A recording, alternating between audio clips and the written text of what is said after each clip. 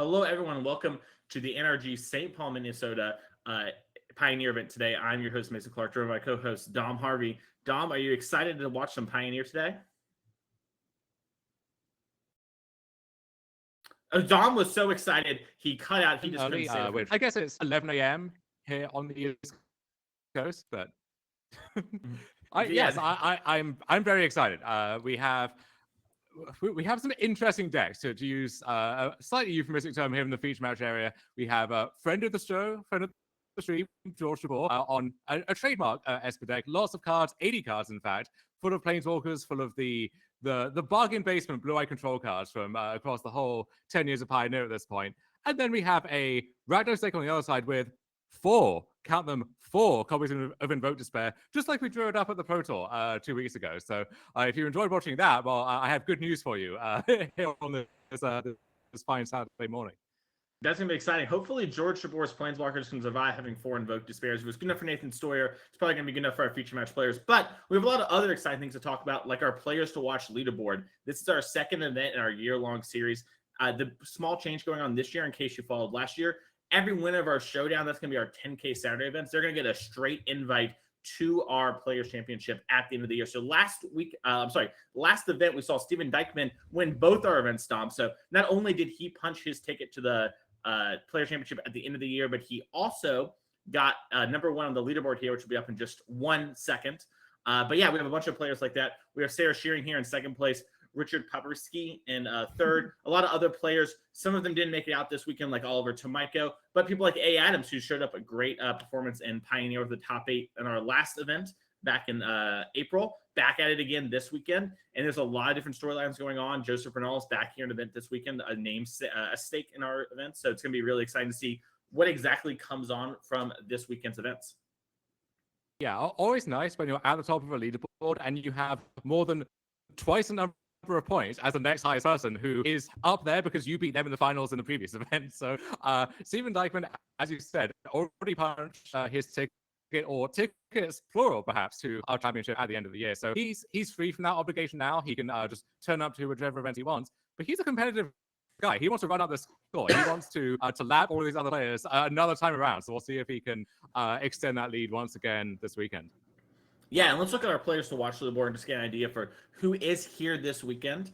We do have some players come out. We have like Zoe Riederman from our Players Championship last year. Steven Dykman, we saw just a second ago, that crushed it. Joseph Bernal, George Jabbour, 2 namesakes of our events. Eric Hawkins here as well. Sarah Shearing, she got second in our Modern event last time. She's back at it again this weekend, playing some Pioneer and Modern. And Mac Indras, another mainstay of the NRG series. These are going to be our Players to Watch for today's Pioneer 10K. We have 8 rounds for the event, and it's going to be very exciting. We're going to head on back to the booth here for a second. We're getting just about to start with our actual feature match here. But Dom, Pioneer, this is the RC format. We have a lot of RCs. The American and the Canadian one happen in just a week and a half from now. How are you feeling about this format, and sort of where's your head at when it comes to it? So it's a known format in the sense of you turn out to a Pioneer tournament or you turn it to our stream, you're going to see a lot of Black Hood Midrange, a lot of Mono Green Devotion. We've got a lot of each of those decks here at the tournament today. But we've also got some off-the-wall options. And Pioneer, as a format, has a deep enough card pool that if you want to try something wacky and off-the-wall, you can do that. And a lot of people have risen to that challenge this weekend as well. So we should see a lot of the established decks, which you're going to need to know either how to play or how to beat heading into those RCs, but also some more inventive stuff just to keep things interesting. Yeah, we have Rona players here this weekend. We have Jeskai Sensei combo decks. We've got a lot of different things going on. The new Boros Convoke Bushwhacker deck, depending on how you want to talk about it. There's a lot going on in the Pioneer format. Even though there are sort of these established decks like you talked about, there is just a whole new breed of decks that keep popping up that, are trying to sort of buck the norm and create this new space in this, eternal format that just kind of has been dominated by mid-range decks. Yeah, and you see this cycle where some new deck will pop up. It'll do well in a challenge or at an RCQ or something. It will be all over Twitter, all over the leagues for a week or two. But then you see if that deck really has any staying power going forward. So that Boros Convoke deck, capable of some truly terrifying starts. And we might see some of those on camera today. But we're going to see, by the time we get to the RCs in 2 or 3 weeks, do the players who are angling for that or invite think this is actually the option that can get them there? Yep, 100%. You want to make sure to vote, by the way, right now in the Twitch chat here. If you're watching live, we have our little channel point rewards going on. You can figure out who you want to pick, George Jabbour or the Drew here. Going on there with the Rakdos burn deck. It's going to be pretty exciting here in a second, so you want to make sure to engage with that and make sure to follow that we don't miss any of the action this weekend. We have the Pioneer 10K today, but we also have a Modern 5K tomorrow. That's going to award points for our leaderboard as well. And we're about to go down to the match here as it's starting as George versus Drew is beginning. And George, tried and true, Dom, leads with a Howlhound tap and pass as, a tap swamp from Drew. There are a few things that are certain in life, but one of those is that George will have those Ascension Hallow Fountains in his deck one way or the other. If we ever do a standard tournament here, not sure how that's going to work, but we'll figure it out. It'll be fine.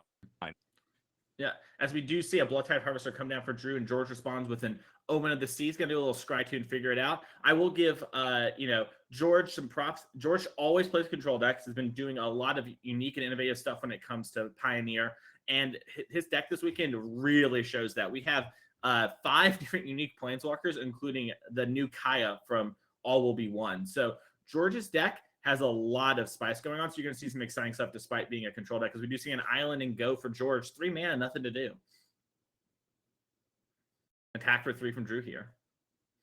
Yeah, I think generally consensus has it that the Rakdos midrange deck is a bit of a tough matchup for these control decks, which is why you don't see as much of them as you used to. However, George is a control expert who will have built his deck with matchups like this in mind. And also, you see their Yorion just chilling over there on the side. The addition of that card comes with some trade-offs, certainly, but this is one of those matchups where having this 8th card, which in turn will draw you a bunch more cards, great way to go over the top in these mid-range slugfests. 100%. As we do see Drew here attack for 3 again after George played a land and pass. We're going to see a Thoughtseize. George is going to decide, does he want to let this happen? We'll hold up some mana. By the way, shouts to George. Dom, last time we covered him together, we called out his basics for being draft box, and he went out and got a bunch of beta basics. So I love to see it. George, waited for feedback, always improving. We love that here. As Thoughtseize reveals the hand of Commit Memory, saw it coming, Narset, Part of Veils, and the Wandering Emperor. Yeah, you see some signature cards from George. Big fan of Narset, Part of Veils, and you see over there in the land base, Diary Sanitarium, a card that really pairs nicely with that. Can, in theory, lock your opponent out of the game entirely. If you can whittle them down to an empty hand and activate that during their draw set with Narset. And then also Commit Memory, where you can remove a permanent from play and then aftermath of the memory side, pair that with Narset, and your opponent has no hand and maybe no board anymore. As we do see Wandering Emperor taken, Drew's like, all right, second Thoughtseize. Would you like to let me go again? George is going to think a little bit. Looks like he might be casting a Saw It Coming. Doesn't want to have Drew take the second card. Interesting. Probably means George didn't matter that much about the Wandering Emperor there being taken. Yeah, wow, Drew, a true hero. Do you love the power move as well of you Thoughtseizing George, letting him pick the cards up, and then immediately casting the second Thoughtseize to get them back on the table again? Well, you gotta let George know that you're also a control deck. You control the pace of picking the hand up and down.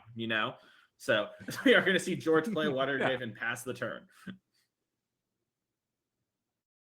Yeah, up until now, this is a start from a just normal blue-white Yorion deck with the Watergrave and some of these cards. There's something a little bit different going on.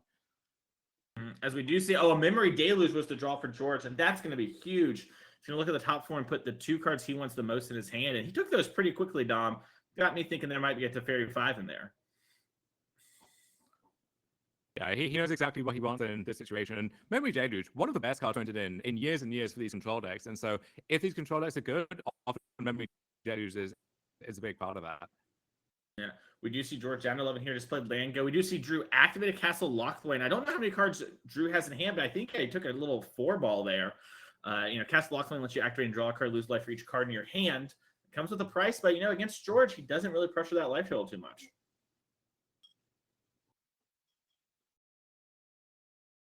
Although Wandering Emperor, if you need to get aggro and get busy, that is the card that lets you do that. It's true.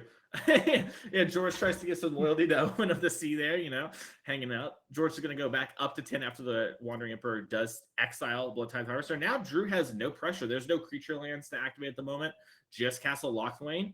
And we see George sort of take some advantage of that with no land for turn, but just a tick up of the Emperor. As Drew does take that Wandering Emperor so so well disguised that the loyalty counters ended up on a completely different opponent instead. That's right. Yeah, who are they? Who knows? As Invoke Despair comes down, George Jabbour does have the commit memory. He's going to put that second from the top. That means it is coming back. Yeah, but there's a lot more where that came from. 4 copies of Invoke Despair in Drew's deck here. And so that's a change which should stand him in very good stead in this matchup. And so if George is able to establish control this easily, well, I think we're reinforcing why George's changes make this matchup so good for him. 100%, yeah. And then Narset Partiville is coming down with a minus. He's going to grab Elspeth Sun's Champion. That's a card we sometimes see in sideboards of these blue-white decks for this exact matchup. George Jabbour, when you have 80 cards, you can have this in your main deck, and that is huge. You know, Invoke Despair is going to kill a Planeswalker, but we have George making a Samurai real quick, and yeah, we're going to make a bunch of shoulders. So George is going to be able to really actually clock. You know, we joked about how he can't kill very quickly. Well, Drew has no creatures, and George is about to have an army of 1/1s coming down.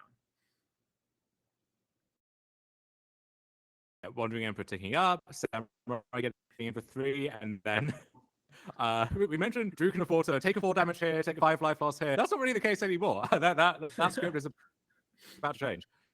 Yeah, George would grab the Supreme Verdict just in case somehow, you know, Drew spews out a bunch of creatures on board. George will be ready in the late game. As it does look like George is going to pick up Yorion, which, you know, he knows Invoke Despair is coming from Drew. As we're going to see Drew end of turn here, go for the throat down the Samurai token. Yeah, George playing a little offense and a little defense at the same time here. And yeah, Drew is separating those hands. I'm going to go for that Invoke Despair once again. Yeah, here it comes. And yep, George had another saw it coming because he did see it coming.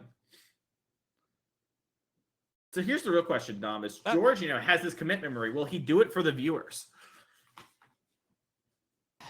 You've got to do it for the content, the culture, for the fans at home. He doesn't need to, but that's not the question here, Mason. Does he want to? And the answer to that is hell yes.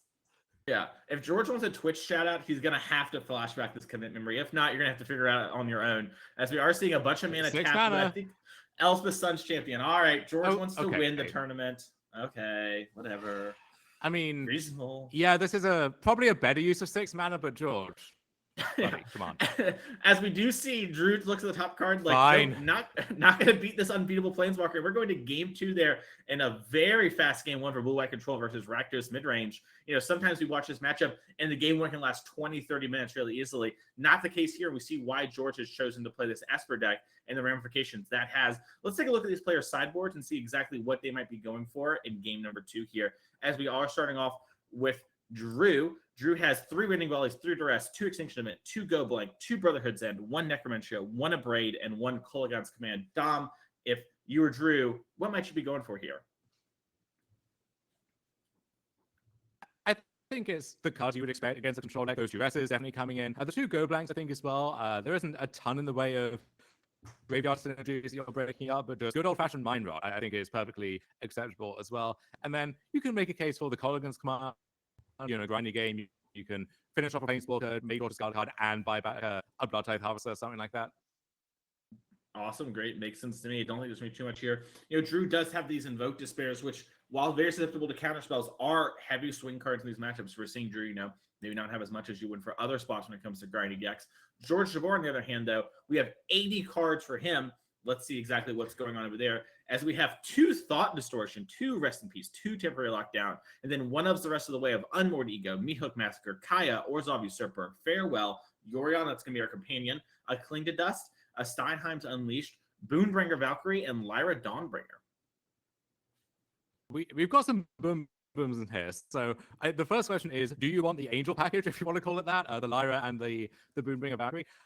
Those cards they let you really put the opponent to the test where removal is concerned. However, in the face of 4 copies of Invoke Despair, once again, you know, that can get swept up for free along with a Planeswalker and something else. So those are a little more risky here than they would be against a stock Rakdos deck. So the Steinheim Unleashed, perfect in this matchup. We could see some of the other sideboard cards as well, but I think actually the sideboarding here is going to be pretty minimal from George in the end. Yeah, I have to agree. Also, Georgian is someone who plays not only a lot of our events, but a lot of Pioneer. Really is like a control sort of expert and loves to play those sort of decks. So when George sees that Invoke Despair, he's going to realize, like, okay, maybe my Boonbringer Valkyrie / Lyra stuff isn't as impactful as it might normally be. Little does George know that, his opponent has 4 of that card in his deck. So if he does choose to sort of pivot around that, he's going to be heavily rewarded. As we are going to come back to the table here in just a second, as the players should be finished with sideboarding, shuffling up in a second. As yet, here they are. And, I kind of like the idea of George here going up to a Yorion pile and getting some of these high impact black cards. Things like Clean to Dust are maybe not the thing you would immediately think of when you're splashing a color, but, sort of experimenting and checking like, okay, what can I actually do is something I think that's not done enough by players. Yeah, Cling to Dust notably excellent against the Greasefang deck, which is one of the best decks in Pioneer, and also things like the Rogue deck, which has been picking up a little bit of steam online. You remember in Standard just having these escape cards in your deck where you don't have to draw them even. They just get milled over by your opponent's cards, and then you can turn that against them. Really nice to have access to in that matchup as well. I would say my favorite part of George's deck, though, and I'm not sure if this is part of the deck that was cut off on screen and like spilled over the melee page, is the split of one swamp and one snow-covered swamp. No actual gameplay reason why you might need that, but just to mix it up, just to keep the opponent guessing. Yeah, I respect it because you see, if I'm George, I'm going double swamp. And also, that's not because of anything in particular. I'm just afraid I won't write Snow-Covered Swamp on my deck registration. I'll get a deck check and get a game loss for no reason. As we do see Urborg into Thoughtseize here for Drew, as George has 5 lands, Fatal Push, Supreme Verdict. I think one of those lands is, I want to say that's a normal swamp, but I could be wrong.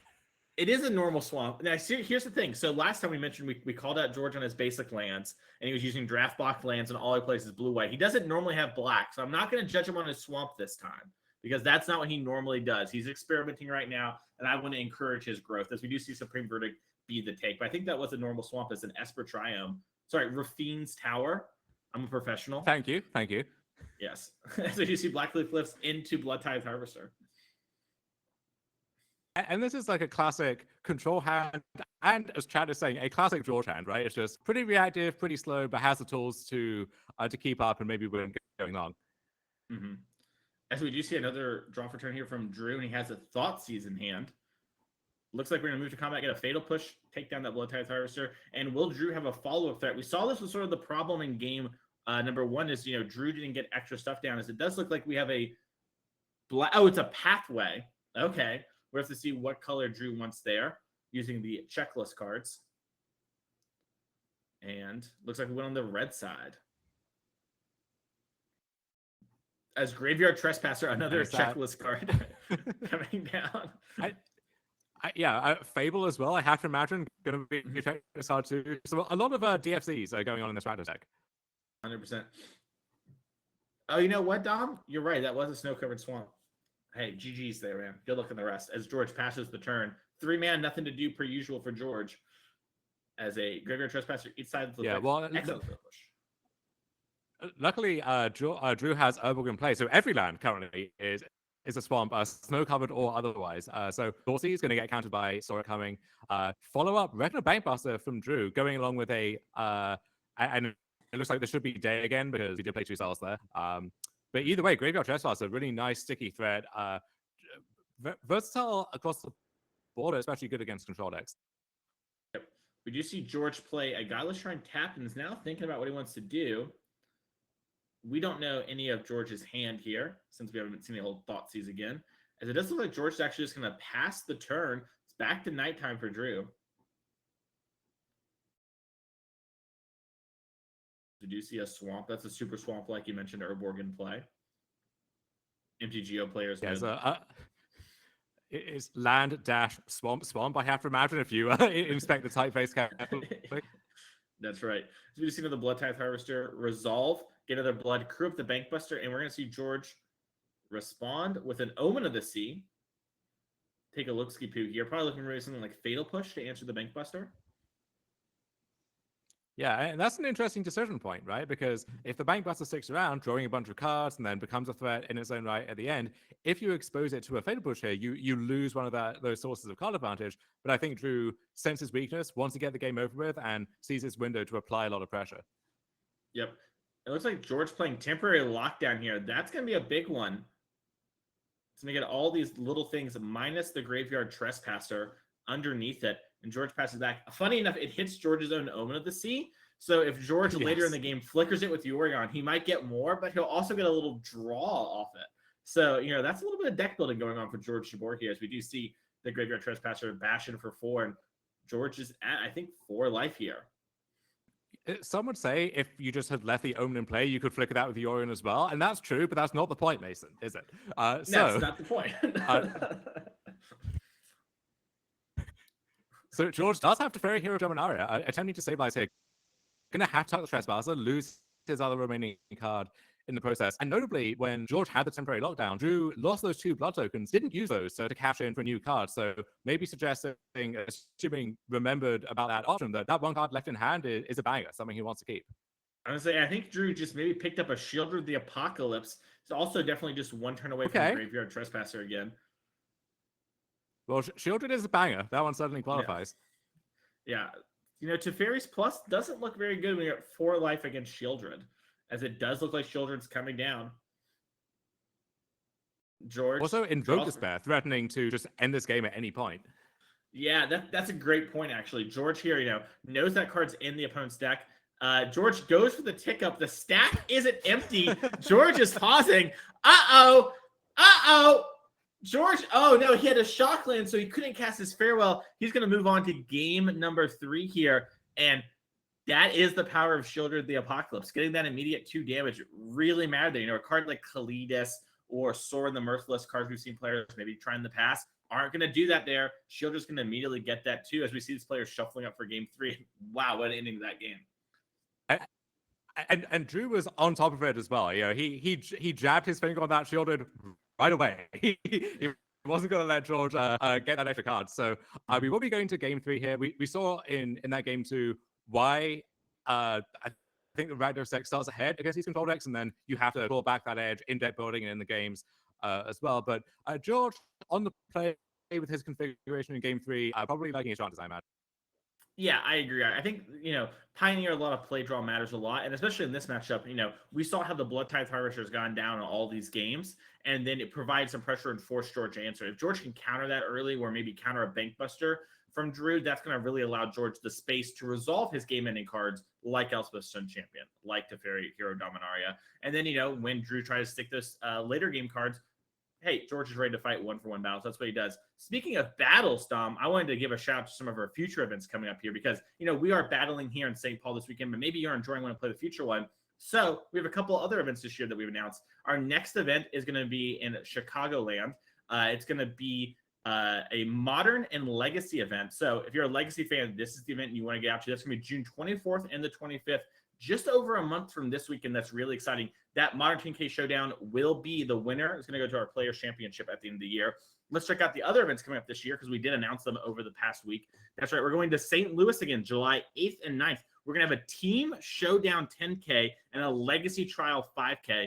I'll make sure the booth will tell me if I'm wrong here, but I believe it's Pioneer Modern Legacy for our Team Showdown. So, hey, if you're a Legacy fan, we really love you here on the NRG Series, and we want to see you at our events. We have a lot of Legacy events this year, as we're going back to our feature match area with George Jabbour here, who I believe, Dom, this is a kind of a hot take, I'm not sure, he probably plays back to basics in Legacy. I think George Jabbour is a blue-white controller. That would not surprise me. I'm sure he has some well-loved Tundras and whatever his Legacy deck of choice is at the moment. We also do have a show coming up in Detroit in I believe it's August, and that one's my neck of the woods. I might try and make my way out for that one. But in the meantime, here we're going to see Drew going down to 6 for this deciding game 3. There we go. We had the slide already there for you. 10K Modern Showdown on the Saturday and a 5K Pioneer Trial there on the Sunday, August the 12th and the 13th there. So mark your calendars for that one as well. And it's interesting looking at the builds of each of these 2 decks. If you told George he's going to play against Rakdos in the tournament, which that one's a safe bet, you don't need to tell him that, then maybe this is how he wants to build his deck with that in mind. If you told Drew you're going to be facing a control deck with 5 different unique Planeswalkers. Well, having 4 Invoke Despairs in your deck is a good hedge against that too. So we're kind of seeing both of these decks optimized for this specific matchup, even if it's maybe more predictable from one side than the other. Yeah, and we are seeing Drew here going down to 5. And yeah, like you mentioned, both these decks are sort of decks you would kind of expect to play against, right? Like, you know, you're going to play against Rakdos. You know, there's a large subset of players that love Blue, White, and Pioneer. And honestly, Blue, White does pretty good in the Pioneer online challenges. So clearly there's some strength to that deck, despite what players say. But you wouldn't even not expect these exact configurations. And that's one of the coolest parts of Magic, right? Is you can take these ideas and these decks and sort of innovate and grow on them and take different approaches while still having the core same idea. Yeah, and often when we talk about innovation in Magic, often it isn't building an entirely new deck that you've never seen before. It's often taking an existing shell that is well known and changing 5 cards here, 10 cards there, and then ending up with something which is the same archetype. You call it the same name when you register on Melee, but it has some crucial differences in how the games play out. And you see the frowning face from Drew there going down to 5. Can't be feeling great about how things are going so far. Yeah, I don't know if you noticed, Drew normally has a smiley face on 7, had the straight line on 6. Like, it happens. I can only imagine if there's a little teardrop if we go to 4, you know, with one of the cards in the eyes, but we'll have to see what Drew's... Drew is going to keep 5 cards here. Looks like Drew's taking a big think on it. But by the time you get down to 3 cards, you just don't have enough rectangles to make a face anymore. So yeah, you're spared whatever emotion that would be. As we are going to see a Drown Catacomb passing the turn. Yeah, that's despair. As we are going to see Blood Crypt pass back.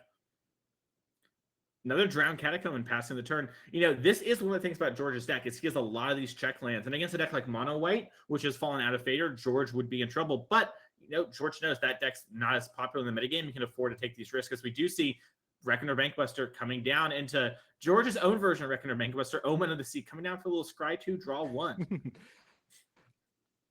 And Bankbuster is a card that can let you repair your draw after a Mulligan 5. So that's something that Drew has going for him at least. And yeah, with the Black Splash in George's deck, there's a bit of give and a bit of take, right? Because on the one hand, you gain access to these really good, cheap tools like Fatal Push, like Forces. But to play those, you have to splash an entire 3rd color, and that comes with some big sacrifices in your mana base, and we're kind of seeing some of those here. Yeah, also, I think George just drew the land for turn. We saw him main face that Omen of the Sea and just play the card he drew. He drew the Hollow Fountain here, shocked it in. So George Jabbour, 4 mana, is doing his thing. As Drew here is playing a Pathway again. Looks like we're in the black side this time. That makes sense with Invoke Despair. You know, no Ouroboros going on, as we're going to see Blood Tithe Harvester come on down. And looks like George is taking a big think on if he wants to fight over this or not. As we are going to see a Shieldred's Edict in response. Okay. Curious what mode George is choosing on that. I imagine it's the creature mode, but looks like it is. So the first Harvester bites the dust. Second Harvester is in. And are we going to try and get frisky with this Bankbuster, or are we just sitting back and drawing some cards here? Yeah, it's an interesting spot, too, because you saw George do this. You also saw George shock in the land, right? So you know he has some other play, and we are going to see the second Shielded Edict there take down the Blood Tithe Harvester. Drew here on the mulligan to 5 is going to try and recoup some resources, Reckoner Bankbuster. As we do see Godless Shrine coming in. Shot in down to 12. So is it Fairy time? Yeah, it's the Fairy time. As we are going to see a tick up and then some untapping of some lands. Do you think George will untap Drew's lands as a homie? No. Well, it looks like we're going to tap I it and use don't it think so, although... Yeah, so using a neat little trick here, you can use the mana to foretell at any time on your turn. And so in your own end step, George can put that one there. And there are a few different foretell cards you can play in Blue-Eye Control, but I think Drew saw it coming in games 1 and 2, so has a pretty good idea of what that's going to be. This is a big turn, though. If Drew has 5th hand Invoke Despair, just like in Standard, then things are really swinging in his favor. But it looks like we just have Graveyard Trespasser. Okay. Yep. And, it looks like, yeah, Drew's going to go for his own Blood Tithe Harvester, get that ping on George. And now Drew's got to make a choice. Are we going to try and fight down the Teferi, or are we going to just bash George in the face? And we are going to get the Teferi down to 1, so it's a more manageable loyalty. Yeah, Teferi down to 1, but it's going to go back up to 2.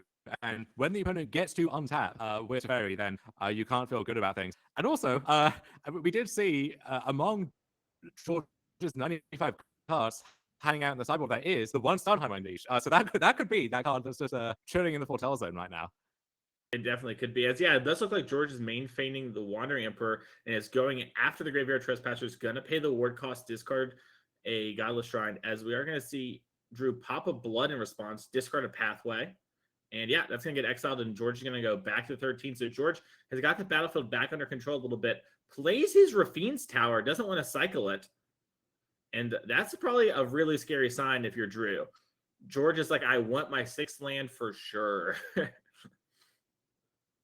Oh, we're also working towards the point where George might be able to just pick up and cast Yorion in the same turn and really get a crushing advantage that way. Holy, George has both Lyra, Dawnbringer, and Shark Typhoon. Looks like George is going in, and Drew's going to have to take a big think here for a second because those cards are both very real. Yeah, and Drew just doesn't have the pressure. Mm-hmm. If you have your one Starnheim Unleash and you have your one Lyra Dawnbringer, well, that's a split situation right there, my friend. That is a Splinter Twin. There's no beating that, as Drew a card. Doesn't look to be another Thoughtseize, but we are going to activate Reckoner Bankbuster. If we find Thoughtseize here, Drew could start to stabilize a little bit. Looks like we found Castle Lockpoint into Blood Tithe Harvester, as George is going to cast Salt coming on the Blood Tithe Harvester. And just make sure the board's empty, just in case Lyra can't stabilize on her own. You know, we don't want to put too much pressure on her. She's a big girl and could do it, but we don't want to have to force her to. But Lyra plays by her own rules. True. And you know what? I respect it as Lyra comes down here. I respect George's dedication to the blue-white life, where he could leave up the Triome, which it doesn't matter. The Teferis can do anyways, but we're going to make sure that Hallowed Fountain's up. Respect for where we came from, as we untap for turn here. And that Lyra's big. 6/6, first strike, lifelink. Yeah, I mean, it didn't need to be any bigger, but Wandering Emperor just lending a helping hand regardless. Yeah. Oh, and Drew here cast Arrest. Looks like he maybe picked up a card like Shieldred. I was going to activate his castle once to get his cards out of hand first. Yeah, and got a farewell from George from the duress, though. So now George won't be able to wipe the board. Unfortunate for George. He'll just have to live with his Lyra. Yeah. Farewell synergizes so nicely with this heavy Planeswalker focus here from George. A card you see as a one-of or two-of in a lot of these blue-white control decks, but especially nice in this setup. Mm-hmm. Yeah, as we are going to see, we're going to make just a Samurai here. And I really like this play from George. Game 1, he saw the Invokes. He doesn't know about the 4 Invokes like we do, but it's a way to play on the card he saw, as we do see a pick up of Yorion and just a hard casting of it. That's going to flicker the Emperor, and we're going to make another Samurai. And we're going to scry 2, draw 1 off the Omen. Yeah, one of those neat synergies in these control decks is you flicker your Wandering Emperor, it comes back, but because it's still your own turn, you can activate it in your own end step. It is the turn, technically, the Emperor came back into play, so you get another Samurai or another exile effect immediately. Yeah, and we're going to see Drew activate Reckoner Bankbuster here. That's going to give him a treasure and a pilot. We're going to see another duress. Dovin's Veto, George is like, no, not only do you not get to see my hand, I maybe have something that you wanted. And Drew, it's got the 4th land and does have Shieldred the Apocalypse. Okay. Drew's under the gun for sure right now, but at least we have a card that can start stabilizing a little bit. Yeah, George is going to lose 2 and then gain 6, maybe gain some more, add him out by Wandering Emperor. There's a lot going on here. Yeah, as we do see, the Yorion, Lyra, and the 2 Samurais swing in, and Drew is defeated. George Jabbour wins round number 1 here. Exciting first match we had there, a lot going on with these 2 exciting different builds of the deck. We are going to have George Jabbour on for interview in a second. So if you're a Control fan or a George fan, just wait around a couple seconds here. We're going to have that. And we also have a backup match that we're going to try and get to if we have time left in the round. And, when we sort of picked this feature match, Dom, jokingly like, oh, we probably won't have time. It's Rakdos versus Blue White. But those are some really quick games there, and sort of shows how different when your games can be when you're sort of threat dense in the way that George is compared to normal Blue White control lists, which are kind of threat light. Yeah, just a nice little Esper aggro deck, taking the opponent to the cleanest there. And those of you who predicted with your channel points that George was going to win the match are handsomely rewarded. You never lost faith, and nor should you have done. Your boy took it down, and we will hear from George in just a second here. And he seems to be thriving right now. He's in his lane, just carving through the most popular deck in the field. Got to be loving life right now. Yeah, I mean, if you're George, right, like if you're playing this deck, there's probably some exact reasons, and I'm going to assume one of them is Rakdos. Like, you must think your Rakdos matchup is better. You're not going to go into a field unless you think your Rakdos and green matchup, one of them has to be good, right? Maybe you can take some risks and like, it's a little dicey post-war. I got some cards for them, but you're going to have to beat those decks if you're going to succeed in Pioneer.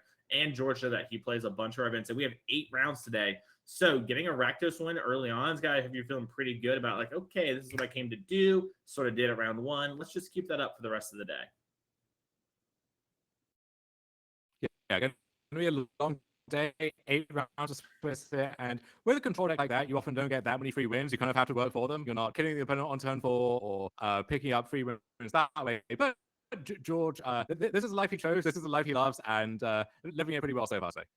That's true. Also, I think this might be a growth moment. I don't think George has Days Undoing his deck. I'm taking a little look-ski-poo at his deck list here. I just realized no Days Undoing. So we're going to have to congratulate George for moving on past Days Undoing. He's committed to commit memory, doesn't have a fear of commitment.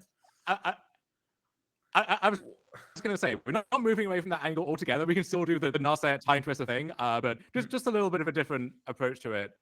Yep. And George is ready, so let's go and talk to him. I am surprised that we have 80 cards, yeah. Let's ask him that directly once we have him in the booth there. Yeah, it looks like I heard we were ready, but we've got some stuff going on in a second here. It might just be a situation. George plays blue-white control. He doesn't normally do this sort of thing. Hey, George, congratulations on the 1 win. How you doing? Me and Dom are doing well. So first we wanted to say good job on the basics. We want to get that out of the way. You're welcome. And number 2, congratulations on moving past Days Undoing. We saw you decided to play Commit Memory instead. What's sort of going on there? Because Dom and I are very interested. You have 80 cards, but no room for Days Undoing. What's happening? Oh, well, there's plenty of room, and that spot is still there, and that spot is still right here in my heart. But I think as I'm sitting there and planning out these 80 cards, I really just want more interaction. One of the decks that's on my mind a lot this past week or two was Greasefang. And Days Undoing's okay there if you have the Narset. And I felt like nothing in the meta right now calls for me to try to combo as fast as possible. And obviously, I'm on Yorion, 80 cards, so it's less likely for me to combo that often. So I thought, well, if I'm not trying to combo with Days Undoing and Narset, I might as well upgrade that slot into something that I can interact with on the front half. And then later on, if the game calls for it, like if it's a really long mono green game, I can then go back in and seal the deal. Awesome, great. So Greasefang was one of the decks. We got to. I was going to say, but before we get to the more serious questions, we got to know about the one swamp, the one snow-covered swamp. What's the deal there? Okay. That's really risky. You're going to get a deck Roger if you keep that up, George. I'm just letting you know. I checked that so many times over the last 10 hours. So what happened was, if you recall, Mason, last time I was on coverage, I had white border, revised basics. And after the fact, I upgraded to beta planes and beta islands. And sometime around 2 weeks ago, I switched to Esper. And I hadn't purchased beta swamps yet. So I looked through my binder, looked through my pile of cards. I had a black border foreign swamp, 4th edition, and a snow-covered swamp. So rather than do a mismatched white border, I thought maybe nobody would notice. Yet here we are. Well, we left some Easter eggs. Anything past us, George. I know, clearly. Yeah, you're going to go back and watch your feature match. There are definitely some comments on the basic lands, but we're going to leave that for you. The viewers already, of course, heard those. But on to, a serious question. So it sounds like Greasefang is the deck you were targeting. Was that the thing that moved you from blue-white? Because, we've seen you on the tour here and on Twitch. You love blue-white control, but now you're on Esper. What caused this change? Yeah, I mean, blue-white's main removal spell right now is Lay Down Arms. And they'll play a couple of marches and a couple, maybe one Fateful Absence here or there, but the majority of the removal, Supreme Verdict just does not deal with the plan A of Greasefang, which is a very popular, very strong deck. And I thought, in the past, Esper's been kind of a difficult ask with the mana base. And, I threw it into some mana base calculators and I wasn't unhappy with the numbers. And I thought, hey, no risk, no reward. I think if I want to play against certain decks and beat them, I'm going to have to risk something to gain something else out of it. And it was a calculated risk. And I think I'm still pretty confident with, having the main deck pushes and having some lands that trigger revolt. I have the Sharks, I have the Omen of the Seas, and so hopefully I get more game against that. And Fatal Push also gives me huge game against creature lands, which is a big way blue-white loses the game when it goes late. I think it's in a pretty good spot right now, Esper. That's awesome. I guess my biggest question, I think that when everyone's asking about is Kaya the Slayer from All Be One. What is the Kaya for specifically in matchups? Is that just a card for like other go big decks? What is exactly the goal of Kaya there? That's because I hate Rakdos. Sure. I needed another Elspeth kind of effect, some big flashy planeswalker that can take over the game late. When you top deck it, it just slams and you just win the game essentially. And I didn't want to play a second Elspeth because it's obviously legendary, and if I have a second one, it's not really going to go far. But I looked through Scryfall 100 different ways to find something that could fit that bill, and Sorin Grim Nemesis was also on the short list. But in the end, I went with Kaya. I mean, being able to exile a creature is huge instead of destroy it. Being able to draw two and kind of a board stall can also go really far. And it's been okay in testing. Obviously, it's not Teferi, it's not the Wandering Emperor, it's not this high-powered card, but being able to have access to something in the late game that you could top deck to kind of turn the tide, I think is pretty good. But it's kind of a flex slot. It makes total sense. Elspeth Sun Champion is unkillable, so why would you ever play a second one? Exactly. It just makes sense. Yeah, of course, awesome. Well, George, are you excited for the rest of this weekend? 7 more rounds to go. Pioneer action. Are you loving the format? I am enjoying the format. Sorry to all the Pioneer haters. It's a great format if you find your niche. If you take your foot off the pedal and just zoom back out and enjoy it for what it is. I'm looking forward to the rest of the weekend. Awesome, great. Dom, any questions for George before we let him go here? I'm sure we'll see him back in the future match area if he keeps up like he was doing this past round. I'm curious mostly about the Lyra Dawnbringer, Boombringer Valkyrie set in the sideboard too. Let's get into that one real quick. Yeah, absolutely. Yeah. So Lyra is kind of the Baneslayer of my choice right now in that it can also buff the Starnheim Unleashed Angels. So the idea is you just want something to gum up the board against decks like Rakdos, even against decks like Greasefang. A lot of people are on the Cat plan right now, which I think is a great plan, with Regal Caracal and Brewmaster King of Rescus. But I think having access to the Angels to be able to block the Greasefang tokens is huge instead of just being on the ground. And Boombringer Valkyrie is the actual Baneslayer Angel replacement because for all intents and purposes, it's the same text, except for the fact, like, if you've got a soldier token or a samurai token or a shark token, it could buff it for that turn and give you like a 3, 4, 5 point life swing, and even just there without attacking itself, stabilize the board. So I think it's pretty strong, and I don't see a problem with going with the Cat plan if you've got your own reasons to in your metagame. That makes a lot of sense. I'm sensing a lot of respect for the Greasefang deck from you here, George. Absolutely, yeah. It's funny though that the Cat plan doesn't line up very well against the Rat, but we're gonna have to get that one over to our friends in R&D and have them figure out why exactly that is. Maybe they can get us a new cat in the next year or so. If we can get some flying cats, I'd love that. Yes. Perfect. You heard it here first, Watsy. Make sure to do that. But George, thank you so much for taking some time to talk to us. Go enjoy the rest of your time between the round. We'll see you later. And I think we're going to try and get a backup feature match here for our players. I don't know if we have the time. I'm going to let coverage sort of tell me in the background and let us know. We're going into it right now. It's a pretty exciting matchup, too. We have some decks we don't actually see that much in Pioneer, Dom. We have Mono Red Burn from Steven. And then we have from Brad. And we have Steven on Mono Red Fires. Yeah, so a mono red Mirror of Swords, but not quite with all of that in play. So we have a pretty classic Pioneer strategy on the left here in mono red burn. Got a few recent upgrades like the Kimono Faces Kakazan that you see there on turn 1 for Brad, one of your better stars. And then mono red Fires on the right from Austin. So this is Fire's Invention deck, but usually those spill over into 4 colors, 5 colors. This is just mono red, and then I guess there's like a little Eldrazi component, so it's like 1.5 colors, but then Devoid isn't a color, so I don't know how the math works out there. Yeah, I'm not a mathematician. I'm gonna leave that to Frank Carson. He can tell us in the Twitch chat. But we are going to see Grim Lavamancer and just a main phase play with the fire and a scry here for Brad, as Steven is going to play Fable of the Mirror Breaker onto the board. And So really quick here, just this is a time shifted match, so it's a recording for everyone at home. Austin is actually the first name of the player on the right here. We accidentally jumbled it up a bit. We're gonna blame Austin's parents for giving him 2 first names, but for now, that's on us, and we're sorry for that here. As we are gonna see Fable resolve, and Brad's gonna flip his Kamano faces Kokenzan over in to the Kamano side, the 2/2 Haster, and see what he can do. Also, I'm just noticing this, Dom. It's not only a pseudo mirror; we have the same sleeves too. So they got the same vibes going. Oh, on. Yeah, let's hope there were no cards that let them, exchange permanents or use cards from each other's deck. No ragged rounds in this format, at least, so don't have to worry about resolving all of that when this is said and done. But yeah, the whole double first name thing. As Clark Mason, I'm sure you are well aware of how traumatic that can be. It can be, and I stand in solidarity, and Austin understands what I understand, and this happens sometimes. As we are going to see an attack here, and we're going to see the Goblin Shaman get in the way of the Kamana there, and you're going to take 4 here from Steven down to 12.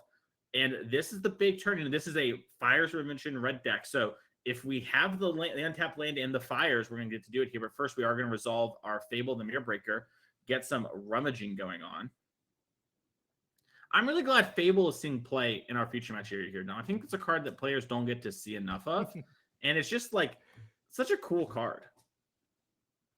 So, funnily enough, I know people are kind of sick of it in Standard, and maybe after this time, 2 weeks from now, we'll not have to worry about that anymore over there. But I think in Pioneer, it actually is a pretty neat card. You see it going in just these mid-range decks, but also some of these combo decks like Creativity and so on, and then the various Fires decks, whether it's this Fires deck or the Transmogrify Fires deck, Enigmatic Incarnation, it's just going to tie together in a really neat way. So it is a very popular card, but given that, it's one that I'm pretty happy with being a popular card, if that makes sense.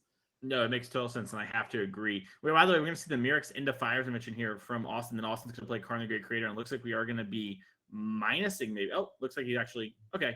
We'll just bring on 5 and go to 3. We're going to minus. We'll see what he gets in a second. But yeah, I agree. I actually think Fable the Mirror Breaker is one of the more fun, powerful cards we've had. A lot of its points are into smoothing, right? Like it's really good just making sure your game plan happens. And my hot take is playing Magic is fun as Shadow Sphere goes to the hand to Austin. Wonder why he wants the lifelink against the burn deck. Maybe I have to talk to him later about that one. Yeah, Fires into Khan, really nice turn 4 in the abstract, but it doesn't affect the board immediately. And so a window here for Brad on the burn deck to, we'll see if he can close the deal this turn. Is tall order, but we'll see if he can get it done. Yeah, we're going to see a Stomp Face, Skewer Face, a Skewer on the Karn there, due to Spectacle, and that's going to trigger our Swiss Spear twice with an attack for 5. Austin's going to be, attack for 6 because we have the 2 instant sorceries for Grim Lava Mancer there, or Lava Runner, my B. So down to 4. Yeah, so Austin down to 4, and if so, Skewer could have gone upstairs, put him down 2-1, but 1 is not 0, and so Brad deciding that just getting the Karn off the board is a safer option given all of that. If Steven has another Cavalier in hand, he could win this turn. Because he could Cavalier, give haste, copy, play another creature, attack, and buff the team. I don't think he has the second Cavalier. Looks like he has a Glorybringer and a Shadow Spear. Dom, does this work the way I think it does? It does, Mason. This is a little combination right here. So Glory Banger going to come into the red zone, going to shoot something for 4, gain 4 life, and then deal 5 damage, gain 5 more life. Steven now at a comfortable 10. We're back in double digits here, folks. Yeah, I mean, holy. Wait, isn't it more, though? Because I thought Glorybringer does the damage. So you gain 4 and then you gain 5, right? So Steven should be at like 14. Exactly. Yeah. Holy. Yeah, that's a Splinter Twin situation. Chat's right. We're going to give it to that one. As we are going to see the Kamano flip over here again.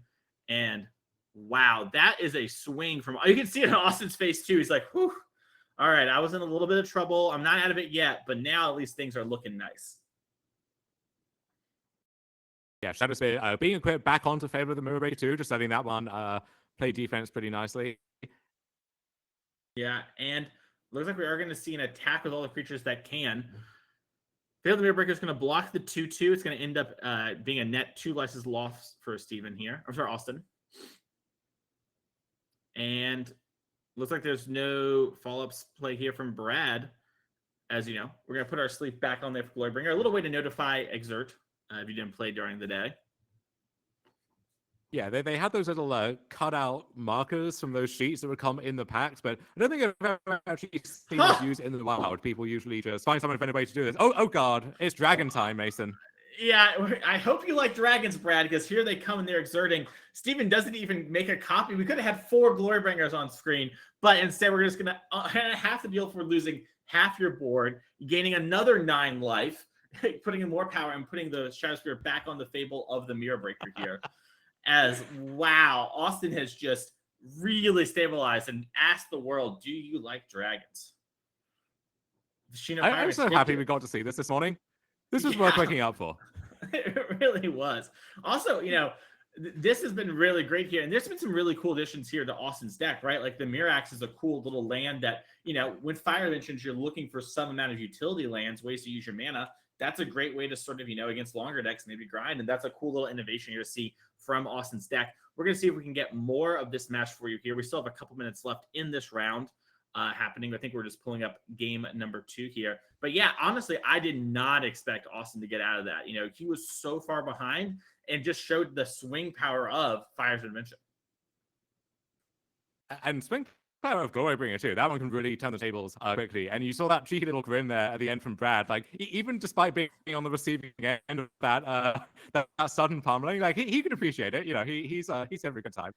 Yeah, Brad knew what he signed up for, right? He was like, listen, my deck can't be Glorybringer Shadow Spear. If someone brings it, I lose. And then round 1, sometimes beats happen, As we do see Den the Bugbear into a play with fire immediately here. Brad's going to take a little scry action. Looks like there's a mountain on top. And Brad's going to keep it. Maybe he's got some 2-drops he wants to play. Maybe a little double spell action.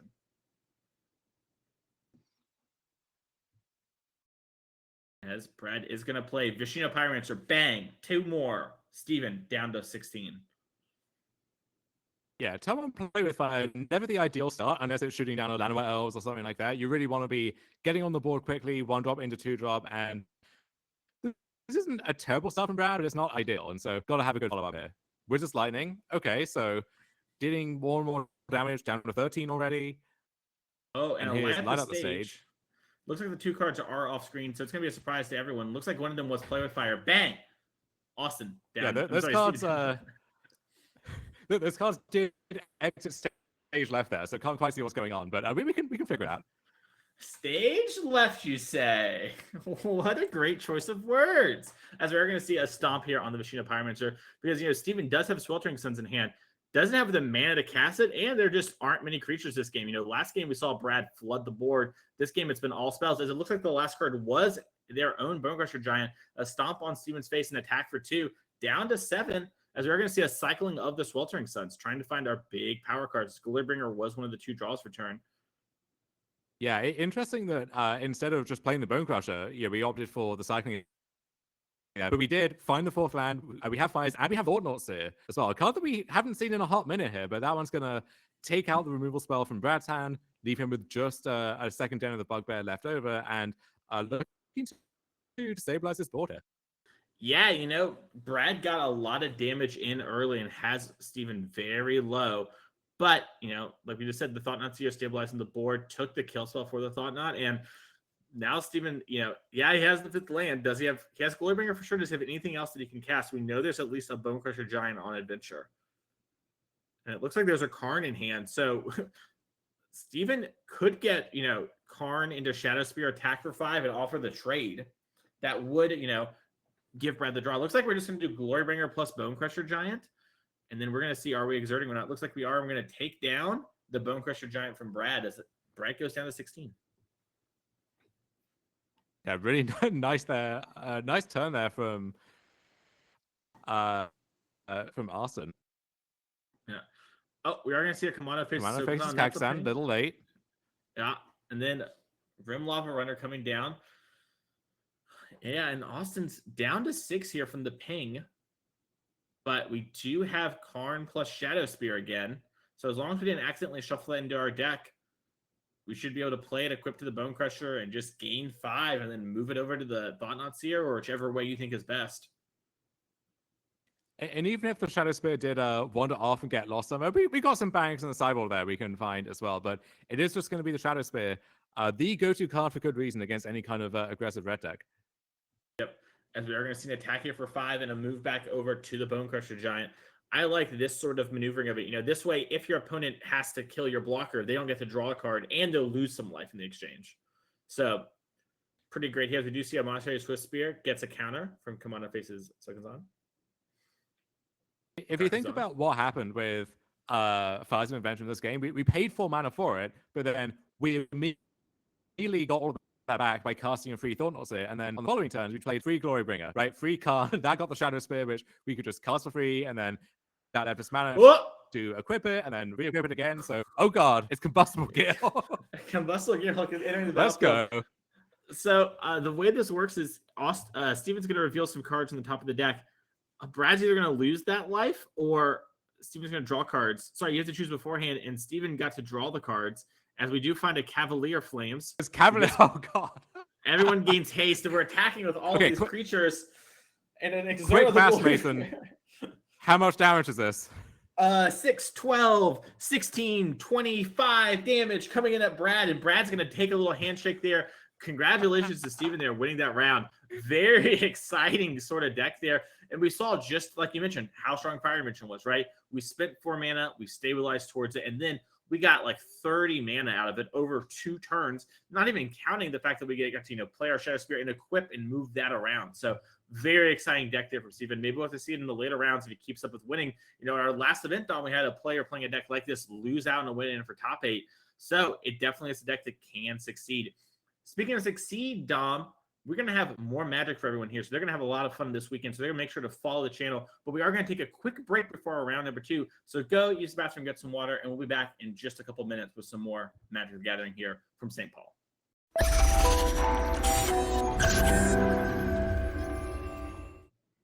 Hello, everyone, and we are back with more Pioneer action for you here in round number 2 in St. Paul.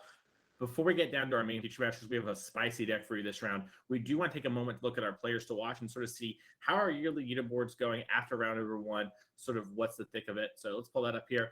Chris Smith, 1-0. Eric Hawkins, 0-1. George Jabbour, Sarah, Steven Dykman, all winning the first round, and Zoe Riederman, unfortunately, taking an L there. So a lot of our players still very much, in a good spot. And even if you lose round 1, it is not the end of the world. One of the great things about these leaderboard systems, Dom, as you know from playing other series and stuff in the past, is that, you can have a top 16, or barely sneak top 8 and still have a good weekend. It's not all over one. You're not all in on one performance to make it or break it. Steven Dykman actually is going to be in our backup match this round on a very nifty looking build of Rakdos Sacrifice. And we see Sarah sharing Steven's opponent from our first show as well. Maybe he's setting up for a little finals rematch here. You never know. Exactly. That would be very exciting and very good for Sarah's leaderboard position. But let's get down to our main feature match area here. Let's not jump the gun on the top 8 just yet, as we are going to have Justin versus DJ here. Justin on Mono White Humans, DJ on a very exciting Jund Midrange deck.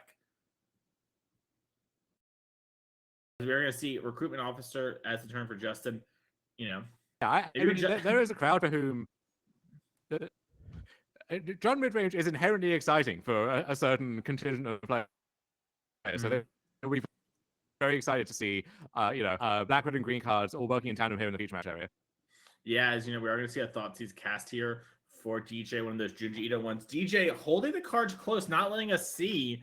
That's going to be Marks against DJ, but we'll power through it together, as maybe he will lay the hand out.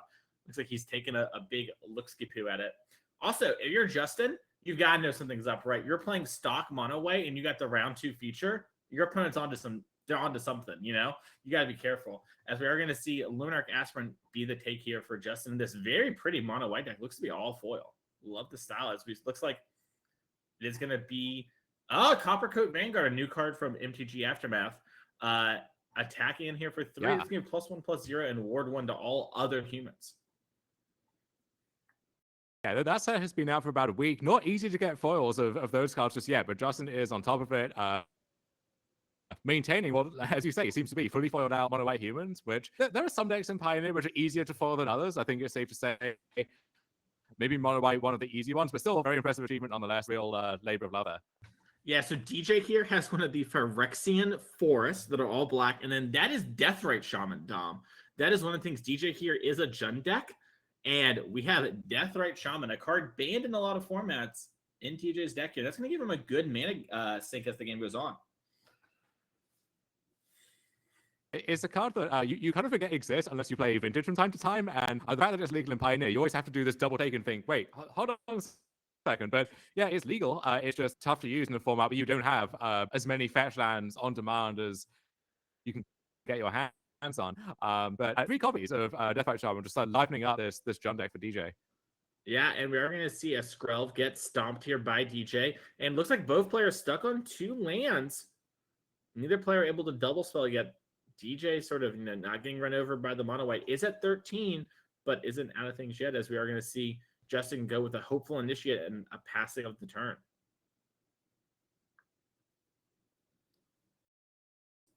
Looks like a pass back from DJ.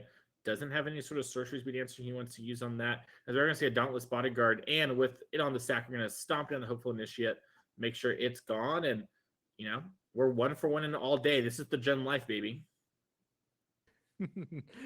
And Justin just presenting this steady stream of Mopey 1-drops, just hoping one of them will eventually stick and start getting to attack for damage here. So second Dauntless Bodyguard protecting the first, second verse, same as the first as well. Yes, very much so. And DJ has a lot of really cool cards in deck, like Workshop War Chief, Questing Beast, Glissa Sunslayer, cards that will stabilize if DJ can get to them. But currently, DJ just doesn't have that mana to cast those cards, and we're seeing how having a deck full of cheap 1-drops can really go the distance here. As Justin plays a hopeful initiate and is just going to bash in for 2 here. Yeah, and DJ's at 7. We're getting dangerously close to lethal. Yeah, DJ not really participating in this game that much. Not going to see any of the green cards really come into play to rescue him here. We do find the 3rd land at long last, so we're going to get to cast a 3-drop of some variety. Yeah, it looks like DJ is tanking too. There are a lot of good ones here. We're missing Glissa Sunslayer as a card, and that's First Strike and Death Touch, so that's going to stop everything that comes down. We also, of course, have Fable the Mirror Breaker, Kolaghan's Command. Lots of good Jundi tools here for DJ, as DJ's taking a big think. And maybe is waiting to see... if it's a card like Kolaghan's Command, maybe DJ wants to wait, trying to grab something different. Maybe wants to play on Brave the Elements. A lot of different cards that Justin could be playing.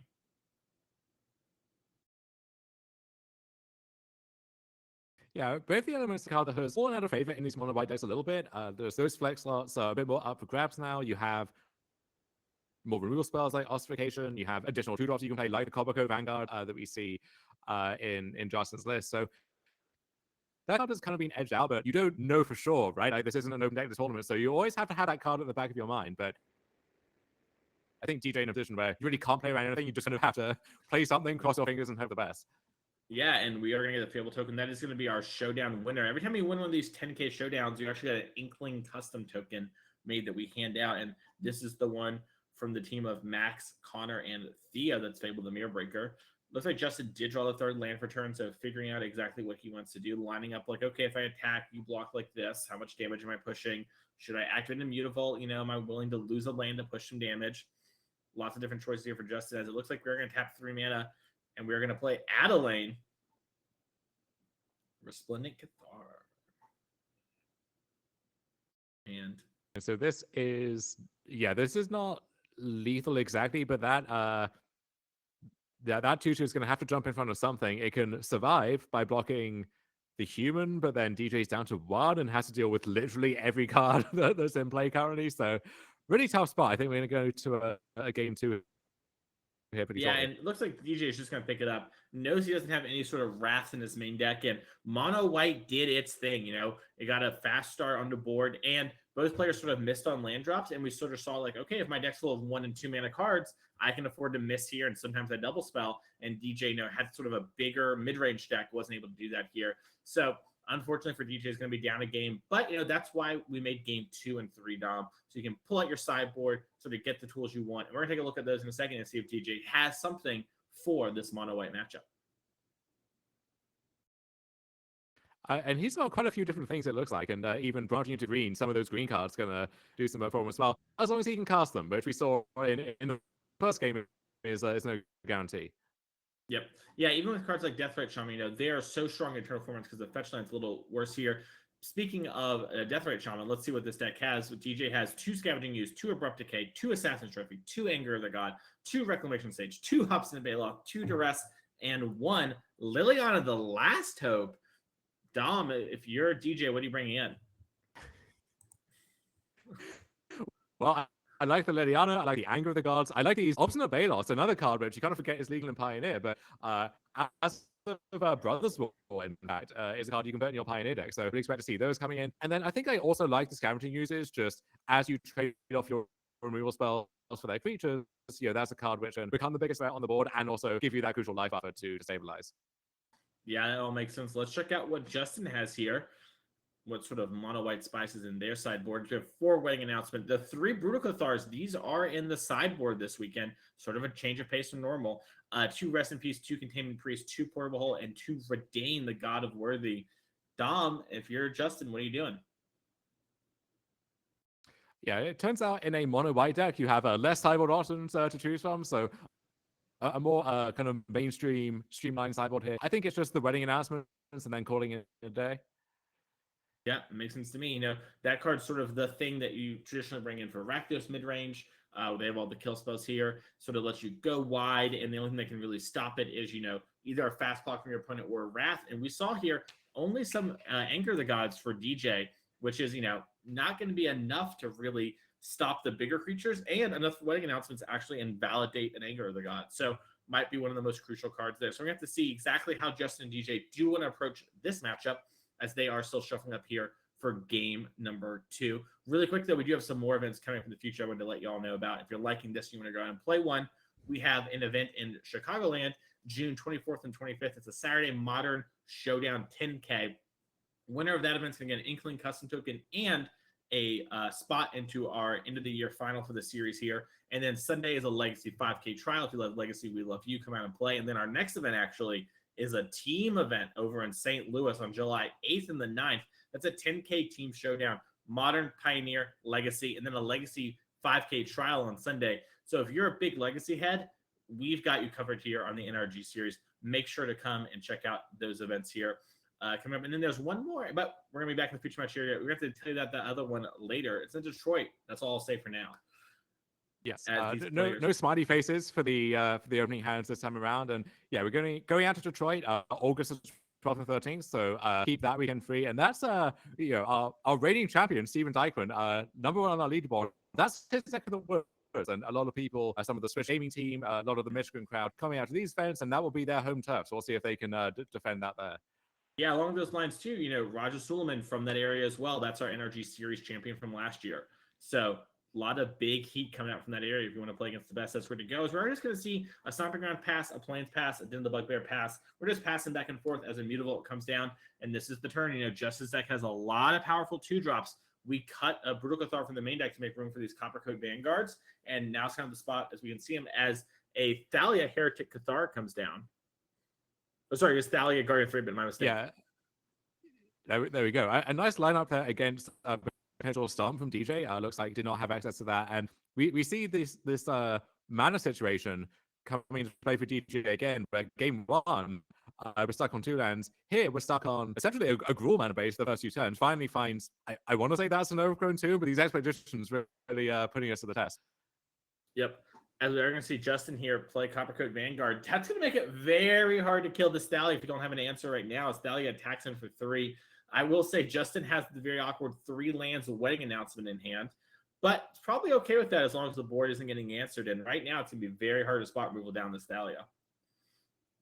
Yeah, Thalia or Mina Harker, I believe that specific one is. So I don't know how up to date you are on the Dracula lore, but if you are, then I'm sure that reference makes more sense to you than it does to me. It makes a lot of sense. She's actually one of the vampire hunters from the Van Helsing family against Dracula. As a huge Vampire Diaries fan, obviously I would know this, Dom. Don't be silly. As Sheffet Dunes comes down for the turn. I mean, I know, of course. I just wanted to make sure that you knew. Oh yeah, and I get that too. Like the British are very, they know their stories and their history and everything, as do the Canadians. So every part of you has to put me to the test, and I'm glad that I could, clear that bar immensely, just like Vampire Diaries cleared the amazing storytelling they did. as we are going to see Justin sort of tanking here because, you know, we could maybe double spell or play one of our Haymaker cards like Winning Announcement, but Shieldred is going to force us to do something as Luminarch Aspirant seems to be the play. And actually, we're getting dangerously close to our Thalia being able to attack through the Shieldred. Yeah, not easy to do. You need 4 separate humans kind of teaming up to make that possible. But Shieldred's very good at kind of invalidating entire boards by itself. But as you mentioned, we finally get Thalia to that crucial 5-power threshold here with a Luminarch Aspirant, a Coppercoat Vanguard, and a Thalia's Lieutenant working with Thalia herself to let that one attack her. Yeah, all we need now is a Piper and a Pear Tree to finish it up as Justin is going to attack for 5 first strike. And DJ's learning creatures have a low fail rate. Also, DJ not at 20 life. I believe DJ is at 17 life from our attack with Thalia the turns prior. But going to drop down here to 12, I believe. And a passing of the turn back. DJ going to gain 2. Should probably get 14. Old nice Shieldred. foil Shieldred, it looks like. Yeah, not quite holding a candle to Justin's all foiled out mono white human deck, but still foil Shieldred, a nice $100 bill there for you. Yeah, speaking of can't hold a candle, Anger of the Gods comes down. This is where Coppercoat Vanguard being, you know, half a lord really comes up, right? A lot of players noted it doesn't give +1/+1, it gives +1/+0 in ward. So there is some protection, but when it comes to Anger of the Gods, not enough there. Shieldred slams in. Justin's going to lose 2 life from that trigger here. And we are in a rough spot now, Dom. Yeah, and Anger of the Gods, the card which, again, is legal. You could put it in your deck, but not really on your radar these days. The Rakdos decks typically don't have many spells, or if they do, it's stuff like Ritual Assert, Extinction Event, these 4-mana options. So Anger of the Gods maybe coming out of left field here, but definitely ideal in this situation. Yeah, and Justin here, he's taking a think here. Has the cards like Wedding Announcement in hand, I believe. But it's going to look to maybe double spell this turn with Luminarch Aspirant into Luminarch Aspirant. Okay, yeah.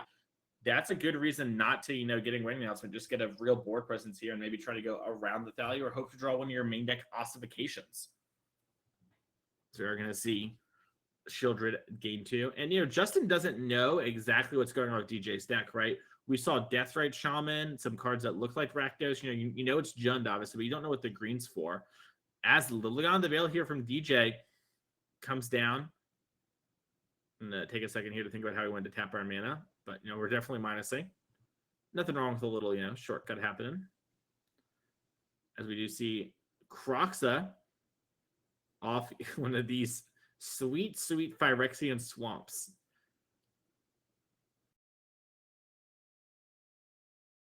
Dom, where do you fall on these oil swamps, these oil lands? I'm not a fan.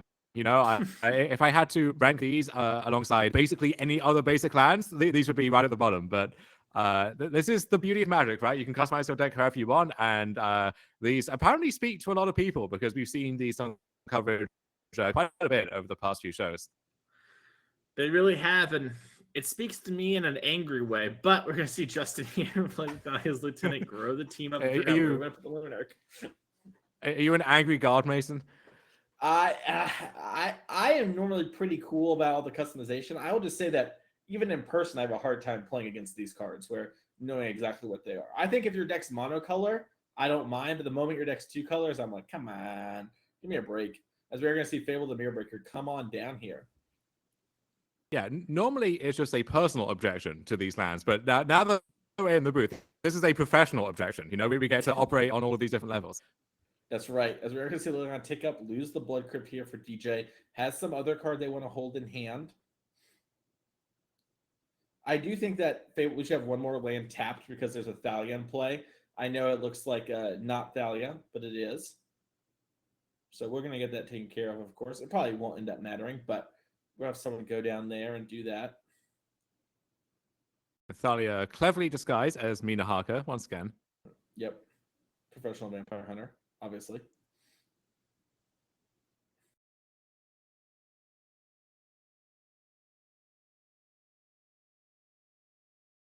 Now, Justin thinking, okay, what do I protect with my Vanguard or what with my Bodyguard? excuse me, and then where do I put the counter from Luminarch Aspen? Really, ideally, you want to get something that can attack into that shielded. Yeah.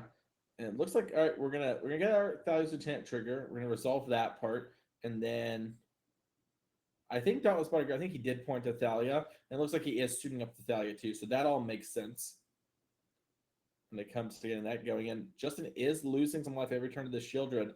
So right now he has a 4-turn clock on him, but at some point Shieldred could start attacking. So Justin needs to start thinking about, okay, how am I going to do this?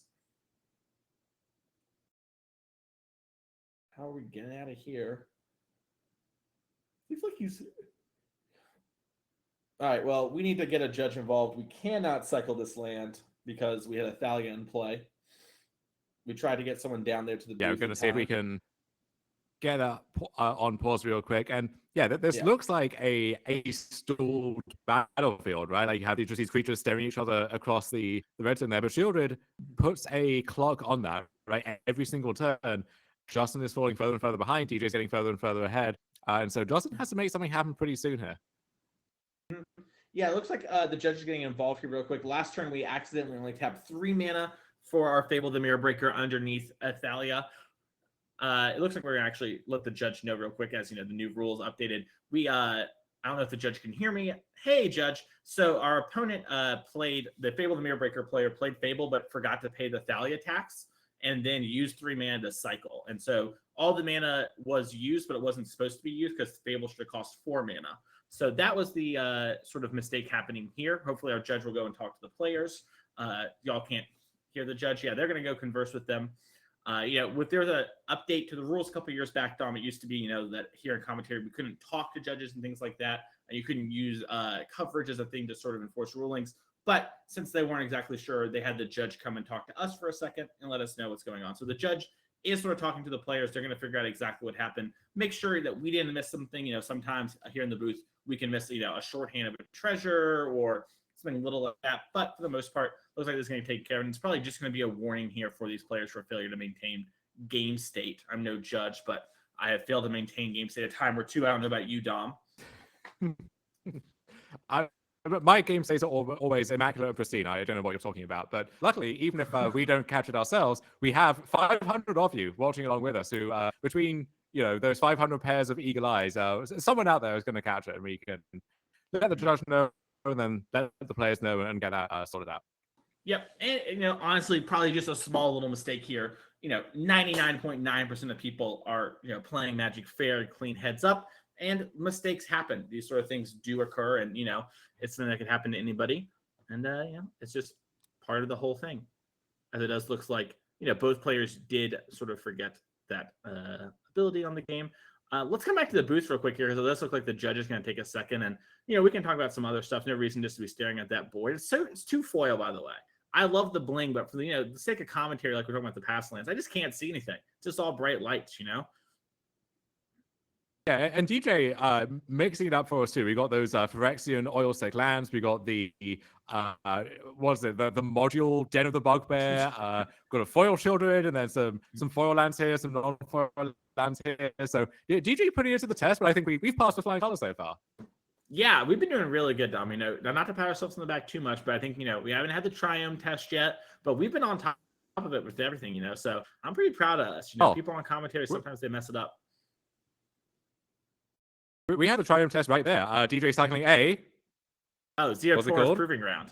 Zia Torres. There we go. There it is.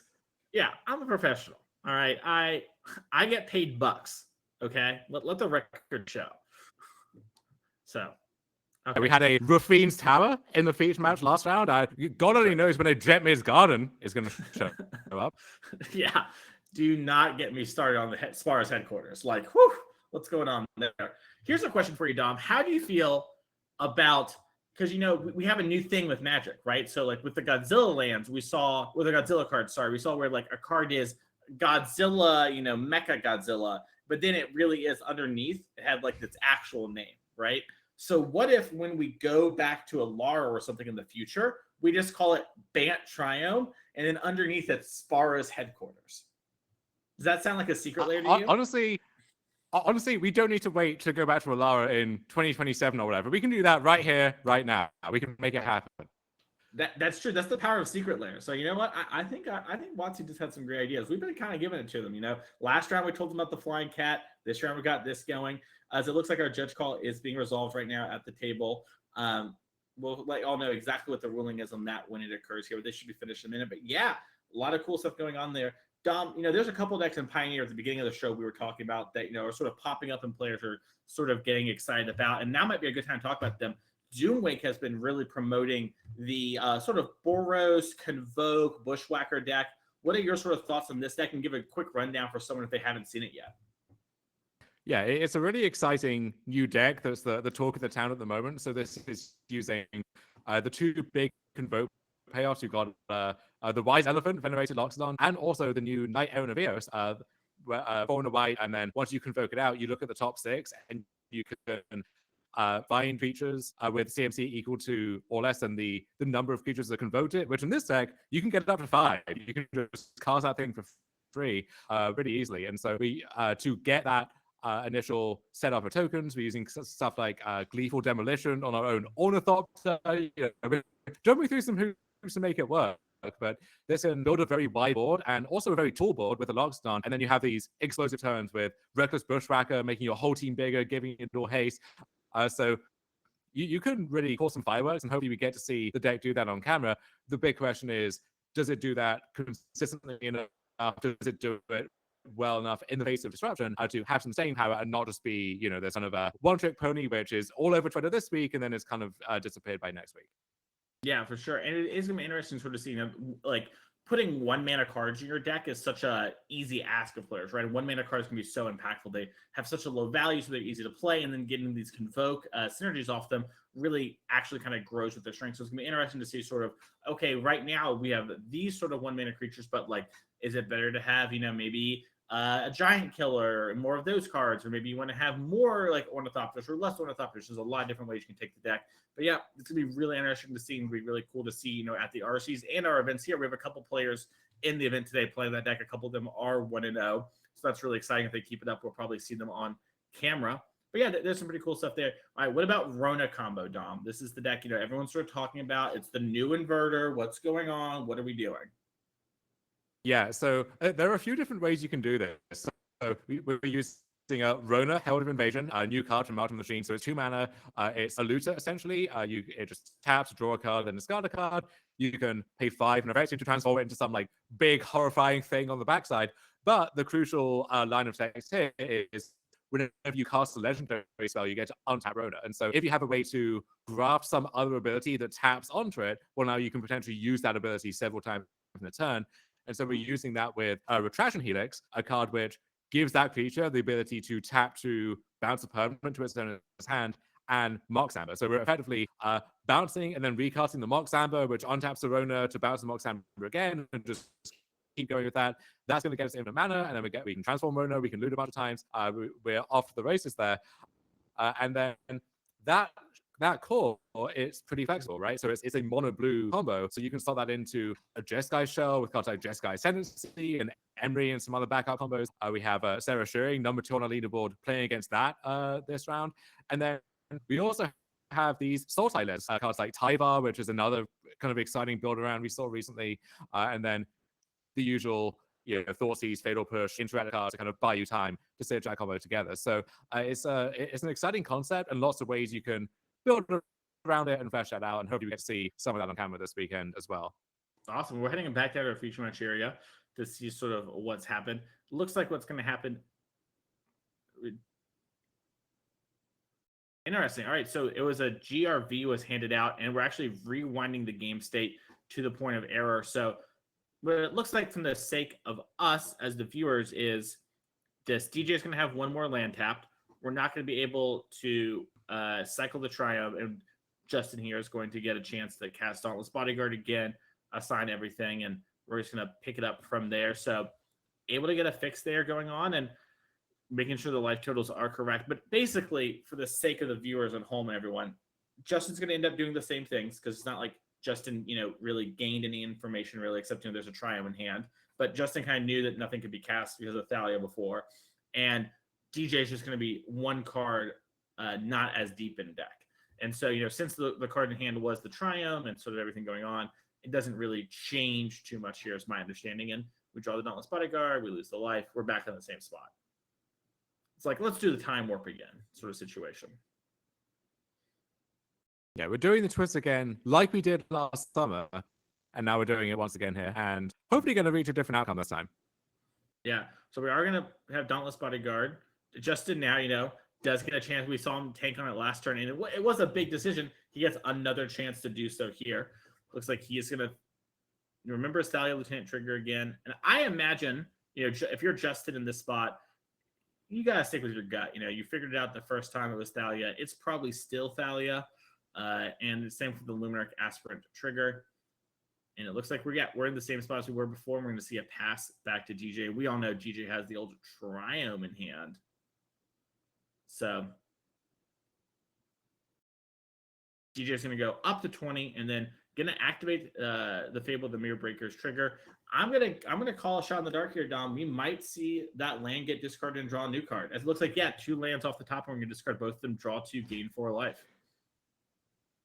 Yeah, that land getting discarded to draw a card one way or another. Don't actually have to pay mana for it this time around. Do you think there's ever a world where you hold priority and cycle the Triumph to gain 2 more? Like maybe if you had a little less life? No, I mean, that's a very valid possibility. I think here, though, DJ just wants to find spells and have the mana to cast those spells, and it looks like we have a Blood-Tithe Harvester joining the party here. Yep. Yeah, and also you saw that wedding announcement in the graveyard for Justin there. That got discarded because of Liliana on an earlier turn. We missed that. But we're going to see Justin fall down to 6 here. As DJ played a Blood-Tithe Harvester. And, Justin drew the 5th land. Good for activating Castle Ardenvale. That will grow the Thalia's Lieutenant. But I think Justin just doesn't have the time to pull out of this. DJ has so much life. Even if we drew a Brave the Elements every single turn, I don't know if we could actually race this clock.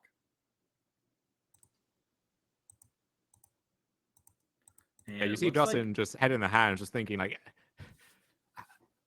Shieldred has to die somehow because we're not dealing 24 before Shieldred does the last 6 points, and with Shieldred still there, going to be hard to attack into it. So I think it might be ossification or bust. If we find ossification, then I think we actually do have a game again. But that's what we have to do. That's the first step. Yeah, and I like this from Justin here. He's not giving up. He's like you just mentioned, Dom. I can draw ossification, kill this Shieldred.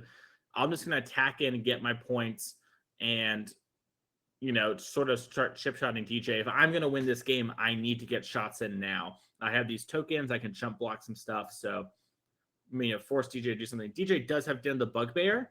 So DJ can maybe get a little frisky here, with an activation of that and try and chip-shot down Justin. But we'll have to see how DJ wants to approach it, as he is tapping a bunch of mana for Kolaghan's Command. Looks like we're going to shoot Thalia's Lieutenant, and then looks like he's going to be buying back a card. We're buying back Kroxa. Looks like Justin's going to activate his Castle Ardenvale. That's going to make a token and grow the Thalia's Lieutenant up to a 3/3 and survive the Kolaghan's Command. But yeah, DJ the Kroxa against an empty hand, that's a guaranteed 3 damage right there. Getting even closer to just finishing Justin off. Yeah, I think if we have a Swamp or a Mountain in hand, we can actually play Kroxa, bring back Kroxa, because we do have a Forest in play right now. But, like you mentioned, just on the empty hand, we'll see what DJ decides to do. It looks like DJ's double checking, like, yep, I still have 5 cards. I've, cycled and drawn a bunch this game. Let's make sure I have my mana real quick before I do anything silly. Plays the Kroxa, the new Universal Legends. Oh, it looks like one of those lands is a swamp. It's just hard to tell. I thought it was a forest. That's on me. You know what? Actually, it's not on me, Dom. That's on whoever greenlit those lands. I'm not holding responsibility for these. Give you a pass on that one. Yeah. Yes. I normally, I'm kind of someone who's like, hey, it's our job to commentate. Let's learn all these things. But when they're just pitch black, that's not on me. That's on them. I will say those for swamps, kind of dope, though, because they are just like, hey, this land is black. You get the idea. We need more mismatching basics in life. That's what I'm getting to. The issue there, though, is if it's Phyrexian in Oil Soaked Plains, also black. So at some point, that rubric kind of breaks down a little bit. But for now, it will be fine. For now, it's good. But you see, what I like about it is if you're playing a deck that's like has a bunch of swamps and those are your only swamps, your opponent really knows you have a swamp in play. Because like, what's that black square over there? And you're like, oh, it's my swamp. And they're like, oh, I get it. So now we just need the white version, the green, the black, and the red. So easy game. We just got those done. Speaking of easy game, we are going to have to see these players go back to their sideboards. Maybe we want to check out DJ's sideboard again. A little play draw situation might be going on as we wait here for these players to shuffle up. Once again, just in case you can't see it here, Scavenging Ooze, Abrupt Decay, Assassin Trophy, Anger of the Gods, Rex Sage, Opposite Bailoff, and Duress are all 2-ups for DJ, and then 1 Lily the Last Hope. Dom, I'm not exactly sure if I change anything up, but I know I want Lily the Last Hope the more I see of this deck. Coppercoat Vanguard, all these little X1s running around. I want to blow them up. Oh yeah, just want to shoot those down. You could argue for stuff like Abrupt Decay, just another good flexible removal spell that does also hit Ossification, which we mentioned that game. Like if Justin had found Ossification, that might have been the thing that got him back into it. So I could see those coming in as well. I was frankly shocked to see Croxa still in the deck in these post-cyborg games. That's a card which doesn't really affect the board early, and to even get it on the board and have it stick around, a lot has to go right. You need a lot of time. That would be one of my first cards, I think. But DJ obviously thinks differently. Yeah, maybe DJ on the play thought it was okay to have a Croxa just as a 1-up and something I can play on turn 2, sort of get a card from their hand, where maybe DJ has plans to save that card as a way to clear out Brave the Elements type cards. We are playing with perfect information when we're talking to y'all. We know that Justin here has no Brave the Elements. DJ doesn't. DJ's playing against mono white. He might have plans that involve doing that. So yeah, I'm with you. I think Croxa would have been one of my early cuts, but might just be a play draw situation. Also, it just occurred to me, Dom, that Bone Crusher Giant, the unbeatable 2-for-1 out of these red-black decks against mono white, now can get minus from Lily the Last Hope and pick back up again. So it can really just get maximum value here as our players are drawing their hands up for game number 3.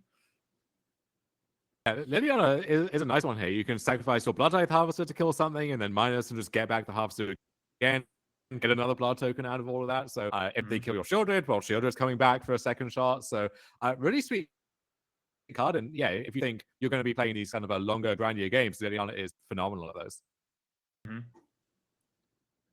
Let's see here, as we are going to see a recruitment officer off in a Ganjo. Yeah, 14 1-drops in Justin's deck, so no surprise to see him have one on turn 1 here. Yeah, and something we've seen from some players is the new Knight Errant of Eos that we talked about before with Convoke, and Justin choosing not to play that card this weekend instead of have Copper Code and sort of go wide very quickly, but a lot of different ways to sort of play these things. As we are going to see DJ here, he's going to Fatal Push the Recruitment Officer, leave the Luminary Aspirant in play after the target. Save himself some life. Yeah, had the Fatal Push on 1. We'll see if he has the removal spell on 2 to really kind of keep up and bridge to the mid game here. That one's a mountain. It's red in the middle. I will take your word for that. Let's see. That's red. Let's see. Wait, hang on. This. Okay. It's 2 mountains in his deck. It's 2 mountains. Okay, they're definitely possible. Oh, and we Bone Crusher. Okay, that's definitely a mountain. Nice. All right. Looks like we have a recruitment officer into a Den of the Bugbear. I wonder what DJ do for turn. Last turn he played a mountain. This turn he played a den. Probably no way to know, as that is a Secret Lair Scavenging Ooze. Yes, it is. Don't worry, Dom. I got you. My brain can't remember my social security number to save my mother's life, but by God, I know that's a Scavenging Ooze the moment it comes down. That's what you see another Lunar Aspirant coming in. And remember, if you had to make a guess at your social security number, what would that be? Just on the off chance you remember. Right? Yeah. So it's going to be 4-1. As we pass the turn. I tried to think of that song where it's like getting Stacy's mom number or whatever, but I couldn't remember the lyrics to it. So instead, here we are. Glissa Sunslayer comes down. This is an exciting one from All-Be-One. A card that players have been really trying to work into the format. It's very powerful, but just hasn't quite found the home yet. Stacy's mum has got it going on, and so does Glissa Sunslayer, which you often see it in the sideboard of some of these combo decks, actually, like the Neoform decks or even Greasefang, where if you just want some alternate threat that can run away with the game by itself, maybe blow out some hate cards, doesn't use the graveyard itself, like Glissa just kind of does a little bit of everything. Mm-hmm. Yeah, it's 8675309, apparently, is what it was. Twitch chat, let me know. Thank you, Twitch chat. We do see Brutocathar came in for Justin. Yeah, I was curious, game one, Justin sort of didn't see many creatures, and then you assume it's a gen deck, And green good for creatures. We've got to make sure DJ does play black and green for the glitter there. Got some mana-based funkiness going on. Oh, yeah, we accidentally tapped 2 mountains instead of the forest. I don't know. We can let the judge know these things happened. Maybe they want to issue a warning. The card was definitely possible to be cast. All right, yeah, we need to get a judge involved again, I guess, because we once again failed to maintain game state, and this sort of thing happened. We will get a judge involved. I'm sure our producer is taking care of it. And these things can happen. And this is why you should, buy responsibly with your promos. If you're going to buy your promos, by the way, go to nrgstore.com, baby. Pick up some there. We got great deals. Is Tour Proving Ground coming in? I immediately passed the Triumph test, as we do see a Bone Crusher Giant being here. And luckily, this is why it helps if you look at your lands, your basic lands, you can tell what type of basic land it is, and therefore what color it can tap for. That's virtually I look for my basics, but not everyone agrees. That's okay. Yep, and I'm sure a judge is, by the way, coming over there. I see Twitch chat sort of talking about it. Don't worry, we're on top of it. This is also a pretty easy fix. We're just going to have DJ not gain a life, and his creature would still have created with the recruitment officer, and that Luminarch Gaspon will be in the graveyard for a future one. So this is going to be a really easy fix. Don't worry, chat.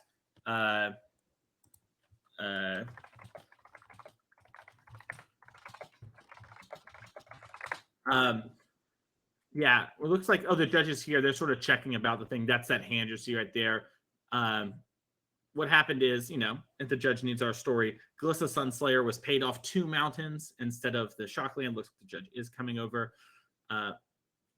Yeah. So we're going to once again tell the judge what happened since, hey, judge. So, for the people at home and for you, what happened is on turn 4, we used Mountain Overgroom to cast a Glissa Sunslayer, which is a black-green card. And then we used the green to activate Scavenging Ooze to gain a life and exile the creature from the graveyard. Nothing really changed outside of that. It should have just been, 1 less life for old DJ here and the card back in the graveyard. That's the only thing that really mattered. But we just thought we should let you know. They traded, the 2 creatures traded in combat, but whether the creature had got the +1/+1 counter or not, it still would have traded in combat. It was a 3/2 versus a 2/2. Yep. Thank you so much, Judge.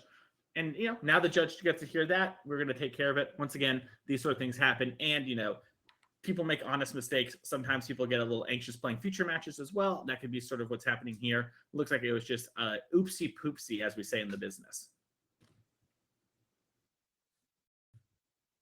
Dom, I know you're thinking right now about all the times you said oopsie poopsie.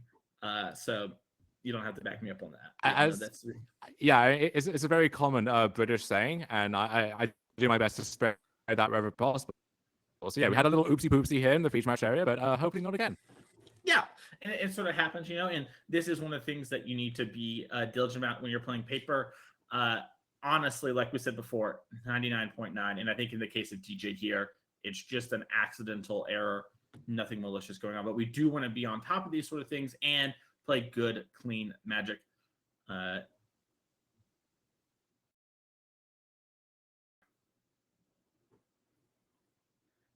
Right, but the secret is that not a mountain in play. There were 2 mountains used for the Glissa.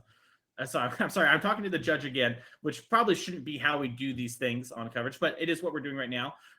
We can talk to them later, but we did use 2. Either we used 2 mountains or we cheated on turn 2.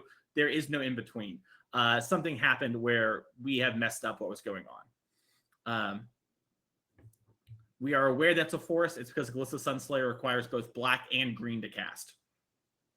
Yep.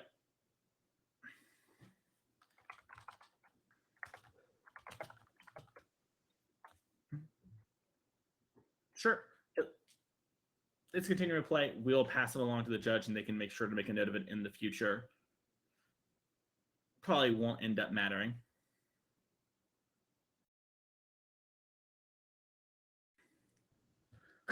Twitch chat following at home with our good friend Richard Nixon from the last event, running for another NRG top 8 this weekend, which I did present. As we do see Kolaghan's command with the Shatter on Skrelv and the Shockdown Luminar Casper, that's going to be huge, as Fable the Mirror Breaker is also the follow-up. That's a swing turn for DJ.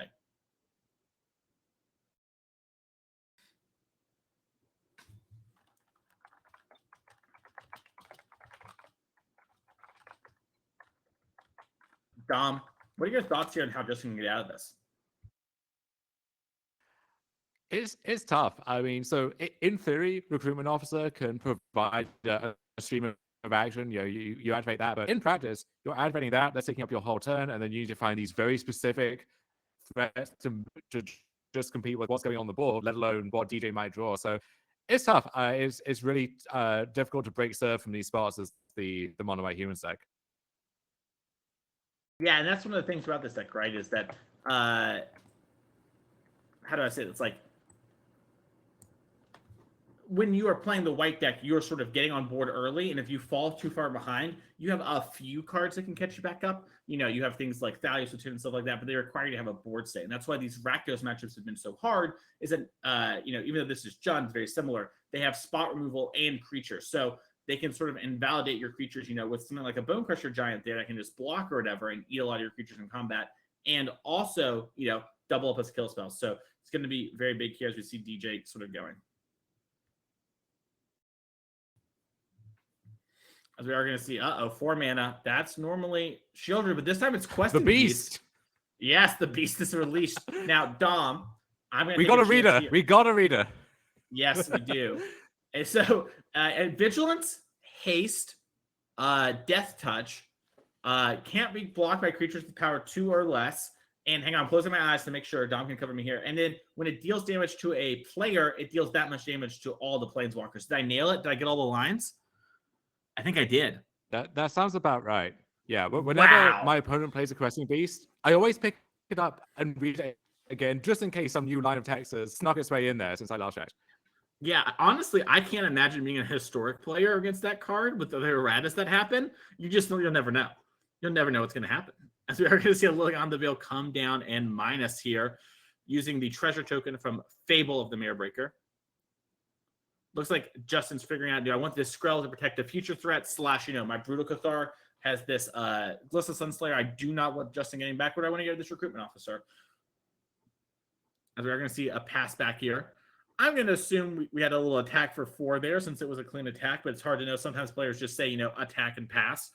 These sort of things when you have Vigilance and Haste. And it looks like we are going to flip over to nighttime here for Justin. Ooh, that's my werewolf. That's a pretty tame werewolf you got there, Mason. Well, the problem is I didn't want to be loud in the people's ear. I kind of wanted to pop off a little, but I was worried, I'm insecure about my loudness, Dom. We'll get some drinks in you one time, and you can let loose a really hearty Aggro for the fans at home. That's right. Oh, Twitch chat's to let me know it's target Planeswalker, not all Planeswalkers. That's the MH2 version of Questing Beast that does all Planeswalkers, obviously. As we are going to see. Looks like we're just adjusting something. I thought maybe the Brutal Cathar was dying there, but it's like, now for what it's worth, DJ can't really attack because this backside of Brutal Cathar is a 4/4 with first strike. So, Questing Beast, a lot going on. Not very good against 4/4 first strike. So DJ, in an awkward position where wants to maybe flip it back, but doesn't, because then Brutal Cathar answers the Questing Beast anyway. So weird spot to be as Shieldred the Apocalypse comes down. You see Justin sort of nod his head like, yeah, that is not what I was looking for. As recruitment officer, this is one of the few ways Justin can come back. We mentioned before you fall behind. And looking at the top 4 cards of the deck here, as Laehn, Responding Cathar, is the flying here for Justin. And you know what the good thing is? We sort of put this card in our hand. It's a lot like drawing a card, but it isn't for the sake of Shieldred. So, Justin here, going to be able to get out from underneath Shieldred. It's going to take 2 damage here from the Apocalypse trigger as long as DJ remembers it. And We're going to see Justin. If Justin has a double spell turn, this could be huge. We could flip back over the Brutal. We could get this Shieldred out from underneath us. And then we just have to answer the Questing Beast eventually. Looks like Justin is thinking. Looks like both players are just making sure that they have their life totals correct. And looks like he's tanking on. Maybe he wants to attack. He might have a card like a Ganjo. See the Emperor. We see one of those in play. He could very easily attack there and then block. Dom is coming back to us now. He was just reconnecting here to fix his mic. And it looks like Phalan Mirrorbreaker is going to copy. We can't copy a Questing Beast. It's a legendary creature. Looks like we caught that one. All right, we're going to copy the Fable and then get the Fable token in the way. And it looks like we're tapping a bunch of mana. 3 of it, and now we're going to play Adelaine post-combat. Okay, we had no tricks going on, and looks like we're not going to flip right now as we have some card in hand. It wasn't a land. I think it was a land. We would have played it. So Justin doing that here, probably hoping that, he can maybe get DJ to plus instead of minus to kill the board if it is a land. DJ does have a lay on the veil, so there's some amount of stuff going on. And let's say stuff plays going on. DJ here with his 2 mountains and a forest. And that's a Sulfur Spring. We are going to see a tick up for the Liliana and a discard. It was and a Ganjo. Yeah, so Justin was trying to get in there, with maybe some double blocks happen or whatever. He could have killed them and together get a big blowout. So didn't have it, but had a big sort of side there. Looks like it was a Plains. And now Justin's got to figure out, okay, do I want to activate this recruitment officer now? Do I want to do it later? What do I want to do? We are sort of under the gun from the Shieldred, but if we hit a 3-drop, we won't be able to play it. Looking at our top 4, looks like we found Thalia again. Thalia is going to be super great for making it so Justin can't triple spell with no cards in hand, but on this board, not the greatest. And it looks like Justin's just going to pass the turn, doesn't have any sort of tricks this time, doesn't want to risk combat. We are going to see a Failed Mirrorbreaker activation at the end of turn.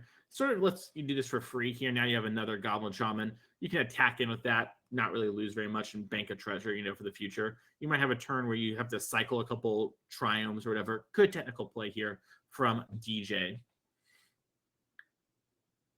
As we see, Blood Tithe Harvester comes down, and that's a big card to Fable the Mirrorbreaker. If you've played any format recently, you've sort of seen this interaction where DJ is going to be able to activate Fable, copy the Blood Tithe Harvester, get another blood, and then minus on something.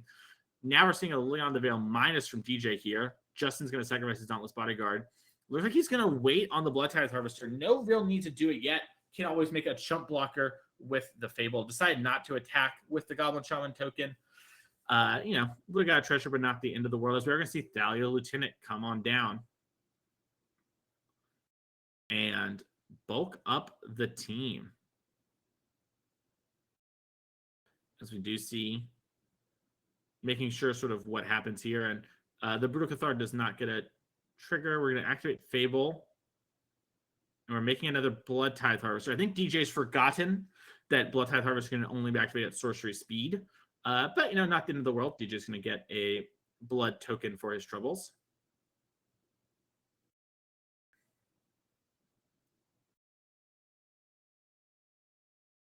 And Justin taking a big think.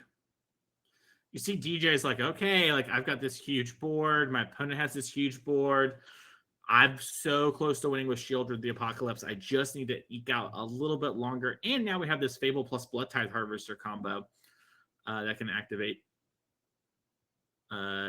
Yep. So now on this turn, we can start seeing.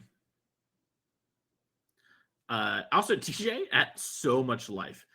Up into the 22 range. Not going to have any problems here. We're going to activate Fable. Going to target Blood Tithe Harvester. And then it looks like we're going to minus on that Brutal Cathar that's been flipped. And that means we're going to get back this Glissa Sunslayer. And that makes it really, really hard here for Justin to ever attack. As we are just going to see the Lilion the Veil minus. Edict away. Something looks like Thalia's Lieutenant is going to take the hit. And we're going to activate a recruitment officer and get a Coppercoat Vanguard. And this is just sort of one of the big problems with the mono white deck. In some matchups, it can get sort of started on board and doesn't have the catch-up tools. And this is why you saw players have cards like Brave the Elements in the past, not only to beat decks like mono green, where the board gets clogged up in this sort of situation, but also give you some free wins in matchups like Rakdos, where maybe the board gets kind of cluttered. Now, in this case, a card like Brave the Elements wouldn't be very good. We have a bunch of colors, and Justin's had enough. He's going to go have some fun with his friends between rounds. He's going to pack up his cards here. We're going back to the booth. We have to let Dom in from the backstage here. He was sort of hopefully fixing his microphone and internet there for a second. But you're going to just have to deal with my beautiful face. We have the void of Dom, what used to be over here to my right. But with an exciting round as Jund to mid-range. Looks like we didn't realize that Dom was gone there, and so we didn't let him in from the backstage, but I'm sure they'll let him in just a second. And with all that going on, we had an exciting round here with some exciting stuff. And this is one of the cool things about Pioneer. There are a lot of established decks, a lot of good things sort of found, like Rakdos and Mono Green and Greasefang. But there are other decks that, you can sort of play. And we saw DJ here play Jund and was able to, take down a solid deck in the format in a matchup that, looked to be maybe a challenging with all his top-end creatures, was able to stabilize here, as it does look like Dom is going to be back here in just 1 second from the backstage. But yeah, we're going to go to break here. The round is over. We're about 2 minutes over anyway, so we're going to be back in about 5 minutes. So sit down, relax. We'll see y'all for some more Magic in round number 3 from St. Paul.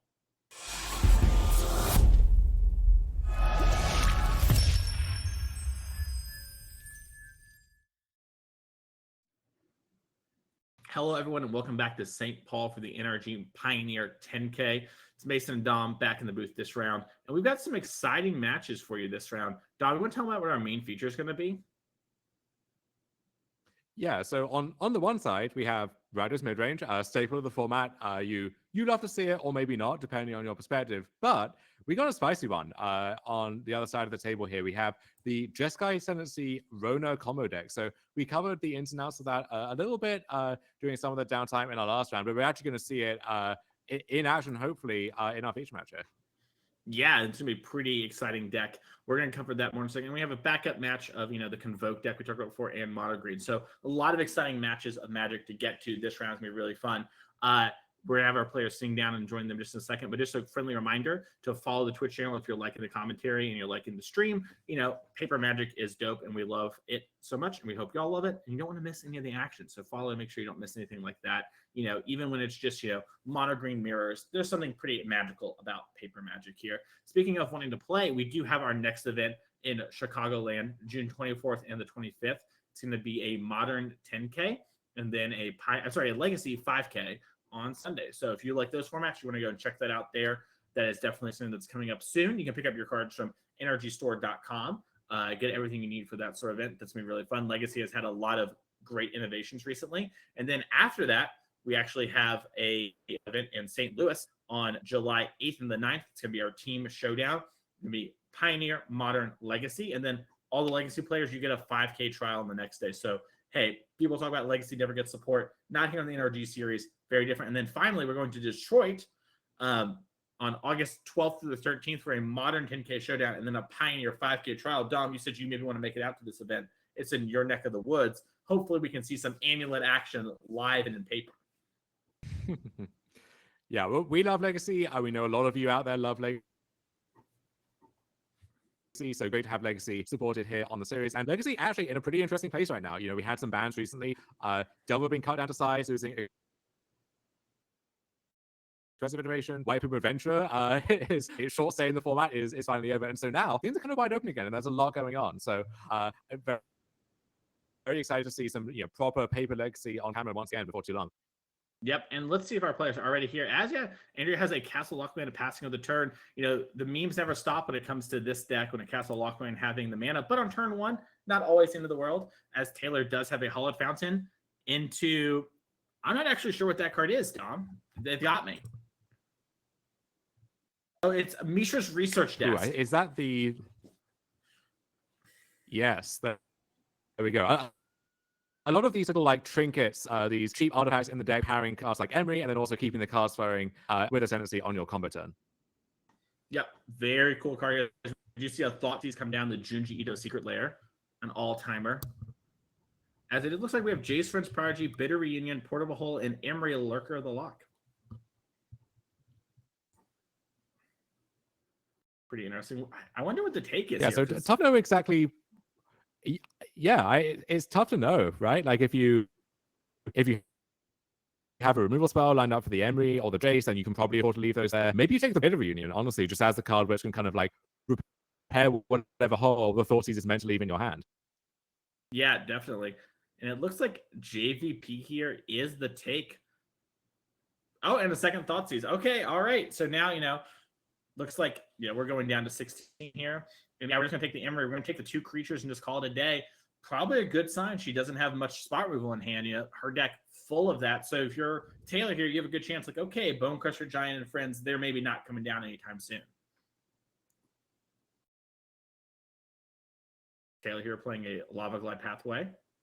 And to Bitter Reunion, discard a land and draw 2 new cards. Bitter Reunion is such a cool card popping up in multiple formats.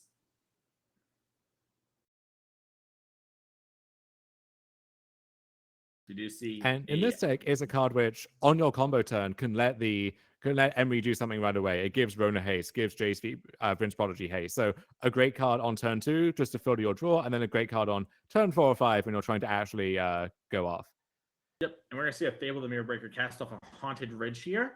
Get our little Shaman token. If you want to get a token like that, you can come out and win one of these big 10K events. All of our winners get one of these. Steven Dykman's is underway. So you see a Portable Hole, take care of the Goblin Shaman. And then Rona, Herald of Invasion, comes down. That's sort of one of the key cards in this deck. Call it Jeskai Ascendancy, but Rona, not bad. It's like a double land discard. Off the Fable. Yeah, these Ascendancy combo decks with Emery and so on, they did exist previously, but Rona is the reason that people are actually embracing this concept now and trying it out again. Mm-hmm. Yeah, Matt Nass, sort of a combo expert, has done really well with this deck recently, has really touted enjoying it. And, when Matt Nass sort of likes a combo deck, my ears perk up, as we are going to see the main deck Duress sort of go the distance. As there's a Treasure Cruise in hand, Dom. No more, as it gets discarded by that Duress timely card there. Yeah. That's gladly take that one out of the way for sure. Mm-hmm. And it looks like we're tanking. Yeah, it looks like we are just going to play this Blood Crypt. Maybe some thoughts, do we want to hold this for our blood? Do we want to be able to activate Castle Locthwain? Seems like a small decisions, but these do have huge ramifications, as Rona is immediately going to activate the loot here. And looks like we have another Rona. We're going to discard that. We're going to play our Mox Amble, untap Rona. Uh-oh. Time for another looty situation. As it looks like we drew a Spire Bluff Canal. So hand Spire Bluff Canal, Bitter Reunion. One's going to go to the yard. Looks like it is Spire Bluff Canal. And then we still have this Mishra's. Yeah, we can, the Mishra's Workshop here, we can exile the top 2 and play one. Looks like we had a Pathway and a Skrelv.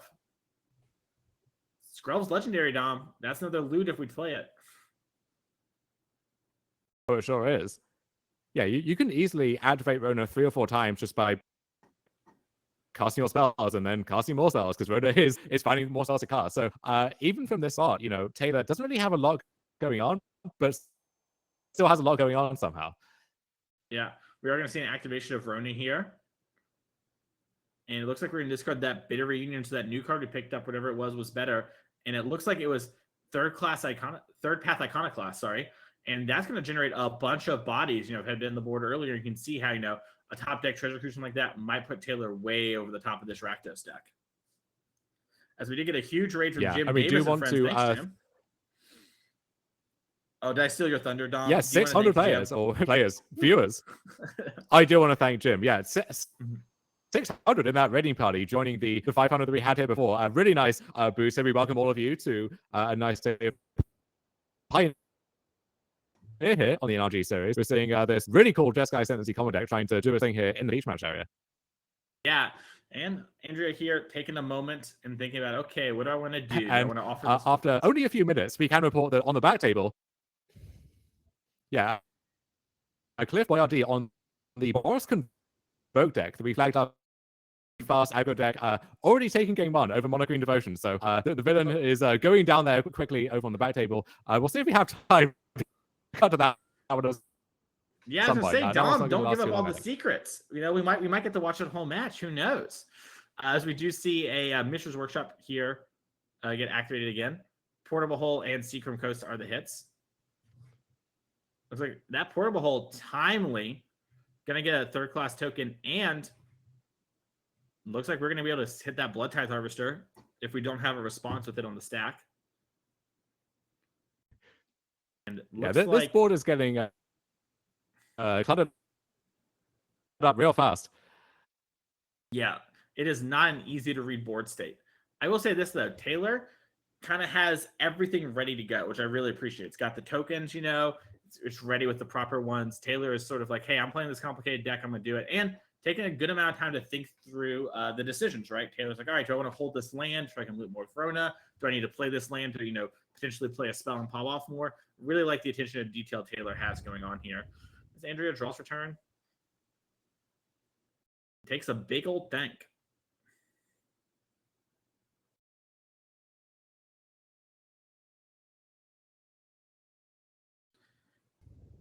Dom's audio is a little off today, chat, but don't worry, we're working on fixing it. / that's life sometimes. It's hard to contain how We have some creative solutions that we're going to try. Yes, have some solutions we're going to try after this round. Hopefully you can hear my dulcet tones in crystal clear quality after that. But Mason will be taking the lead for the time being. Yep. That's what it means. You just get to hear more of my sultry tunes. As it looks like we're thinking. I'm trying to figure out exactly what she could have drawn here. I didn't see her hand, but clearly there's something going on. And it looks like another Fable the Mirror Breaker situation. Okay, might have been thinking about maybe wanting to activate Bankbuster first, maybe pop a blood. Really want to think through your whole turn. This is a big thing we sort of talk about a lot here in the booth is when you're planning your turn out or you're playing, make sure to think through everything you're doing and then act on it. This is going to allow you to sort of make sure you're not making any sort of awkward mistakes or misplays. Chat, imagine every time you've played a card and as you're playing it, you went, oh, I should have done this instead. Thinking through your whole turn, taking a second to process that will help you catch those mistakes here. And that's what we see some of our best players here on the tour do consistently is think through their turn, especially the tough ones. As we are seeing Taylor here sort of do a similar thing. Looks series events.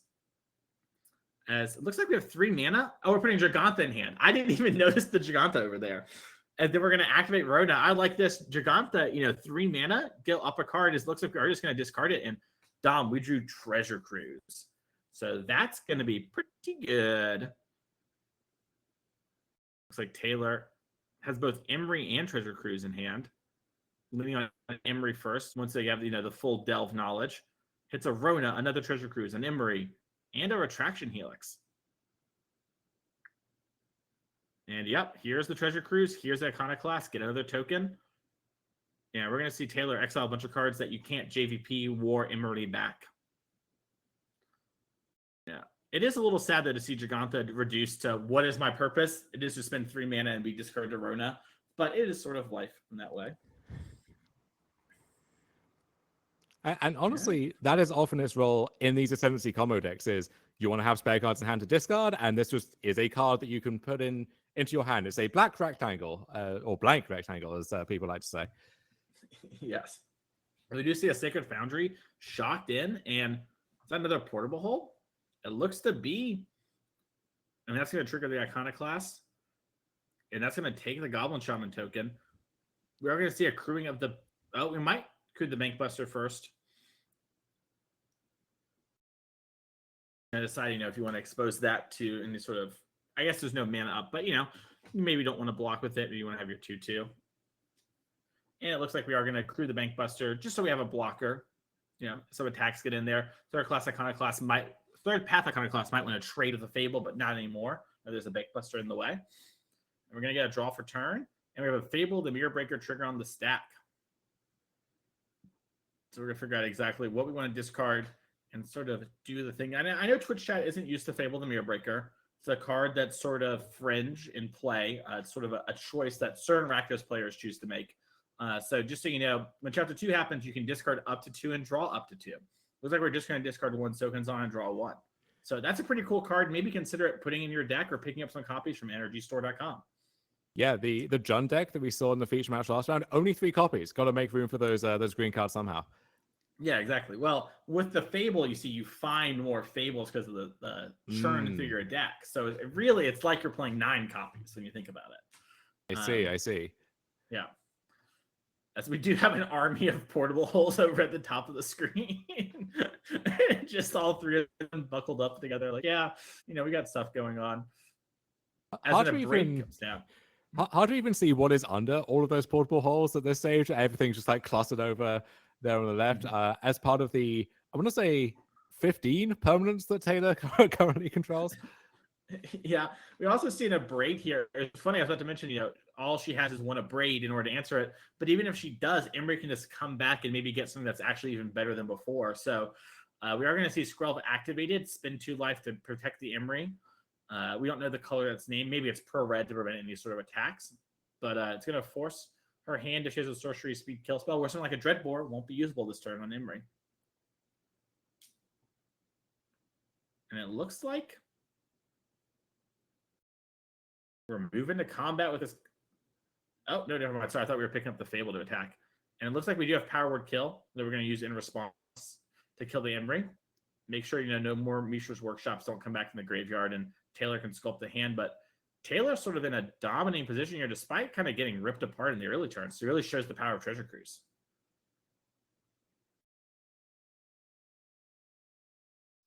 Rona's going to be activated again. I wonder if we are ever going to see Rona just transform this game and get busy in the combat step, or do we just want to do this? Do we want to just loot 2 or 3 times every turn and keep the cards flowing? Yeah, a lot of different choices there. That's a good point. She is a 5/5 trample on the backside. That's pretty big. And we'd be able to attack through here. And it does have the weird clause of, casting cards from your opponent's hand or whoever does the damage to it. So you might see something cool like that pop up. Yeah, we've seen some funky decks in Modern where you're trying to you transform your Rona and then you try and deal damage to it with your own stuff. So you randomly hit your own Emrakul from your hand or something. There's a lot of big dreams you can chase with Rona if you're so inclined. Yeah, I have tried flipping Rona and invoking a Fury in the same turn just to okay. I haven't hit yet because you haven't seen the Twitter screenshot, but one day I'll get there. I'll earn my screenshotting. Oh, I'll retweet that bad boy. Don't you worry. Hell yeah, I cannot wait.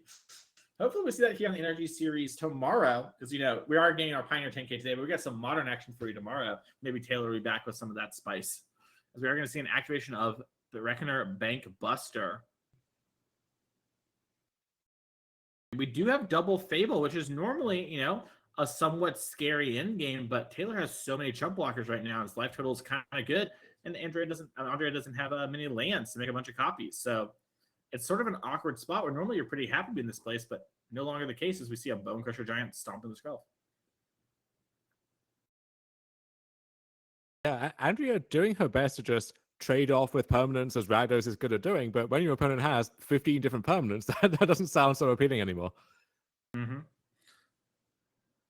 And yeah, it looks like we have a Blood Crypt as the land for turn. Taylor top decking, but this Rona does get 2 draws a turn unless we want to flip it over to the 5/5. Yeah, it looks like Taylor's just missing something here. Also, when we find Jeskai Ascendancy, we're going to have a lot of pressure out of nowhere. Oh, we are popping off if we ever find Ascendancy, but despite a lot of looks, it seems to be elusive so far. Yeah, and we are going to see. Oh no! No, we found it, Mason. There it is. Oh no! The Jeskai Ascendancy is going to the graveyard, and yeah, she's like, "Wait a minute, your deck plays Ascendancy? Hold up, what's going on? Let me take a check here. Let me double see what's going on. How many more of these bad boys do you have left? Because we've seen Taylor sort of stabilize, but winning the game typically involves either the combo or having Jeskai Ascendancy sort of value through there. And with another one gone, this might be the sort of turn she needed to turn the corner. Taylor's tanking. So is it 5 mana to flip Rona? Can we see the Rona flip happen? I sure hope so. Yeah, we might have to change course now. There it is. Yeah. Listen, I've lost all my ascendancies. It's time to get big. Yeah, and that, we wish we had a layer of protection there with the Skrelv, but it's fine. We'll get it done here. So the 2 Iconoclasts and the Rona coming in now. Yeah, We're bashing. And that is 8 damage. We might see a no block here to preserve both our Fable and Mirror Breakers, but if we don't, we're at 8 life. And like I mentioned before, it's the Obliterator. I'm going to go with, because it's Strixhaven, Dom, the Academy Obliterator is the backside of Rona. I don't actually know the name. Is that right? I want to say Tolarian Obliterator. So Tolaria does have an academy in it, famously, a notable academy, but I don't think Strixhaven. Dom, you're not a lore expert. You gotta get you on some lore videos, dude. Come on, different planes. Dom, do you even play Magic? Now I'm starting to question everything as we do see a third class get blocked. If you don't know the planes going on, like, how are we supposed to have this happen? I just show up and try in vain, apparently, to talk about it sometimes. And it happens. All right, so we have the name. It's Rona Tolarian Obliterator. You are correct. I guess she wasn't on Strixhaven. That's on me. All right, you win, Dom. Hey, good luck. Who's the lore expert now, Mason? Listen, I'm just saying, I thought she was on Strixhaven. Talaria is not on Strixhaven. That's all I'm saying. As we do see some data from Andrea here. You know, that's on me, though. I will hold the L there, and I'll do #better. As it looks like we might be wanting to activate Bankbuster here. Might mean we don't have the cards we're looking for. Yeah, and Taylor sort of is now turned into this weird beatdown deck. Our rounds are timed here on NRG, 50 minutes. We don't have a clock on screen where you can the NRG series, but it is, you know, something we're paying attention to. Looks like we are going to play our Bone Crusher Giant, get it on the board. And yeah, just play our Hive of the Eye Tyrant. Let us have some more mana for activating Castle on turns and stuff like that as Taylor gets a big untap there with all the lands and can start battling. Yeah, this is why the Rona decks are feasible, I think, because if you have to, I need to get my Rona, and then I need part B and part C, and they all have to work together. Well, that's great if everything's going right, but sometimes things go wrong, and if that's the case, I have my one card combo of I flip Rona and I get busy, and I just start attacking you, and I think, okay, there's Skrell, so that's another layer of protection for the Rona potentially, and that Rona can come back every turn off the Emery if it comes down to that. Yeah, and you know, there's other stuff in there too that we can get. So she's in a bit of a hard spot here, and Taylor is starting to really take over, as we are going to see this bitter union get popped that was underneath there from 19 turns ago or whatever, giving haste to all the stuff. That's going to mean our Skrell can get protection from red. So we can actually get an attack in pretty cleanly here. Yeah, Skrell, you know, gives hexproof and then can't be blocked along with Toxic 1. Bam. Infect. We can see an activation of Reckoner Bankbuster to chump block if we wanted to, but looks like we're going to see just a draw real quick here. Get a pilot and make a treasure token. Probably don't want to block this, even with your pilot token, because whatever cards you draw could be cast. But maybe she thinks she just has to take a risk too. We'll see. She also know the card in hand. If it's a land or whatever, who really cares?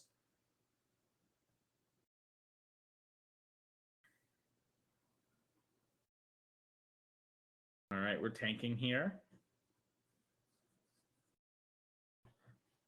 Tolarian Obliterator doesn't mess around. And Dom, you know, you mentioned like sort of the backup plan of this deck of like if it's just A, B, C, whatever, the deck can sort of get picked apart, whatever. And that's what Rakdos has leaned on historically. But I will say this, that, you know, this version of the deck here, having more B plans and sort of being sort of a, you know, an engine-y combo deck, sort of lets it battle through these Rakdos decks a lot better. And we're seeing Taylor sort of do that compared to sort of these more all-in Tyvar builds we've seen in the past, which do have a good amount of redundancy and cleanness to the package, but sometimes they're just a little too one-noting on certain cards. Does look like we're going to fall to 4. We're going to make a copy of our Reckoner Bankbuster after crewing the end of turn. So we're going to be able to tap that and draw more. Yeah, crew the tap there, lets you copy it with Fable, so heads up play there. Andrea, now I'm having visions of I crew my Reckoner Bankbuster with an Ascendancy in play, and then I'm drawing cards, and I'm untapping it, and I'm drawing more cards, and I don't know. This has got me cooking. All right, Dom. Carry added Bankbuster. We crew it up, and then now we're drawing and mana neutraling. Can I get a okay? Can't crew it with the bank. Can't crew it with the character. It's got to find some other random 3-power guy. But we'll figure it out. We can do it. The Bankbuster makes it on its own, Dom. It's a self-solving problem. Or hey, now if we're triggering Ascendancies, our characters are getting real big there, and they can't attack, but they can do some other stuff. One of those things, they can crew Bankbusters, so... You get it, Dom. Finally, Let's someone go. who sees the vision. We know what? We need to delete the VOD. We can't have that getting out to the public. That's too good information. As we are going to see a draw here. But she's trying to figure out exactly, okay, I have a lot of 2-minute kill spells. I just need to find one. And if I can find the one, I'll be in a great spot. We do see Blood Tithe Harvester, and we already had a blood in play. So now Fail the Mirror Breaker can activate, and we're going to be able to minus down this Tellurian Obliterator and clean up the battlefield a fair bit. But I wonder if we can get a chump attack in just with everything and sort of push through, or maybe, trigger, if we do draw Jeskai Ascendancy, some damage. It'll be interesting to see what exactly happens. As the Obliterator is minused, so it didn't take any damage, so we don't see its ability trigger as well.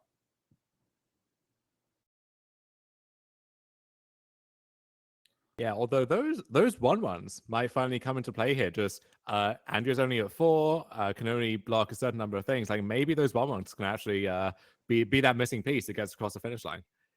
Yeah, we also have Misa's research desk, still in our graveyard. So we can play that, get another token, find some more cards here for Taylor. Taylor still has another 4th portable hole in the deck. So that's a card that could actually, sort of clean up things a little bit.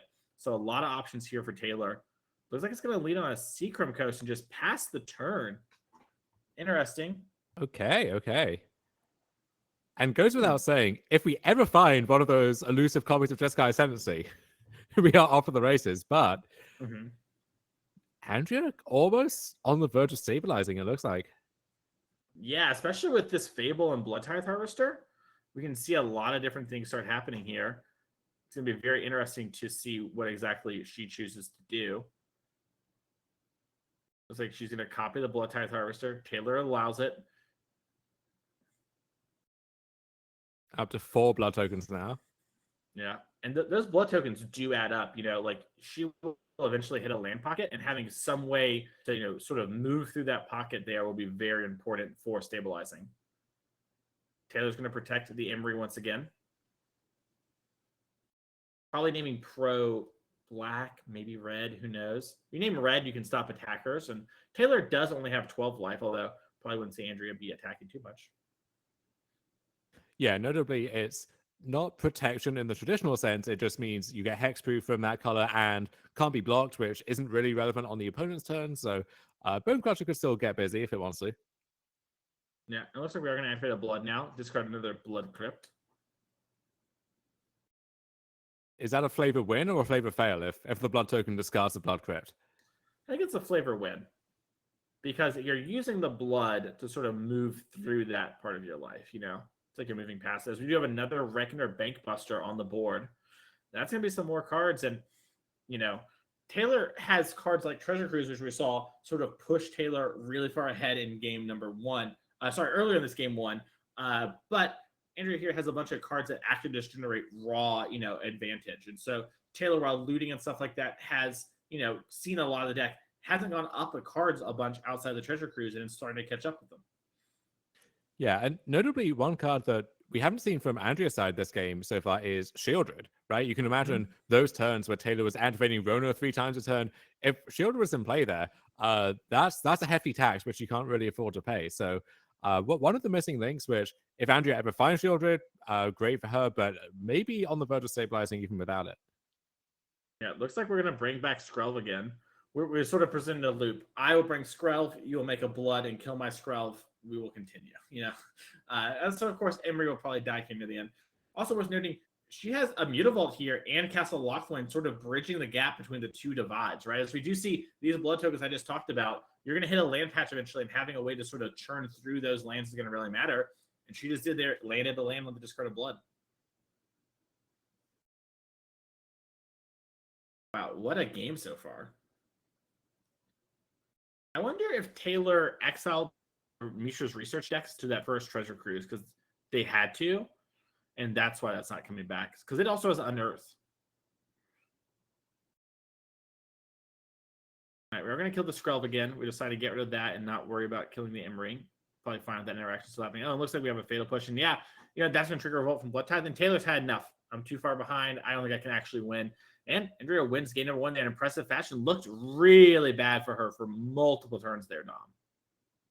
Yeah, we're really on the verge of death at any point. If any Jeskai Ascendancy shows up, any removal spell, it looks like the tokens might be going wide. And you kind of wonder now, and I'm sure Taylor will go back and check the VOD after this, was there a turn where if Rona had transformed a turn sooner, right? You start to wonder, could I have stitched this together in some way? But Andrea did an impressive job of stabilizing there, even without a card like Shieldred. And so we'll be up a game heading to the sideboard games.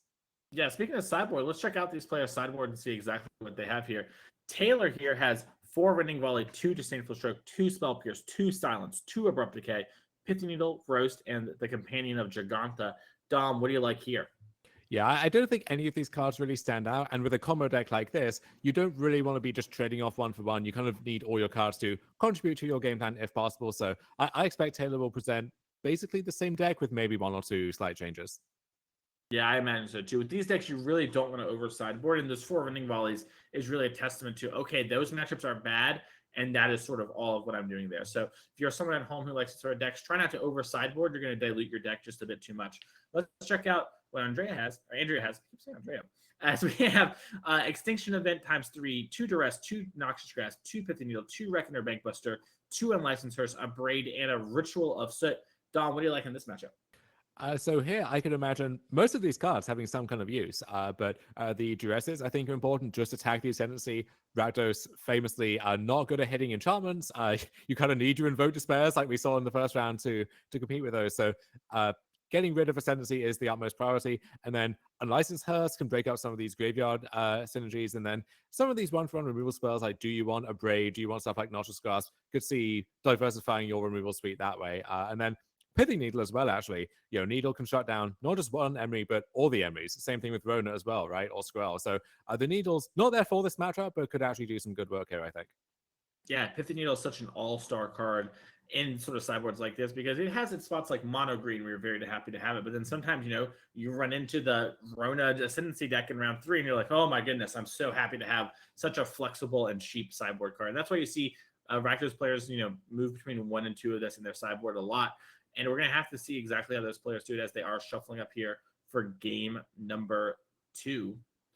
And it's going to be exciting. Taylor's deck is very impressive. Taylor, I think, beat Rakdos Midrange last round, too. So this isn't a situation where Taylor, is just finally hit Rakdos, whatever. Okay, your deck can't pass the bar. No, Taylor has actually taken down this deck in the previous rounds. And, that's why Taylor brought this deck to the tournament. You don't bring a deck that you think doesn't have at least some game against Rakdos.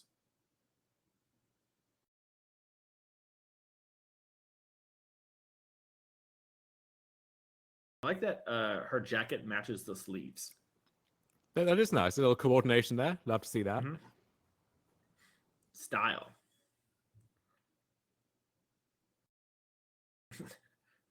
Interesting. Her eyes got really big when she looked at her hand. So I wonder if this is a hand that has a lot of sideboard cards and low lands. And I wonder what's going on there. She sort of had a moment as we do see Seachrome Coast into Pithing Needle. Taylor's like, hey, you think you're a Pithy Needle deck? I am. And we'll get confirmation on what that's naming. I'm going to guess Reckoner Bankbuster might be Liliana the Veil. We'll have to see.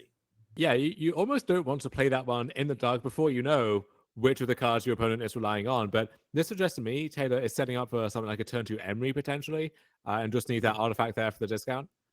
Yeah, I agree. As we're going to see a Duress here, and it's double Treasure Cruise, just guys didn't see Rona land. And all right, it looks like Taylor was leaving themselves the option to top deck an Emery. Okay, so I would be strongly inclined to take the Ascendancy here, just get rid of that problem altogether, and then you don't really want to take one cruise because the other one is right there. So I think that Ascendancy is heading to the bin like its brethren from game 1. Yeah, you won last game when they cast a bunch of Treasure Cruise and did a bunch of digging. Don't let that happen, this game. Do not let the Ascendancy maybe pop off here, as it looks like we are going to take a Treasure Cruise. One reason that might be the case is maybe she has a Necromantia type card and is looking to cast that, or maybe has, another discard spell. It's like, well, I know I'm going to take one of these Treasure Cruise eventually, so I'm going to start taking the Jeskai Ascendancy now. We'll have to see exactly what her plan is. Because it does look like she does have another Duress. It looks like Portable Hole was the draw for turn. So with these discard spells and the Rona, we're not that far away from just casting the Treasure Cruise, right? Before too long. Yeah.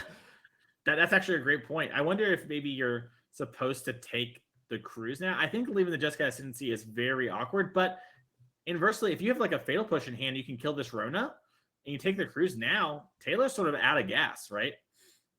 So we'll have to see here. Obviously, the game could go long, but yeah, she did have the Fatal Push. Okay, so we're going to have to see here. Okay, right, Jugantha to hand. Yeah. That's a backup plan, if ever I saw one. Yeah, not the default plan. And Liliana Veil, yeah, that's going to be awkward when you're on low cards, but it does turn on Treasure Cruise for turn here for Taylor. Yeah, I kind of wish we had that Pithing Needle now, either to discard or to name the Liliana, as it is. Yeah. And it looks like, I think Taylor drew Jeskai Ascendancy. Okay. Yeah, that's a Jeskai Ascendancy. Okay, that's really good here. So it wasn't the turn we Treasure Cruise. We still have another card in hand. As long as we don't get Thought Seized here, we're going to have some big pop-off turns as Jugantha goes to the graveyard. Sokensan is the discard. And yeah, Jeskai Ascendancy, sort of a staple of these older formats, is a fringe combo deck. But when it does get its sort of synergies going on both halves of the card, it has proven to be a really powerful card. Yeah, the problem with the Ascendancies here, though, is if you don't have cards to pair it with, creatures on the board, spells in hand, then it's not really getting you anywhere. So this is a nice start, right? Like Cruise, and we're going to loot again with the Ascendancy. But we need stuff to pair with it. We don't have that just yet.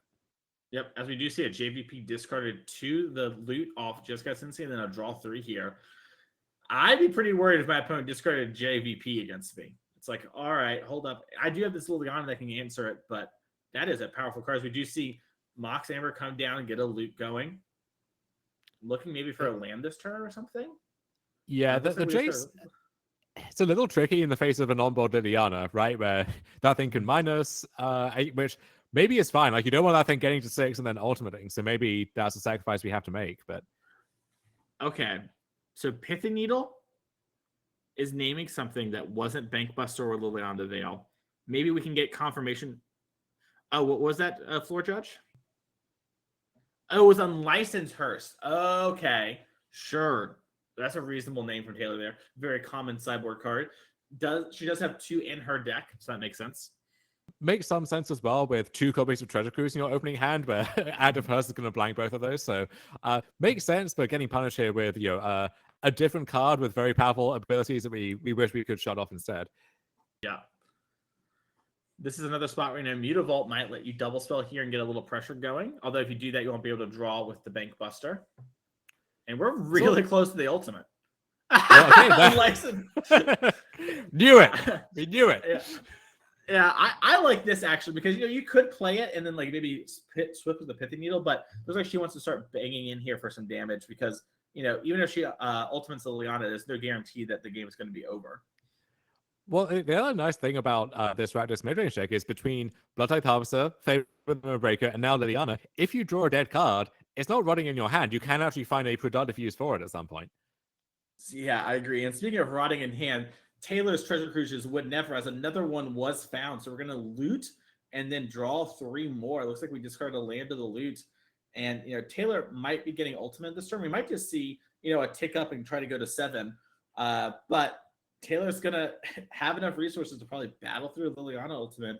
Just a matter of, can we get a clock on board to not give Taylor that time?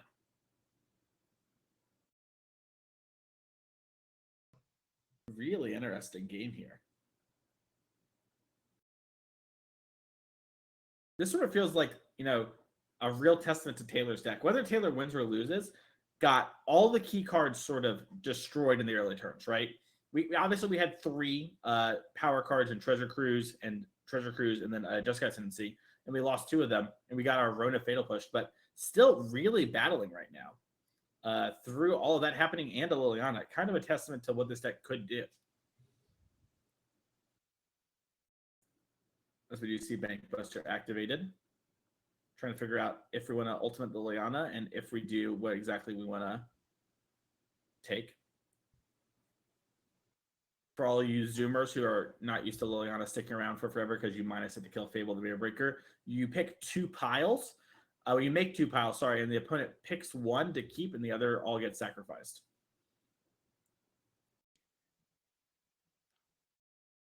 And, So yeah, it looks like we could see, splitting Ascendancy against some of the lands. So to really force a tough choice here, could cut Taylor off an entire color potentially if you put the coast in one pile and then the Izzet lands in the other pile. So lots of ways to eat that Reese's. Oh, Retraction Helix was the discard. If Taylor had a creature in play, we could have seen Retraction Helix bounce the Liliana to get off the board, but wasn't in play, so it wasn't an available option to us. Taylor really needs to flicker this Pithingale. Maybe this needs to be a Yorion deck instead, Dom. Okay, I'm in to turn anything into a Yorion deck, if you know me. So I'm interested. You know me, I'm a big fan of Yorion too. So we're gonna have to get on this one for our RCs, as we do see an Emry come down, another Emry, another Rona, and 2 lands. As we do see the 4th Treasure Cruise. Oh my goodness. Yeah, I mean, when you are drawing and looting 5 cards a turn, like Taylor has been, these sort of things do happen, but is fortunate and does sort of show what the power of this deck can be. So it looks like we are going to keep a copy on the Jeskai Ascendancy just to note how big our Emry is there. That's a good way to denote it. And remember, Taylor has Bitter Reunion in the deck. It would get very tricky in Standard, where you would be playing Ascendancy with cards like Monastery Mentor, and all of these cards are different sizes depending on when they came in, and it got very messy very fast. So having a clear accounting system for that is a good spot. Yeah, here's Third Path Iconoclast. Looks like we're going to see a response. Yeah, we're actually cool with it.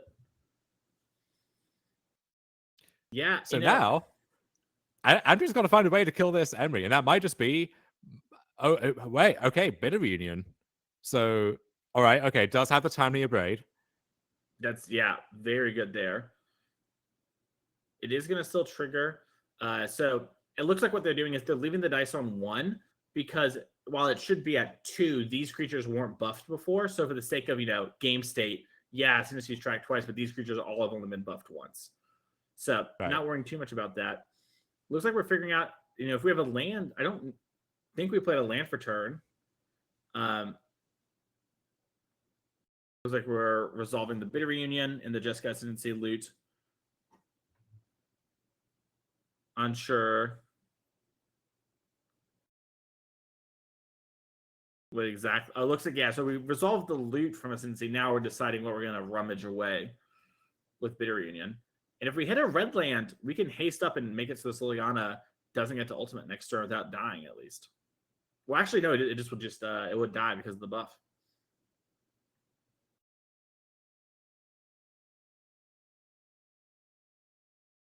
Okay, there's Hello Fountain. We're going to shock that in, and we're going to get. Oh, just casting Emry. Okay. Okay. Yeah, maybe they drew off the Bitter Reunion and I just missed it. That might be on me. But yeah, that is everything's on board. So if we ultimate this Liliana, half of it will no longer in theory, half of it will no longer be on board. The piles will be picked and made. We might see lands versus. Yeah, now it's an interesting spot, right? Like, how do you split this up? Yeah, I wonder, with your opponent using all their treasure cruises, I kind of think lands versus is the play. Like maybe you put one land. That might be what Andrew is leaning towards here, just as a first pass, kind of separating out the lands and the spells, and then Mox Amber honorary land going to join that pile. Yeah. Maybe you can put like the Pithing Needle into the land pile too, because you just don't care about Unlicensed Hearse. Or like if you do care, like because of Treasure Cruise or whatever. So yeah, the problem is I don't think you can afford to leave Ascendancy and Emry there together, because those can go off potentially even without access to any lands. If you have these 0-cost artifacts like Tormod's Crypt sacrificing itself, or 2 copies of Mox Amber looping each other, you can just go off from that board state. So yeah. I was gonna say, Taylor maybe having the Amber go to the graveyard would have been beneficial. Looks like Taylor's gonna keep the lands. Interesting. Yeah, I would think that Emry just buys back the Mox Amber and you have a mana. It's obviously not perfect. You're facing a lot of damage, but what are you gonna draw now to get out of this? Yeah. So what's the plan here, I wonder? I am not sure. Maybe there is a 4th Treasure Cruise and we were mistaken on the Treasure Cruise count. I think we've used all 4. That would be the card I would think of normally. Like, okay, we're gonna Treasure Cruise into something. We can unearth Mishra's Research Desk. All right.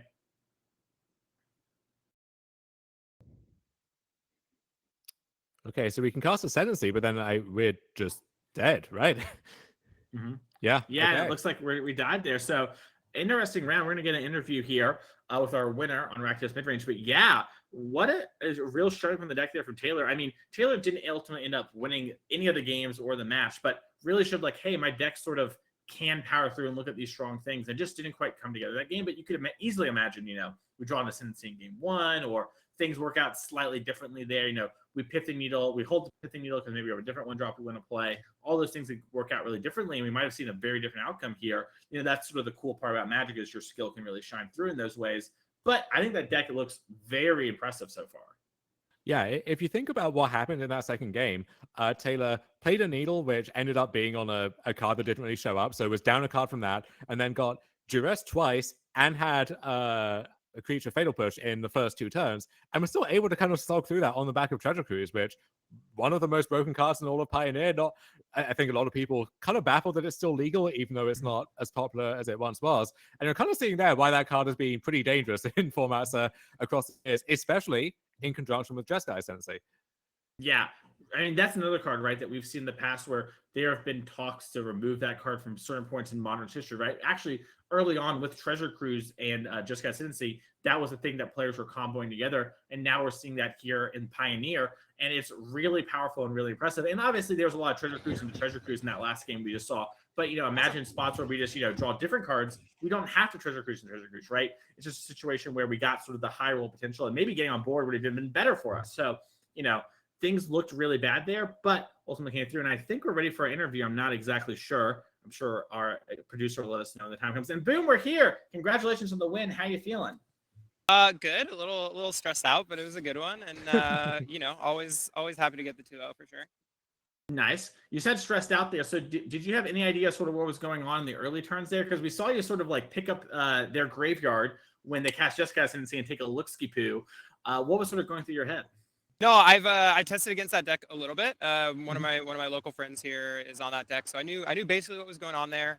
Just trying to make sure, looking through their graveyard, trying to understand, sort of what concentration of resources they have to get to their combo, and if the cards in the graveyard are pieces that they would need in order to get there. And so really just trying to understand. I think it's really important against that deck to understand what's in play, what's in their graveyard, and then the number of cards that they have in hand, because that tells you a lot about what they, the options they really have to combo off. Take us through that game one, because it seemed like you were really swimming upstream for most of that game, and then somehow we were able to kind of gradually stabilize and eke it out, even though we mentioned, if Andrea draws shielded at any point, then that's going to be a big deal. Lots of these good draws. Didn't really find any of those, but we're able to get it done regardless. Yeah, I think I really scrapped together game one. Didn't really have the the big game changer pieces, the Shieldred, etc. But eventually was able to scrap together Fable and Blood Tithe Harvester, and that combo just would slowly eat away at their board. They don't really have any ability to attack, and if I can eat away at their board, they can't again build that concentration of resources they need to combo off. So assembling that essentially put me in a position where I think me and my opponent agreed the match could go on for another 10 minutes, but it was pretty clear what the result was. And then in that game too, towards the end, you had this interesting choice where their board was absolutely cluttered. You have a Liliana ready to ultimate, but now you have to choose how do you divide up these piles to lock up the game. Take us through your thought process there, and then whether you were surprised by the choice. Because we were thinking in the booth, well, if Taylor gets a keep, Ascendancy plus Emery, even without any lands in play, that could be enough to translate into a kill potentially. Yeah, so there's a couple decisions I made there. I think sort of first decision was I want to force them to either choose the ability to make mana or the ability to have this pile of resources available to do their thing. I was under the impression that it would be better for them to choose the pile of resources as well, so the creatures and all those things. They have the Emery on the board. I had Bone Crusher Giant in hand. I was trying to push them to take the Emery. The Emery pile, I stomped the Bone Crusher Giant, and they're basically they just can't really do anything. And then I can slowly beat them away. Otherwise, they take the lands, and I have a 2-turn clock, and we're just good to go. Yeah, that makes a lot of sense with the Bone Crusher Giant. We didn't see that in your hand there. So putting the Mock Saber in the land pile is actually very tempting, right? If your opponent's like, oh, well, I have Emery, well, then great. Who cares? I'm going to make a bunch of blue mana. You're going to die. Nice deck. But instead, you sort of trick them into it. So that was a very well played moment there for you. How are you feeling so far in the event? You're 3-0 so far. We didn't get to see in the earlier rounds, but what's been going on? How's the event been going and having fun? Yeah, early rounds were strong. I feel good about the event so far. Played Niv Mizzet round 2. I think that deck keeps some tough hands, so that was good. And played Red Black round 1, and that was I just drew better. So yeah, I mean, overall feeling pretty good. Excited. 5 more rounds here, so just hoping not to fall apart.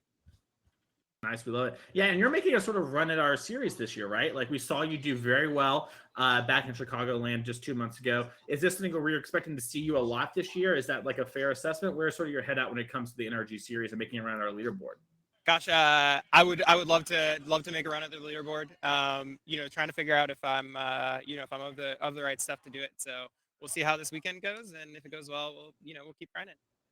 Great. Well, so far you're killing it. If you just never lose, you're doing very well when it comes to the NRG series. So we'll see you around. We're gonna go catch up our backup feature match because we've got a spicy one over there for us. Thanks, y'all. Thank you. We'll see you around. It's great to have her in the booth here and had a conversation. We are actually at the end of the round. So we're going to go on break. Sorry, I thought we had a little bit of time. Time flew there in that last match. I thought we still had a little bit, but we can figure out who the winner of that was and let you know later. Dom did tell us game 1 was won by the Convoke player. Maybe we'll have to catch him on the secret backup match later or a main match. I knew we weren't going to have time to get there. Oh, smart. You were planning ahead. I like that. Playing to your outs, So Dom. That's very good. Do you know who won by chance, Dom? Well, I'm going to keep that to myself. That's only for the premium subscribers. Yeah. I like that. Well, hey, if you want to follow the Twitch channel, that way you don't miss any of the exciting magic happening here. And we'll be back in just 3 minutes.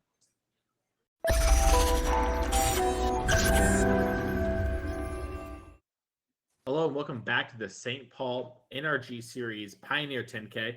I'm your host, Mason Jordan, my co-host here, Dom Harvey. And we've got another exciting round of magic for you here today.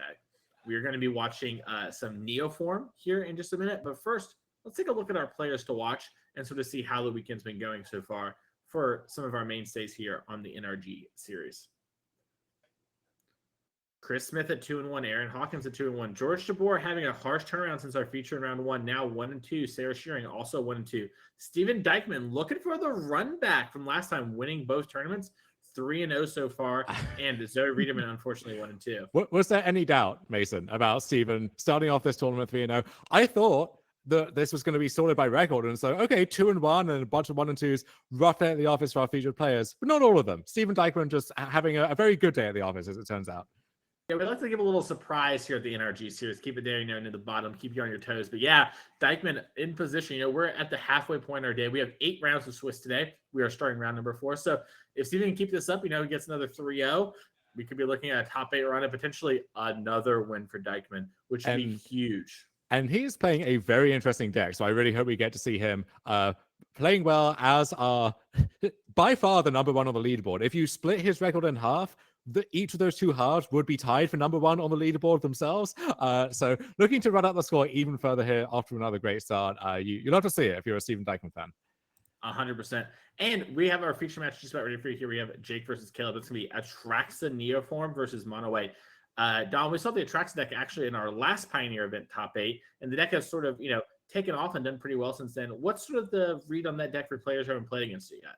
So this was one of those decks that really took Pioneer by storm for a few weeks, and it's died down a bit since then, but still pops out from time to time. You see Jake Coenen on the left, 3-0 with it so far. And the big fork in the road there is, do you want to play the conventional list, like the boring stock Neoform Atraxa deck, or do you want to play Soulflayer? So that's a decision that really informs some of your other deck building choices. It seems like the classic list that we see from Jake is the go-to at this point, just keeping it lean and consistent.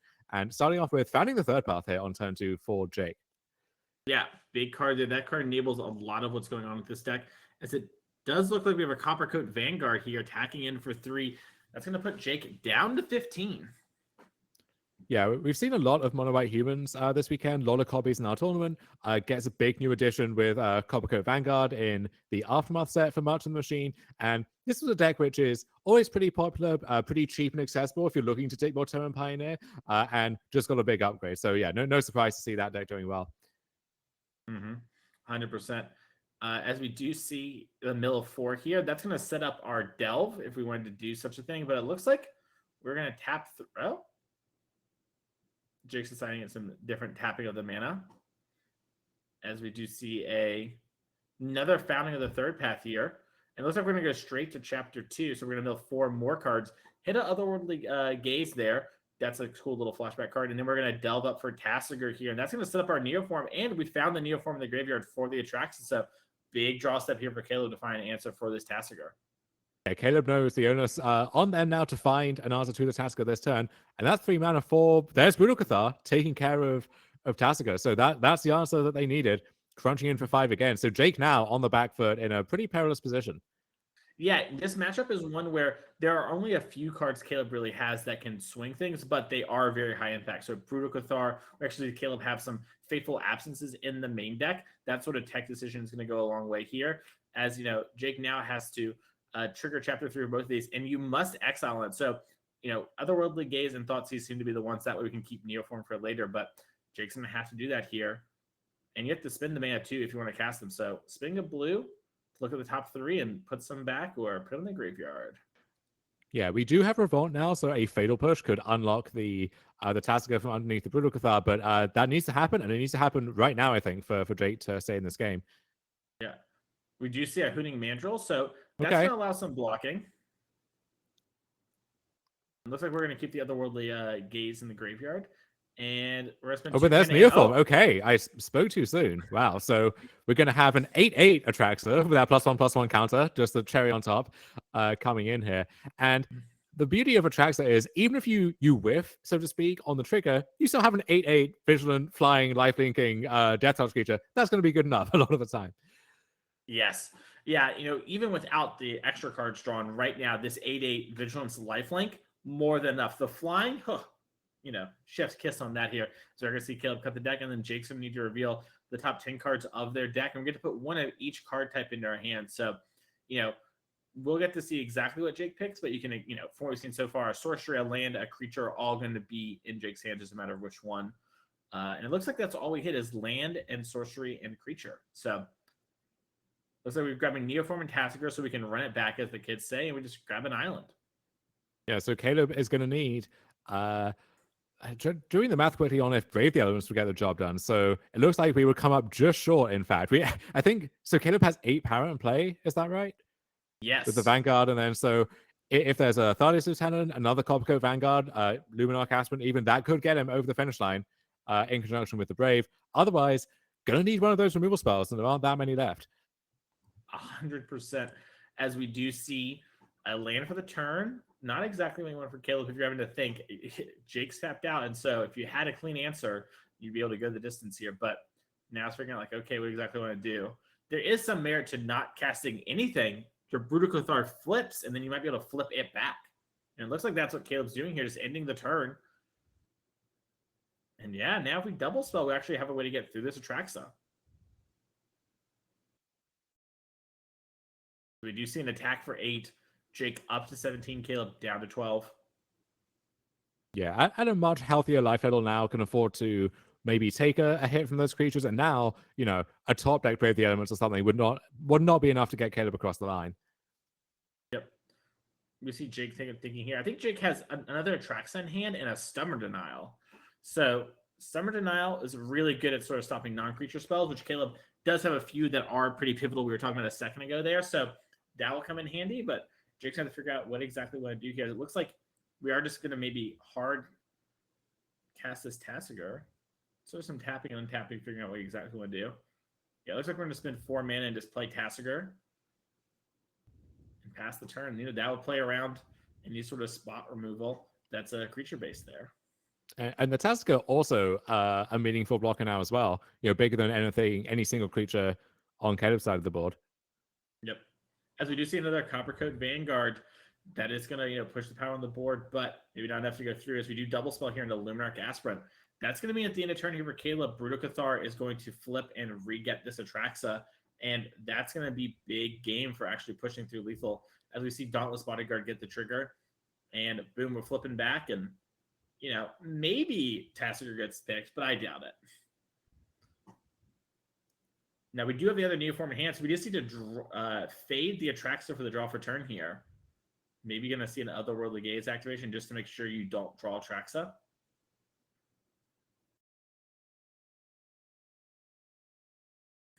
Yeah, so Jake would love to find a Fatal Push or some other removal spell at this point.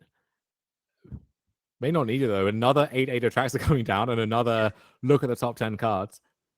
Yeah, and I think this is the last Atraxa in the deck. It looks like the deck only plays 3 copies and 1 is in hand. So if Caleb can kill this one and protect the Brutal Cathar, Caleb in a great spot, but that's a tall ask to have. Notably, though, Coppercoat Vanguard does add Ward 2 because there's 2 of them for these Brutal Cathars, but Jake has 3 lands, so it's just going to more limit on what can happen, less so than anything else. As it does look like we found Fatal Push, Founding of the Third Path, Hooting Mandrills, and we have a couple land choices. Like we're going to take a Thoughtseize just in case. And a Boseiju.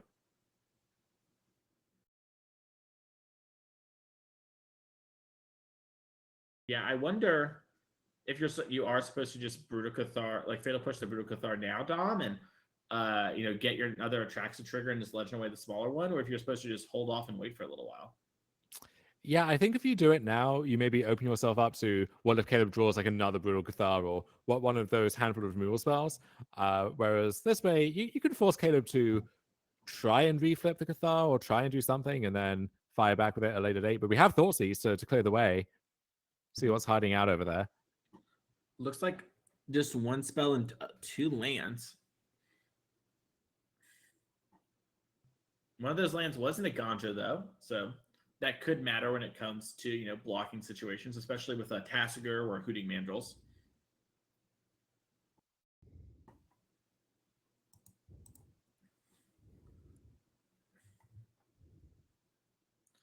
Looks like we are going to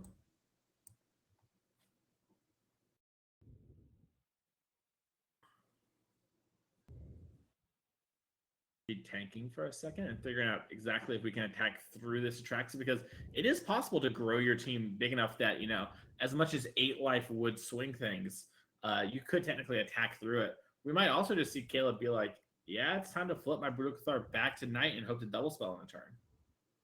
It does feel weird as the aggro deck to just consciously make a choice to not do anything, but that's what Cathar prompts you to do sometimes.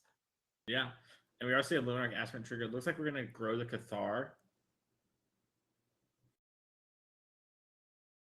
Caleb knows about the Fatal Push in Jake's hand, obviously, because all those cards are revealed. Looks like we're lining up what happens if we attack. It might just be what's happening is we can attack with some 4-power creatures, and we can either eat the Hooting Mandrills in combat, or if Atraxa blocks, we can Aganjo it down. Which is not the worst. Yeah, this Dauntless Bodyguard is just attacking, I believe it is a 5/2. Not quite a 6/2, but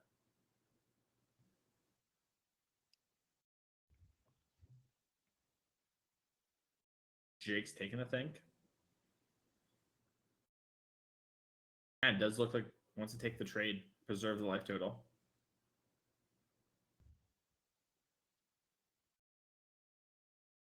All right, Cathar flipping over again. Day becomes night. Atraxa will come in. So Caleb down to 4, Jake up to 23 now, back over his starting life total. Yeah, we saw how fast Caleb was, but this 8/8 Vigilance Lifelink has just dominated the board. We see how the first Atraxa really finds the second one, as we do put a Gigante in hand and pass back.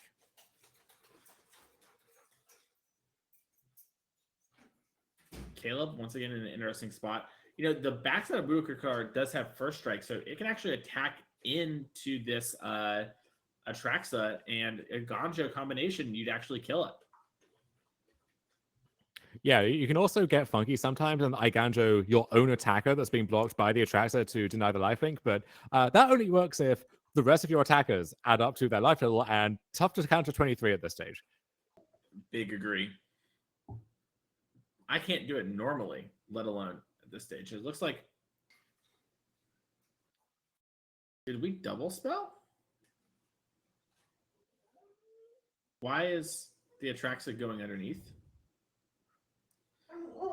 I think we should probably get a judge involved. I'm not sure exactly why this Brutal Cathar transformed. I think both players just made a small little mistake. Yeah, going to get some clarity on that real quick. Yeah, let's get a judge down to the table. Hopefully someone hears me. Because there is a big difference between the Cathar flipping and the Cathar not flipping. So definitely want some clarity on that before too many game actions continue getting taken here. Yeah, because I don't think Jake we didn't miss anything, right? Jake didn't accidentally cast something and we're missing because Jake just put Gigantha in hand and then Caleb had no plays. Looks like Chad agrees with us. Looks like our EP heard us, I should say. It's going to get on down there. And it looks like, it looks like the players are. There's something. We'll have this taken care of though in a second. Really easy fix from where we're at. We're just going to rewind, put the Fatal Push back in hand, put the Brave back in hand. A little awkward that this happened. And then the Atraxa will have a counter on it and we can move on with our day.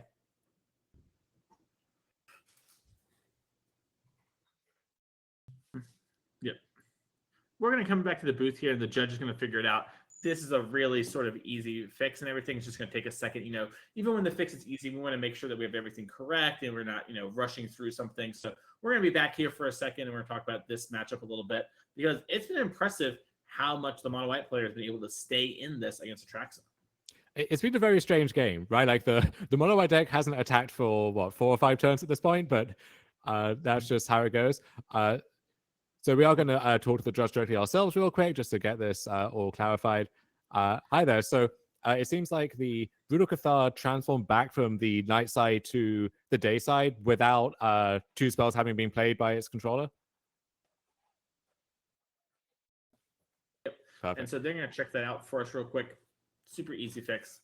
These sort of things happen, especially if you've played a lot of when we back in our day, Dom and Innistrad, it was you don't cast spells, it flips day back and forth, and now things are different. We have a day-night mechanic, which is technically a mechanic, and we get to sort of experience that fun that it brings to the game. I know that in some of Mark Rosewater's design retrospective and such on these various sets, he did note that some players said that the day-night mechanic was sometimes tricky to track in paper, which is something of an understatement. It's the more I play with it, I wonder, dear God, is it just me? Am I getting old, or is everyone else having the same problem here? I think day-night is something that everyone can sort of handshake on. Like, this is hard to track. Also, who's in charge of tracking it? Let's say we both have day-night creatures, right? So what's going on? we got some judges here in the chat, and they can back me up on this. But it used to be back in our day that both players were responsible for tracking everything that was going on in the game, including both players' triggers. And it always felt terrible when you got some kind of penalty for not tracking something that your opponent also missed that spawned from their card. And with day-night, both players have to track it, even though a lot of the time, right? I know you dabble in Legacy, and I do as well. The one Outland Liberator in my Green Sardino deck, that's the only day-night card in both players' 150 cards combined. But if we don't track this together for the rest of the game, then we get escorted from the building. So, it's a lot to keep track of. Yeah, it's a big asking. If it reanimates, some weird way or gets shuffled back into my deck because of endurance, we got to keep track of this, And you unfortunately have to do it, but that is part of the fun and the complexity. Magic's the most complex game in the world because of day-night. Actually, if it wasn't for day-night, it would just be really easy to play. Well, I'm such a boomer that I remember when they had the big M10 rules changes, right? They removed mana burn from the game. Damage didn't use the stack anymore. And so many people were outraged that they were dumbing down the game and the game wouldn't be score tested anymore. Turns out Magic's still plenty hard, even without the designers adding more responsibilities on top of that. I can't imagine seeing mana burn and being like, this comes up all the time. My mana drain's just better counterspell now. It's just when is this actually happening? When are people floating mana? Is Dark Ritual really something? The situation's coming up a bunch. It's very funny. Talking to a group of Magic players and realizing none of them knew what it meant for damage to use a stack. This was just a completely foreign language to them. That's when I knew I was old and long in the tooth. And it's only downhill from here. Yeah. Yeah, that's the thing I always wonder about pre-modern players. You know, like there's a subset of players that like to play that format. Do they play by the pre-modern rules, Dom? What's sort of going on in that department? That's something that I ask myself a lot. You know, it's like, is it really the fun as part of the rules as well? We have to get some pre-modern people in the chat. Let us know what they sort of think.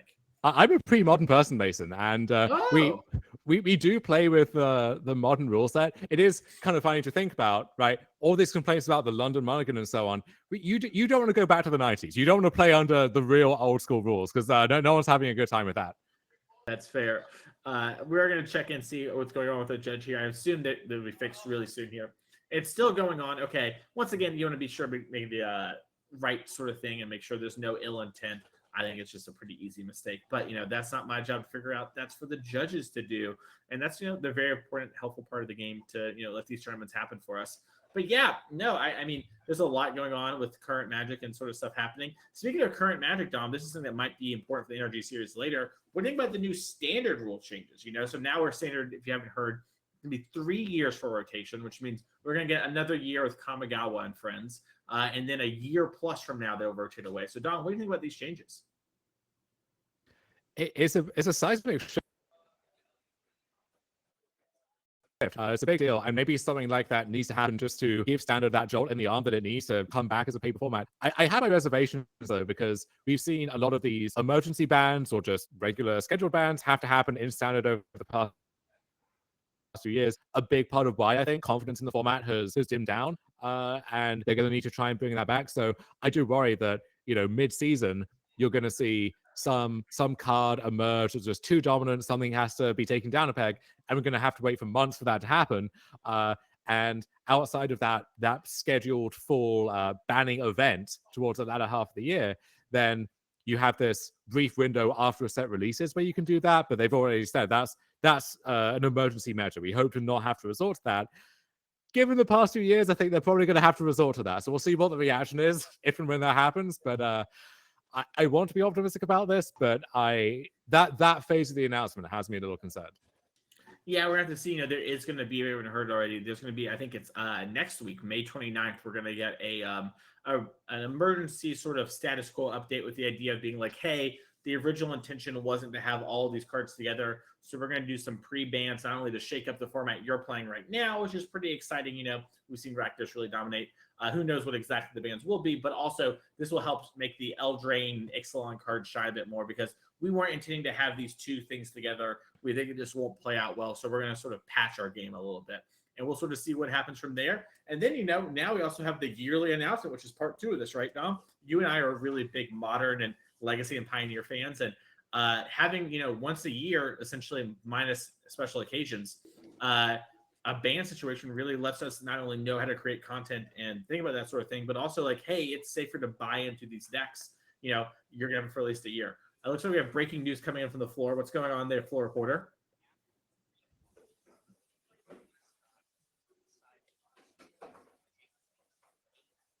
Okay.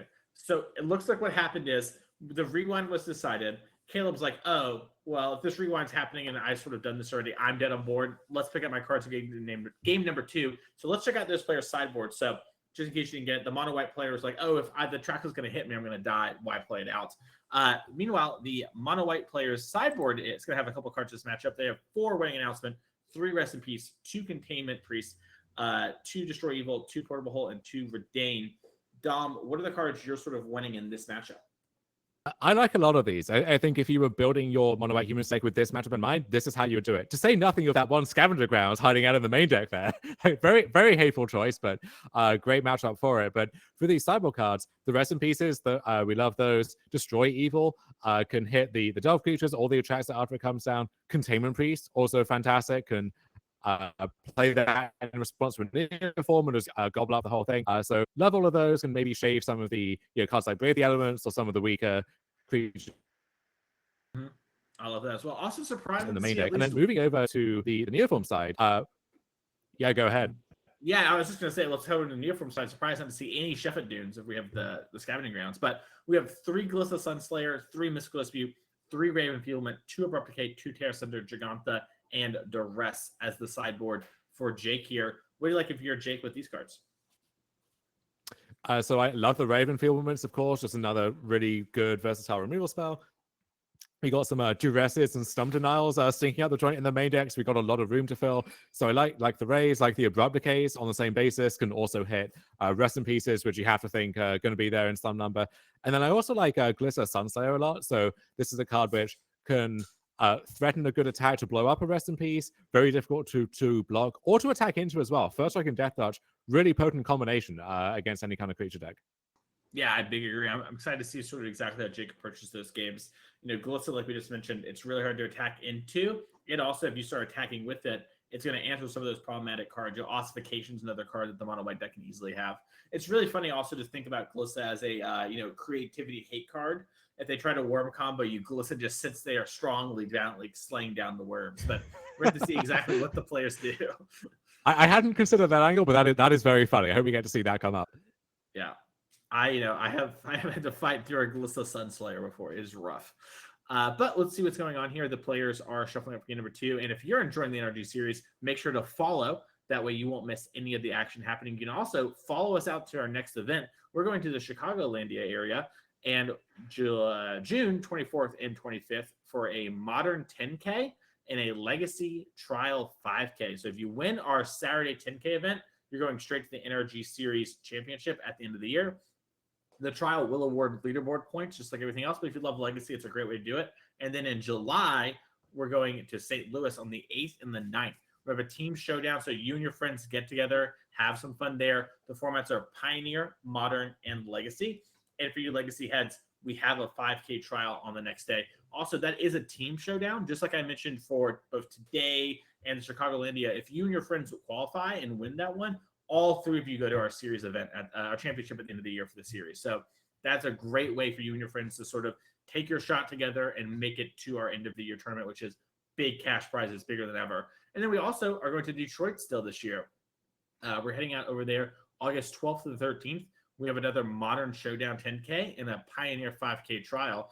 A lot going on there. So it's going to be really exciting to see what's happening in Detroit. And like Dom mentioned, Steven Dykman, one of our top players, is there. Roger Suleman, our reigning champion. So a lot going on as we're into the game here. Looks like Jake played a land go, and Caleb is casting a Thalia on the play, and Jake's going to respond with a little otherworldly gaze and sort of fill the graveyard up. Looks like we're banning 2 cards that we don't want, so there's something we do like.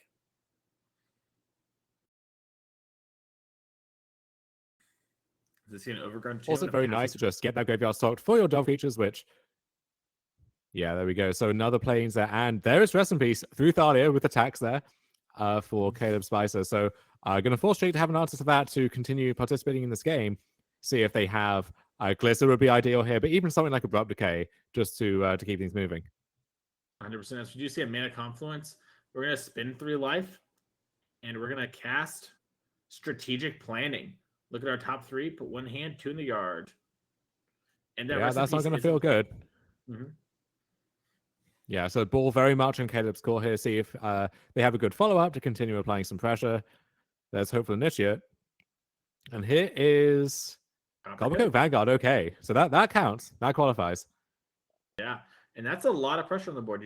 Jake down to 14 with, I believe, 8 damage coming in on the next turn.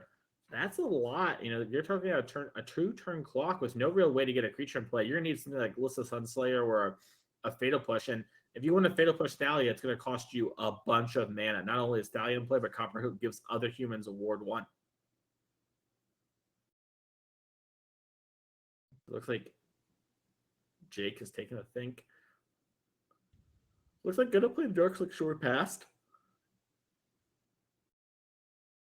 It looks like we're gonna do an upkeep. And yeah, we're gonna lose a life from the Mana Confluence, and we're gonna brave the elements here. Preventing Caleb from, having all the mana available to him on that turn. Yeah, as we do see an animation of Mutable. Still enough to, yeah. 10? Let's see, 2, 3, 4, 5, 6, 7, 8, 9. Coppercoat. I think we are in garbage time. There we go. So game 2 will go very quickly to Caleb Spicer. We'll go to a game 3 here. We'll take a look at the player sideboards here. Don't think there's anything too much in terms of play versus draw going on, but worth checking in again here. So as we see, the Glitters, I'm sure, came in. Raven Enfeeblement, Abrupt Decay. We see Terra Sunder as well. Is that a card that you have any interest in? Like, it does deal with Rest in Peace, but dealing with anything else is pretty expensive. Yeah, I have a bunch of cards I kind of want to cut. Like these Stubs, Thoughtseizes, and Duresses, I'm all like, I don't want these, right? So that gives me 9 cards. My Ravenfieldmans and Glissas are giving me 6 cards. My Abrupt Decays are 8. So really, I could totally see one Terra Sunder coming in this matchup because it is, you know, a clunky way to answer a creature in the late game. And early, Rest in Peace is such a pivotal card that, you know, if you pass with turn 2, you know, you maybe set up a little bit, they Rest in Peace, you blow it up immediately. Bam, you're in such a better spot. And this is where play draw matters so much. You know, we saw Caleb last game develop Thalia into Rest in Peace. Not much that Jake could do there and got on board really quickly. Now that, you know, Jake's on the play, they're going to have more time to sort of set up and answer these sort of impact cards from Caleb. From the white sideboard, though, looking at that, I don't think there's anything that really changes. I think, like you mentioned before, you sort of had a sideboard and like a plan for this matchup that was very good looking. Like this looks like a matchup Caleb was preparing for, and I can't imagine much changing. No, Rest in Peace is great. Containment Priest, great. Destroy Evil, great. All of that was true before, still true now. So I think Caleb will be quite happy to run it back, even on the draw here. I agree. Well, let's see if our players are ready. As it does look like Jake is shuffling up. Yeah, Jake on a mulligan to 6, so didn't find the right 7-card hand. And, you know, with a deck like a Neoform, you're going to want to actually have like the right sort of cards. You can go down to as low as 5 cards. And if you have the right setup material, you can succeed in your Traxa. You know, even if it didn't draw cards, just having that huge body will go the distance. As Jake is shocking in a Watery Grave. And we're going to see Caleb play a Plains and Passes. Otherworldly Gaze is the play for Jake. Yeah, so whenever your mono white humans opponent passes without playing a 1-drop, given that they have so many in the deck, it looks like 12 at a quick count here for Caleb, you have to wonder, okay, what does the rest of the hand look like? Why would they keep a relatively slow hand? So Rest in Peace would be an obvious answer for that, but you start to try and put the pieces together even at this early stage of the game. Yeah, 100%. Every action your opponent makes is telling you a story of what's in their hand. And so, you know, even the act of not doing something tells it. And, you know, Jake been the Thoughtseize there. So there was something else Jake went and said. Maybe it was the land was needed. As it does look like Caleb has a 1-drop and didn't have a Rest in Peace. Or maybe it's playing around Stubborn now. Hard to know for sure. Couldn't quite see Caleb's hand as we see another Otherworldly Gaze here to set up for Jake. So this is interesting. Yeah. I wonder if a single white by itself, I mean, represents Brave the Elements, but it's kind of tough to figure out, okay, what is in Caleb's hand? Maybe some of these powerful 3-drops, like a Brutal Cathar, Adeline, something like that. Maybe there's just a bunch of these reactive cards like Destroy Evil, maybe? Yeah, that might be the case. It might have also been just a case of had some... Yeah, it does look like Destroy Evil's in the hand. And that's going to clean up this task here if Caleb wants to do it now. And that's, you know, the nice thing for... Yeah, Scavenger Grounds, dear Lord. Yeah. Jake like taking the Scavenger Grounds in his stride, but I probably would have had a visible reaction to that one.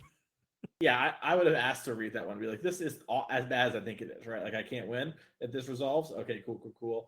You know, as we do see Jake cast Strategic Planning, and we might just see Caleb, you know, if Caleb has some more lands in hand, might just activate Scavenger Grounds and keep Jake off the ability to put a Delve creature in hand. You know, yeah, as we do see it here, exile the graveyard.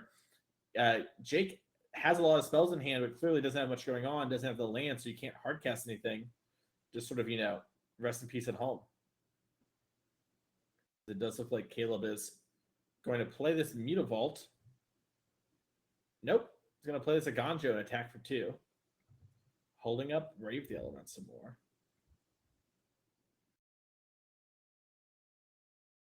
Maybe a moment where Caleb should have thought through the whole turn and played the Mutavault, but not going to be the end of the world.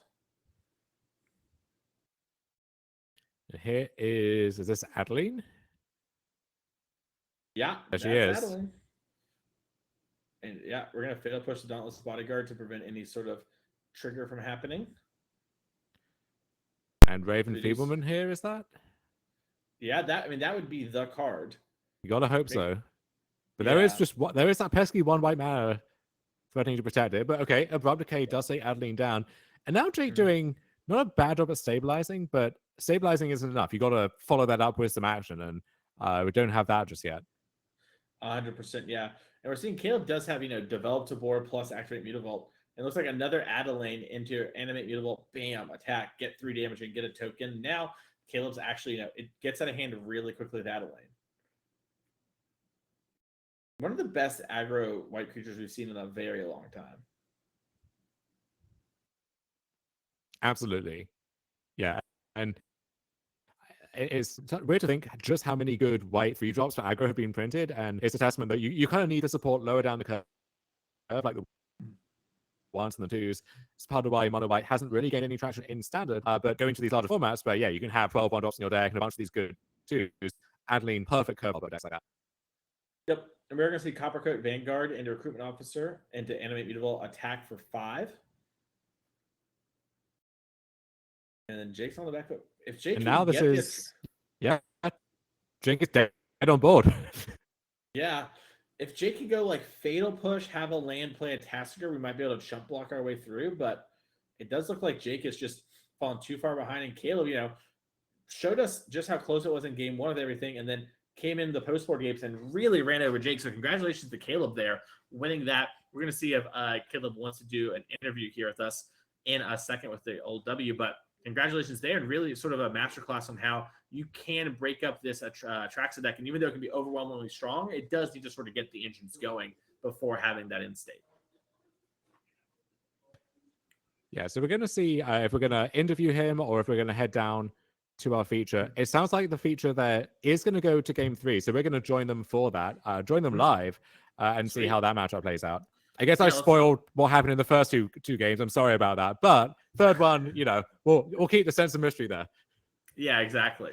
Thank you for at least letting the third one be a mystery as it happens in real time. But those decks are going to be Azorius Control versus Abzan Greasefang. It's a pretty exciting one there. I'm going to take a shot in the dark and guess Greasefang won game 1.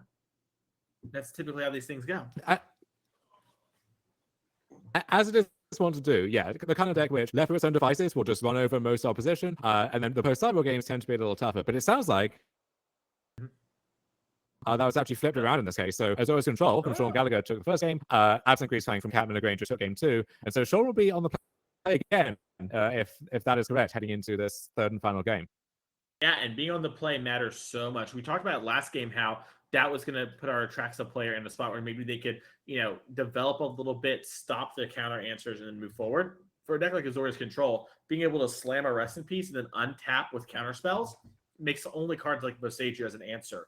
And those things will really swing the game. So Sean Gallagher definitely looking to have some sort of draw like that with a high impact hate card. Also, Sean here playing 60 cards, right? We saw George Jabbour in our earlier round playing a blue-white control with 80. We're down to 60 here. We're keeping it lean and mean. Yeah, definite trade-offs involved with adding a companion to your deck. But the nice thing about Azorius Control is a lot of them just get to free roll the Kahira as a companion, or Zerda even, regardless. Sean Gallagher actually not doing that, though, because we have this creature package in the sideboard, the Baneslayer Angels and Hullbreaker Horrors and so on, taking the place of that. Yeah.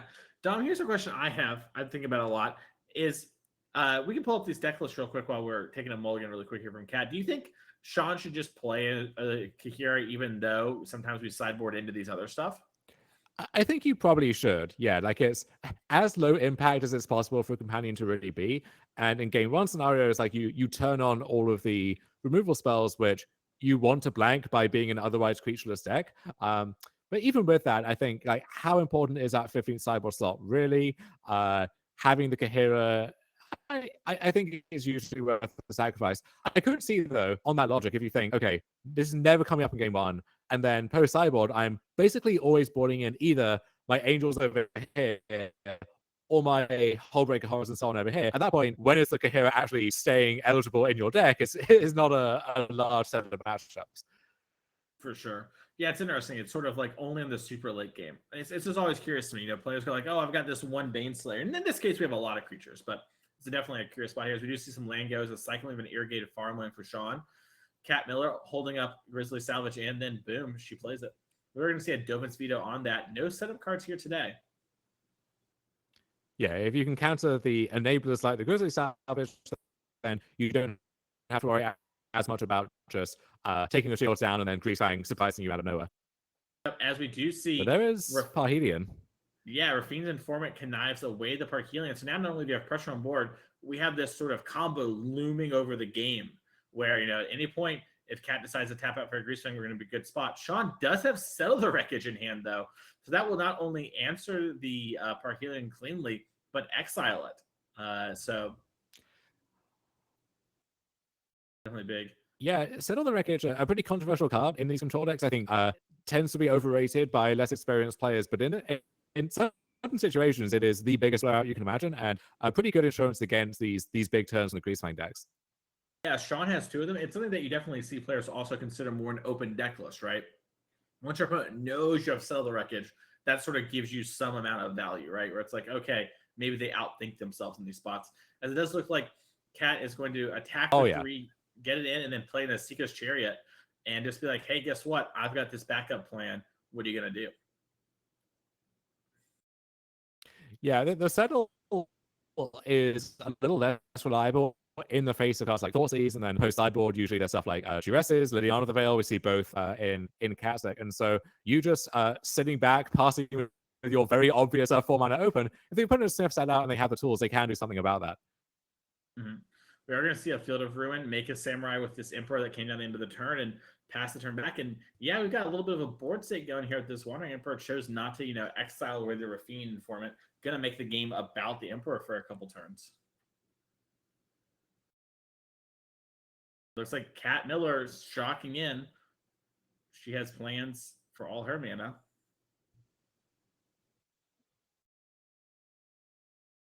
There's going to be a Greasefang. This might be a Greasefang into a Can't Stay Away little Wombo combo.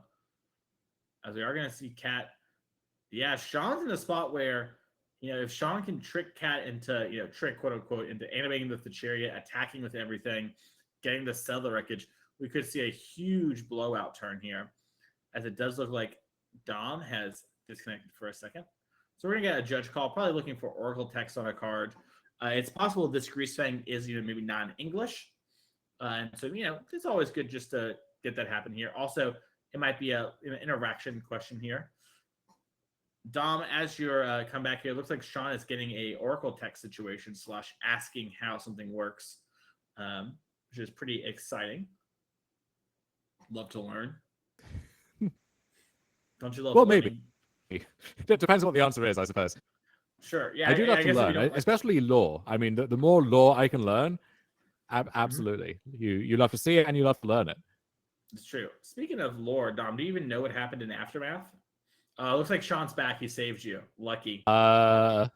Anyway. Lucky ducky. And it does look like Sean's like, yep, happened. Cat Miller's like, bring back my Parhelion. Let's figure out exactly how I want to crew this stuff up. And yeah, it looks like Cat's going to crew the Seeker's Chariot up and obviously, the Parhelion, since it's only on the board for 1 turn. Although maybe she's playing around Settle. It's possible that, Cat got by Settle in a past game. Yeah, it looks like she is going to...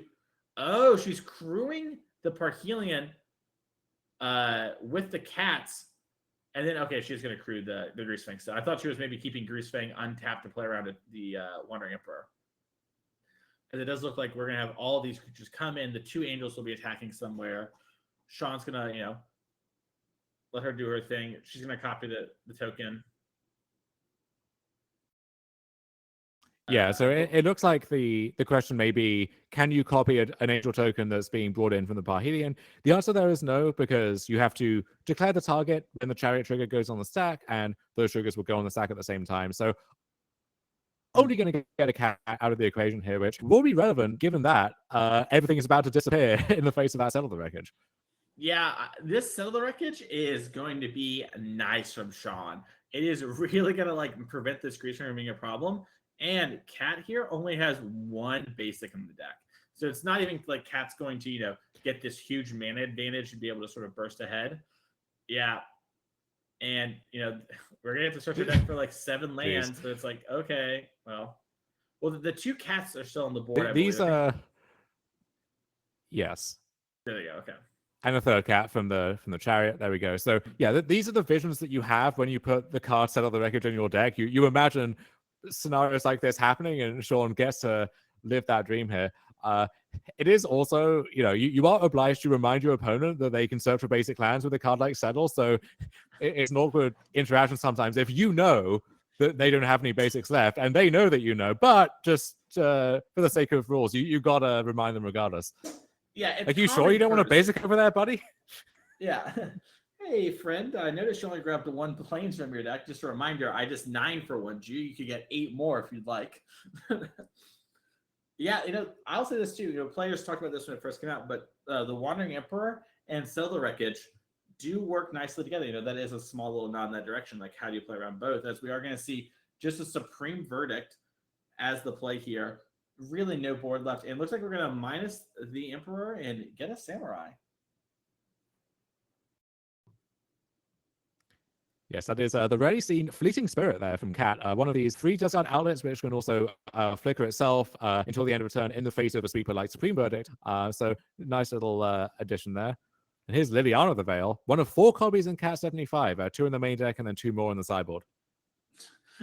Yeah, we're going to take up, speaking of copies, Sean discarded the second copy of Settle the Wreckage. It's like, the first one did its job. It's fine. Yeah. Sean's deck's all board wipes. As we do see, it looks like another Wandering Emperor in hand. We might see a little cheeky attack. Would you like to trade? If so, get a little first strike action. One of my favorite little modes. So this is a spot now where if Cat just draws, let's say, a Nasika's Chariot, right, and has a Liliana going, and she might be able to just reclaim the advantage again that way. 100%, yeah. Also, it looks like her mana is good, but, Sean knows, like, hey, there's no way she played around me, saving this Field of Ruin. I can start blowing up lands if the mana gets a little tighter. So we might see Sean start doing something like that, as he does have lots of Field of Ruins in his 75. As another Liliana the Veil off the top. So minus kill the Samurai, play this tick up. Can Liliana get Cat Miller out of this?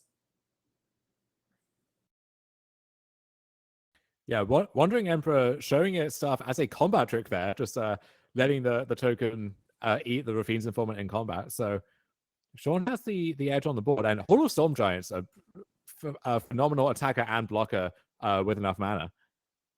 Yeah, Hall's going to be a great card for taking over, and the Seeker's Chariot off the top is such a good draw. That's going to give Cat Miller a big board, and this Liliana is going to tick up, get rid of the Glacial Fortress. Yeah, and now Sean really needs a land to start activating this Hall. We do have the Emperor that can make another 2/2 to offer some trades. But if we draw, a Can't Stay Away, we're a Greasefang, we're going to be in a great spot as another Samurai comes down.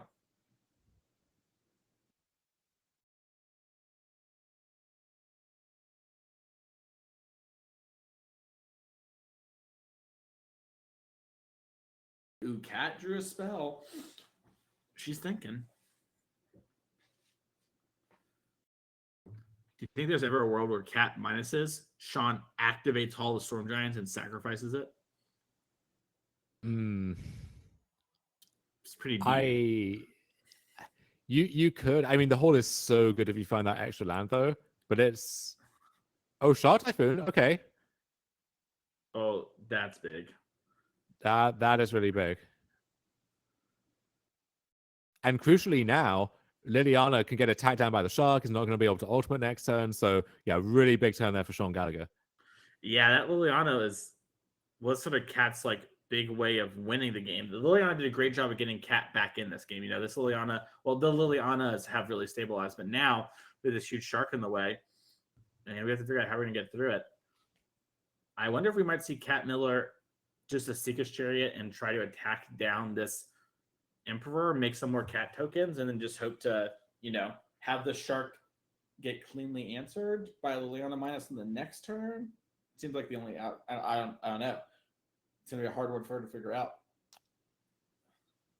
Yeah, you can try and trade off a bunch of cards, but it's tricky. I think the long game favors Sean Gallagher. Yeah. Yeah, I feel like Cat had to animate the Chariot and make another Cat. There is the Parhelion in the graveyard now, though. So any top deck Greasefang could break the game wide open again. So the game will go on, and there is some tension to be had still. Yeah, no, I mean, it is definitely not over. It's just a moment of Cat Gallagher needing to find. Oh, we're just gonna, bin one. Yeah. Is that a professor of symbology? What was that? Oh, that's the fleeting spirit.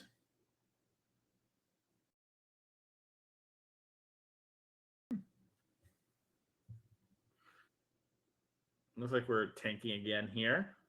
We gotta exactly have if we win attack or not. Sean notably didn't draw a land. Definitely would have played any land. Obviously, the temporary lockdown get discarded. So looks like, yeah, we're animating and crewing up and attacking the Emperor, and it looks like we're going to get 2 samurai. Oh, might have all the samurais trade. All right, looks like the Emperor is going to die, and we're going to have the Chariot get traded off with it. Yeah, good, I think, to triple block in those situations, just in case there is some random removal spell to mess that up. But yeah, Sean gets a trade that he wants. The block with all my creatures line is underused in Magic. As we do see, It's also just satisfying to just grab an entire set of creatures and shove them in front of one thing. Yeah, we see Sean rip another temporary lockdown. And Cat Miller, you saw her tap the top of her deck. She had hit that Greasefang, should have been great. And rest in peace off the top. Oh my goodness, Sean Gallagher with just a draw he needed to really get things going. And now Cat Miller needs to draw more Seeker's Chariot type cards and bodies if she's going to take over this game. As we do see a Vessel and Nathan C be the draw for the turn. Looks like she's lining up if she wants to crack this or not.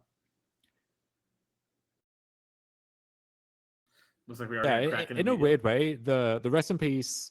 The rest in peace didn't do anything immediately, but it meant that so many of Cat's draws would be less threatening if the wrong thing happened. Yeah, and it looks like Cat found a Sky Sovereign, which is a threat. I'm going to put that into our hand, and let's see, does Cat have... Yeah, Cat does have 3 Witherbloom commands in the deck, which is pretty stock these days. That is a way to also get rid of this Rest in Peace, so it's not like we're cold to the Rest in Peace for the remainder of the game, as we are going to see a Sky Sovereign come on down here. We see Cat play the land first, play around cards like Make Disappear. It looks like a pass back. Mason, have you been practicing your barge sound since the last time we were in here together? That's my barge sound. Thank you. There we go. Yeah. So Sean, now I could be getting aggressive with this Hall of Storm Giants, right? Although Wandering Emperor is another good way to use your mana, I suppose. Yeah. And, Sean wanted to get that going, and now has Animate the Hall, maybe grow the hall. As we are going to see an attack for 9, put Cat down to 9, and then make another token. And yeah, we're going to see Cat need to draw some sort of chump blocker. Something played great this game, but just barely got away from her. This is why you see, these control decks can succeed in Pioneer. They sort of have these high-impact cards that are very swingy. If they can get the game to the point to resolve them, it's really about getting the games to those points. That is sort of the hardest part of it all. As we do see Cat taking a think. Looks like she has a Parhelion, or maybe it's a Seeker's Chariot and a Mana Confluence. Hard to tell. She's flicking quick. Yeah, I think that is a Seeker's Chariot. So that would mean we're able to block. I guess the question is, because if you crew the boat this turn, attack down the Emperor, kill the token, you go to 1. So okay. So yeah, we stay alive by the skin of our teeth. Yep.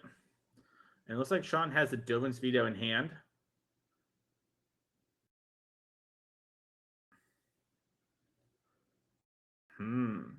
Big think time.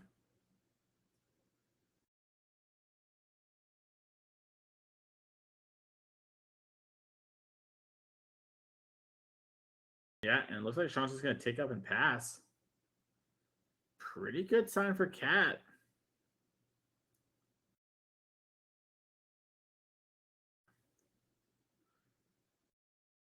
I feel like, I don't know, I hate doing predictive plays, but it does feel like Kat is. First in, looks like she's playing the land. Oh, the shark tucked in is game over. Okay, well, and no matter what we did there, we were going to be end up there. So congratulations to Sean Gallagher. That was a crazy game number 3. That was a really cool one to watch there. Really back and forth, and Kat really sort of showed like, hey, I can have these bad things happen, and everything work out, and I can still sort of power through. We saw George Jabbour sort of, control expert in round 1, talk about like, hey, I'm really worried about the Greasefang matchup. I need cards for this. And we see why, even when we get these insane 3 or 4 for ones, wasn't enough to really just, kick the lights out of the matchup, and needed to go the distance there with another Shark Typhoon. So congratulations to Sean. And I think that's going to do it for us this round, Dom. And so we're going to take a quick break and we'll be back with round number 5 in just a few minutes.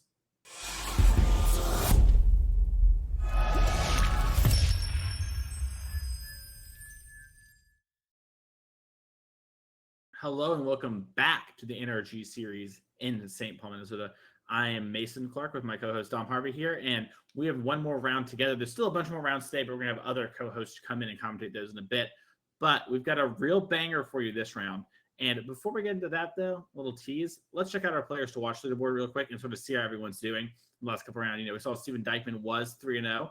So Steven Dykman 4-0 on the run back for the back-to-back third in a row win for Dykman. Are the players Zuri Reederman battling out 2-2, same with Sarah. Dear God. Both those players are playing for leaderboard points, as is Eric Harkins, Chris Smith, George Jabbour. These are people who you're going to probably see play all the rounds because those players are wanting to get leaderboard points at the end of the year, and it puts you in a really great spot there. So you're going to have those, so we're going to keep seeing them. But yeah, Steven Dykman at 4-0 here. Meanwhile, our main feature this round, Dom, is going to be Thiago Saporito versus Daniel Wessler. And this is a big matchup here. Mono White Aggro versus Azorius Control. And you mentioned Daniel, notable world champion in multiple other card games. So not a slouch when it comes to Magic. So you see Coppercoat Vanguard. Yeah, and not the world champion in Magic. That is, of course, Nathan Stoyer, but yes, a very accomplished player in card games in general. And Thiago Saporito, his opponent on the other side, former Platinum Pro. I'm not sure why he's here exactly rather than his home country of Brazil, but while he's here is dropping by, gracing us with his presence, and starting 4-0 in our tournament for good measure. Yeah, I was going to say maybe Thiago was at the Pro Tour and stayed around for an extra week or two with some friends. Who knows? But he decided to bring the Mono White Aggro deck here, and someone who we've seen do very well in Magic Online when it comes to the Pioneer format as well. And it's got the Luminarch Aspirant. And, Dom, I'll say it. I think a lot of players have been surprised by how much Mono White we've been seeing this weekend, and also just how good it's been. For a lot of players, it's a deck that kind of fell off when Mono Green left the format before.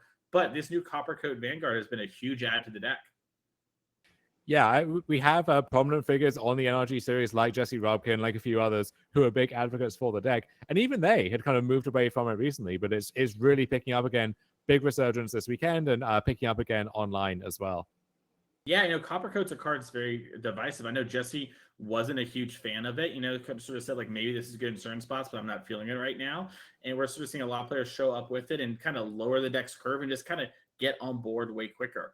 We are going to see Daniel resolve an Omen of the Sea here and scry 2 bottom and then take a draw step. Daniel is playing Yorion. That is that card that is hiding up at the top. That's that new Multiverses of Legends art for Yorion. And Daniel's got 8 cards in hand, just figuring out what exactly he wants to do. And so far, the answer is nothing. Just going to pass back. And there's going to need some kind of interspeed interaction here to keep up with this draw from Saporito, who I don't think this is going to be lethal this turn, but it's going to be awfully close. So maybe Weiser banking on a Supreme Verdict or something to try and stabilize, but is under the gun right now. Yeah, it's going to be a big ask here, especially because, this Coppercoat Vanguard does a mini Thalia impression for your other creatures, right? So this Luminarch Aspirant is, if you want to kill it, for example, you're going to spend that extra mana. And with a deck like Blue-White, your answers are either, universal and big board wipes or kind of expensive target removal at instant speed. We're not seeing lay down arms here from Daniel. And it looks like Thiago is getting a Luminarch Aspirant trigger, going to put it on the Luminarch Aspirant, really spread the power around, and then attack. And I think looks like deciding maybe Okay. Might have been a moment with the training on the stack that we wanted to remove it to blow up the Omen of the Sea. Yeah. Yeah, so some questions in chat as to whether decklists are public. So this is a closed decklist event for the players participating. By the time we get to the top 8, decklists will be public at that point, and then you also will be able to look at those and see what was able to make the elimination rounds. We do see as well, if you look at Daniel Weiser's side, a Ragran Triumph there. So you see some of that in these 80-card Yorion decks, just as these additional blue-white dual lands that can also cycle, have the good types that you need. But Daniel Weiser also has 4 Leyline binding in the deck. So you're going to see a good mix of Ragran Triumph as well as Bant Triumph and Esper Triumph, as they are affectionately known. Yep. And we do see a Glacier Fortress and just the passing. Daniel probably has to have a Wandering Emperor, but I'm not even sure if that's enough. There's so much power on board here, Dom. What could Daniel be having? Well, if it is Wandering Emperor, we can't pay for the ward on the Vanguard, and so as long as something else has enough power, then we are good to go. And that's going to be easy to accomplish. Yeah, I guess you could have a Samurai get made. Yeah, Gonna do the quick settle the records check. 0 copies in Daniel Weiser's main deck. He is not a fan of that card, but again, closed deck list at this stage. Thiago doesn't know that, so at least has to be mindful of that threat. Going to send all of his creatures in anyway, and is going to take down this first game. So Mono White Aggro swiftly up a game over Azorius control here. So we're going to see what both of these players, very accomplished players, both of them, can bring to the table in these sideboard games. Yeah, Thiago, like you mentioned before, Platinum Pro, someone we've seen crush Magic at multiple points in their life. And, just going to be able to sniff out, like, yeah, if you got Sell, you got it. I can easily beat everything else but that card. So I'm going to all in attack, not play around too much. And sort of shows, once again, we talked about this, I think last round, Dom, but the fail rate of creatures is so low. Being able to get in on the board early and just attack people, if you're not like prepared for that, where you're not also getting on the board, you will really fall behind. And that is what the strength of the mono white deck, and we're seeing it really do well this weekend. Let's pull up our sideboard here for our blue white control deck and see what they might have. Daniel has 4 Aether Gust, 2 Chrome Host Seed Shark, 2 Rest in Peace, 2 Mystical Dispute, a Dinnick, a Dovin's Veto, a Dream Trawler, a Hullbreaker Horror, and a Yorion as the companion. Dom, if you're Daniel, what are you liking?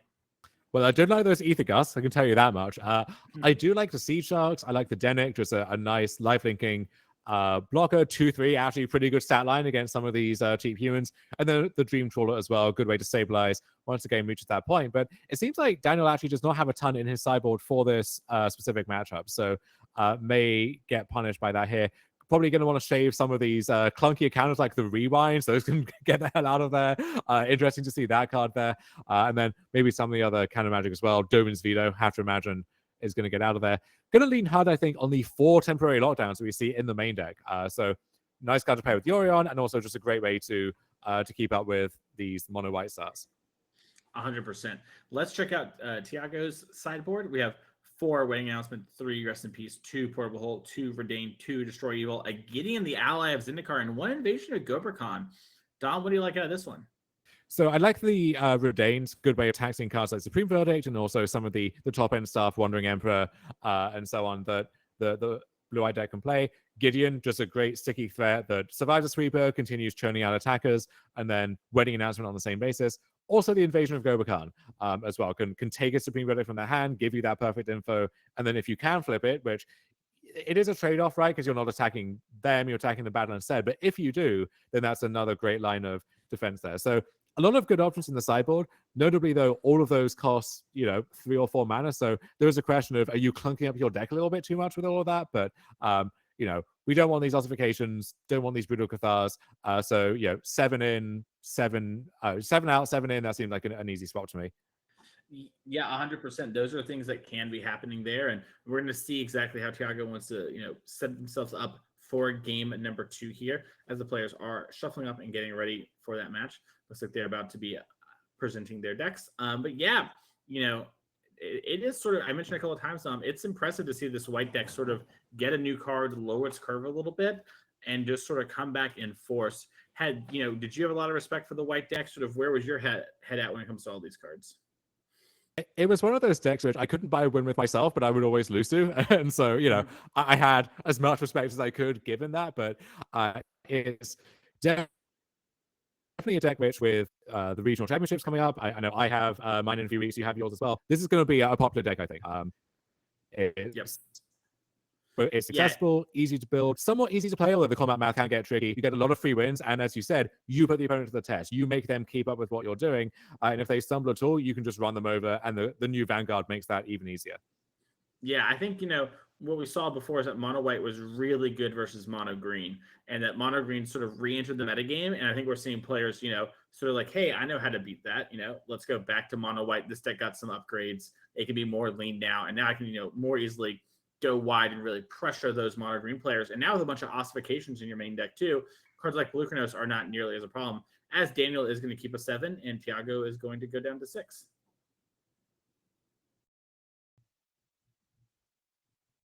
But yeah, it's been really impressive to see this here. And, definitely one of the more consistent decks in the format, despite having fallen off a little bit. I'll tell you what I'm interested in that we haven't really seen. And it feels like every single event, Dom, when there's a big sort of tournament going on, there's like a Pro Tour and RC, Lotus Field comes back out. And there's some big Lotus Field innovations, right? That's sort of like a thing that happens every time. And players have just sort of, not been playing Lotus Field recently, sort of vanished. What's sort of the read on that? Because it feels like the time to come again, to be playing Lotus Field. So the thing with Lotus Field is you have this core contingent of players, maybe the 4%, 5% of any big Pioneer tournament. They play Lotus Field. It's usually the main deck they play, even the only deck they play. They love Lotus Field. They've mastered that deck. They know all the ins and outs. But beyond that, you don't see people just casually picking up Lotus Field the way you might casually pick up like a Greasefang deck or Humans or whatever. So if Lotus Field ever breaks into the mainstream in that way, that something has gone terribly wrong. I think right now it's a good deck. The mono white matchup is a little scary actually, and probably even more so now. But if you can stomach that, then you're good against Rakdos. I think the green matchup is kind of closer than advertised. So yeah, if you are a skilled Lotus player, I think you can cash in on those skills. Not many people actually doing that in our tournament here today, though. Just quick look at the standings. We've got, I see a copy near the top, and then go to the second page here before I can find another one. So looks like if you took that gamble of, do I try and dodge Lotus Field, which is what a lot of decks have to do, right? Then you're probably getting paid off today. Yeah. Yeah, I just can't help but feel like, last fall, Dom, we had all those, the RCs going on. And I feel like I'm having all the same conversations with everyone that we did then. And we saw Lotus Field do, reasonably well at a bunch of events. Yeah, it's just like, what's happening, Like, is Ignamic Fires good again? What's going on? What's the truth? What's happening? As we do see Thiago on a Moldify and looks... Not sure how good that deck ever was, despite my love for it, but always good to be reminded of it. Our player of the year from last year, Connor Mullally, asking in the chat, am I saying that he's not a casual? Connor, I am saying that you are a dirty, filthy, disgusting casual, and we love you for it. And that's valid, and that's okay. But coming back to our match here, I'm on recruitment officer here for Thiago Saporito, who, my question now, if Thiago just runs this tournament, just the perfect hit and run, is he getting on that flight from Brazil in December to come back for our championship? Yeah, that's a good question, right? Because I would assume so, right? Yeah, I mean, our RC is very different than other regions where in the United States, the top 48 get it. While in Canada, for example, you all have 2 of them, but it's only top 8, right? And so we might see, we'd be like, hey, I think my chances are better doing that or whatever. And I'm going to, do this instead, as we do see a Shark Typhoon cycle for 0. And let's see. And then, yeah, at the end of the year, too, Thiago would definitely come back for end of year NRG Series Championship. No way he won't come back for the 25 grand on the line there. As wedding announcement gets played. Great Moldify here. Yeah, perfect start, right? Curve 1 into 2, the 2 drop got answered. Now wedding announcement as a follow-up. So even if Daniel has some kind of sweeper as his own follow-up, that wedding announcement going to stick around, keep doing some good work. Yeah, true. Dom, do you know how many lands you need for your castle to consistently enter untapped? I have no idea. Everyone just says it on Castle Lockdown, but no one ever tells me a number. They're just like, that's not enough. And I'm like, well, what's the number? What do we got to do? Okay, here's the thing. This is where I would say, let's just dial out Frank Carson, right? Frank Carson, not the only mathematician in the Magic community. In a space with this many computer programmers and scientists and just generally smart people, we can do the math ourselves, okay? We don't have to lean on Frank Carson's a crouch every single time for this. Having said that, I could not tell you the answer myself, so go ask somebody else. Sure, I'll go find someone else that can help me. My whole thing is I just think the number is perfect because mine always enter untapped. So clearly the answer is like 7, So there you go. Yeah. We have Doomwake in chat over here. Maybe me in the booth pretty soon, reminding us That's that because you're built we're different, coming Mason. You're built taller and also different. Yeah. Well, I just, I make sure to draw my castles when they enter untapped only, obviously. As we are seeing Invasion and Gobrakhan hit the board here, and double Emperor, Dream Trawler, Memory Deluge, and Temporary Lockdown, all of the cards. Thiago's going to pick one card to exile and make it cost 2 more to cast this game. And got a lot of choices available. And the siege truck that came down for Daniel, that is a very good blocker here, right? There's holding off this legion of 2/1s and 1/1s, and even once the announcement flips, 2/4, very good stat line against these aggro decks. So that's the kind of card which you can board in against a control deck or a combo deck, which won't be able to interact with it, where you want to have that kind of clock, but also against the aggro decks, you just play it 2/4 and force them to deal with it. 100%. And yeah, I was seeing Thiago, just going with the temporary lockdown. Not only is it the only thing that we can play right now, but it would just sort of answer our entire whole board. So, and it looks like we're taking the think here. But if we want to lose some creatures to draw a card, or if we want to get some Tokis, looks like we have a Plains from hand with some card. It looks like, we're going to animate the Mutable. Yeah. Oh, yeah. I think Thiago's deciding, does he actually want to throw away a Mutable in exchange for getting this flipped Invasion? We have the rare self-reader here, reading his own card, just to clarify exactly what that one does. Mm-hmm. Yeah, it looks like he is doing it. It's going all here. If you haven't seen this card before, the backside is going to give +1/+1 counters for every creature that attack this turn, and then you can sacrifice the enchantment, and all creatures gain all your creatures gain indestructible and hexproof. So that's going to be really strong against a card like Supreme Verdict, and make it so we can maybe attack through a card like Siege Shark. Nice try trying to pull up Invasion and Gobrakhan on screen, producer. That won't work for invasions. There we go.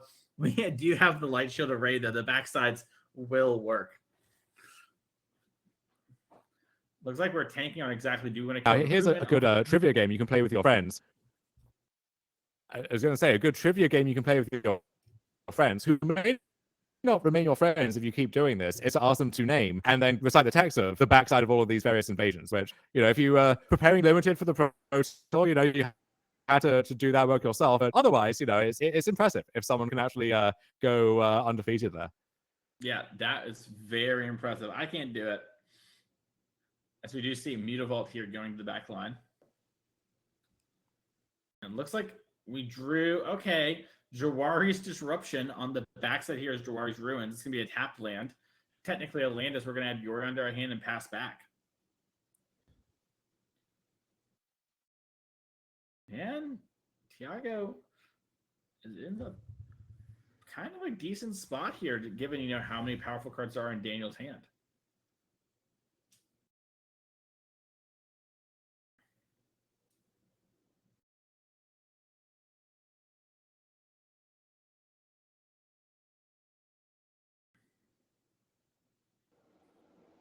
Yeah, he's taking a big thing. He knows the Wandering Emperor is in hand for Daniel, and that is going to, be able to exile anything that he does. And if he attacks with 2 creatures, he won't be able to get the body, which maybe he wants, versus the counter on the extra creature. So it looks like he is going to play a Hopeful Initiate.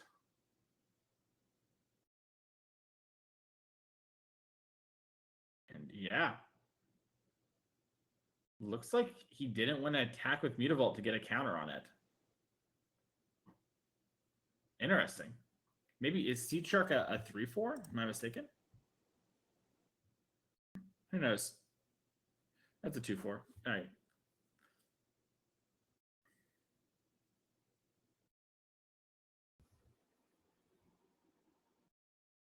Daniel here thinking has the Emperor if worst comes to worst, which you can, either make a token to block or exile on something and maybe get the Light Shield Array to pop. But No attacker on the mutable is sort of weird. Gotta make you think what's going on that we didn't get the free counter there. As we did draw a Hallowed Fountain, we're just going to pass the turn back. Memory Deluge and the Emperor in hand.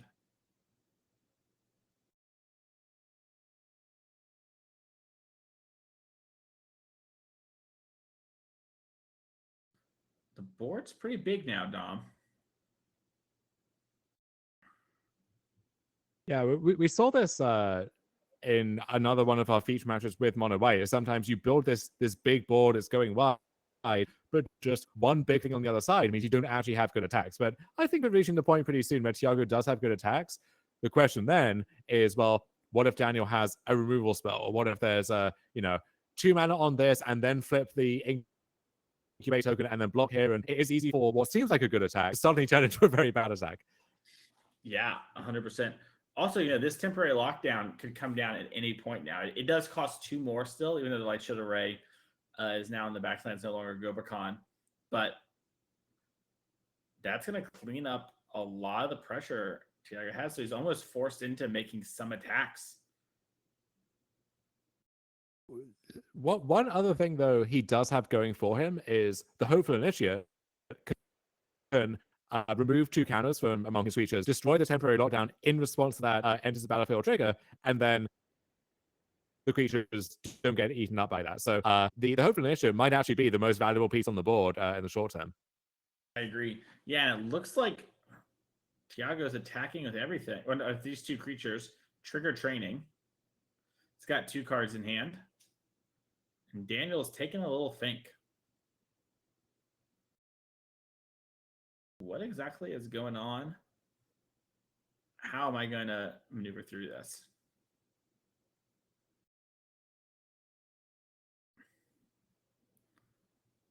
It does look like we're just going to move to blocks. And it looks like we're going to eat the human token.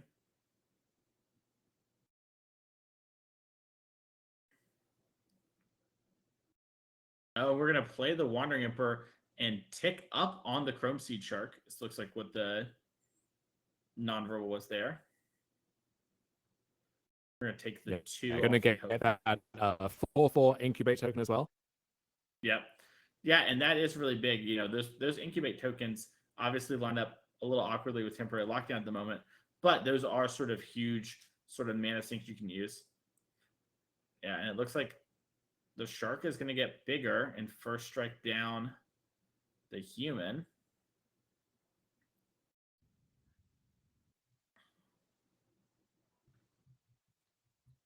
Interested to see what the follow-up is here. Looks like it's Dauntless Bodyguard targeting Hopeful Initiate, and then second Dauntless Bodyguard targeting, this 1/1 token. And then, Hopeful Initiate gets a counter like you mentioned. So Thiago can respond to temporary lockdown, gets cast, and blow it up so he can keep his board presence. But the Chrome Host Seed Shark will get to keep the incubates that are made. And it looks like we're going to minus our Emperor, and we're going to pop the Light Shield Array to give Hexproof Indestructible.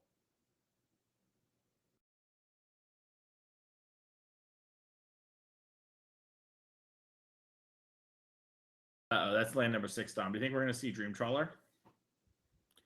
Oh, I hope so. I sure hope so. Card's an all-timer. And it looks like Daniel's taking a think about it. This is one of those things, with the control deck, you just need to sort of turn the corner. Once you're there, you're good. But a lot's going on here. And, missed on land drops for a turn, but has been kind of ripping them off since then and knows he has the gas to take over this game if he plays correctly. He does have Wandering Emperor, incubate the token transform, do another minus, get some blocks going, All right, looks like he's didn't use his Emperor. Just passes the turn. Interesting. Yeah. And Thiago's okay, like, well, Thiago, he has seen enough. Yeah, just, whatever. Sure, the Dream Trawler can be a 4/6 or whatever. Who cares? Doesn't matter. That thing is unbeatable now. And we're going to see a game number 3 from these players here. Exciting game number 2 there with a lot of back and forth going on. It was pretty cool to see sort of just how we stabilized there and sort of how we want to push through with our damage and stuff like that. And it's just kind of dope to see sort of both players thinking about everything going on and trying to outmaneuver the opponent. Yeah, well, we'll talk about sideboarding again quickly. So from the mono white side, one card we didn't actually flag up was Destroy Evil, which doesn't seem like an obvious card for this matchup, but we saw some number of temporary lockdowns in those games. And also, these Yorion versions of Blue-Eye Control do tend to lean harder on temporary lockdown, not just because of that synergy with Yorion, but also because you need those additional sweepers to keep up early. And then you're going to have maybe some other enchantments as well to flicker with your Yorion when it comes down to it. We also know, maybe Thiago does not, Daniel has 4 Leyline Binding in his deck. So between those and also the assortment of creatures that we saw, Chromos Siege, Dream Trawler, you don't know if there's some Baneslayer Angel equivalent lurking in there somewhere. Destroy Evil actually is a pretty flexible way to interact with all of that. No, that's a very good point. Yeah, Destroy Evil can be sort of this great flex card here and sort of go to the distance. And, worst comes to worst, it can, tap a Dream Trawler, which can be very real. The difference between that thing hitting you, them getting another card, gaining 5 life, and you maybe, getting to tap it down and attack for lethal is pretty huge. And then when it comes from Daniel, looking over here at the sideboard, there's 80 cards, a lot of things going on. Or like we said before, probably cards like Rewind are out, but I'm not sure there's anything too spicy to come in. I mean, I think the Dinnick is going to come in, just a 2/3 lifelink, and then you can like block, trade, flip, become a 3/2, block again. But yeah, I imagine the Dinnick was lurking somewhere when those 80 cards just didn't show up really in game 2. I don't think Daniel has much to change play versus draw. Like a lot of those cards on the sideboard, you just flatly won everyone in this matchup regardless. So I think that decision is kind of made for him. But he will be on the draw for game 3. Needs to break serve and keep up there. So we'll see if Thiago can get it done and move to 5-0 with top 8 inside at that point. Yeah, very close. It is 8 rounds today. So it looks like maybe a 6-0, might be able to take a draw and then figure it out from there in the future. But, winning this round is important for right now, sort of put you in that position for the top 8. Our players are looking like they're presenting their decks to be cut by the other. And we're going to be ready for game number 3 here.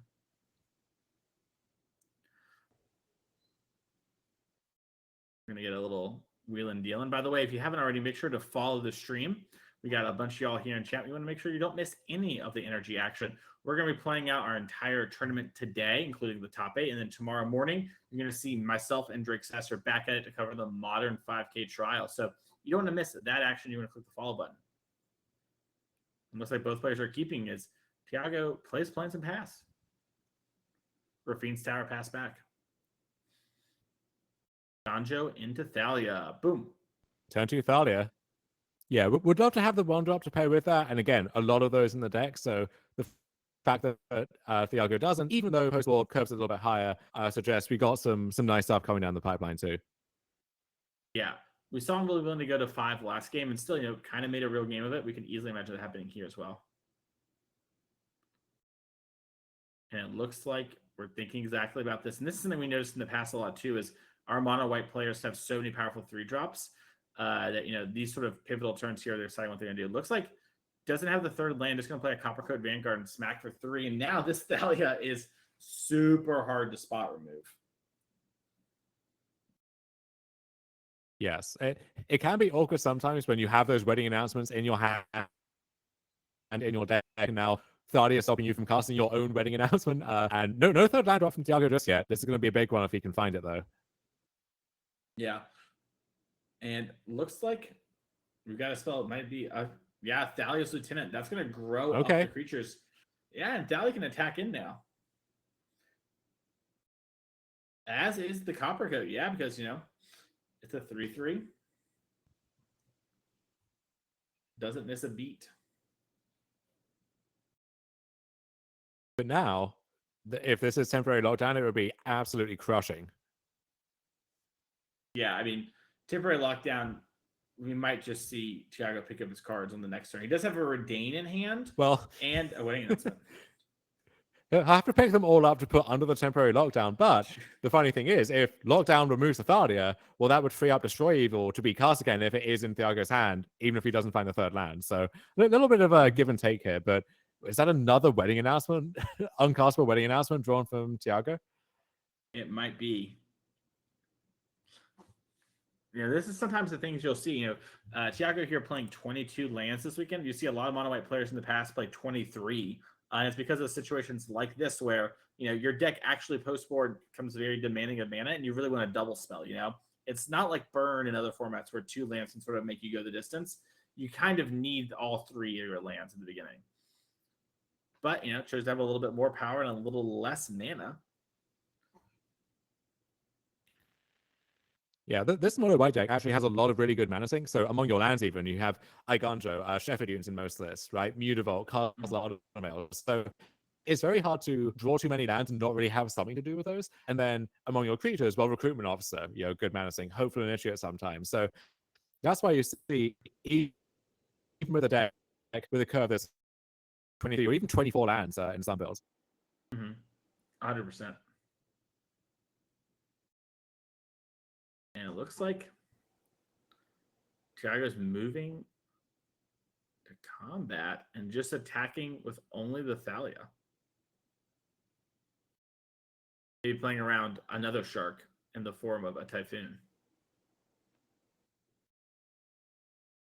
Maybe a second Iganjo would be interesting here, where that's really not ideal as your third land, but could be a removal spell for a blocker. But you have to imagine in that case, you were just kind of sending everything. So yeah, we'll see. Oh, it looks like we're going to march a little bit of light. Again, incubate for 4. I think it's 4. Oh, you have to pay the 1 for Thalia. Yeah. And so now this Thalia just gets eaten in combat, and that's such a brutal turn for Daniel. Oh my goodness. A second Thalia comes down, which is at least something.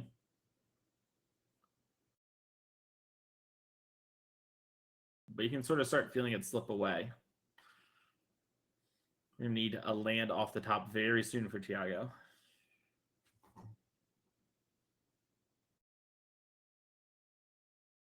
There's a Hopeful Initiate in the double feature showcase frame.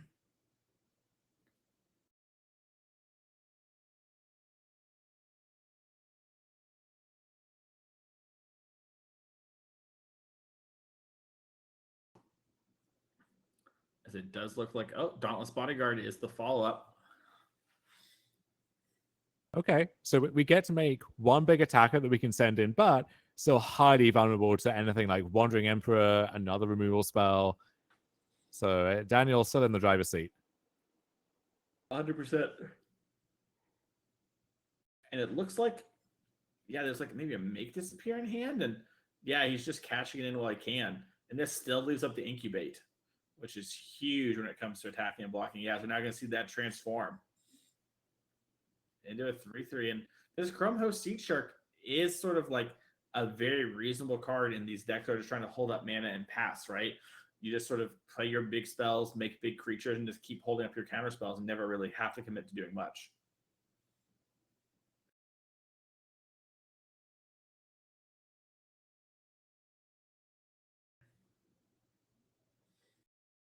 So we are seeing the third land. Okay. We are unlocking some plays. Things like Redain are available to us now. Adelaide is the play here. And that is not only going to grow the Thalia this turn, but make it so we can jump attacking with other creatures and actually grow a little bit if we want to later.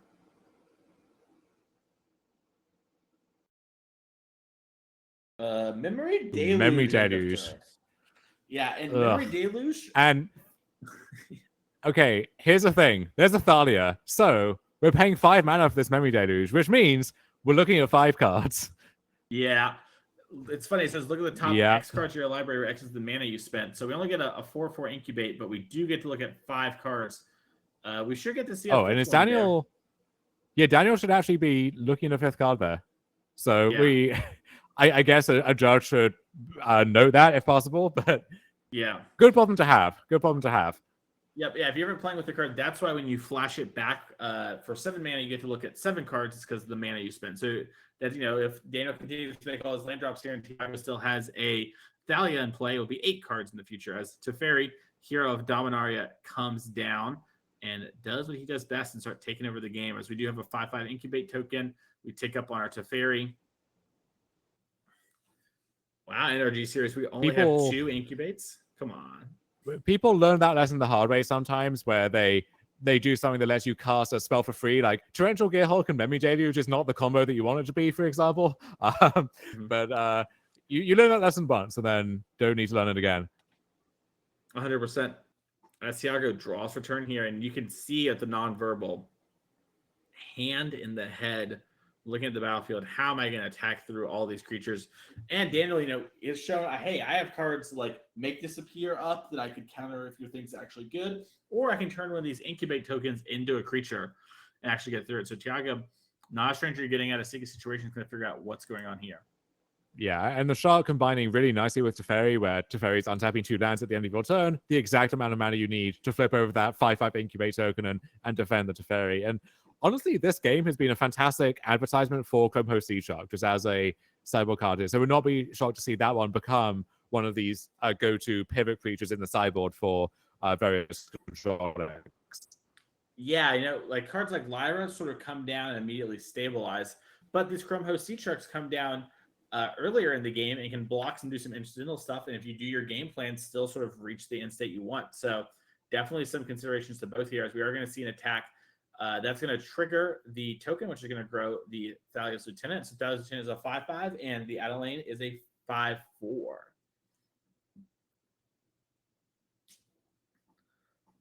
And Daniel got some life to play with. Also, has huge incubate tokens here. Very easily can, animate up one of those and just block down an Laehn.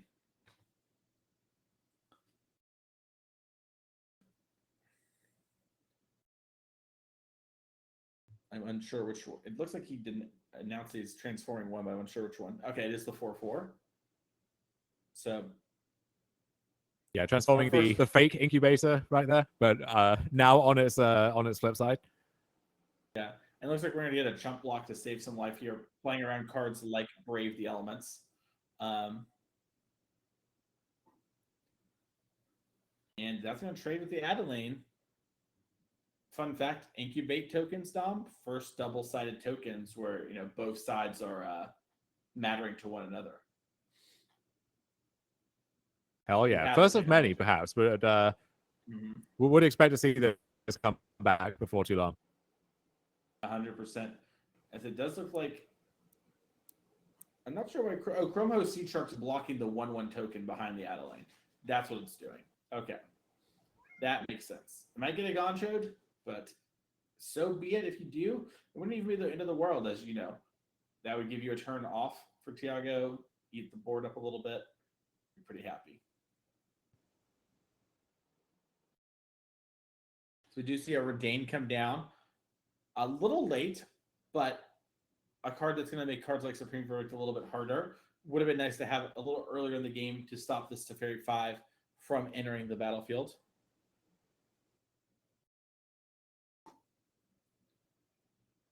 Yeah, Teferi just take on up, get another card.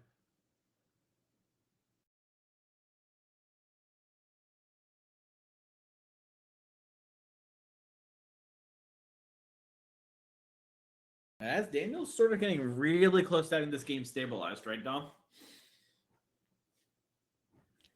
It looks like it, yeah. I mean, I think we've been in that position for a while, and the attack with the Thalia's Lieutenant and the Laehn, that was like the last hurrah for the mono white human deck. But Daniel does seem to be in full control now. Yeah, I would see a temporary lockdown come in, and that really sort of changes things up, as we do see a land for turn, and then another Chrome Host Seed Shark. And we untap our 2 lands with Teferi. Now we have some more interaction. That means more incubates. And this is going to get out of hand very quickly. And let's not forget, lurking in that graveyard, there is a Memory Deluge ready to be flashbacked, which with Redain, it costs 9 mana, so we're getting 2 9/9 incubate tokens if it comes to that. Yes, 100%. And we do see Daniel here, Dovin's Veto. It has it in for the high impact cyborg card Thiago has. Worked out pretty well from there and gets 2 more 2/2s now. And we can't even attack through these Chrome Host Seed Sharks. So it's getting really rough here. if Teferi ultimates, that's probably where we'll see the pack up happening. As another memory deluge comes down, that's 2 more 4/4s.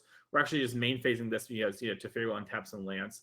I get to spend 2 more. Fun fact, Dom, how many cards do we have to look at now? 6, which Daniel missed this last time. We'll see if he. Oh, there we go. You'd love to see it. Yeah.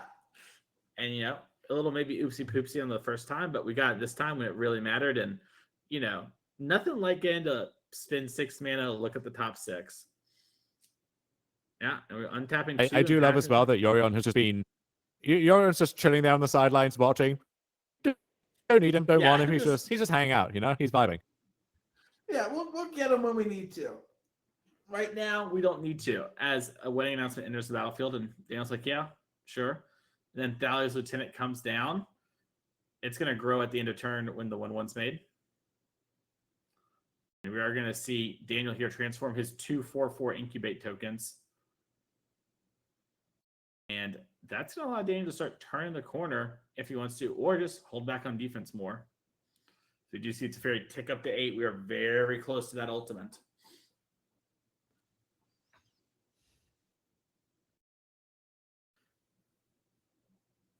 Got a lot of mana.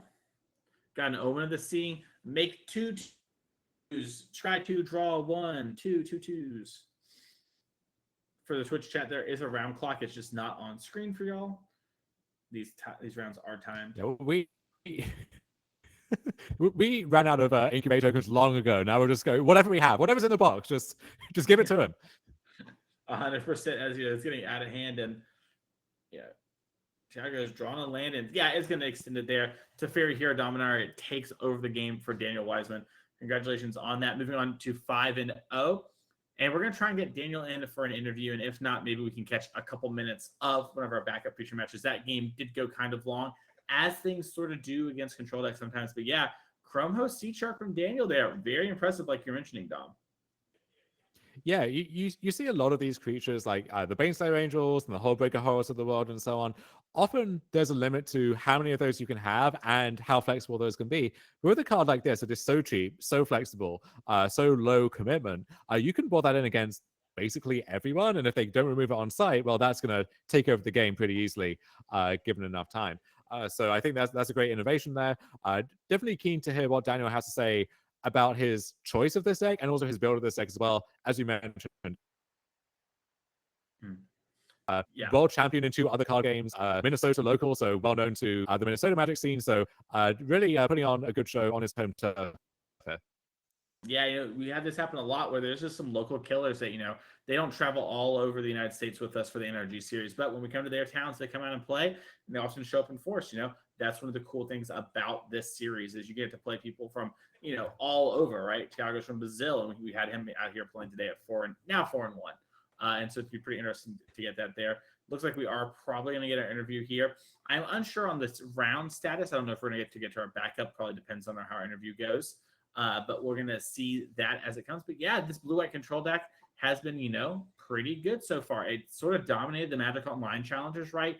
3-4 weeks ago, had a bunch of really good showings there. And in paper here, seems to be doing quite well. Yeah, it's this weird enigma in Pioneer, I think, where it doesn't get talked about that much. But then you look at the online results, and it feels like it's always doing pretty well for itself. And it is like we saw with George Jabbour round 1, right? There are people who they play control whenever they can in any format, and so they'll always play blue-white control the way that the Lotus people will always play Lotus Field. But I think if you're looking for a good choice for your RCs, then I think blue-white control is definitely worth a look. 100%, still waiting on Daniel here for a second, but with the RCs coming up, like the United States and the Canadian ones are just a week and a half from, 2 weeks from now. Sorry, I misspoke. And so if you're one of those players, get excited for that and try to figure out exactly what you're going to be doing here. I imagine, Dom, this weekend of results between not only our events, but also the Magic Online events going on, like the challenges, are really going to impact a lot of players when it comes to the metagame, right? If you're thinking about what you want to play for the RC and you want to practice, get the cards in time, this is sort of the last weekend where you can order a whole new deck, get all the cards in time, and still have everything ready to go. Yeah, I don't think there's any deck in this tournament which is taking people totally by surprise. But let's say one of these Rona decks wins the whole thing, right? Well, that's kind of a curveball. At that point, you're thinking, well, should I be testing this? Do I have enough time? Is it worth maybe taking the risk? Or with this little time left to go, do I just kind of stick with what I know, go with a safer choice, one that I'm more comfortable with? And that's a choice that hundreds of people are going to be having to make across the world for their tournaments. 100%. Yeah, and we actually saw this at the last one of our events before Atlanta, right, Dom? Angels came in and won, and some of the players were like, whoa, hang on, is this Angels deck actually good? And it's sort of become a part of the format, right? Angels has sort of, integrated its way in. We might see something like that this weekend here. It looks like Daniel is ready to come on in. And so, Daniel, can you hear us? I can. Congratulations on the win. Yeah. Yeah, How's this you is feeling so far? a very impressive performance there, and also 5-0 in this tournament so far, so got to be feeling pretty good, I would imagine. Can't complain, yeah. Yeah. I mean, that matchup's horrible, but my opponent got very unlucky and didn't play, so that's how it goes. What went into your choice of, I guess, Blue Eye Control as an archetype, and then the Yorion version in particular, and this build that you brought to the table today? So I decided to play Blue White because I kind of like Blue White, and I picked my deck by copying the exact deck that Greg Orange played at the Pioneer Pro Tour. Okay. Okay. And that was the extent of my choices. That was it. So I added the 2 sharks on the board. That's a new card. That wasn't legal. A Greg Orange control deck. Yeah. Mm-hmm. Yeah. So you mentioned. Yes, I was going to ask. That is the one new card that we drew attention to. Yeah. Yeah. Get into those a little bit. Yeah, I mean the card just seems pretty good. It's nice because it gives you some like juke creature threats out of the sideboard, so it just comes in and like basically every matchup, I assume, because people want to board up the removal. And then it's obviously just like pretty nice with the deck. You have a lot of expensive spells. It's good with the Leyline bindings. And the friend that I'm borrowing the deck from was missing the 2 Narset reversals that Greg played at the Pro Tour, so it was a very easy switch. Okay. He had the sharks, didn't have the Narset reversals, so nice. And the sharks have been doing well for you so far all day today. You've been bringing them in, and the pivot's been kind of catching them off guard. That was like the first time that it's actually been really good. The rest of the time it's been like solidly medium, but not bad. Sure.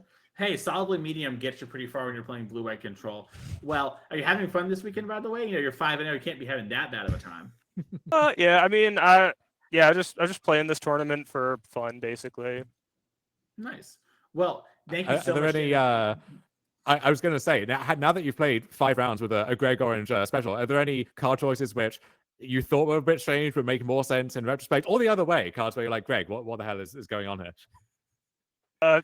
I'm 5-0, no changes.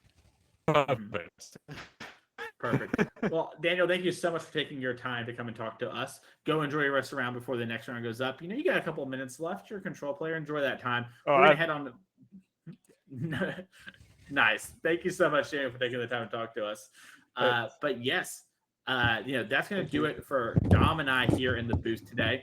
It's been great to have us here. Thank you so much, NRG, for having us. And thank you, Twitch chat, for hanging out with us for this last couple hours. We're going to have Joe and Doomwake sort of take over for us for the rest of the way and take it on home to the finals. So don't leave. Don't miss anything. And we'll be back. And then tomorrow, we also have the Modern 5K trial. We'll meet me again in the morning, a 10 a.m. start time Central. So we'll see you all there, and stick around. We're going to have more matches of Magic for you the rest of today.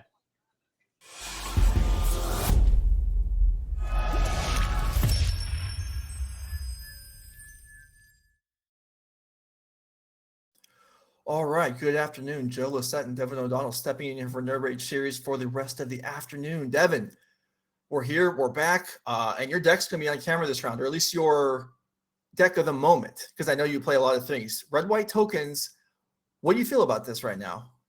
I am absolutely in love with this deck. I'm really glad that we get to showcase it on camera. Been working a lot on stream over the past couple of weeks with all the different flex spots and stuff. Really happy to get Cliff on camera. I'm in love with this deck. I think it's great, and I'm actually planning on playing it. I'm going to Dallas, but I'm going to be participating in the last chance qualifiers. But I think I'm going to play it in Dallas because I'm a really big fan of it. Okay, so this isn't just as a course of trying out the entire metagame and just sampling everything. You actually you feel strongly about this deck then? Oh yeah, okay. I think it's great. It's got a nice, really fast goldfish. Very proactive. Some card advantage too with the Knight Errants, which maybe we'll get to see in the games. But yeah, I think this deck's really awesome. Really big fan of it. All right. Well, one of my friends tried the deck out at an FNM last night and went 2-2, but was going through it, was playing your list, I think, and kind of looking at your sideboard guide that you posted. So yeah, I mean, everyone out there, if you don't know Devin O'Donnell, know where to find his stuff. You can see his Twitter handle above him there, floating in the ether, Doomwake. Yeah, so the guides are out, and this deck is kind of showed up within the last. What would you say? You said you were working on it for like 2 weeks. That's pretty much the lifespan of the deck, right? Right. Ever since, well, it was a little bit after March of the Machines came out. Spike had been working on a modern version of it, which is like, with Memnite and the Cold Oath of Rebirth. And it looked really powerful. I wanted to port it over to Pioneer. And I think I posted the first 5.0 with it. And as soon as I posted it, people started picking it up. People posted other League 5.0s, prelim results, challenge results, stuff like that. So that's where it really, really started from, was as all good things do in Aspiring Spike deck. Okay, but it's still relatively new. If you're watching and if you're not familiar with what Devin's talking about, no fault on you. I mean, I play a decent amount of Pioneer, and I haven't run into it yet. I've played no matches against it online. So let's see. Here we are: Cliff Boyardee versus Blake Madson. Blake playing the role of the enemy, I guess, in this scenario with Rakdos Midrange, opens it up with the land in the past, and we'll see. Okay, Ornithopter, and yeah. So walk us through this. Yeah. This is the ideal start. You're basically looking for Cold Oath. Well, I've called it Cold Oath of Rebirth, Gleeful Demolition, and Ornithopter at opening hand. Oh, we even have the Halo Hopper. So Gleeful Demolition is red mana, destroy any artifact. If you control it, make 3 1/1s. And then Halo Hopper is a 3/2 for 3, but it also has Convoke. So we see 6 power on turn 1 for Cliff here. I mean, if you've played a lot of Limited, I'm not even sure you'd recognize these cards. These aren't even playables. And yet here we are, turn 1. Yeah, Cliff Affinity out here with Halo Hopper. And all right, let's see. Now the follow-up, we're looking for ideally one of a pair of 5-drop white creatures, right? Well, Burning Tree Bushwhacker, I guess, would be the most ideal, but it looks like we don't have that. But yeah, we're looking for any of the Convoke creatures, which there's 8 of in the deck. Venerated Loxodon and Knight Errant of Eos. Any of those would be able to, put a giant 4/4 into play and get a bunch of value. Looks like Cliff does not have that. Just going to go with Voltaren Epicure. But yeah, that's kind of the genesis of this, is just trying to make a bunch of tokens as quickly as possible to power out those Convoke creatures. And no land here for Cliff. Oh no, I'm sorry, there is one. Just came in late in the turn. So by virtue of that coming in at the end there, I think we can assume there's no 5-drop Convoke creature in hand. And now it's up to Blake here. Yeah, it's also a little interesting that Cliff decided not to shock the Sacred Foundry, given that we do have that blood token available. If Cliff had maybe an extra land or 2 in hand, maybe wanted to filter one of those away. So my assumption is that Cliff's hand is probably something along the lines of 1-drop plus Bushwhacker and wants to just try and find a land here.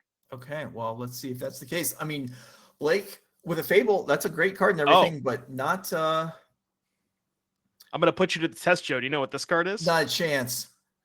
It's called, we can get this on the screen. It's Plarg, Dean of Chaos. This is the back half. So this is a really interesting card. Now, I did mention that there's been people working on some of the flex spots, and I forgot who posted the first 5.0 with this, but basically the back half is 2 and a white for a 2/3. There it is. Other tap creatures you control get +1/+0. Other untapped creatures get +0/+1. And then whenever you attack, you can basically untap anything and tap anything. So you can kind of, maneuver exactly what creatures you want to get which bonus. So basically, for all intents and purposes, a 3-mana anthem. Yeah, okay, there we go. And my friend that played the deck, they asked me, are there any other lords in Pioneer? And I was like, well, or anthems. They asked for anthems. I was like, there's In the Trenches, but I don't know that that's going to cut it. But there you go, Plarg. And yeah, Blake's going to take a look. And yeah, all right. So pumping up the attackers, and that's presenting 6 power on the board now. And okay, it's going to be dispatched. And is Blake holding on here at 10 life? 10 life versus 3 1/1s. We'll have to see what Cliff's leftovers are. Yeah, just going back to what you were saying earlier, Plarg is just more of the cards that weren't even that good in limited. So we're going to go ahead and start with the blood token activation here. Really looking for, again, the Burning Tree Bushwhacker combination, or even something like Ornithopter Bushwhacker. Does not look like we have that. Yeah, instead, Bone Crusher will take down a token, but you got to work with what you have. And Blake, at minimum, we'll have 2 sizable creatures this next turn. So maybe we can get this under control. Now, how much burn are we looking at here for Cliff to finish the game out? It's none, right?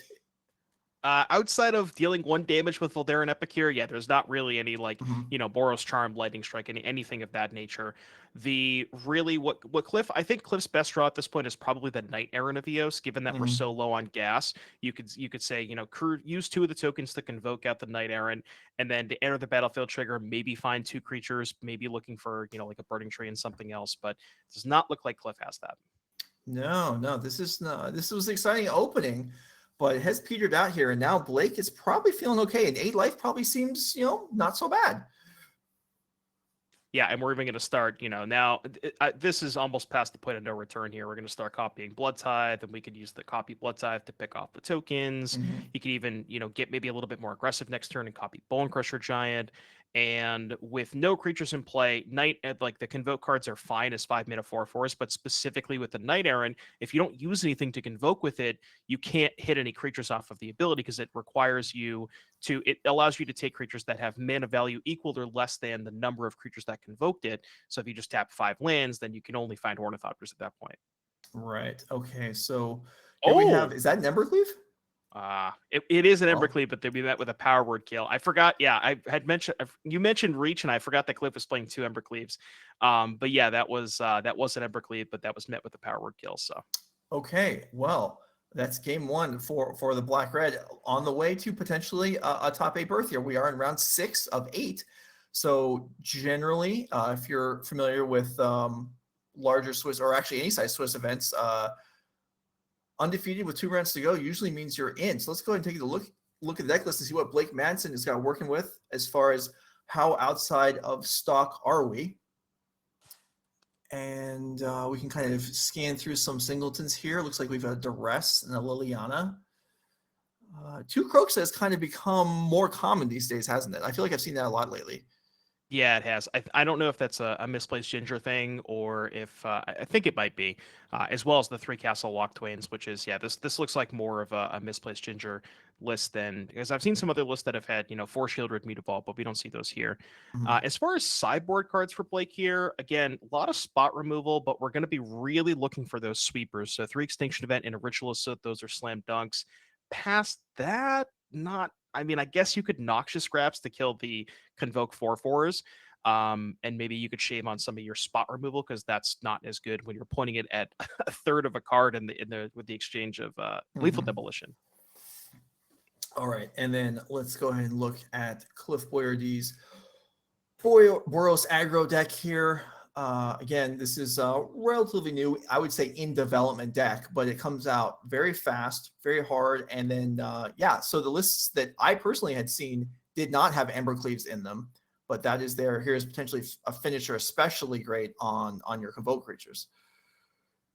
Right. Yeah. And then from Cliff's side of things, going to be looking towards, I believe, the wedding announcements and the invasion of Gobakons. Invasion really helps at dealing with or making the sweepers cost a little bit more, makes them cost 6 instead of 4. And then wedding announcement just really good at grinding.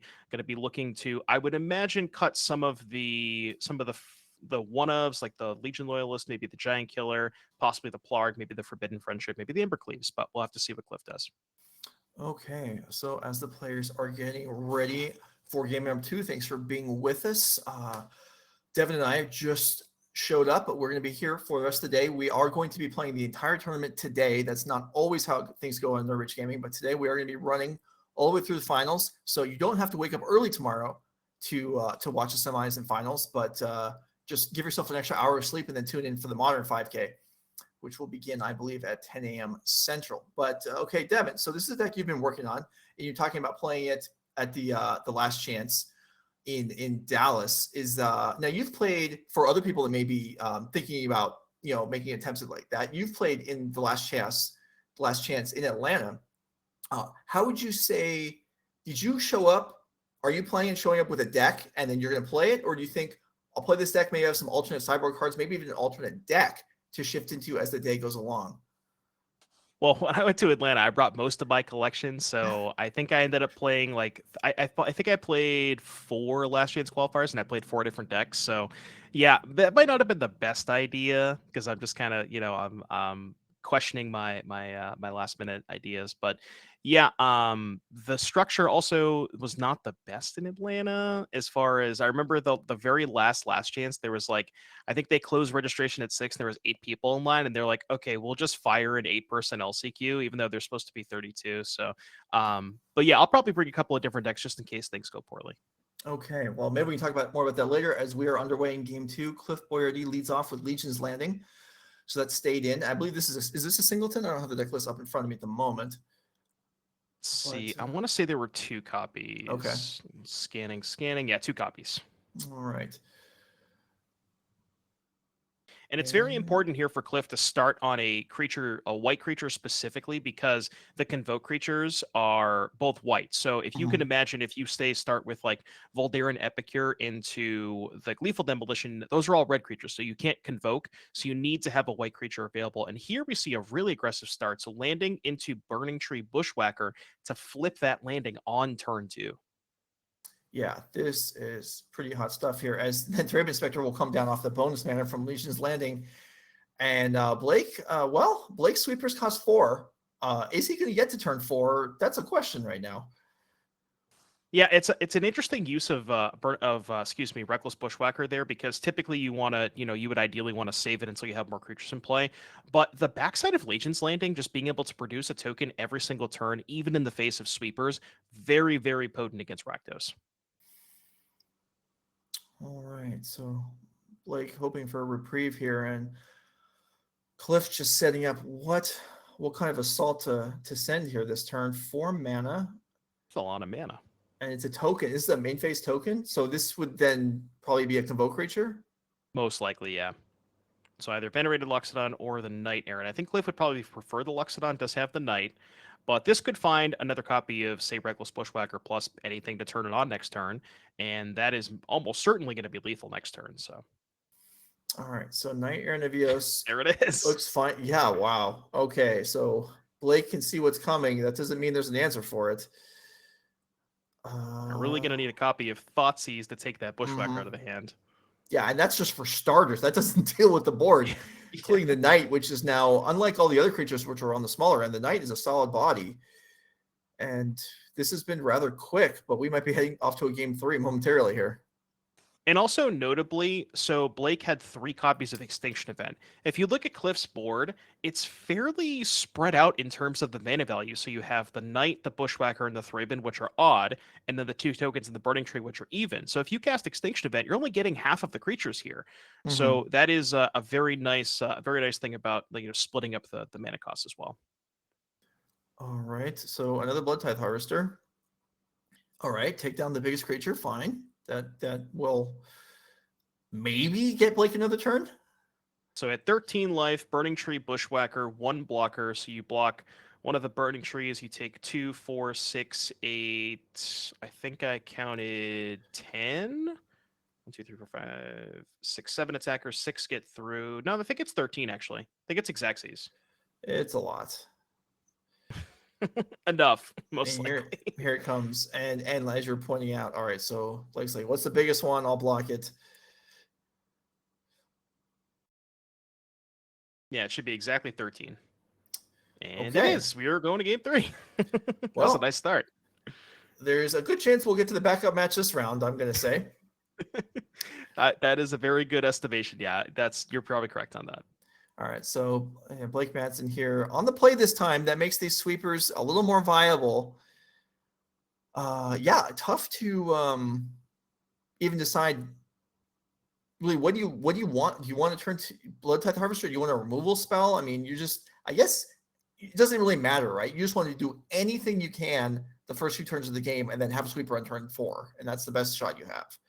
Right, just interact as early and often as possible. Like I think Blake's best draw here probably involves, say, like maybe a Thoughtseize on turn 1, maybe a Blood Tithe on turn 2, and then double spell on turn 3. That's, I think, the most important part about this, because the cards that Cliff is presenting are all, they're all presenting more than one creature. So in order for Blake to keep up with that and give him enough time to get to that sweeper, he really has to try and double spell.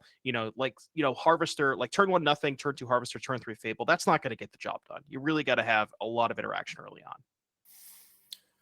All right. Well, the players are pile shuffling because that's a habit we just haven't rid of our community of completely yet.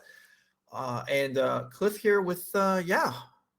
What will even like this convoke token? No, I mean, convoke and tokens makes sense. That goes together pretty naturally. We got Yeah, I'm another. pretty. Oh, Go sorry. ahead. No, go ahead. I'm pretty interested in these Halo Hoppers. It's a card that I initially tried out in this list, and I was not, mostly unimpressed. I like that Cliff has gone down to 2 copies because whenever you see the second copy in your hand, it's not really ever a card you want to see the second. So 2 feels like a pretty nice number, and it obviously incredibly powerful with something like a turn 1 demolition, and that's really what that's the start that Cliff's looking for. All right, opening hands have been drawn. Blake, this would probably be a time to mulligan aggressively, as any kind of slow developing hand, you're not going to get to cast those cards. The Cliff side, on the other hand, this is a deck that probably, I was going to say, it probably does mulligan a fair amount because you're probably on a somewhat low land count and you have specific needs. You need kind of a token maker and a white convoke creature, obviously, is the ideal, right? Yeah, some sort of payoff. I kind of count Bushwhacker as a payoff too. So if you have like any sort of way to generate a bunch of tokens, you figure you have, the Gleeful Demolitions and all the 1-drops, and then you have the 12 payoffs and the 8 convoke creatures and 4 Bushwhackers. So, but yeah, I agree. You can't really keep a hand that doesn't have one of those payoffs because then you're just, you're just putting a bunch of 1/1s on the battlefield, but you need something to make them a little bit better. Yeah. All right. So Blake did keep 7. Big fan of Cliff's hat, by the way. Love the hat. Yeah, that is you don't see a sombrero as a style choice too often, but there you go. All right, here's a duress. Okay, not quite. The potential this could miss, unlikely, but okay. Legion's Landing is the choice, leaving behind some tools. Yeah, Cliff at least game 1. Well, post-board, Cliff is going to have a lot more, but game 1, there's only 9 spells in the deck. But we kind of presume that we're going to bring in the 6, 3 announcement, 3 invasion. So a lot more hits post-board. So it does make sense to duress. And also, you don't really want to take 2 with the Thoughtseize. This is a matchup where your life total matters quite a bit. Yeah, sure. So let's talk. I know my friend brought it up to me that Burning Tree Emissary, occasionally in this deck, you can get stuck by not being able to use all the mana from it because it does make red and green, and sometimes. So, like, how realistic? How much of an issue is that? It is definitely an issue. Where if you it's only mostly an issue where you don't have a white creature on turn 1, so like an Inspector or a Legion's Landing, because then if you have like the Burning Tree into another red creature, you can't play the Convoke creature off of that. But I think it is powerful enough when combined with Bushwhacker that it is worth it's worth still playing, in my opinion. All right, so here we have the Sabotage on the Clue. Another Inspector, and here's Knight Errant. This was a good turn. So turn 2, we've put 9 power into play and drawn 2 cards against Rakdos. That's not bad. No, and that's a Loxodon found there from Knight Errant, as it was a full power knight. And Blake's like, oh, you can get 5 drops on that? Well, Cliff's like, yeah. Oh yeah. Yeah, I found a Loxodon and Epicure. Really wants to find a Bushwhacker here, because if you can imagine Cliff's side of things, if we just tap out for the Loxodon next turn, kind of sort of playing face up into a sweeper, which Blake may or may not have on turn 4. So once they try to get as much damage out of these creatures as possible next turn in the face of a sweeper. Now, again, talking about something like Extinction Event, if you say jam the Loxodon and power up the tokens, Extinction Event odd to kill the 2 4/4s and the 2 Inspectors, you still got 3 2/2s in the battlefield, so it's not that bad. Yeah. Here's the Burning Tree Emissary. Yeah, so either sweeper, the Ritual of Soot was the other one. Neither would kill everything at this point. And Blake's still at 20 life, but that's going to be dropping rather significantly this turn. There's an Epicure. We'll have to see if we have the Bushwhacker. I think Cliff only has 2 cards. Okay, I'm not sure if it was 1 or 2, because we know 1 is the Loxodon. So yeah, I would imagine we're going to be tapping. Yeah, so the 2 creatures that just came into play, 2 Inspectors. I think it's better to pump up the Goblin tokens, because again, playing around Extinction Event specifically, if you pump the Inspectors, it makes Event on odd a little bit better, because that would kill the 2 pumped Inspectors and the 2 4/4s. Whereas if you put the counters in the tokens, Event is a little more awkward, because then you're spreading your power around a lot more. All right. So there is Loxodon. There are a bunch of growing creatures. Attack for 6 incoming, and this Bank Buster is not looking real great right now. But Power Board will take out the biggest creature coming in. So all right, 18 life followed by a sweeper. I mean, that's possible. It's not like Cliff has a lot of cards in hand. Right now, the ritual slot's a little bit better too because we killed one of the 5 drops. So, but yeah, it's that we're definitely on sweeper or bust here. I can't really imagine a scenario where Blake gets out of this without one. Yeah, I mean, is Shieldred possible? 2, 4, 6, 8, 10. Maybe. Well, okay, it's gonna have to be. Yeah, it's gonna have to be. So on the board, you block the 4/4 and take 2, 4, 2, 4, 6, 8, 11, 13 on the board. Or no, 13 on the board, I think. Assuming that my math was right. And if I'm Cliff, I'm shoving. Yeah. I Just mean, turn that's what them this all deck is sideways. designed to do, right? Yeah. Like Get him in the red did zone. your thought process involved in how do we build this board? Now that you have it, all it does is one thing. It gets in there. Yeah. Now, if Blake does happen to find the Ritual of Soot, the block on the 4/4 makes that Ritual of Soot a lot more devastating. Mm-hmm. So yeah, Blake should be going to 4, then up to 6. Alternatively, I guess the Extinction Event on Even is now off the table. But Odd might be the name anyway. Oh, that's the Bank Buster getting taken out. Okay, yeah, so for those of you who don't know, Gleeful Demolition, not like Caldotha the Rebirth, it can actually destroy any artifact. And if you destroy your own artifact, you get the tokens, but if you destroy your opponent's artifact, no tokens. So once the cut Blake off of some extra draws there. Slight upgrade to Shatter, I guess. I mean, not an instant, but it's cheaper. And okay, here, potential for 3 tokens, pretty nice. All right, yeah. Blake says that Loxodon's dead. That's kind of important.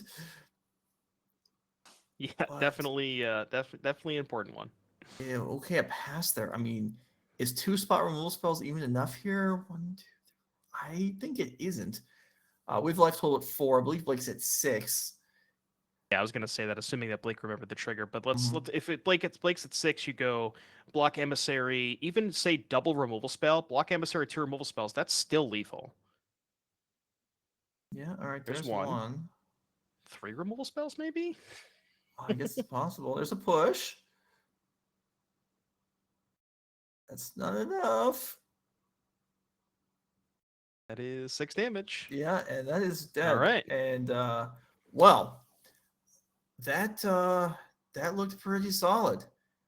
And I was informed, as I said, I haven't played against this deck yet, but I was informed that this deck is supposed to be favored against Black Red, and it looked good there. Yes, very, very impressive win for Cliff. And like you said, I think this deck does have a decent Rakdos. It's actually funny because the one game that Cliff lost was game 1, where that's usually your best matchup where they don't have sweepers.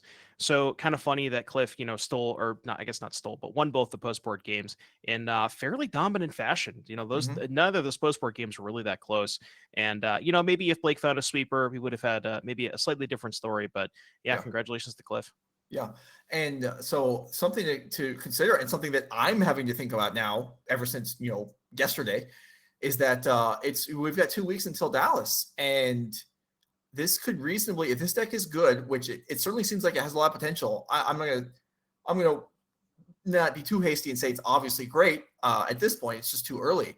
But if this is something that people have to adjust their sideboards for, then that could kind of upend the entire metagame. Like if decks start playing more sweepers, then not only does to deal with this, then maybe humans it's a little worse. I mean, like there could be a lot of churn in the next couple of weeks. This is interesting stuff heading into the regional championship in Dallas. And yourself as the Lotus guy, maybe you got to start playing some fogs in the sideboard. Yeah, no kidding. I mean, that's a card I've played with in the past, and yeah, this is this is not something that looks appealing as a matchup. So not that necessarily Lotus has been crushing lately anyway, but yeah, this looks tough. And if this is another hard matchup, then you have to rethink how you build Lotus or whether you even play Lotus. So And then just quickly from the Rakdos side of things, we saw those games, and we even talked about how Extinction Event and the 4-mana sweepers might not have been good enough. If you're looking to beat this deck, you really got to look at 3-mana sweepers. Hitotsugu Consumes All, Anger of the Gods, Deafening Clarion, stuff like that. So Yeah, and there's the new one too, the Gleeful Demolition, right? Which because most of the red creatures are 1 toughness for the most part, right? And then the whites are 2 or 4, but they're not gonna die anyway. So yeah, there's boy, if you're planning on playing Pioneer in the near future, especially for stakes that matter to you, there's some things to reconsider here. As we've got Cliff moving into the booth, we'll get that going when it's ready. And I'm interested to hear what. What are we 6-0 now? Cliff, 6-0. Hello. impressive start. What? I'm gonna let Devin do most of the questioning here because he has more experience with the deck. But what's your feeling after 6 rounds with this thing? I think that the list is incredible. It's just like I was blown away in my testing. Just like we've been trophying leagues like crazy with it. It's amazing. Well, that's awesome to hear. I was actually, well, you mentioned it, looking at your deck list, I see that you made some slightly different choices. The way that I kind of look at it, and it seems like you kind of agree here, there's kind of a core 32 that I think most people play with, and there's about 9 to 10 flex spots. So the flex spots here, the ones that I think are a little less uncommon, 2 Halo Hopper, a Plarg, and 2 Embercleave. Talk to me about those. What was the thought process behind those numbers? Well, the Embercleave is a little interesting. We knew that no one would expect it, and it was just we tested it, and it was just like killing people out of nowhere, messing up the math. The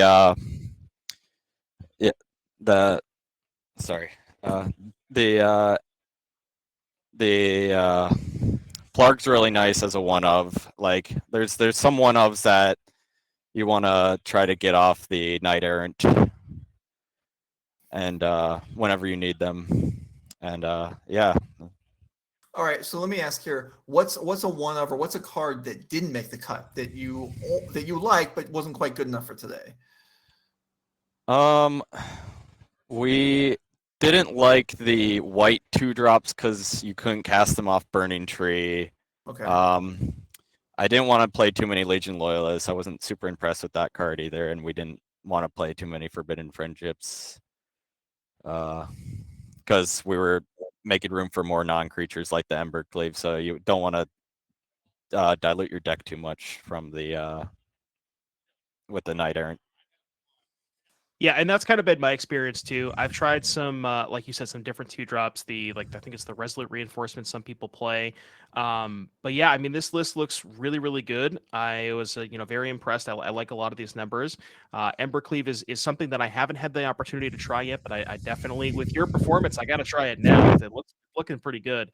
So yeah, and then the sideboard looks pretty stock. I know you decided to go with Wedding Announcement, which is a card that I have not been the biggest fan of against Rakdos.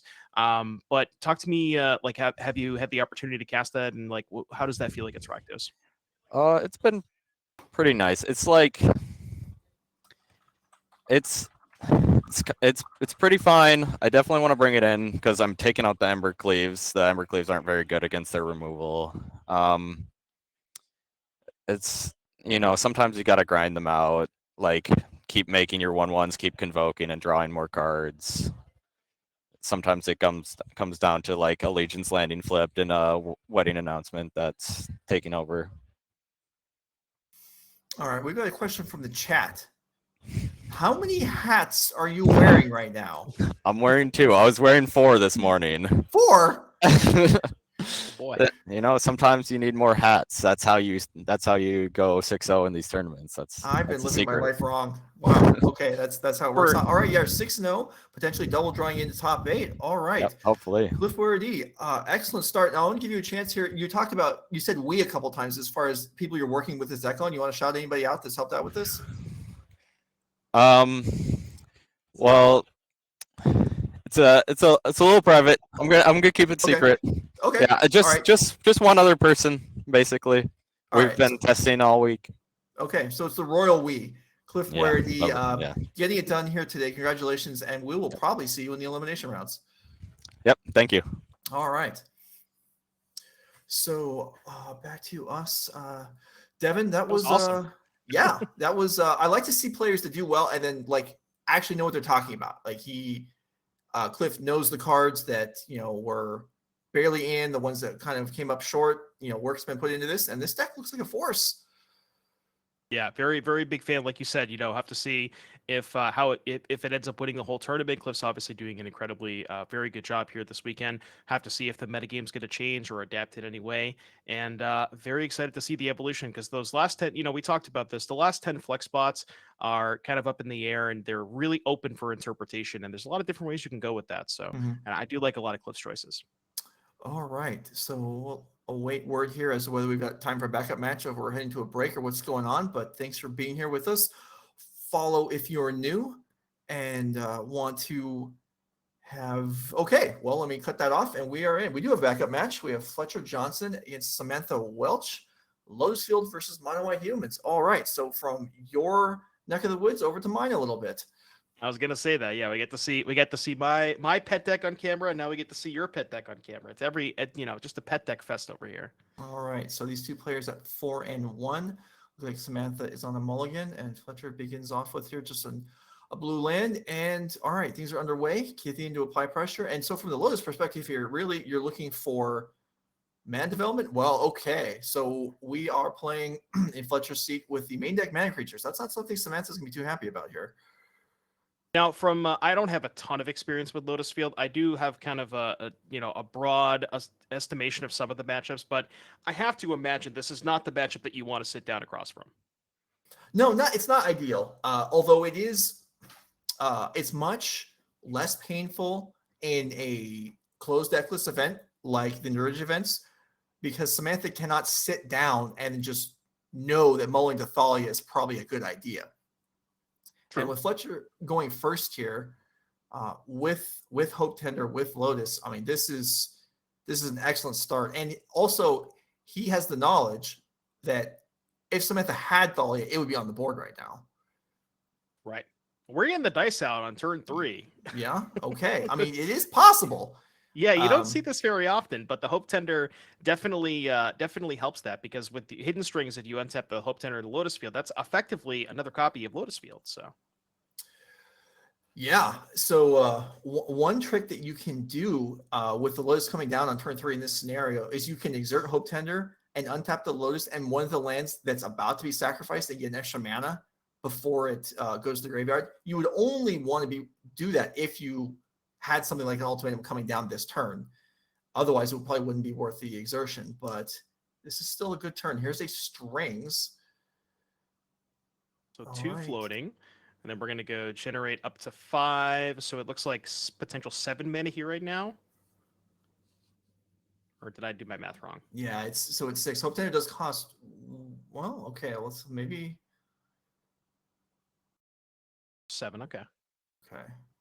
Yeah, 2 floating plus the 3 plus the 3, and then the Hope Tender is effectively Hope Tender, for all intents and purposes, is basically a Lotus Field that only makes 2, right? All right, here's a Leer, which, okay, there's a strings to untap. Okay. Ciphering. Love to see. Why not? Yeah, on the flashback, there's no reason not to. And this is quite turn 3. Samantha's just waiting. So 3 mana, and then the Hope Tender is 2 more. I think I saw a Vizier and a Pour in Fletcher's hand. We might be good to go here. Yeah, this is pretty good. It's still going to be fairly tough to maneuver a win out of this, I would say. But Fletcher can put himself in a very good position. Here is the Pour. Now, unlike a fully powered Pour off 2 Lotus where you gain a mana, this is going to cost Fletcher 2, but that's still not a bad deal. That is a good point. Yeah, I guess that's one thing that I missed. The Pour does not untap the Hope Tender. Okay, yeah. So we're only going to have 3 mana left over here. So like you said, likely not going to end the game this turn, but going to cycle through a bunch. Really just basically this is just setting up for next turn at this point. Yeah, and this Hope Tender is not exerted, so Fletcher will be ready to go. And from Samantha's position, if we, I'm going to take a look at Samantha's deck to see if we're on main deck Brutal Cathar. I know some people had cut them. We do have Cathar, but with the Leer in play, now you actually have a really tough decision here as to whether you Cathar the Hope Tender or the Leer. My guess is you still really want to kill the Leer, but yeah, really tough spot for Samantha. Yeah, this is This is bad news. And with the Leer, with the Hidden String ciphered, it's actually something that Samantha would want to be blocking next turn if it's still on the board. It's also the only blocker. So I agree with you. If Samantha does have access to a removal spell, a removal creature, the Leer would probably be the choice. But this is looking scary. And maybe Fletcher's not even done yet. I'm still going. Well, we played a land. We have green floating. Can get to. I'm trying to think of like a Grazer line. So you can go Vizier, untap field, make 3 green. Now then you don't have blue floating. Yeah, okay, never mind. So we're gonna cycle Vizier to untap. I don't think I see a Grazer anyways. Funny enough, we actually have Odawara available because we have Leer as a legend. So if Samantha has something like Brotocathar, Fletcher can just respond to the trigger and then bounce the Brotocathar to keep the Leer in play. Yeah, that's true. All right, so no Brotocathar available. I'm gonna guess that's an officer. The full text strike, the full R card. I know. I was going to keep my mouth shut, but yeah, I think you're right. It's gotta be. I'm trying to look at the 1-drops. I don't think there's an Alt-Art Hopeful Initiate, and I know what the Alt-Art Skrelf looks like, so yeah, that's got to be an officer. All right, there is the stage. So now the Hope Tender being able to untap 2 lands is probably going to exert here. Fletcher's like, you have some larger dice. I'm going to be floating a lot of mana here. Any D70s? Yeah. Maybe looking for an exert indicator. We got Lotus Field. We're going to flashback the pour over the pages. Yeah. And Samantha's just on the F6 button, so. Yeah, and this one now with 2 Lotus in play, Poor being flashback, Fletcher is very likely going to find a win here. This being all of turn 4 turns into the match. But Yeah, there I was is going to say, it's got to be over at this point. Yeah, there's no gas in the graveyard. There's no impulse. So Fletcher is going to be depending on what's in his hand. But it doesn't take much. 1 ultimatum, 1 dark petition, maybe even 1 pour with Leer in play would generate 6 more cards. So it's not asking too much. And there's a dark petition.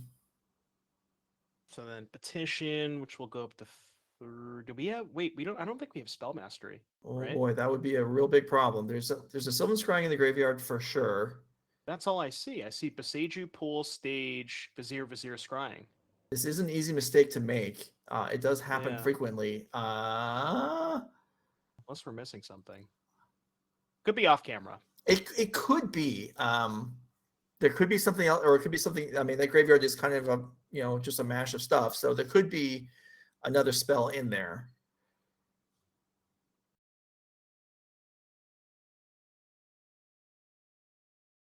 Backup match anyway, so we this is There's nothing we can do about it regardless. But right. So let's keep going. That was petition for strings, untap, flashback petition, and now even if there's nothing in hand, Fletcher can get ultimatum, flashback to strings, and then now it should that's be all there is. deterministic. Mhm. Yep, 3 black floating with the 2 fields. That's 9. Ultimatum, float 2. You don't even need the strings, but doing it for good measure. But yeah, basically the kill is once you get to ultimatum with 2 floating, that is, I believe, no matter what, a lock.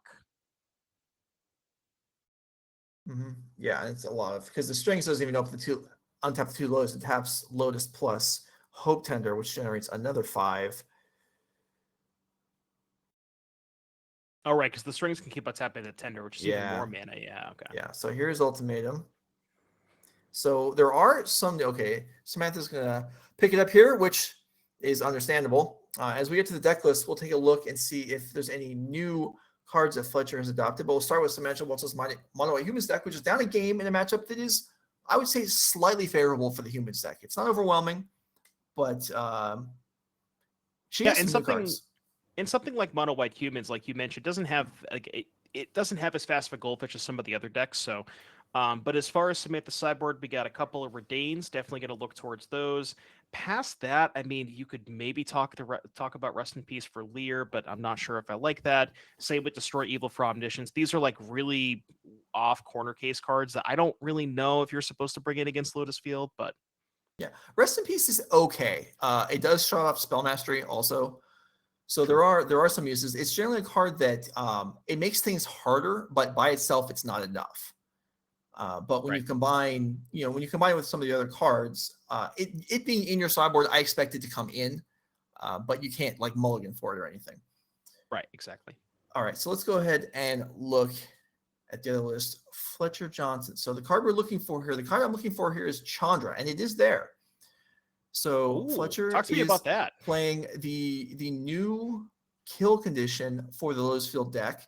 I've tried some with this myself. I'm not convinced, but I'll explain to you kind of the positives and negatives. So first of all, as the win condition, how it works is you just dome the opponent with Chandra, recur with Balaged, dome them again, and you just do that. And you can actually do it for infinite damage once you're completely set up. Okay. So that is how this version of the deck is winning. Now, Fletcher also has Mastermind's Acquisition. So there's also the potential win with approach in the sideboard. So this is a redundancy. Arguably, it's not necessary, but it's definitely safer.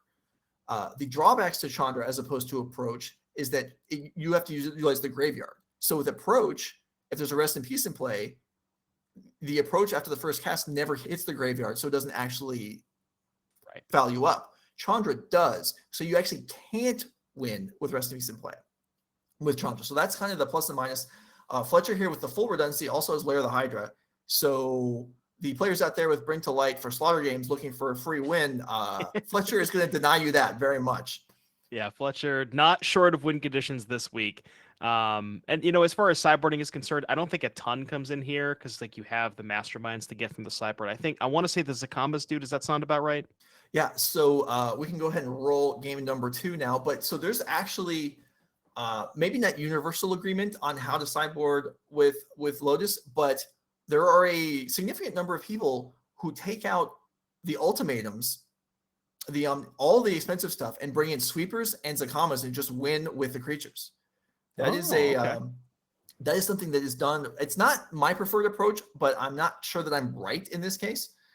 But it does lead to things playing out slightly differently. Here we see the Rest in Peace on turn 2. So that's something. I mean, ideally, Samantha would have a creature on, like, say, 1, 2, 3, and the Rest in Peace on 4. But getting in here, I mean, at least it's on there.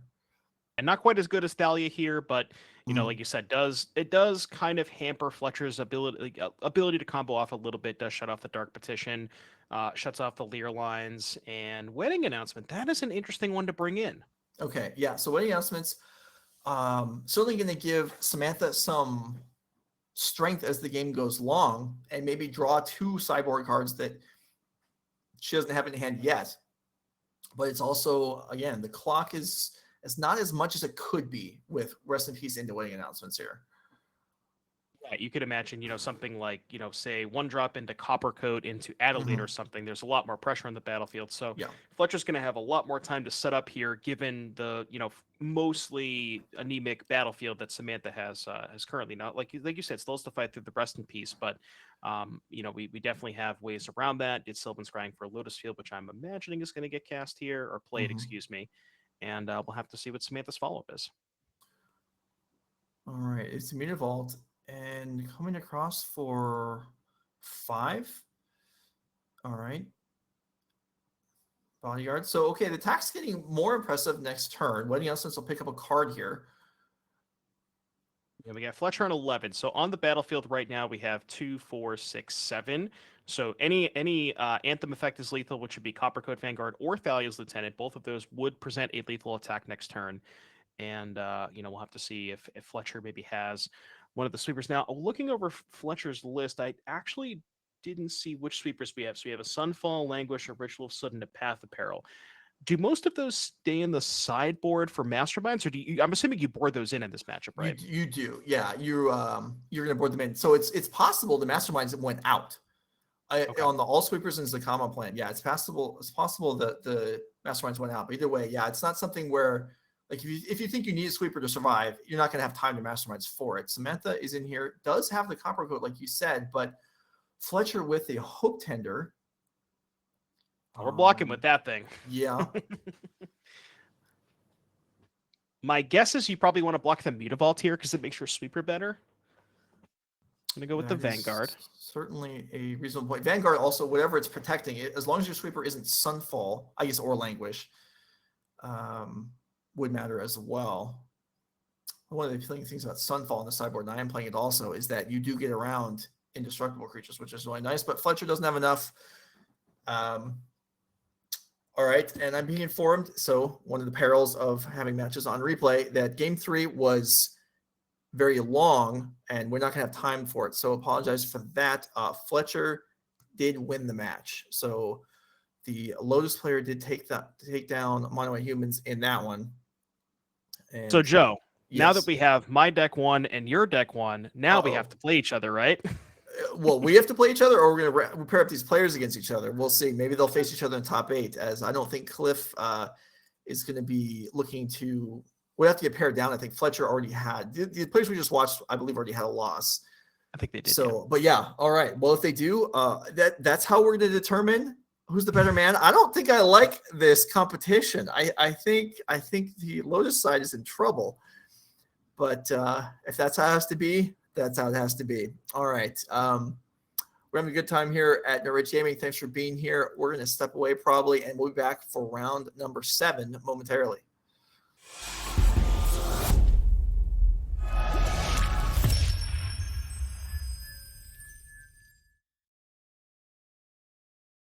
All right, here we are. Devin O'Donnell, Joe Lissette, NRG Gaming. We're back for round 7 of Pioneer. Before we get the match started, we're going to show you the leaderboard and who is doing what. So you can check in on players you may be interested in. If the player you like is not on this list, you can go ahead and head to MTG Melee and see all the standings for the event. But we've got Chris Smith at 5-1, Eric Hawkins, Sarah Shearing. Oh, I'm sorry, Steve. Okay, this isn't in the order I thought it was in. So with Chris Smith and Stephen Dykman at 5-1, Eric Hawkins, Sarah Shearing, and Thiago Saporito at 4-2. And we have, sadly, Zoe Reederman joining our people who are not going to be making the elimination rounds today. Speaking of Stephen Dykman, going for the back-to-back-to-back. Yeah, that would be something. Does he? I mean, what's the secret? How do you just win all your matches? I don't know. I mean, is this? I think it's Fable the Beer Breaker, Joe. Is this an off day for Stephen Dykman? He does have a match loss. That is true. That is true. So in the last event that we came, he won both, and he had Fable in both decks, and unsurprisingly, he's got Fable again. So maybe that's the answer. All right, maybe so. Anyway, we are down and ready for round number 7. We have Stephen Dykman versus Cat Miller-Granger, Rakdos Sacrifice versus Abzan Greasefang. A match that I imagine can go either way, and my reason for saying that is because I don't really know who's favored here, so I'm just defaulting to that. Now, Rakdos, that we do see Rakdos Sacrifice as the deck title for Stephen Dykman, but there's actually a little bit of different stuff going on in Dykman's list specifically, and maybe we'll get to see that. But Dykman is sporting copies of Voldaren Thrillseeker in his deck this weekend, which is a card alongside Dreadhorde Butcher. It's kind of like the new Splitter Twin. I don't know if people have seen that, but Dykman's been playing a lot on the Twitch stream that he streams a lot, and posting up some good results. So we'll have to see if that comes up. But that is kind of the spice that we got going on. All right, and for Cat Miller-Granger, they got the start they want. Informant into Parhelion in the graveyard. So Dykman's got to be crossing his fingers that Greasefang doesn't come up right here, because that's a lot to deal with if that's the case. But 2 mana? 2 mana means not so bad. It looks like we're not starting off, or we don't have the Greasefang, or potentially don't have the 3rd land for the Greasefang. Now, we talked about, we were trying to think of who was favored in this matchup. Dykman only has 3 copies of Fatal Push in the main deck. Now, we did mention Voldaren Thrillseeker, which, for those of you who don't know, it's a card. It's like a backup card. It's a 1/1 backup 2, and it has an ability of colorless sacrifice. This creature deals its damage equal to its power to any target. So if you put the counters on the Thrillseeker and have a mana up, that could potentially be another way to stop a Greasefang before it's able to go to combat. Mm-hmm. Looks like no 3rd land here for Cat, which means that's what they were looking for. Maybe does have the Greasefang rolled up, just didn't find that land. Yeah, not only no 3rd land initially, but then I think after the Witherbloom, still not a land. Right, that's So, pretty yeah, rare to miss out. That's that. tough. Yeah. Okay, so Steven has to assume that Cat kept his hand for legitimate reasons. So the Greasefang is probably in hand. So has to take that into account as he decides how he wants to play this out. Right. We saw Cat, have the traverse on turn 1. So that was the one land that they had, and then played, the swamp on 2. So it looks like Cat may have kept a one-lander here with Traverse and Witherbloom trying to, you would think that Traverse is essentially, ETB tap Mhm. land and for all intents and purposes, but, really hoping to hit the land off the Witherbloom. We'll see which 3-drop. Yeah. Steven does have a lot of 3s here that we could have access to. Yeah, and that's, with the Raffine's Informant too, that's a completely reasonable hand for Cat to keep. Just got unfortunate here. And there is a Thrill Seeker, like you said, and this Blowtithe Harvester is coming across for a good chunk of life. Yeah, relatively new card, so I'm not sure if we can get that up on screen for our viewers. But yeah, very, very potent, specifically when combined with Dreadhorde Butcher, because the Dreadhorde Butcher has an ability that says when it dies, it deals damage equal to its power to any target, and the Thrill Seeker gives the ability to, sacrifice the creature that you back up to deal the damage, so you're essentially doubling up on that damage. So if you sacrifice a 4/4 Dreadhorde Butcher, it deals 8 damage, so on and so forth. And there's a land that I'd be very surprised if Cat did not have a Greasefang here. Mm-hmm. But it And looks like we're going towards a Liliana. Okay. That's Dykman has a few cards in hand. Liliana's Sacrifice is not going to have too much of an impact right here. Well, you're right. Yeah, so I guess maybe Cat kept. Now I'm trying to wonder. I'm wondering what the contents of the rest of their hand would look like. So it doesn't have a Greasefang. I would imagine if you had something like a salvage that you would just try to dig towards that Greasefang. So yeah, I wonder maybe Cat has a bunch of chariots and Sky Sovereigns. Conceivably, it wasn't a 7-card hand either. We didn't see the pregame actions. Good point. Okay, so here is Liliana going up. Chariot gets pitched alongside Hive with the Eye Tyrant, and Steven continuing to look at pressing damage here. Yeah, really wants to try and find a way to remove the Raffine's Informant from the battlefield if Steven wants to go towards that Liliana. But with Cat at 11, I'm not even sure that you might even just ignore the Liliana at this point.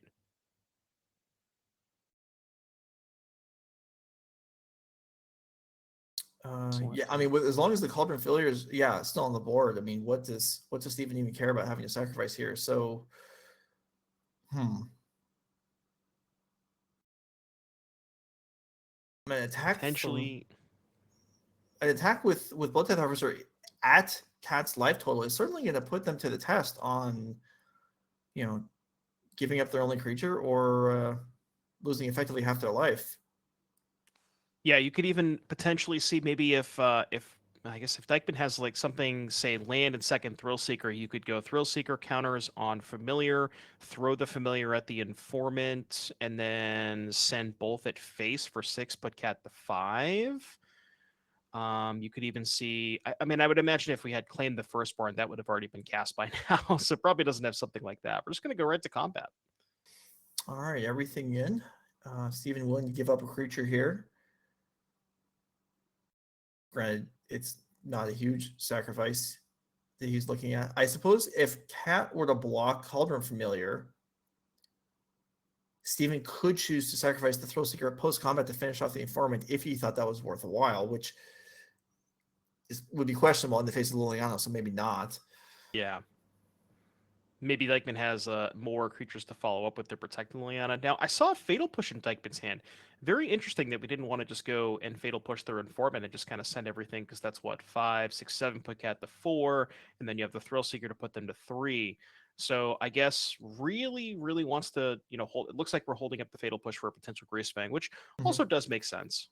Yeah, if that's the expectation, then I wonder if it makes sense to block the Thrill Seeker, because that would turn that off potentially. Instead, it looks like Cat chump blocks the Bloodtithe Harvester and falls to 9. And here is, I think that's another Thrill Seeker coming down for Steven. It is, yep. Ooh, and we're also going to put the counters on itself. So now we could see that line that I talked about earlier of Mhm. even if Cat does find a Greasefang, the Thrillseeker has 3 power, so you can just point the Thrillseeker at the Greasefang to kill it before you go to combat. Yeah, this is looking tough. Sacrifice presumably coming in here. Maybe Cat can stabilize with land and then a hardcast Chariot To buy some time. Yeah, I mean that's a big maybe anyway. Yeah, because as the board sits, even if Cat down ticks here, Dykman's just going to sacrifice that Cauldron Familiar, and it's Mhm. is representing way more than lethal on the crackback. So Cat's going to need a good turn. I'm looking at, I think I saw a Thoughtseize, a Chariot, and I think a Mana Confluence. Okay, so we can't play a Chariot here. There's a little bit of time. Very little. Yeah, but I mean a turn is a turn. If it's a turn to draw a Greasefang, that's good. All right, here's the force. All right, and also now that Liliana, I mean, still on 2, if the Chariot can survive the turn, then Liliana can pick off another creature. That might be somewhat optimistic, but when you're Yeah, and behind also, go ahead. when you're behind on the board, you have to be optimistic. Like things have to work out to some degree, or else you're just dead anyway. Push on tokens probably enough. Sorry, what were you gonna say? Worth noting that there's a Hive in play too. So if Stephen were to find a land, okay, Mhm. well that should just do it because then you can go sack. Yeah, you send everything. Cat blocks there, and then that's way more than enough, right? 4, put Cat to 4, and then yeah, that's lethal. I was gonna say the Hive could have taken out the Parhelion, but not necessary. Mhm. Okay, so game 1 to Steven Dykman. We'll bring up the deck list as there are a couple, or there are new cards, or at least unusual cards in both lists. Start with Steven Dykman's Rakdos Sacrifice. We saw the Thrill Seekers, and there was another non-stock card you're talking about, the Dreadhorde Butcher. Yep. To go alongside it. So I know you mentioned how these combo together, but let's kind of run through that again while we're here. So Dreadhorde Butcher is a card. It's 2 mana for a 1/1 haste. Whenever it hits your opponent, you put a +1/+1 counter on it, and when it dies, it deals damage equal to its power at any target. So when combined specifically with Volterra and Thrillseeker, if let's say you have the ideal start, turn 2 Butcher, turn 3 Thrillseeker, hit them with the Butcher, you put 2 counters on it. Now it's a 5/5. You can then use the Butcher to, like, if you throw the Butcher at your opponent, it deals them 5, and then it also deals them 5 off of the Butcher's trigger. So it essentially just doubles up that trigger. That's really the synergy here with Thrillseeker. As far as this particular matchup is concerned, I believe Dykman's going to want to go towards the Rending Volleys. Those are slam dunks. I think that's a Ray of Enfeeblement. Yeah, it is. So we're going to go towards the 3 1-mana removal spells, and then potentially Kolaghan's Command as well. Not the best at breaking up a Greasefang because it is expensive and it puts the Parhelion back in the graveyard, so you can just go for the Greasefang again next turn. But it is nice in those more fair games that you can blow up a Chariot and a token with it. Mm-hmm. All right, and if we have Cat Miller-Granger's Greasefang deck list here. So now this, maybe I haven't been keeping up too closely with developments in the deck, but Fleeting Spirit is a card that I have not played against in the Greasefang deck list before. Another turn 2 discard outlet, I suppose. Yeah, I was actually surprised. We had Cat on a previous feature match round, and I was very certain that the card that they cast was the white creature that learns when it enters the battlefield, and that wasn't the case. So I've actually never seen Fleeting Spirit before, but like you mentioned, it's a nice discard outlet. It's a creature with flying, helps you set up the turn 3 Parhelion, and also a Thrawn at the sideboard. I don't think I've seen that before. Yeah, I mean that's a nice one. There are certainly blue-white control decks running around. We have seen a number of them, and Thrawn. I mean that's a home run against. What are they going to do about it? I guess it's sweeper or nothing, which I guess is true of a lot of things. But still, that's a nice addition. I don't expect we'll see it here. No, sadly, We sadly no are threats here. we are going to be looking to kind of just play it straight here. Maybe there's a few additions to be made here, but for the most part, the plan isn't changing for Cat. Yeah, you could talk me into like Knight of Autumn to kill Witch's Oven, Abrupt Decay for the same thing, maybe Unlicensed to help deal with the Cauldron Familiars, and then potentially Fatal Push to help kill Mayhem Devil and or Volterra and Thrillseeker. But yeah, like you said, just small upgrades, really just kind of mostly keeping it the same.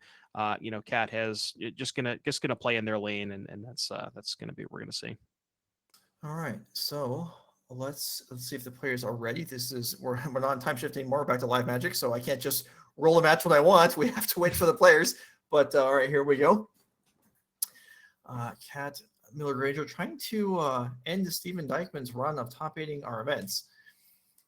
Wait, so Joe, you're telling me that you can't fast forward time for us? I'm very surprised to hear this. I like to keep some things, secret. I don't want to give away all the tricks. But we don't want the CIA coming after us. That's right. Okay, so Cat Miller-Granger looking at the opening 7, a couple vehicles in there. I think I saw Greasefang, so land and discard outlet. Obviously, one of those is missing. It's like Cats go to 6, and I saw a Fable in Dykman's hand, so I have to imagine it's a keep, but we'll have to see what the rest of it looks like. Yeah, Fable's one hell of a card, huh? Yeah, I guess. Boy, this is gonna sound, well, it is stupid, but I walked into the Pro Tour a couple weeks ago thinking like, yeah, Fable's fine, but this is manageable. Yeah, it turned out to be wrong. It's like, do they need to ban anything in this format? No, of course not. Well, I don't know if my answer is the same now as it was then. About that. But standard ban announcement coming up towards the end of this month, so we'll have to see how that shakes up.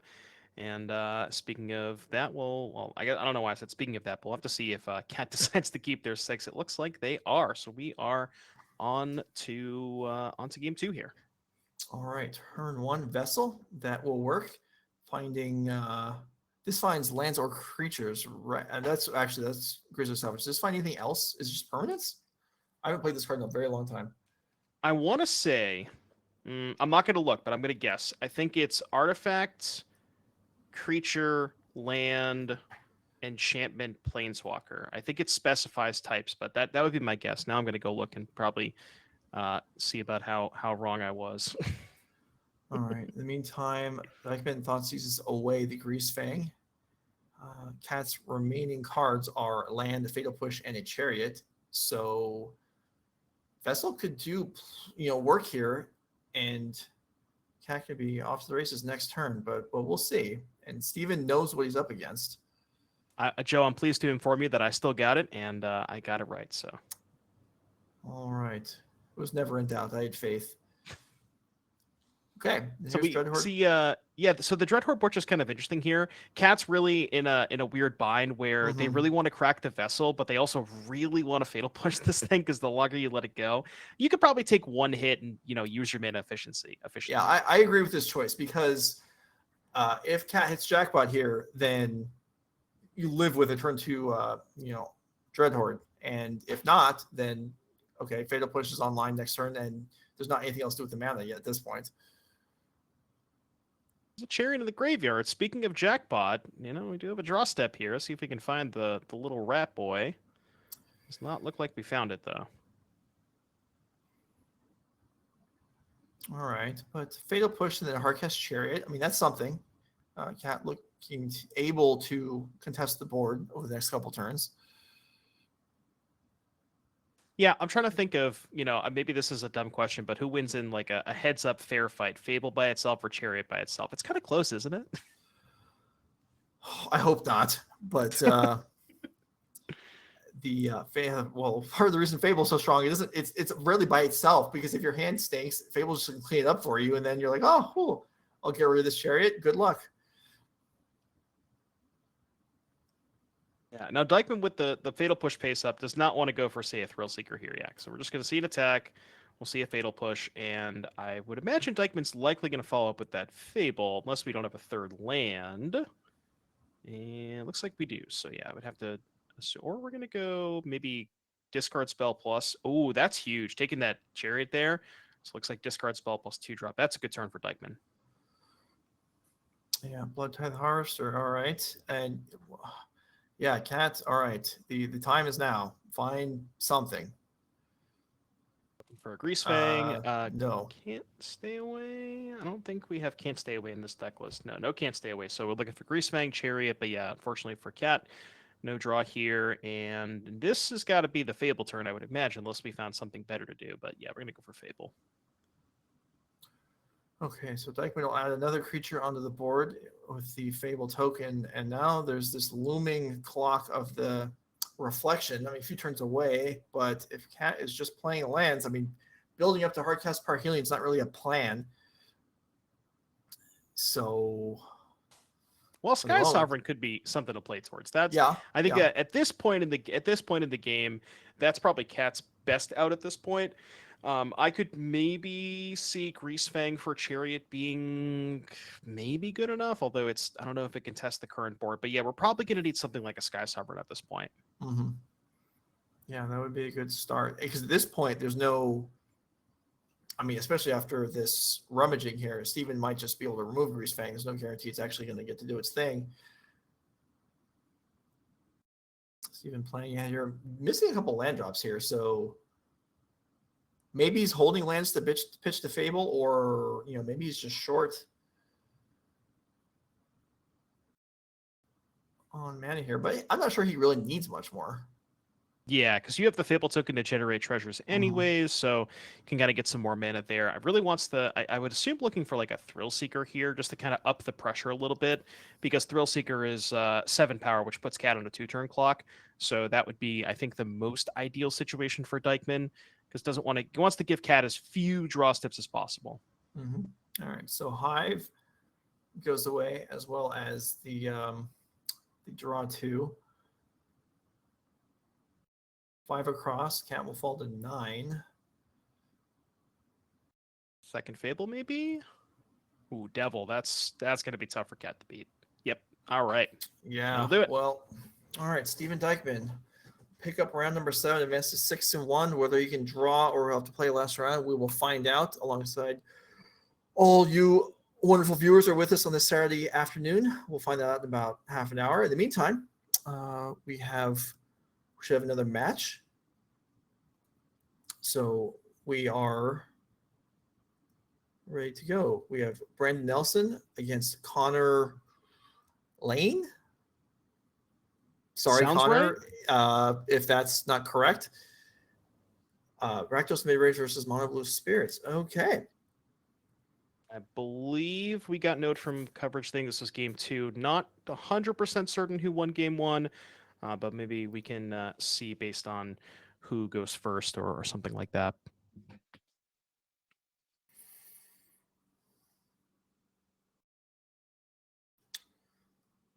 All right. But yeah, Rakdos versus Mono Blue. I think the general consensus is that Rakdos is a pretty big favorite in this matchup, and from what I've seen, I would have to imagine that I agree with that sentiment.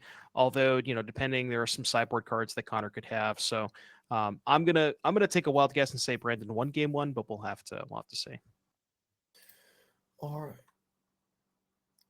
Okay, so let's. So are we? Do we know that we're actually watching game 2 here, or is this game 1? Okay, this is game 2, and Connor is up a game. All right. Okay. I was wrong. So Connor broke serve there. Takes up game 1 with a Spirits deck. Brandon Nelson looking to recover here. These players at 5-1 looking for a win to give them a chance at top 8. But even if you don't top 8 the event, still prize money and points to accumulate for all the players in the house today. And we're in we, not Devin and I, but NRG is in Minneapolis this weekend. Same city. We're in Minneapolis in spirit, all right. Yeah, that's right. Does that mean we're siding with Connor? Maybe. Anyway, Brandon is perusing the 7 here, with 1 having to go back. And we're underway with a Mutavault. Okay. So no Blood Tide Harvester on turn 2. Yeah. Well, funny enough, the people, the common consent, or I guess the debate is whether or not you play Mutavault or Castle Locktwain. Neither of those are very good on turn 1, so I guess it doesn't matter that much there. And an attack with Mutavault, Connor has to be thrilled. I mean, that's. Oh yeah. If I'm saying, I mean, I imagine most players that want to win, competitive players, not opposed to being handed advantages. And my opponent mulliganing and then attacking with a Mutavault on turn 2, I'll take it. I'm not gonna I wouldn't make any gestures, but I'd pump the fist in my head a little bit. Exactly. Okay, so here is Rattle Chains and Graveyard Trespasser on the board, and here is a Curious Obsession that's going to hit. Very good spot to jam Curious Obsession while Brandon is tapped out. And, there could be something like a Geistlight Snare to protect it, maybe even potentially 2 protection spells, something like, land plus holdout, slip out the back, and or Geistlight Snare. Got to be a little bit careful with Snare, though, because Brandon could deploy land 4 plus Fatal Push. So we'll have to see how this plays out. Just jam it a Shield Red. Okay, well, that is going to, okay, never mind. It's not going to make it on the board. That would have at least somewhat negated the advantage from the extra draws. But instead, Connor's just cruising here. Yeah, fantastic spot for Connor. Just exactly how you want the game to go. Like you mentioned, the attack with Mutavault on turn 2. And just going to get more cards. Going to keep the cards flowing with this Rattle Chains plus Curious Obsession. Really just wants to try and find maybe more Rattle Chains to protect. Maybe a Lord here or there to kind of amp the clock up. But doesn't have to do a ton from here.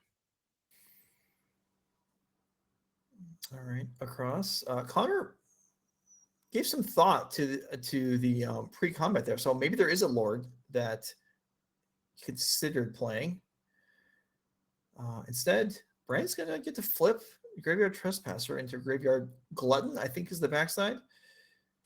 Yeah, so as far as the clock is concerned, this by itself, the flipping of Trespasser doesn't necessarily change the clock because it would have been 5-5-5 versus 6-6, which, what I mean? It's still a 3-turn clock either way. So as long as Connor can kind of keep up, stop Brandon from doing the other things, then the clock's not going to change too much. Mm-hmm. All right, here is the Lord. Supreme Phantom's going to come down, potentially can block Mutavault. The Graveyard Glutton is, I was going to say could have taken a Shieldred, but based on the positioning, the angling of Shieldred and Geistlight Snare, they may actually both be, it might have been exiled last turn already. Yeah, I think after the Shieldred went, the Shieldred got cast pre-combat, and then I think Brandon did target the Shieldred with the Trespasser last turn. And I think what Connor was thinking last turn was to whether or not to main phase the Supreme Phantom to not flip the Trespasser. But the nice thing about casting it in combat is you get Brandon to commit more mana into the Mutavault. Obviously, if the Supreme Phantom is face up, you're not going to commit the mana to the attack. And we also see here a slip out the back to counter a Bone Crusher. That is a backbreaking turn. Yeah, that was rough. Now Brandon facing significantly more incoming damage. And this Graveyard Glutton is not going to win the race anymore. Does Connor leave back a blocker? No. Well, maybe. Thinking about it. So this is currently an attack for 1, 2, 3, 4, 5, 6, 7, 8. Mm-hmm. So the thing about leaving back a blocker is you don't put Brandon on a 2-turn clock. So I think it makes sense to attack with all. Yeah, all right.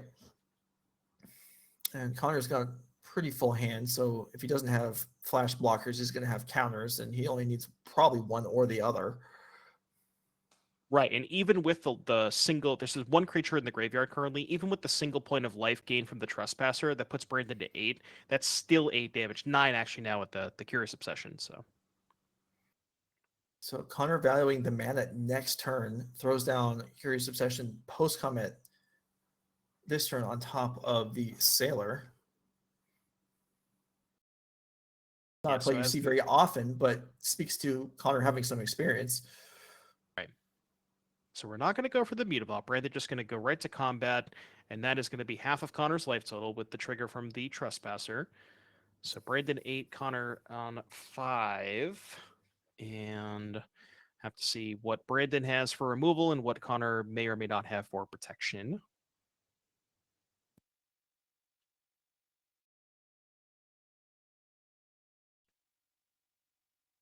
Okay. The Ritual of Soot. Yeah, I mean, Ritual of Soot will very much equalize this game here if Connor doesn't have a counter for it. With Connor thinking this long, I'm gonna assume that there's no counter spell, but we'll have to see. That's kind of a tough one. Yeah, is this a spot? Is this just draw of Spectral Sailor? Potentially, that could be the 4 mana held up. Could also have maybe a slip out the back, and we're thinking about which one to save. Yeah, it's going to be a draw. We are going to draw. Wow. So I'm going to say that given that Connor didn't have a counter, they may be deploying the Curious Obsession post-combat was a little hasty there, because having an extra mana there, I mean, potentially if a Geistlight Snare was drawn, it could have tagged the ritual. But we'll see what Connor's follow-up here is, facing down this Mutavault at 5 life. Right. So I think the decision to use it, I'm gonna assume that Connor maybe didn't have a land left over and wanted to be able to go like, maybe 1 drop plus hold up activation next turn. But yeah, really, really punishing spot. And looks like Brandon does have some good follow-ups here, a Shieldred and a Harvester. Yeah, this is tough. And yeah, I mean, just because Connor got blown out doesn't mean he messed up necessarily. It could have been, he made the right decisions, and that's just the way things fell. But now,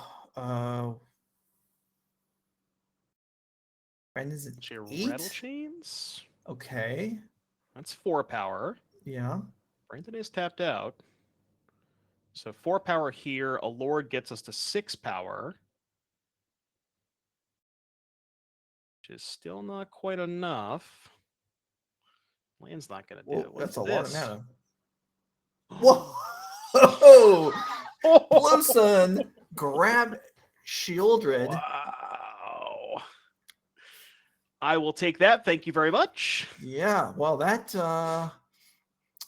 Blue Sun Twilight is pretty strong when it works.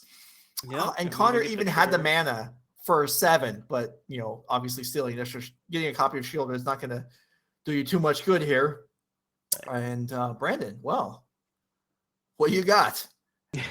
An answer is required. Yes. I think Brandon should be at 3, right? Because they took 3 from the Rattle Chains and 2 from the Shieldred. And I believe we didn't get Connor's life total updated with the Shieldred trigger. So I think both players should be at 3 right now. Okay. Again, time shifted match, so we won't be able to change it, but just to keep that in mind. I believe, assuming that all triggers were remembered, I think they're both at 3. All right. Brandon Nelson trying to figure out what just happened. And I mean, Shieldred, that's a pretty scary card. I know. Wrath your board, next turn play 2 creatures, and then now you're in this position. Yeah, I mean, contemplating, figuring that the land there, maybe contemplating the blood,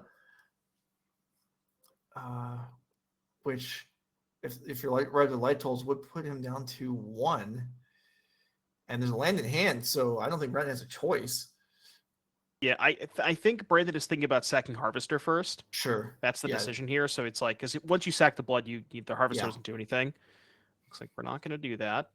So yeah, Brandon goes to 1, and that is it. Okay, Blue Sun's Twilight and Connor Laehn take down Brandon Nelson and advances to 6-1. So congratulations to him. The Spirits hold steady there with the help of Shieldred, the Apocalypse, I guess. And and pretty nice when your mono blue Spirit stack just gets the splash Shieldred anyways. So yeah. That was exciting stuff. That was looking a little grim there for Connor. But taking your opponent's best creature and sliding into play on your side, that turns things around in a hurry, and Brandon Nelson is dispatched. Okay, well, that brings us through 7 rounds. This round, winners, we had Steven Dykman and we have Connor Laehn, looking strong to potentially join Cliff Boyardee in the top 8. Come on back for round number 8, and we'll see what other 5 players might be joining them. This is NRG Gaming, 10K Pioneer. We'll be right back.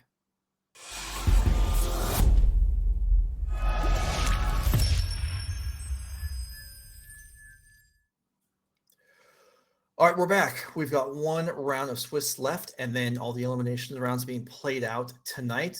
Pioneer 10K or NRG Gaming in Minneapolis this weekend. Devin O'Donnell's here with me.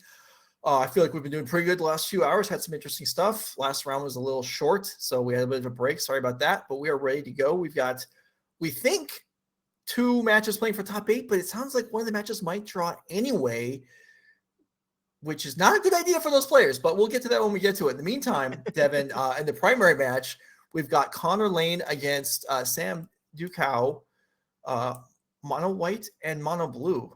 We got players to watch. You know what? Let's put that up first, I guess, while we have it. All right. We have Chris Smith, who we believe drew in. Stephen Dykman, who we think Maybe. should play, but may not. And then we have a few players at 5 and 2 playing for top 16. Eric Hawkins, Sarah Shearing, and Thiago Saporito, looking to build up some points and some cash, but probably not making top 8 today, barring a snafu and involving judges and other players being disqualified. But assuming none of that happens, Well, unless we somebody have- draws themselves out. So. That's true. That's true. That could happen. You It never sounds know. like it might. Anyway, we're going to start with Connor Laehn and Sam Duchow, mono white versus mono blue. And Devin, you've implied that you think the dice roll is fairly relevant here. Yeah, I mean, mono white and mono blue, both decks that don't have a ton of interaction. You know, there's some counter spells from the mono blue side, but even the counter spells, specifically Lofty Denial, you're trading most of the time, you're trading down on mana if you're counting a 1-drop. So die roll matters a lot. Getting onto the battlefield, definitely very important. And we'll have to see. You know, I would assume maybe the die roll isn't like assuming not counting the die roll, I would have to guess that Sam is maybe a slight favorite, but it is definitely pretty close. Yeah. All right. So we'll get underway here. Yeah. More powerful creatures for the most part on the white side, evasive creatures on the blue side. And we're looking up, kind of just perusing the standings in between rounds. And Connor Laehn looks like, now this is a name that's familiar to me. So it may be a look from Minnesota that doesn't go to a lot of the Nerd Rage events, which is understandable, but he's not the only Laehn that is doing well today. He may have a brother, cousin, something like that. There is a Taylor Laehn that is also having a pretty good finish this weekend, although not quite to lofty heights of Connor playing for top 8 here, but the family doing well, it looks like. So Also playing Spirits. yeah, also playing Spirits, but not the same Spirits. Taylor Laehn playing blue-white Spirits. So, maybe there was some bickering. Maybe they both wanted to play blue-white, but they didn't have enough white cards. And Taylor won the right to play, and yet Connor is showing him up by being on top 8 contention here. Either way, here we go. Top 8 on the line. Connor Laehn and Sam Duchow, round 8 underway. See, when you're in a spot like that, you just got to figure that you got to split up the Hallowed Fountains. Each person gets 2. Maybe you got to play some worse blue-white duels, but both players can play the white cards at that point. So we see. Looks like Connor was on the play. Both players having a 1-drop here. Now, both players do have access to Lords. Connor has the 2-mana one that I can't remember the name. Supreme Phantom, and then Sam has the Copper Coat Vanguard as well as Thalia's Lieutenant. Now here we see a really explosive start here from Connor, double Curious Obsession. Yeah, and so there are, I believe, 3 spells in Sam's deck that can deal with this on turn 2. I think there's something like, let me bring it up here. I think there are 2 ossifications, and then I'm sorry, I'm wrong. There's 1 ossification. That's it. The rest are Brutal Cathars, which aren't able to come online yet. So we're still in closed deck lists here, but Connor taking a very small risk here, but paid off tremendously if he's right that Sam doesn't have a rule spell and he doesn't. So this Spectral Sailor is ready to just draw all the cards in the world. Right. We have, I've seen some mono white players potentially change up those slots a little bit. I've seen, upwards of 3 or 4 ossifications, maybe less brave the elements. But like you said, it looks like our mono white player Sam here going to only opting to play a single copy of ossification. And now drawing 3 cards a turn, you have to imagine there's some sort of protection spell in Connor's hand. I find it hard to believe that there wasn't. And yeah, it's going to be really hard for Sam to interact with that. Now, I think Sam's best path to victory at this point is, this is going to sound weird, but just ignoring the Spectral Sailor and just trying to double spell or potentially triple spell on turns and just try to race Connor. I think that trying to, attack that Selfless Spirit or in, ways of Brutal Cathar and stuff like that is kind of a moot point at this point. All right, so Sam taking a read of Mausoleum Wanderer, where you can just shortcut and tell him it doesn't impact your deck, as I believe it's just Brave the Elements that can be interacted with by Mausoleum Wanderer, and that's not even very relevant here. Both players with a creature land, which will impact their ability, and more relevant on Sam's side, you're talking about double, triple spelling. That Mutafalt's not going to help with that. Right. Yeah. This turn, I guess, Sam couldn't triple spell. Looks like potentially we are going to go for a 2 here. Going to leave with Lieutenant. Potentially, Connor could have a copy of Lofty Denial and or Geistlight Snare, and that's going to resolve. So this really does help Sam in that racing situation that we were talking about, given the fact that I kind of like Sam's stance. Maybe he doesn't have the Brutal Cathar anyways, but just ignoring the Sailor and just trying to purely race Connor, I think is his best path to victory. And this Vanguard is so there's a Brazen Borrower in Connor's hand, but Vanguard it's your other creatures get ward, right? Not itself. Correct. Yep, and that's going to be reset there. The only thing that Connor can bounce conveniently is also the ideal bounce target. And yeah, and Connor doesn't even have to worry about Brave the Elements, given that Mausoleum Wanderer on the table. That's true. So it is playing a role. Without that Brazen Borrower, I mean, Sam could have been pushing through a scary amount of damage here. Now, maybe not so much. And Giant Killer joins the board. That's a 1-of. Now, funnily enough, we were talking about racing situation and not removing the Spectral Sailor. Giant Killer kind of does a pretty good job of not necessarily removing it, but spending 2 mana to tap down that Sailor every turn. Could potentially be a way for Sam. You know, maybe Sam has land 4 and then decides to play a 2-drop and hold up mana. That could be a pretty good path for Sam. Yeah, it definitely could. And we know, and Connor knows that he is holding the Vanguard. So Connor thinking this through a little bit. Also, actually, you guys you'd only have to tap it once, and then the Curious Obsessions would fall off. Does Curious Obsession say if you attacked with anything, or does that creature have to attack? I think it's anything. So it would take some work. I suppose it's unlikely that Connor will, given the influx of cards, find a position where he's not able to keep the board full. Yeah, it says if you didn't attack with a creature this turn. Yeah. So yeah, the Mausoleum Wanderer will be able to keep it around. But even at that point, you know, you're taking much less damage. You're not really worried about the clock as much anymore. But you know, like we said, Connor does have a full grip. I did see a couple of lands in Connor's hand. This turn, most likely for Sam again, just going to go. Can tell what he picked up, but I would imagine we're going to go land, replay the Vanguard, kind of send with the 2 non-Giant Killer attackers, and likely just pass with some mana. Connor does have ways around that. Rattle Chains can give the Spectral Sailor hexproof to prevent it from being tapped for a turn from the Giant Killer as well. So that could mess with the math. All right, let's see. Shefet Dunes onto the board, so that's a potential pump later on. Is that Giant Killer's shifted to the side? Yeah, Sam looks like it might be holding back.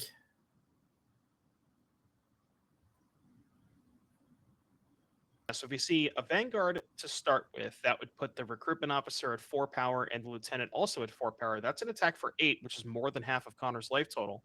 So, you know, that is, I think, probably Sam's best path to victory. Because I guess the other option is, I believe I saw a copy of a Ganjo in Sam's hand. So maybe that is you could consider, but it doesn't use your mana as efficiently because you'd have to hold up 3 for the Ganjo. Right. Okay, so Copper Coat does resolve, and like you're saying, this is a pretty sizable attack here. Now Connor does the potential. I suppose the land could animate, but that doesn't seem good.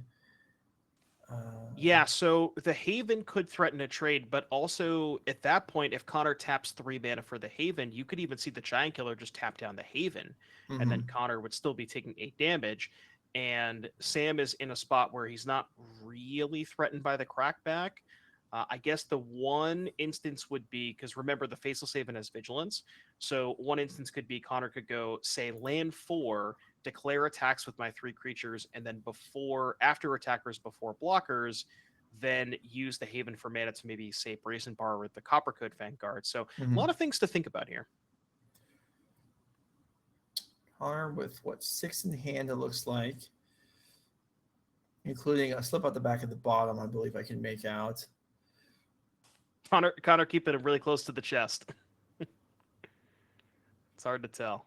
Saw a couple lands, I know that. All right, looks like we're going to damage. But this is kind of cool this year. Now we have the player cameras or the face cameras, I guess, added to the coverage here. It makes it feel like we're more at the table, more able to see the players' reactions. If you're enjoying that, why don't you let us know in the chat? Alternatively, if you don't like a look at these players and you wish you couldn't see them, I guess you can let us know that also, although we're likely to ignore you. All criticism is good, Joe. You know? Yes. Yeah. We're just not going to, we don't need to respond. We don't need to adapt our broadcast for everyone's interests, only the people that seem cheerful in the way, when they're, bashing us. I like the way you think, Joe. Thank you. All right. Brazen Borrower in play here. Looking at an attack here. 7. And tapping. Yep. Okay. So the bonanza of cards may stop, but Connor has something to say about that. Chains. Yeah, there you go. All right. Sounds like grumble. I knew that was going to happen. Jerk. Connor's like, yeah, that's right. Eat it. Here comes another 6. Potentially attack for 8 with the Wanderer, but I think Connor might want to hold back the Wanderer to chump block. Looks like that is going to happen. So coming in for 6 here, going to put Sam to 4. And Sam does have, or excuse me, Connor has 2 blockers back, has not played a land for turn. So you could, it's going to be really hard for Sam to punch through 2 blockers plus basically any sort of protection spell here. Now, I guess the good news if you're Sam, I guess not any 2 of these creatures are lethal because the Vanguard doesn't pump itself. I was including the Beautiful, but maybe if the Sheffet Dunes gets popped, but then you just block the 2 biggest things, take 3 and lethal on the crackback. So I'm not really sure how Sam gets out of this. I mean, there are 2 Brave the Elements in the deck. True. If that's a start. It's nowhere near a guarantee that it would resolve. There's 3 mana up plus a Mausoleum Wanderer, but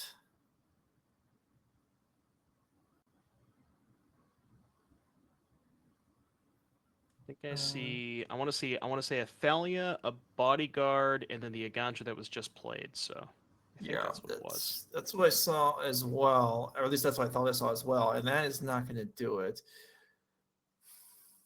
But maybe if Sam could force 2 blocks here and not use Giant Killer, then oh boy, well he's not going to use Giant Killer at all.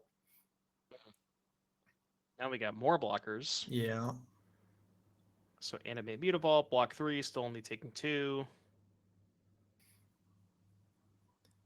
Well, Brave the Elements here would get past Mausoleum Wanderer, so if there's no additional counter for Connor, Sam would have the win, but we know he doesn't have that. At least we don't think he does. With all these promos nowadays, who knows? It's really hard for me to keep track of how many different arts there are of cards. So maybe Sam has a Brave. So I got a good story for the Pro Tour from you regarding that. I'll save it for between games. Okay. But different artworks. Now. Yeah.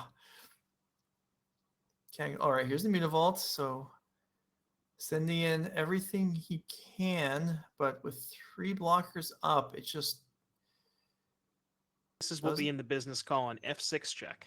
Yeah, and there's slip out the back. I mean, I'm not sure that's necessary, but it does save Connor another creature. Might as well, Yeah. Good practice. So we're gonna block the 2 biggest ones. Yeah, block all 3. Why not? We're tapped that. Sam's tapped out anyways. So. Do some blocks. This would suggest that maybe that slip out the back didn't actually do anything. But okay. You never know. Connor's still looking good. I mean, he drew enough extra cards this game. He could perhaps throw a card away. It was 3 turns in a row where Connor drew 3 cards. Yeah. So it's not that hard to win when you ancestral every single turn. Yeah, it does help. And Sam tapped out, and here we come across for 6 in the air. And that's it. Connor will pick up game number 1. Okay, so Sam Duchow down a game on the play here in game 1. I mean, on the play helps. True. Do we have cheap interaction? We do.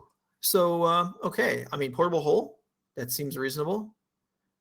Yep, definitely wants to grab these portable holes. I don't think there's much else. Maybe the Declaration in Stone. Yeah, see, I was going to ask you. The Declaration in Stone seems not quite as automatic, but maybe you want that?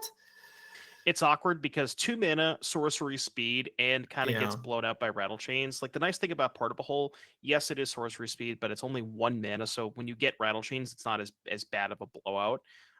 But 2 mana could frequently be all of Sam's turns. So Mhm. yeah, I think we're gonna go for the Portable Holes, but maybe not necessarily the stones. You could, maybe this is too cute, but destroy evil for Curious Obsession.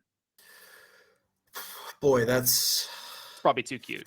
I mean, I'm not gonna say it's not gonna happen, but that does feel like. I mean, you're signing up to trade down on mana, and to not kill a. I don't know. I would be skeptical. All right, let's go ahead and look at Connor's list, which we saw a little earlier in the day. I think Connor Lane's mono blue spirits. All right, what was that reaction 4 to? Copies. 4 copies of Cerulean Drake. Is that I feel that's the pro red creature? That's the pro red creature, right? Yeah, I agree. I haven't seen that in a while either. We did see Blue Sun's Twilight last round. I don't think we'll see that here. How about Aethersphere Harvester? I'm looking at that one. Yeah. I like what you're thinking about, Joe. Yeah, give me that one. Past the Harvester, though, not really a lot here. But to be fair, I think Connor is ahead in the matchup, so I don't necessarily think that Connor needs a ton of stuff. But All right, so we'll see how that goes. In the meantime, as we go back to the table, all right, I've got this Pro Tour story for you. Tell me the story. Okay, so one of the guys in my team, Eugene Levin, is playing Esper Legends. He's playing for a long time. He qualified with it in the regional championship. Feels good about the deck. He had a deckless problem with the regional championship. Got a warning. Actually, I think I got game loss. No. Anyway, so we now we're the Pro Tour, and one of his opponents is like, "Oh." Because Pro Tour is open deck lists, and everyone has their, you have your phone, and you can have the opponent's deck list on there for people that haven't been through this. And his opponent's like, "Oh, you have a copy of Lauren. Can I see it? Like, I know it disenchants, but can I see the specifics of the card?" And my teammate says, "Oh, you can just click on it on your phone, and it will pop it up for you." So the opponent's like, "Oh," so he clicks on Lauren on the phone, and it pops up. And my friends from across the table sees the card pop up, and he thinks his instant thought is, "I've never seen that artwork before in my life. What's going on?" Well, for anyone that's listening along and is knowledgeable of the standard format, there are 2 Laurens in standard, and he registered the wrong one in his deck. So for the second consecutive premium event, got in trouble for deck list errors. So yeah, artworks. I mean, the artwork wasn't the fault of it, but the artwork was the tip off that there was an issue. That was, if only they didn't ask to see the card. Right. Yeah, it would have never happened. Yeah.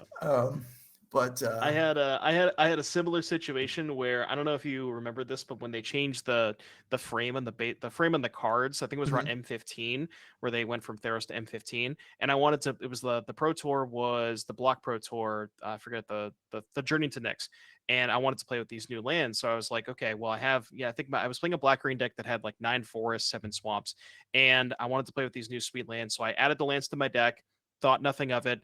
Noticed on day 1 that I was drawing significantly more black than I had anticipated, and then got a deck check on day 2, and I registered my deck correctly. But when I swapped my basic lands out, I switched the numbers, so I think I had like 9 swamps, 7 forests. And sure. Yeah, that was that was certainly a time. Yeah, I mean some judge or tournament organizer could write a book or a blog about players screwing up deck registration, and I mean it would just be high comedy for page after page. Anyway, we're the memoirs. Yeah, right. All right, so dealing out 7s here for game number 2. Sam down a game on the play, looking for whatever aggressive beatdown draw. I mean, you're not looking for. I mean, your action's great, but you're looking to apply pressure here, right? Right. Yeah, just as many 1-drops as possible. That's kind of, especially with Sam on the play, doesn't need the interaction as much. Obviously when you're on the draw facing down 1-drop into Curious Obsession, you're really going to be looking for the portable holes. But when you're on the play and you can go 1-drop, 2-drop before Connor can put anything onto the battlefield, then, or potentially even a triple 1-drop, that's Sam's best draw. It would be, but barring that, 1-drop, 2-drops any better than 1-drop, 1-drop. And is there a third one? There is not. Okay. But no Sailor from Connor. Yeah, that's true. That's significant. So not going to be facing down a Curious Obsession now. One nice card for Connor here could be a Supreme Phantom, which does block the 2/1s, but that gets kind of blown out by either Portable Hole or just any of the Lords to attack past the Supreme Phantom. So, if Connor has, like, say, a Rattle Chains and then maybe a follow-up Obsession, even if Connor also has the Supreme Phantom, might want to lean towards the Chains, just to not get blown out by either of those plays. And it looks like Connor's going to do that.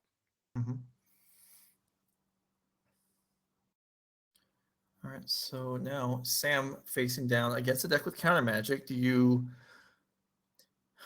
throw in pre-combat?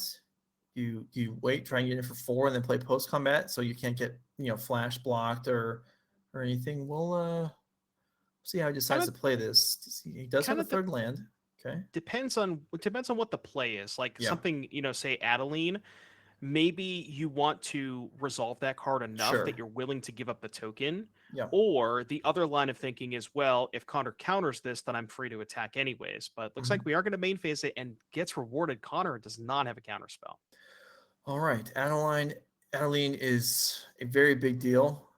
This is probably the most clocky card in the deck, as 5 comes across here, and then Adeline will just be swinging for home runs next turn. And Rattle Chains, okay. That's not something Sam's going to be particularly worried about right now.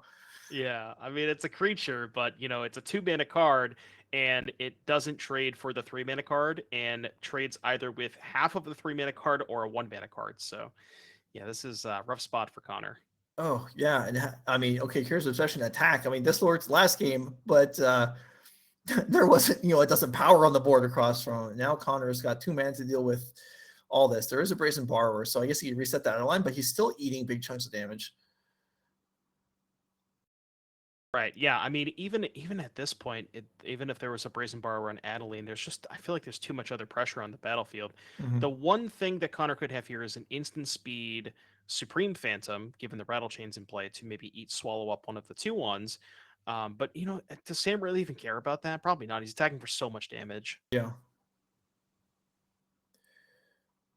All right. Sam reaching for tokens, and Connor's puts the brakes on that. He's like, hold on, I don't want this Adeline getting through, and that bounce does work. So it's just going to be 5 this turn. Even this, it's Connor's still losing this race by so much. Yeah, it's a lot.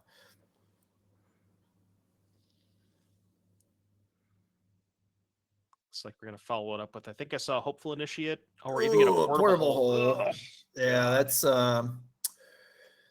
I mean, chat may want to debate which one of our groans was more perfect for the scenario, but yeah, I'm sure that many of you at home rooting for Connor would have the same reaction. We need somebody in chat to clip it so we can just have those replay. That maybe I'll make that like a sub sound on my Twitch chat. Great. Let's let's just forget this moment. Let's instead of clipping it, let's just delete it. It won't be good. There was a blip and it's gone. All right, Shacklegeist, Masonian Wanderer. Those don't deal particularly well with any of the stuff that Sam has. And like you were saying, yeah, trading for 1-drops or not trading for 3-drops, neither is good. That's the thing about the Spirit stack. It's really good when you're not falling this far behind, but it does not play well from behind. The cards are just generally not really equipped to play defense.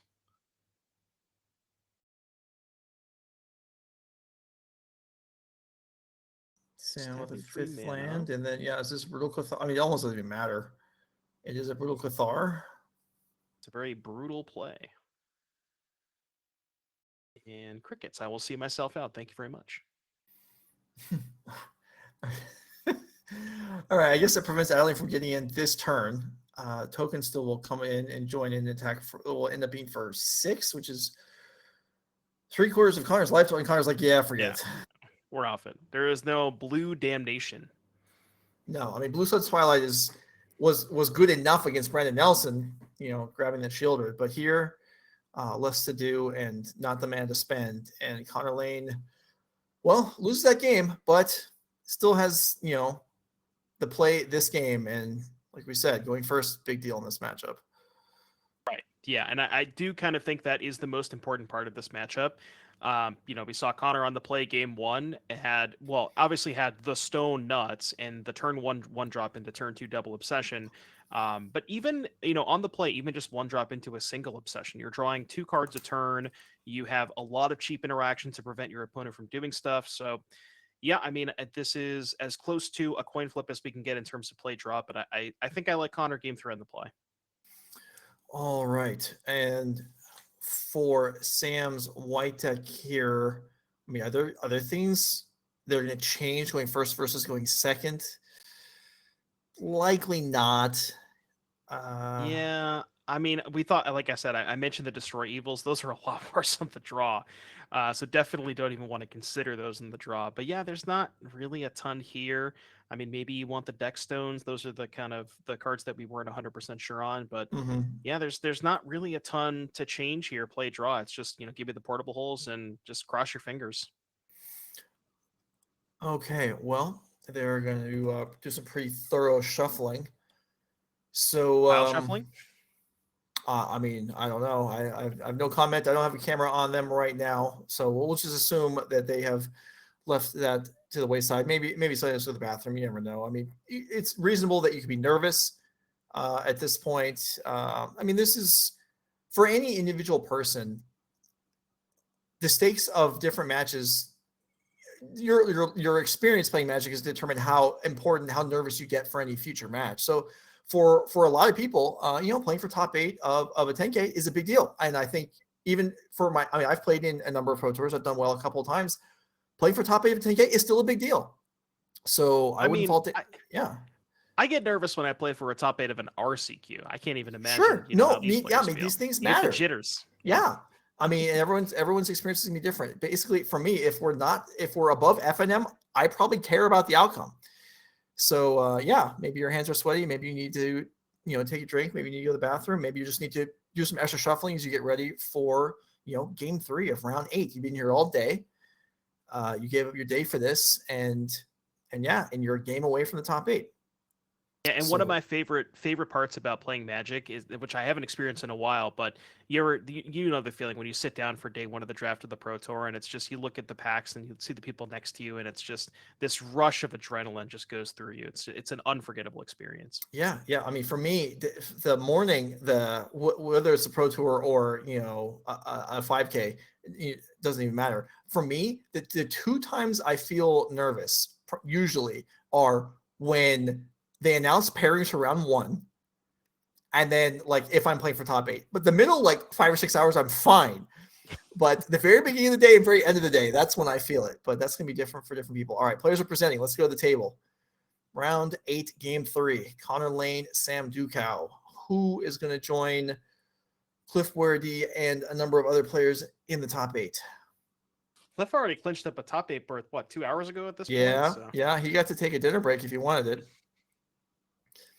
Maybe go for a break to find some more hats. That's or maybe if he finds too many more, he's going to need a special. I wouldn't have never even known this existed if not for original Nerd Rage tournament coordinator Max Kahn. There are actually special boxes to travel with if you have many hats with you, which is not something that my life experience has ever led me to need, but for some people, it's part of your travel apparel. Anyway, yeah, especially the sombrero too. You got to have a really special box for that thing. No, yeah, well, I don't think you need a box. I think the sombrero gets its own seat. Oh, whether true. you're on the plane or the bus in the car, yeah, this is the sombrero seat. I'm sorry, you have to sit in the trunk. All right, so Sam's gonna take a mulligan here. Connor doesn't look happy, but probably is a little happy.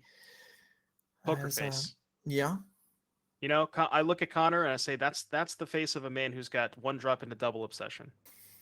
Okay, we'll see. Twice in 1 match, is that realistic? I don't know.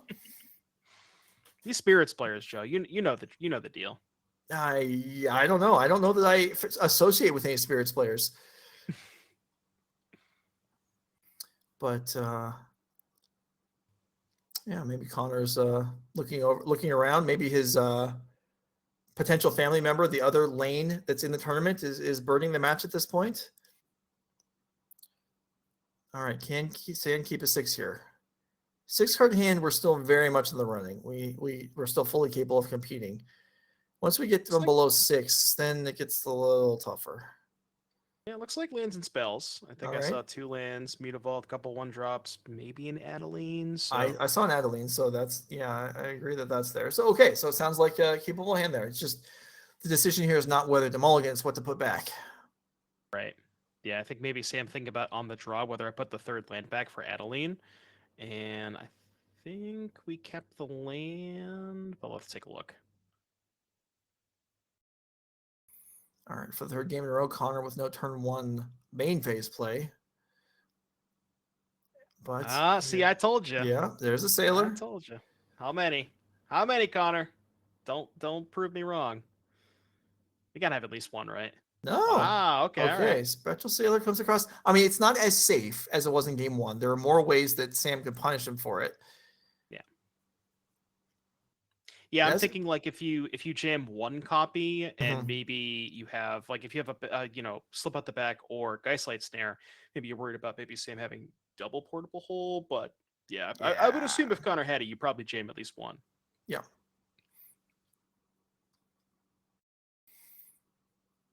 All right. Because then even in that situation, if you don't have the protection spell, it's just trading 1 for 1, right? Because you still got the card out of the obsession. Yeah. Okay, Thalia. Thalia's a That's a real good one. card. Can impact future obsessions and counter spells and petty thefts, I suppose. Yeah, so I wonder if Connor maybe had Lofty and was thinking about Lofty versus Rattle Chains. But I feel like if you have Lofty Denial, you might just fire it off on the Thalia, unless you don't have a play next turn and you're just going to hold up 3 mana anyways. Perhaps, but I agree with you. I mean, you don't know if Sam's going to have a 3-mana play either. So getting that Thalia off the board seems ideal. Yeah, well, we'll see. Okay. I mean, Sam has managed to, land his curve so far. If he has a 3rd land, if he has that line. Yeah, I did see a Plains in Sam's hand, so definitely can deploy the Adeline. The question is, does he want to, as opposed to a potential double spell turn? Because I think, a Portable Hole, an additional 1-drop. Can't tell what the last card is, but got thumbing the Adeline to the front, so it looks like we're going to jam that. And with the look on Connor's face, I'm guessing there's no Lofty Denial. No, that did not look happy. Little smile there, but it might have been a smile like, oh crap. Here's an attack. If this all connects, we got something. We have Soul Wanderer. That's that's a real set of blockers. Turn. Now we get to eat both creatures. We're only taking 1 damage. That's a heck of a turn. This my Rattle Chains is so busted. Yeah, I mean it's both halves of it are pretty relevant, aren't they? Yeah. Like Rattle Chains just turns all of your creatures into Settle the Wreckage. Okay. I mean, yeah, that's a lofty standard, but yeah, I suppose in this case, that's probably pretty much what it feels like for Sam. I mean, he got left with 1 token. Yeah. That's not much. And Connor's like, no, your Thalia's dead too. Yeah, and with Sam at 16, and you do a quick math check on the power in play. We got 3, 5, 7. That's 8 power. Yeah, and that's a minimum here. I mean, if there's a land and an island for Connor here, could he send the land in even? This is so much damage. Yeah. I'm wondering if the land's it's not a forced block, right? So it'd be no, it 8 isn't. plus 5, which would be 13. I mean, it might as well be a forced block. Yeah, I mean, I don't think you have to worry about getting killed on the crackback. Not even close now. Yeah. Okay, so just give me the creatures. Safe. Yeah. Still a pretty sizable attack. I love last turn Connor's like poker face where he, the Adeline went on the stack and Connor had that like sigh of like, not this, and then just annihilated Sam at combat. Yeah, right. Because the size is important, but then inside you're like, right. I'm gonna win. You got to sell it. Yeah. Not that Sam really had a choice, because I know. What is Sam supposed to do? Not attack? Well, then Connor just plays his stuff and attacks for still has 2-turn clock. So, I don't think it changed the outcome of the game necessarily. But All right. So what does Sam need here? I mean, portable holes or Yeah, portable hole on the Supreme Phantom is definitely a start because that cuts the clock off. Well, it actually it buys you 1 turn, right? Because it goes from 8 power to 4 power. mhm. So I mean, that's a start. 1 turn is a lot. Well, I mean, Adeline getting to crank in does build up quickly. So a creature plus a portable hole here. I mean, that's probably the best he could do. Here comes an attack for 1, 2. That's 5. All right. Yeah, I was gonna say maybe like portable hole plus Thalia's Lieutenant is probably Sam's best turn, but does not look like he has the Thalia's Lieutenant. So we're definitely gonna go for the portable hole. Start there. See if there's any interaction, and there is. That most likely is all she wrote. Okay, so that Supreme Phantom will come back at the start of Connor's turn. Sam kind of looking at the board like, oh, okay, is there a Rule of Cathar in hand? I think I saw another portable hole, so that kills the Rattle Chains. But the problem is Supreme Phantom comes back with a counter, so that would be... Now, phasing does not trigger the Wanderer, correct? I'm fairly certain. Okay, yeah, so it doesn't enter the battlefield, so that'd be 2, 4, 6 power. So hole on chains does buy you a turn. Oh, never mind. All right, send his Spirit flashes in. And then there's also the creature land to deal with as well, which, if nothing else, Adeline would have to chump block because Sam doesn't have a land to animate the Mutavault. And yeah, this is looking like Connor Laehn will be joining us this evening for the top 8. Yeah, you just put the Ascendant Spirit to the skies, send with everything, and that should be, I think, more than 8 damage, but... Yeah. All right, level that up. And Sam Duchow, unfortunately, is going to come up just short. And we got a judge now call. we have a judge call. All right. What are we thinking about? I wonder if the Ascendant Spirit is potentially foreign? No. Oh, did he miss the counter? He missed the counter. No, That was on the Supreme Phantom. Yeah. I wonder if the judge call is asking whether or not the phase triggers the Wanderer. That might be it. Could be.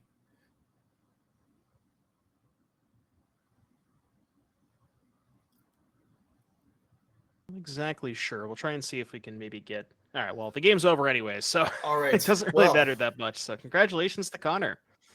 All right, so Connor Laehn does defeat Sam Duchow, advance to 7-1, and he will be with us in the elimination rounds.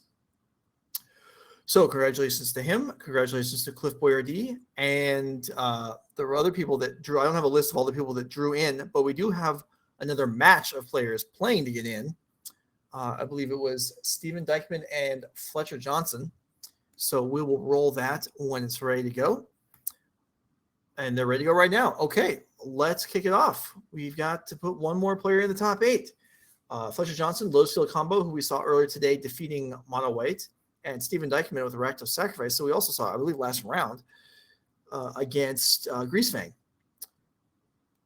Yeah, and you and I were talking about this matchup before we went live, and we both kind of assumed that Fletcher was a pretty big favorite. Now, I will say Dykman's particular choices, going with Dreadhorde Butcher and Thrillseeker, which is something that you brought up, does give the Rakdos deck a little bit more of a faster clock. It does help Goldfish a little bit more, but even even with that, I still think I like Fletcher's position here. Yeah, and in particular, game 1, Fletcher should be pretty heavily favored game 1. But yeah, the Dreadhorde here is Steven's primary opportunity to really push a lot of damage early, and he's got it. So it's on Fletcher here. Now, if Fletcher just Goldfishes here, an unimpeded Lotus Goldfish is probably 4.5. Okay. It may be a little faster than that, but it's certainly possible to win on turn 4. It's not uncommon. But turn 5 is also something that's plenty realistic. So can Steven defeat that with just this Dreadhorde? The answer is no. He's going to need more. Getting Mayhem Devil on the board before Lotus Field is a big deal. Yeah, that's +2 damage. Yeah, he doesn't have it. But the one thing that I will mention here, the new card that Steven has is Voltaren Thrillseeker. If Fletcher were to tap out next turn, you could see something like Steven goes land number 4, Voltaren Thrillseeker, put the counters in the Butcher, which makes it a 5/5. Attack with 5 in the Fable token. That's 7 damage, right? Putting Fletcher to 10, getting a trigger off the Butcher.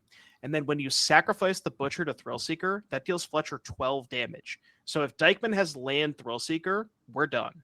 Yeah. All right. There is Fletcher has found the One of Hope Tender, so he will have a way to get in the way of that. So now he's not dead to the line that the Doomwake just described, which let's see, probably means he can't die this. Well, okay. There's enough mana if because of the Fable token, there could be Claim the Firstborn, Thrillseeker, and then have mana from the treasure. So that could still work. Yeah, with land plus claim plus Thrillseeker, that would do it. Or even a Fatal Push, because Dykman does have, we're in game 1, so Dykman does, I believe, have Fatal Push main deck. I want to say he did. Let me take a look at the list. Yes, 3 copies of Fatal Push main deck plus the 4 claims, so. Now, Fletcher does have Thespian Stage in hand, and I believe there's a Pour of the Pages. So just that by itself is enough to really get things going next turn. Steven, looking up, trying to.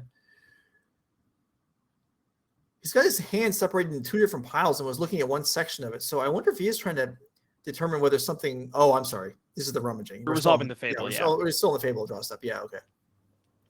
Yeah, just really thinking about what outs. Trying to figure out maximizes the number of chances to get an out here. Even say something like Thrillseeker. Counters on Butcher, sack the Butcher, 5 to the Hope Tender, 5 to Fletcher. That puts him Fletcher to 12. Plus, that's not enough. That's only not even close to enough. So it would require one of those 1 mana spells, either Claim or Fatal Push, most likely. And Dykman has to realize, given that there's a Hope Tender and a Lotus Field, which effectively represents the Hope Tender, almost represents a Lotus Field. Dykman's got to be worried about dying next turn. You think? Yeah. Yes. Absolutely. And he should be. So another Dreadhorde and another Dreadhorde. All right. So this is not lethal, but with the treasure coming in. Oh no, I'm sorry. Without the Thrillseeker, these can't sacrifice themselves, can they? No, yeah. Yeah. So okay. So Fletcher. Yeah. So Fletcher has no reason to block at all here. He'll just eat all the damage. Not even worry about it. Steven already played a land, so Steven's going to need this treasure to do something significant here. It doesn't look like it is. So the play here for Fletcher is likely going to be stage, copy, and then use the Hope Tender with the last mana to untap both. And then it's just Dykman's at the mercy of what Fletcher's got in his hand. Right. I think earlier, I want to say I saw at least one more Impulse. I think there's a Vizier. I think there's a Pour as well. Okay, so here's a Vizier. That's a jillion mana already as you get to untap the Hope Tender. Ultimatum here is... I forgot how good Hope Tender was. Oh, Hope Tender. Yeah, there's Ultimatum in hand. So we are done here.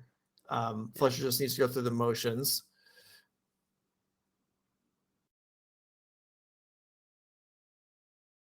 Yeah, I can't even count this high. I don't know how much mana Fletcher has access to. It's somewhere in the 10,000s, but well, he won't even need it. So we'll just he's tapping here for the 2 Lotuses for 9. So he's going to go with Strings, untap land and Hope Tender. So again, if you're semi-familiar with Lotus, all your mana calculations are skewed here because instead of untapping a Lotus with each thing, you're untapping Hope Tender. And then eventually, we'll see how Fletcher chooses to do it. It is okay. Here's Ultimatum. So with 5 mana plus a Lotus, available. Now the typical pile here, we're going to go through the one-ofs here. Fletcher might do it quickly, but we have Allure, Disciple of the Drowned, a Behold the Beyond, an Omniscience, Mastermind's Acquisition, and Dark Petition. Usually it's a combination of those. And it looks like Dark Petition plus Behold plus Omniscience. Yeah, so this is no matter what Steven gives Fletcher here. Well, we can just walk it through. If you give him Omniscience, Behold the Beyond, obviously Fletcher's going to tutor for 3 things, game's over. If he gives Omniscience plus Masterminds, he'll tutor for Behold the Beyond, and the same thing will happen. So the only option here is to put back Omniscience, but that's not actually an option. Right, because then you're giving Fletcher 4 tutors, and he can just Right. cast the Omniscience anyway. So Right. regardless of the outcome here, Fletcher is going to end up with an Omniscience in play, and after resolving some number of tutors, and then from there, the kill condition is, well, actually, Fletcher has 2 kill conditions. One is Chandra, which you can re-loop itself with Balagad Recovery, and then the other one is Mastermind's Acquisition, which goes and finds Approach at the second side on the sideboard, which you cast, and then play some cantrips, cast again. And that is the kill condition. So yeah, so it actually turns out to be the other card is Dark Edition, not Mastermind's Acquisition. We couldn't see it initially, but either way, it's effectively the same here, except you get 3 extra mana. So Fletcher can tutor up as many hidden strings as he needs to cast Omniscience, which in this case actually is none, I think, and then Omniscience, and then Balagad Recovery to get back Behold the Beyond and retutor for 3 more things would be the simplest way to do it. And then Masterminds for Approach. So there are the 4 tutor cards. The initial 3 from Behold the Beyond. If you did the other, you have to do it in that order because Behold the Beyond's condition is in your hand, so you don't want to trip that up. yeah, if you resolve it in the other order, then you go tutor for Dark Petition and then discard the card that you tutor for Dark Petition with the Behold. So yeah, here's the strings. Okay, so this is just Fletcher having access to more cards than he even needs. But the Omniscience is likely the simplest way would be have Omniscience here, Mastermind in hand, and something like a Balagad Recovery. That would do it. yeah, and we did just resolve 4 Demonic Tutors with 10 mana floating. So I would have to imagine that we're done. Well, if you're going to resolve 4 Demonic Tutors, why wouldn't you Demonic Tutor 3 more times? Fletcher just tutored for Lear, didn't even bother casting it for free, just pitched it to Behold the Beyond. He doesn't care. We're just flexing at this point. Yeah, exactly. It's like, well, Steven, if you're going to make me do this, we're going to do it. We don't need the Lear. This is closed deck lists. So if Fletcher is making an effort here to not reveal Chandra, that's reasonable. It's a good point. Yeah. Because the approach to the second sun is way more of a common win condition. Mm-hmm. Is that? It's got to be approach, right? But I've never seen it, whatever that was. Okay, well, Dykman scoop. I'm assuming it's approach, but yeah, I have never seen that art. I'm wondering if somebody in chat can confirm that. But anyways, here is Steven Dykman's deck list. So as far as help from the sideboard, what do we got here? We got a couple. We got Thoughtseizes. That one's definitely coming in. But past that, not seeing a lot here, Joe. Yeah, no, you're right about that. Oh, actually, I'll take that. Obnixilus is a significant clock against Lotus. Like that is a real issue. The choice of being, each turn double shock or discard cards, like it matters. And Steven has cards to bring out, so I'm sure we'll see them. Yeah, I guess Steven does have enough blanks with the claims and the pushes. So yeah, absolutely. So yeah, the Thoughtseize and the Obnixilus are what should be coming in here. If he hates even more of his cards, Kolaghan's Command is still a discard spell that also kills Hope Tender. Maybe you'd bring that in. It's not exciting, but that's what he has. Yeah. All right, and if we swing over to Fletcher Johnson's Lotus deck,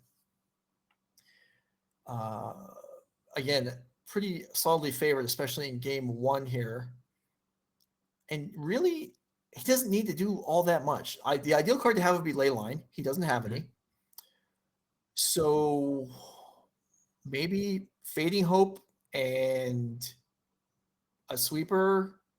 Yeah, I was gonna ask you, is this a matchup where you want to bring in a lot of the sweepers, or do you think 1 to Dark Petition 4 is enough? I think that's enough because in general, I mean, Steven's build is faster, but even then, I mean, what Dreadhorde Arcanist or Dreadhorde? I'm sorry, what's the name of the card? Butcher. It's not Dreadhorde Butcher. I mean, you could bring in a Path of Peril to handle that. Ritual Soot deals with more of all of the things, I guess. So I guess we'll look at the list and see what do we not need. That's all you. I've never played with Lotus Yeah. Field, so I can't sideboard with this deck. I mean, you could trim. This matchup isn't so fast that you couldn't maybe trim a Grazer or two. I think that's not unreasonable. Do you think the Hope Tender is going to live or not? I would assume it potentially may not, so I would ditch the Hope Tender. It's And tough. You kind of assume Dykman to bring out the pushes, but yeah, I know you're right. That's true. I mean, it could survive. There's really, you don't have to do a whole lot here. If it was open deck lists, Fletcher can trim a win condition. He doesn't need Chandra and Mastermind's Acquisition. He just doesn't need both. He may not know that. True. Steven could have Necromentia, so there is some reason to leave in both. But yeah, we can roll the match. Whatever we see, whatever Fletcher decides, I expect Cyberbeam will be minimal. I mean, you could be a spot where you would board in the sweepers and the creatures, but I wouldn't. Right, yeah. It's close. It's very, very close. We see Steven start off with the Thoughtseize here, and we got, looks like 2 green lands, a stage, a Grazer, a Scrying, there's the Hope Tender, and a Mastermind's Acquisition. I'm guessing you just go for the Sylvan Scrying, right? Yeah. I mean, this Lotus deck isn't doing anything without its namesake card, so you're taking Sylvan Scrying here 100%. I mean, maybe you're not thrilled about there being a Hope Tender and a Grazer, so Fletcher can get started. But, I mean, he can get started into nothing. Like, wow. Takes the Grazer. I'd be very shocked if Steven did not have a second Thoughtseize. Yes, you're right. That's the only thing sense. that makes sense. Yeah. But even if he did, like, yeah, okay. I guess if you have second Thoughtseize, maybe you go take Scrying and then take the Hope Tender? Maybe. I was even thinking maybe you take Scrying and take the Mass. Yeah, you wouldn't want to do that. All right, here's the okay. So you remove the blocker. This is Steven must be very confident in the speed of his hand here. Production. So I'm wondering. We got the standings on the board now. We don't need that. Hello, production booth. Can we remove that from the screen, please? Can we remove that from the screen? Oh, please. okay. Thank you. There we go. Sorry All right. So, Hope Tender on the board. Someone's crying. He's still in. How? What? Okay. That was funny. Yeah. What happened? Let's rewind. Okay. This is not the conservative play style. This is, I mean, the Silver Scrying. Okay. If one of Fletcher Johnson's 2 hidden draws was a Lotus Field, in fact, I would almost say it has to be. Oh, to why you would brought up the Hope Tender Scrying. Okay. Yeah, okay. So to back up a little bit what we missed here. So I'm guessing that Steven took the Grazer because of the Dreadhorde Butcher, which that's still debatable whether or not, that's necessarily the right play. But now given that Fletcher has run out the Hope Tender, you would have to assume that there's a Lotus Field in the mix. Yeah. Which this is actually pretty cool here because if Steven has Mayhem Devil, then the Lotus Field sacrifice would actually allow him to shoot down the Hope Tender. Yeah, that's huge. That would be so you bad could even imagine, right? Yeah, a situation where like Dykman plays Mayhem Devil this turn, Fletcher goes for Lotus Field, you ping the Hope Tender, and then land Thrillseeker. We're done. That's game. That's just game. So let's see how Dykman wants to play this. Looks like maybe lining up a Harvester here. Yeah, that's not super impressive. There was certainly a lot of things that would have been much worse for Fletcher. And even despite this, Fletcher's turn is likely going to be, it's likely to be Lotus from hand, and then I guess he could Mastermind's Acquisition for something, but it has to be, right? It can't possibly be Sylvan Scrying for, I almost have trouble believing that that's what we're going to see this turn. I cannot possibly imagine that Fletcher would decide to make this play without having the Lotus Field. We're going to go for a Witch's Oven. Now, Dykman does have the ability to sack the Butcher to kill the Hope Tender now. And if you assume that Fletcher has the Lotus Field, then that might be a play that you want to go towards, because if you let Fletcher play the Lotus Field with 2 mana floating and then you sack the Butcher, Fletcher can then respond by using mana to untap the Lotus Field. Mm-hmm. So it gets a little weird here. Come on, Fletcher. I want to see those cards. There's no way, right? I mean, There's unless no way it doesn't have a I mean, Lotus maybe Field. maybe we're missing something, which would be somewhat humiliating because I've played this deck as much as anyone on the planet. But we'll see here. I mean, it could have been an Because you- oversight. It could have been Fletcher also could have assumed, you know what, Steven didn't take it the first time. Maybe he won't take it again. Another option, which I just thought of, Fletcher could have drawn another Sylvan Scrying and decided, I don't need to play this first one because I have a backup. And if he plays a discard spell now, who cares? I'd rather have the Hope Tender on the board. That actually would make sense as well. Okay. Regardless, whether Fletcher has good reasoning there or was playing a little risky, he does have Lotus in hand now. Yep, we did cast the Scrying. Now it's kind of weird because we can play the Lotus Field here, but we don't have any mana left over to untap at this turn. That's kind of what I was thinking of, like wanted to use. I was thinking of potentially a situation where you play the Hope Tender on 2, and then you can go Scrying and then use mana to untap the field. But with no mana flooding, we can't do that. Yeah. So is going to deploy the Lotus Field. Fortunately for Fletcher, like you said, Steven did not have that Mayhem Devil. That would have been brutal. So now we have this Blood Tithe Harvester, which looked a little weak last turn, can just pick off the Hope Tender for free here. Yeah, that's massive, because that means that Fletcher's going to be likely another turn away from potentially going for it. Sans, I guess, Vizier plus Strings. Right. Yeah. Vizier Strings is the easiest way to jumpstart a turn. We're going to start with Deadly Dispute. Mm-hmm. Get that oven out of here. Don't really need that. You would have to imagine Dykman's gonna point towards that Harvester. I think wanted to dispute first in case he found a Mayhem Devil that he wanted to play to get an extra point of damage off the Harvester. You thinking about that? That would make sense. Although it's kind of awkward though, because like sacrificing the oven turns off your ability to just sacrifice the butcher. So that's kind of weird too. That's true enough. Although maybe, now, even though it looked a little scary last turn, now Steven's probably thinking he's got a whole nother turn. So, yeah, that's true. Okay. Mountain onto the board.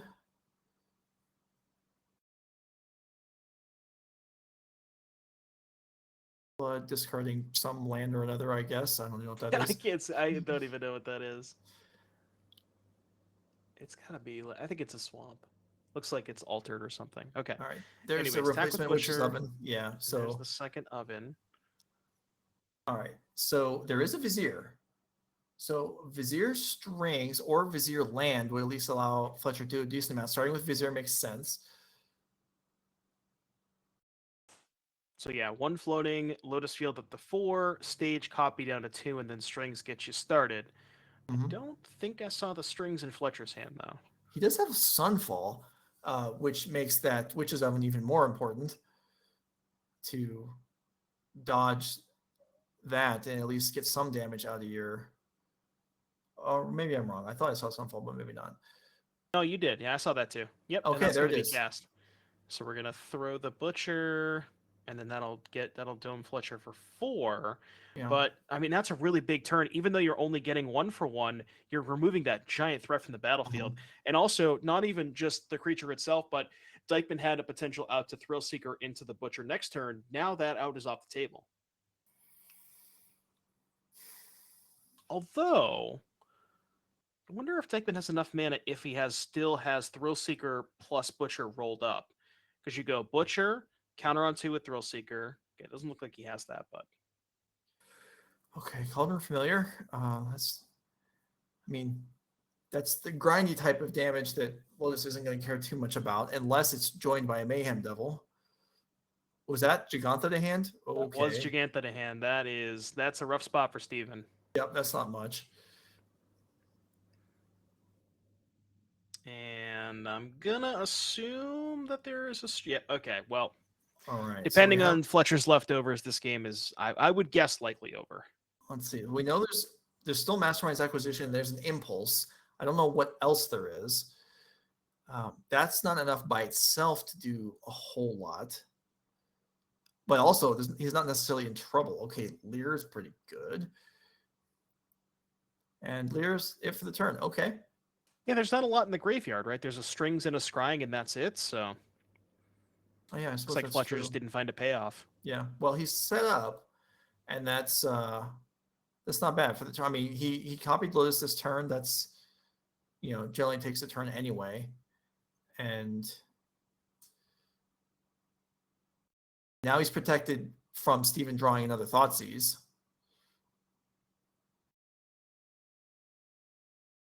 Oh yeah, because the Leer. Yep, I gotcha. Mm-hmm. And Steven is tapping 1 mana.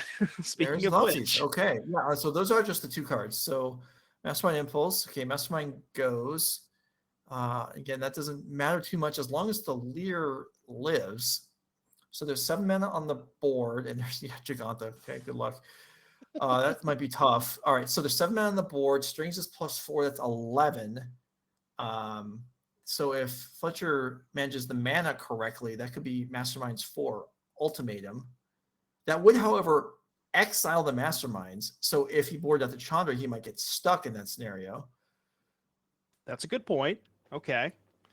And like we talked about, there is a somewhat reasonable chance that maybe he didn't want to go towards the Chandra.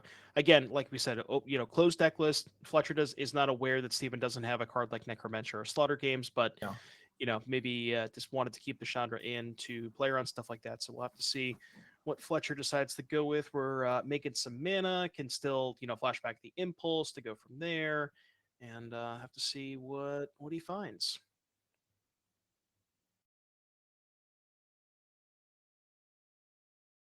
Go for the Impulse. It doesn't look like a lot. That's It's a like Balagid recovery. Greaser, yeah, Yeah, Greaser, that's Balagid, Otawara. not exciting.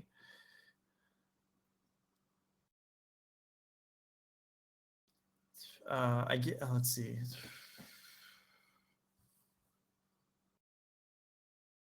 Oh, Dark Petition. All right. Well, Dark Petition is probably Spell Mastery. the end of it. If there is Spell Mastery here, Strings plus Flashback Petition could lead to Ultimatum. So you have enough for Ultimatum? If So you Dark Spell Petition Mastery, for Strings, Mm-hmm. right? And then you go 4 mana, Strings 2, untap 8, Flashback 6 plus 6 is 12, minus 5, 7 plus 3 is 10. Okay, yeah, I gotcha. So that would be, I believe, an Ultimatum with 3 floating. Well, generally, Ultimatum is powerful enough that none floating is still really good, and 2 floating. The general behold the beyond, they want to have 2 floating to deterministically as a card word that gets thrown around a lot. Have the wind set up.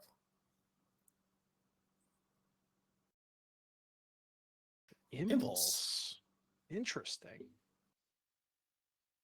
Huh. Okay, there's the Strings. Maybe we didn't. Did we not have Spell Mastery? Oh, we're making red mana. Did you catch a glimpse of what was in Fletcher's hand? I know I did. I did not. May or may not be a giant dinosaur. We brought in Zakama, really? I believe that's what I saw. Well, that would explain why. Yeah, okay, that would explain some things going somewhat differently than I anticipated, because he did board out the combo, or at least a lot of it. All right, so here we have Zakama, and this is a whole different ball game now. As we were over here doing ultimatum math, and Fletcher was doing Zakama math the whole time. Yeah, he's he's way ahead of us here. And then an attack here with Leer actually gets double hidden strings. Oh my goodness! So you can float the mana with the Zakama in combat. Oh my god! Oh my. Ugh. Well, okay, that got.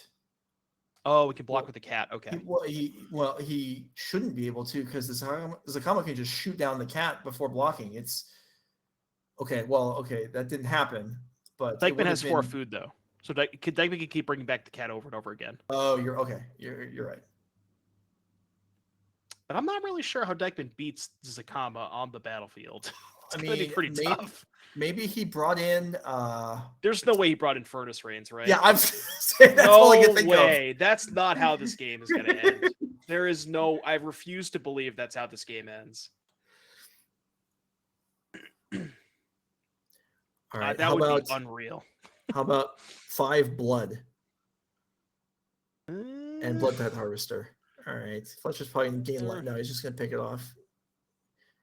Make some food. Whichever. Take another point. All right. Well, Zakama does not lose many games. Yeah, I was gonna say, from this position, we can activate Sakama a bunch. We can, we're not gonna get to do any Lear shenanigans with like double strings and use Sakama 500 times in the turn, but it shouldn't matter. I mean, it's just really hard to beat it on the battlefield. Yeah. So here comes, I guess, Cauldron Familiar comes back again. The cat that never dies.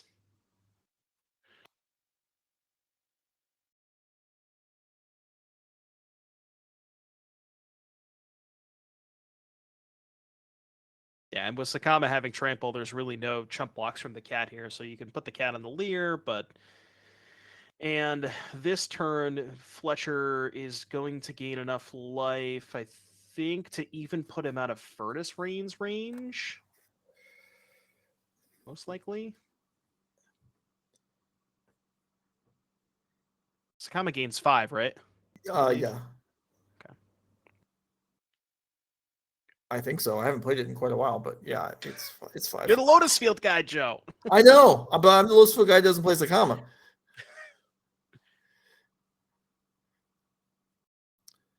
But it is fun times when it lands, and it does rarely ever not beat your opponent's deck. And that's kind of the whole idea of bringing it in, is that it by itself beats your opponent's everything.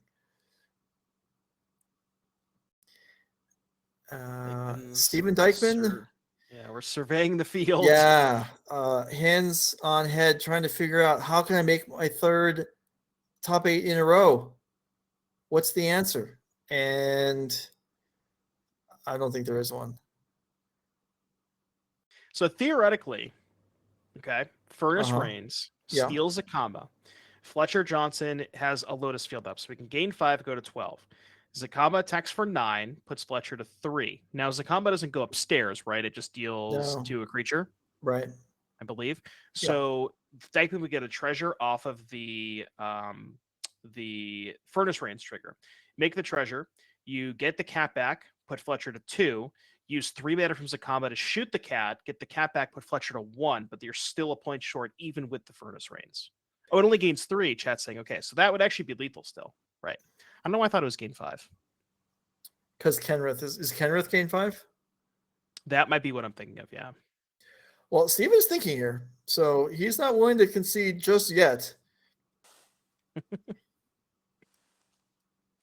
This is the we're preparing the ultimatum mana in the classic Gabriel and the Sea fashion. Yeah. Sadly for Steven, I don't think there's an ultimatum in his hand. Okay. Okay, The Hive the Eye Hive. Tyrant. Mayhem Devil. All right, 4 food. That can do a little bit of damage. And a pass. So the best Steven can do is crack a food to go to 11, which would shoot Fletcher for 1. Oh, wait. Okay, we can actually sacrifice all the food to the cat, right? Because we can hold priority. Okay, okay. So we're going to kill the Lear. Interesting. Okay. That's cool. I still don't see how this gets us anywhere, but it is something. I don't either. Not dead, I guess, but I mean, if Steven Dykman somehow wins this game, it's gonna be pretty memorable. But again, Even, there's yeah, a comma on the other side of the board, and yeah, even with Furnace Reigns, it's like Fletcher, Steven has a chump block with the Mayhem Devil.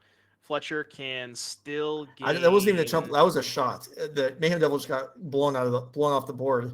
Oh, it was an activation. Okay, I gotcha. Okay, so shot the devil, take 9, go to 3. So is Furnace Reigns enough? Furnace Reigns, Fletcher responds, gains 3, goes to 12. That's 10 damage. I think you're still a point short, even with the Reigns.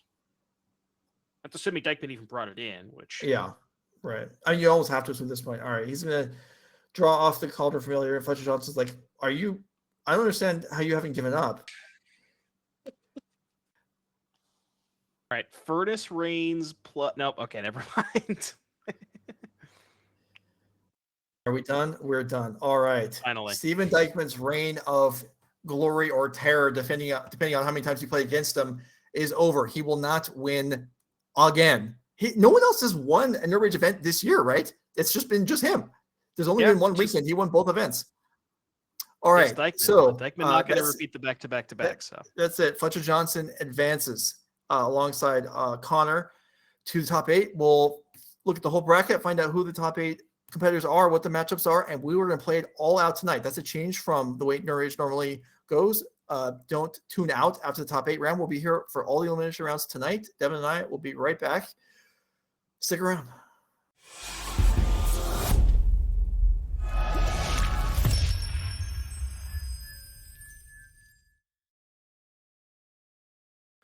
All right. Well, hopefully you weren't on your way to have a dinner break, because that we're back. that was fast. Devin and I are here. We're ready for the top 8 to get underway. And you can see here the bracket, the top 8 playoffs of the NRG Pioneer 10K. Daniel, I just asked for the pronunciation. Daniel Weiser, number 1 overall seed with Blue Eye Control, who I believe was on camera the last round before Devin and I showed up. So that would have been like round 5 if you want to go back and watch Daniel play later on. Playing against Chris Smith, playing Niv to Light. That is going to be our backup match this round. As we go around the table, we have Connor Laehn versus Cliff Boyardee, Mono Blue Spirits versus Boros Aggro. Doomwake, that seems like it's going to be tough for Spirits. Yeah, that is probably one of the dream matchups for the Boros deck. So good pairing for Cliff. Okay, we'll see how that turns out. We've got Fletcher Johnson, who we just saw defeating Steven Dykman, playing a Lotus Field, versus Joseph Powell with Mono Black Midrange. And if you're thinking Mono Black Midrange is not particularly a deck I see every day in Pioneer. Well, us either. It is complete with Freezing Arenas and all Children's. I mean, it's a deck and it's in top 8. Yeah. But the match we're going to start with is Sean Gallagher versus Kyle Gonzalez. Azorius Control versus Izzet Creativity, 2 of the top 4 or 5 decks in the format. And they are made top 8. They're battling against each other. Sean will be on the play, and we'll go ahead and go down to the table when the players are ready, which appears to be now. In fact, they're going to start right now. So here we go. Top 8 is underway. And I got to say, Joe, I think we're in for a long one here. So the Azorius Control deck is very good at, has a lot of cheap counter magic, is very good at stopping the Creativity deck from jamming Creativity on 4. But the Creativity deck, this version that Kyle is playing, is very good at playing a longer game with Torrential Gearhulk. So I think you're going to see a lot of draw go, not a lot of spells being cast, and we're just playing for the long game here. Okay, so now the Creativity decks, as of a couple months ago at the Pro Tour, were huge underdogs game 1 against Blue Eye Control. But that was with the combo version. So I imagine that things are, like you were saying, Gearhulk is going to give you a lot more play in the later games. So yeah, this is a real fight even in game 1 here. Yeah, I think the Gearhulks make this matchup a lot closer. Like you said, there's a lot of ways to break up the combo between Wandering Emperor, Otawara, the 2-mana Fateful Absence, stuff like that. Plenty of ways to break up the combo. But here, when we're just going for a value plan, like imagine here, Sean, Kyle plays land 5 passes, Sean taps out for Wandering Emperor. Kyle can just slam a Gearhulk and flashback that Magma Opus. Yeah, okay. So, and because the top 8 is underway, deck lists will now be available. So if you want to head to MTG Melee, you will be able to find the deck lists of every player in the event, whether they made top 8 or not. And we'll get production to turn that on, make those visible to you all. And if they're not already, I'm sure it will be momentarily. And okay, back to the game. Yeah, Memory Deluge. Now, if I'm sitting across from Blue Eye Control on turn 4 or early game, this is turn 6, but whatever. I'm always hoping that if they start tapping mana, it's for Wandering Emperor, because a bunch of tutus, whatever. But Memory Deluge just leads to their hand being better, the game going longer. It's what you want to be doing, right? If you're playing Blue Eye Control. Oh yeah, for sure. Now, you might not see Sean tap out for the flashback of Memory Deluge because again, as we alluded to before, doesn't really want to tap out in the face of something like a Torrential Gearhulk. So, yeah, both players. This is going to be most of this match is just land go, land go, land go, and basically whoever blinks first. And see a second Deluge, but that one's from hand, notably still leaving up mana to represent a counterspell for a potential Gearhulk. And Sean, like we said, players have decklist. Sean knows what's up. He doesn't. He knows that there's no combo version. And he knows that there are Torrential Gearhulks. So, Yeah, so deck lists are available. I see in the creativity list there's a copy of C Double, which is a card that I have taken a liking to, although that was in standard. We're in Pioneer now, but C Double. Let's see what are we looking to do here? Notably, C Double on Memory Deluge does nothing. So, nothing. Yeah, that's not going to be what Kyle's looking to do with his one of card there, but it certainly can do a lot of interesting things. And these graveyards are going to grow before too long, so we'll be, Red alert show. Red alert show. There is a Castle Ardenvale. Now we're up in the pressure a little bit. All right. Well, here's Gearhulk. That's pressure, and it resolves, but the Magma Opus does not. Now, I wonder, let me take a look at Kyle's deck list. I'm not sure if there's Spell Pierce's main deck. There are no Spell Pierce's main deck. Okay. Because I was wondering if maybe Kyle was going for Gearhulk, Opus, and then Spell Pierce your counterspell, but Dovin's Veto was in the mix. But whoa, Resolving Shark's Egg, dude. Okay, well. These players heard you say this might be a really long match, and they're not interested in that. So, yeah. All right, I forgot about the treasure. Okay, so it does have the treasure to copy, make disappear. That's what happened. Kyle did have the 2 mana available to fight over a counterspell on the Gearhulk, but because it was specifically veto, couldn't fight over it. Wow. So hammers being thrown back and forth here, but the board's still empty. Yeah, this I guess would be maybe Kyle's best opportunity to resolve a Fable, but doesn't look like we're going for that. And I joked about the Castle Ardenvale earlier, but realistically, that is, Sean's best path to victory at this point. Like that castle being able to present, a bunch of lethal attackers, it's going to add up after a while. Yeah, and you can tell Volcanic Spite on a token. I mean, that seems just miserable. But in game one, there are dead cards. There's cards Kyle doesn't want, like other copies of Volcanic Spite probably. And resetting that is worth something, even if killing the token isn't worth too much. Now, if we're looking at, we haven't really got a chance because this got going sooner than we expected. We haven't looked at the deck list yet, although we will between rounds. But the counters available to these two players, the blue-white deck has much stronger counters. Blue-red, we have Make Disappear, which we saw. And actually, I'm sorry, that's all we have. Okay. There's no Divide by Zeros? There are not. Oh, which is actually honestly what I was expecting to see because that is in a lot of these lists. But Divided by Zero not played by Kyle Gonzalez. Yeah, most of the lists that I've seen recently have been on Divide by Zero, but usually the ones that don't are going for Stern Lesson, and in this case, Kyle has 4 copies of that card. So yeah, it looks like that's the choice that Kyle has chosen to make this weekend, which, yeah, like you said, does not leave him with a lot of interaction against opposing, when we're in a counter fight, at least until we get to the sideboard games. Right. All right, so it's Field of Ruin there. Take out Den of the Bugbear, because why not? It's a relevant land, and it's basically free for Sean to get rid of it. Yeah, I feel like this castle alone is just, I don't know. I really like Sean's position here. But, both players not doing anything, but just Sean being able to make a 1/1 every single turn.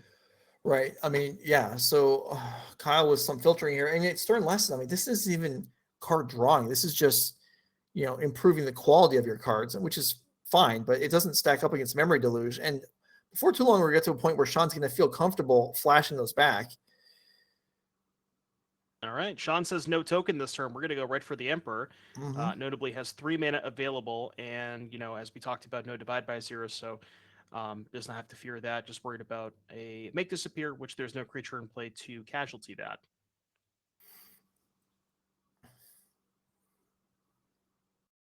I guess in theory, Kyle could have gone Gearhulk, Make Disappear, sacrifice the Gearhulk, but then you're pretty okay with that exchange if you're Sean. Yeah, I would think. it's gonna be tricky. I mean, yeah, Sean has better counters for sure, arguably better card drawing. His lands, he has more relevant lands that do things besides mana. Better What threats. advantage? Yeah, what advantage does Kyle have here?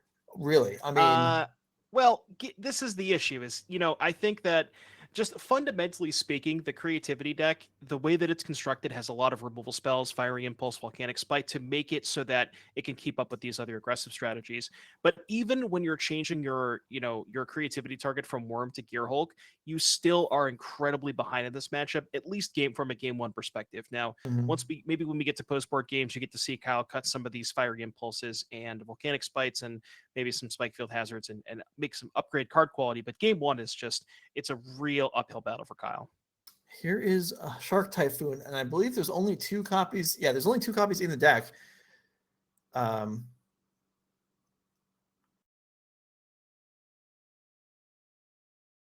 But that is the number 2, and there is a 4/4 onto the board.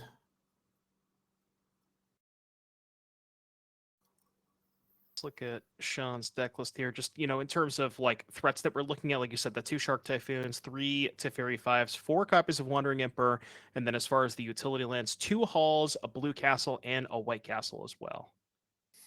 Yeah, so that's a decent amount of stuff. None of which needs to be, mana committed to main phase. Well, that's not true. Teferi Hero does, but even Sean may not even feel it necessary really to go that way. And if he did, it might resolve because like we talked about already, Kyle's counter base is, somewhat lacking. Right. Kyle has, the 4 copies of Make Disappear, which is Sean can easily pay for at this point. And if you look at Sean's counter magic, 4 Absorb, 3 Dovin's Veto. Well, I guess the rest of war Make Disappears, but just those 7 hard counters, it's really hard for Kyle to fight through that. Yeah. And we see Magma Opus there, just doesn't make it through, and Constellation is Fiery Impulse on the token. Yeah, I mean, Sean has, 6 cards in hands to Kyle's 1. I'm fairly certain this game's over. Yeah, it's looking that way. When it does end, we'll get a chance to look at the sideboards, the deck list, and see what Kyle can bring to improve things. Because, yeah, even now Teferi's on the board. So Sean actually has everything. Yeah. This is what we like to call garbage time. Well, I guess if one player has all the things, the other player by definition has to have nothing, right? Which is basically, I don't know. That's basically where we're at here. I mean, Gearhulk resolved, but where is it really getting you is the thing. Yeah, Magma Opus is very strong. If that resolves, then we could talk. Okay, so you're gonna go to the. It does. Okay. Okay. All right. Did we speak too soon? Probably not. But that is something. It's still a 5/5 Shark. Notably, Kyle's life total is very important here. Kyle at 11, not 10. So that 5/5 Shark is only a 2-turn clock or a 3-turn clock. Excuse me. Don't forget the castle. Can't activate the castle. Actually, the castle's 4 mana, isn't it? Yeah. Okay. Never mind. Yeah. Their Emperor, I think.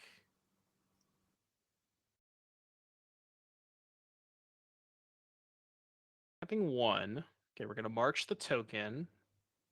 Makes sense.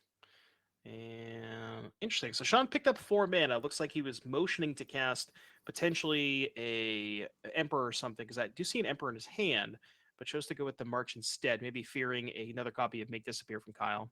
I mean, that would make sense. He's got all the mana in the world, so getting something hit by a 2-mana tax would be kind of silly at this point. I think that's a So farewell. Yeah, so farewell for artifacts. I wonder if you go graveyards too. I don't mean, know there's if 2 an memory Opus in the delusion. graveyard. There's 2 memory delusion there, but Kyle's graveyard is probably generally more valuable. Although I'm not sure how many Magma Opuses are in there because there's 2 in exile already. Yeah, looks like just artifacts, which makes sense. Yeah, like you said, the 2 deluges, and yeah, I don't think there was any Opuses left because I think cycled 1 early and then flashback both of them. So yeah, I don't believe there's any Opuses left. Just going to go for a stern lesson here. Again, just filtering cards, trying to find anything relevant to help stave off the inevitable lethal attack here. It does have the castle untapped, which can make another 1/1, which presents a 6-point attack. And we'll have to see what Kyle can find. I want to do an Odawara check for Kyle. That would be a pretty big one. Sure. There is one copy.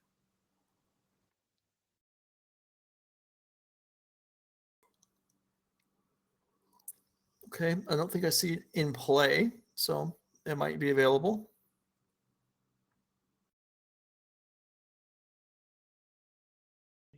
All right, passing of the turn. The fairy just keeps going up.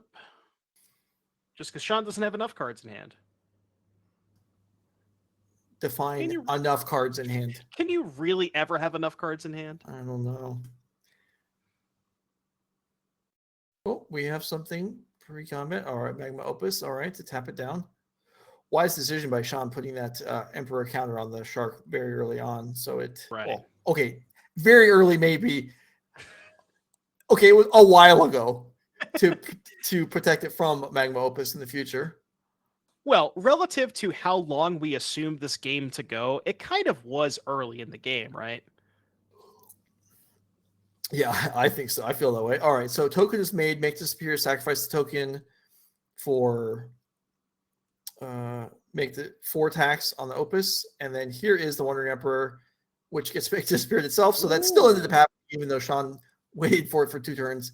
Still got Well, stuff. it's funny here. Sean did, I guess we're still tapping a Lance with the Fair. I was going to say, Sean maybe, sensed a little bit of weakness there, did go for a lethal kill with the Wandering Emperor to put the 6-point of power on the Shark token, and potentially would have been shields down, but didn't matter anyways, because Kyle did not find it. So, And even Kyle did not find it being, I'm not even sure what it is, because there's no one-shot kill here in this version of creativity.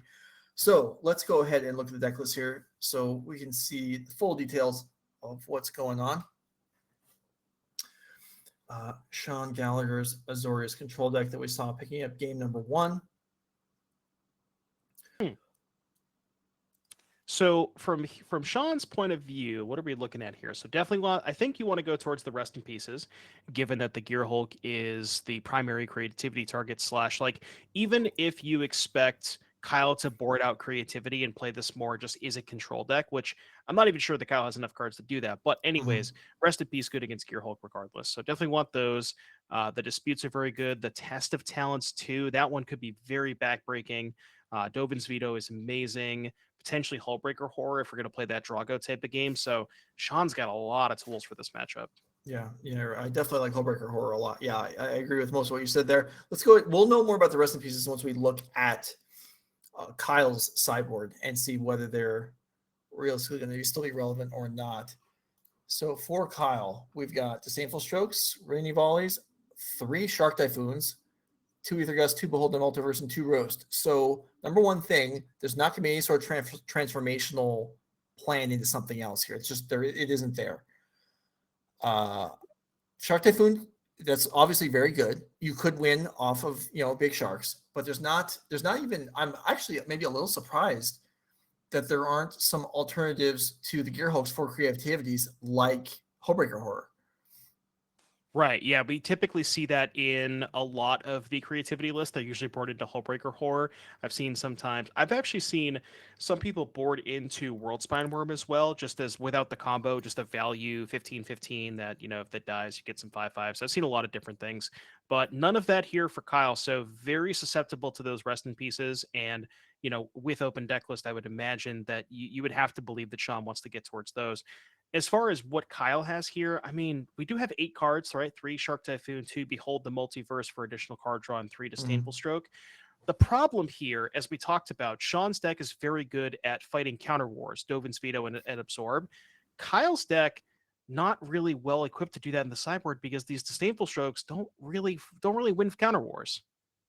Right. Yeah. I mean, they engage in counter. I mean, they will require action from Sean, but yeah, the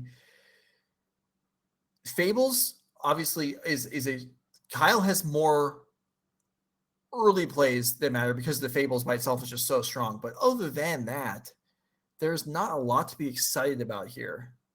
We'll see how the rest of the games play out, but this looks like an uphill battle for Kyle Gonzalez, and he's down the game already. Meantime, let's go ahead and bring up the prize support. I don't think we've talked about that, at least this afternoon. So we'll go through kind of some of these housekeeping things that we want to just keep in mind.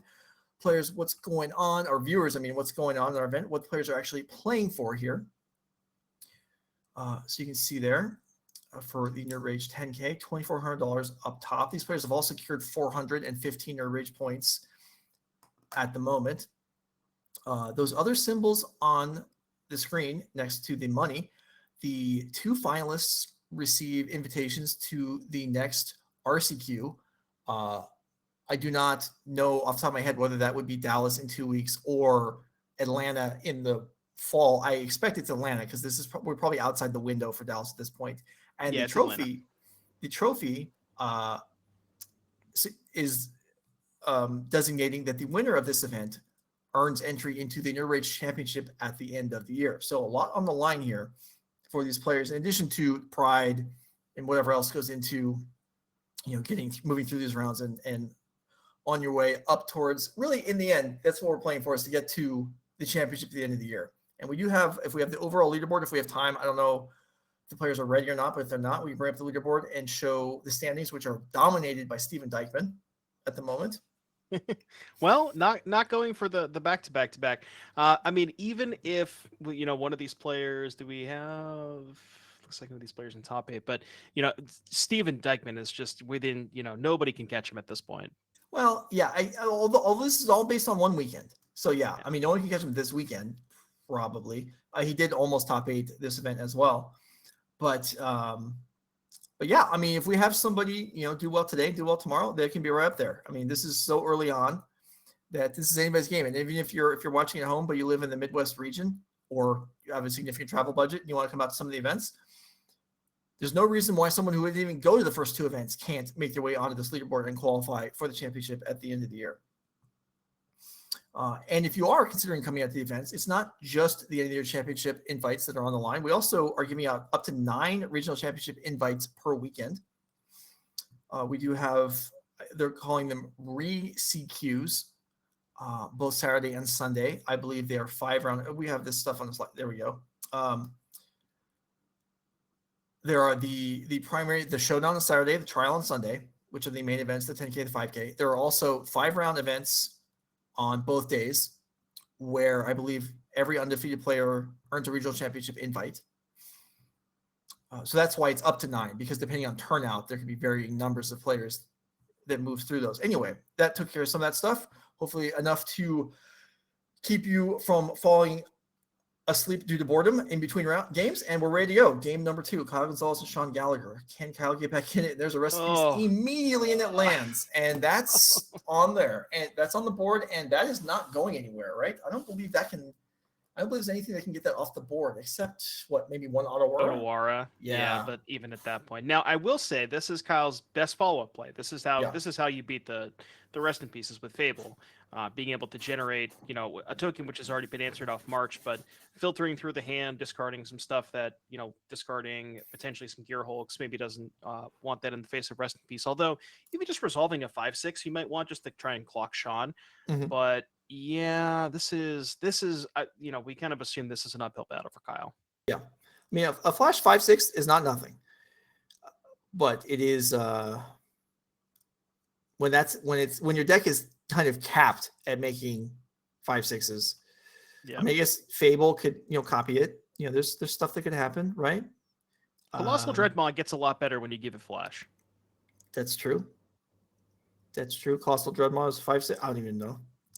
6/6, but Well, so you're overstating Kyle's chances here. He doesn't even have 6/6s. He only has 5/6s. If he had Colossal Dreadmaws, then maybe a different story, but. All right. Well, here's a stern lesson. And if this is this end step, which it probably is for Sean, then did Sean miss a land drop here? I think so, yes. I believe Sean did miss a land drop. So all right.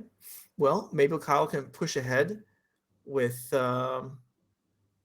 chip damage and card advantage where Sean can't keep up. If he just stumbles a couple turns, Kyle resolves a couple card drawing spells, he could be up quite a bit by the time Sean gets things going. And the one nice thing about playing the Stern Lessons in this list is the Power Stones don't typically do anything. So there have been other creativity versions that have played Stern Lesson just as cantrip or card filtering plus make a thing that I can creativity, even the versions that were playing Worm. But that Power Stone actually does cast Torrential Gearhulk as well. So Yeah, and powers the Mutavault. So yeah, definitely getting some uses from that. Is that the Aurora onto play? Okay, so that Rest in Peace is now confirmed, never leaving the board. that's, and there's no divide by 0. So yeah, that's the only out. Kyle's thinking about sending in Hall of Storm Giants there. Besides, that's a little hasty, just getting in for 4. First thing, attacking with the Fable as well. I guess, Kyle probably has a plethora of counter spells here, so isn't worried about the Wandering Emperor. So you'd have to imagine this is going to get countered, which it is. Mm-hmm.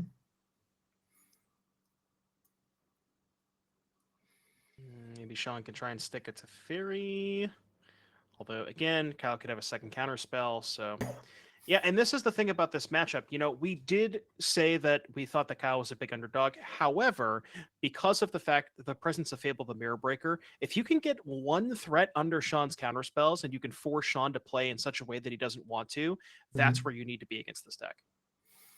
Okay, so just the Fable comes across this turn. Can we get the life totals up? I think Sean's actually at 12. Yeah, okay, there we go. Yeah, Thank you. think so. Okay, there we go. Okay. I was kind of confused by that too. Yeah.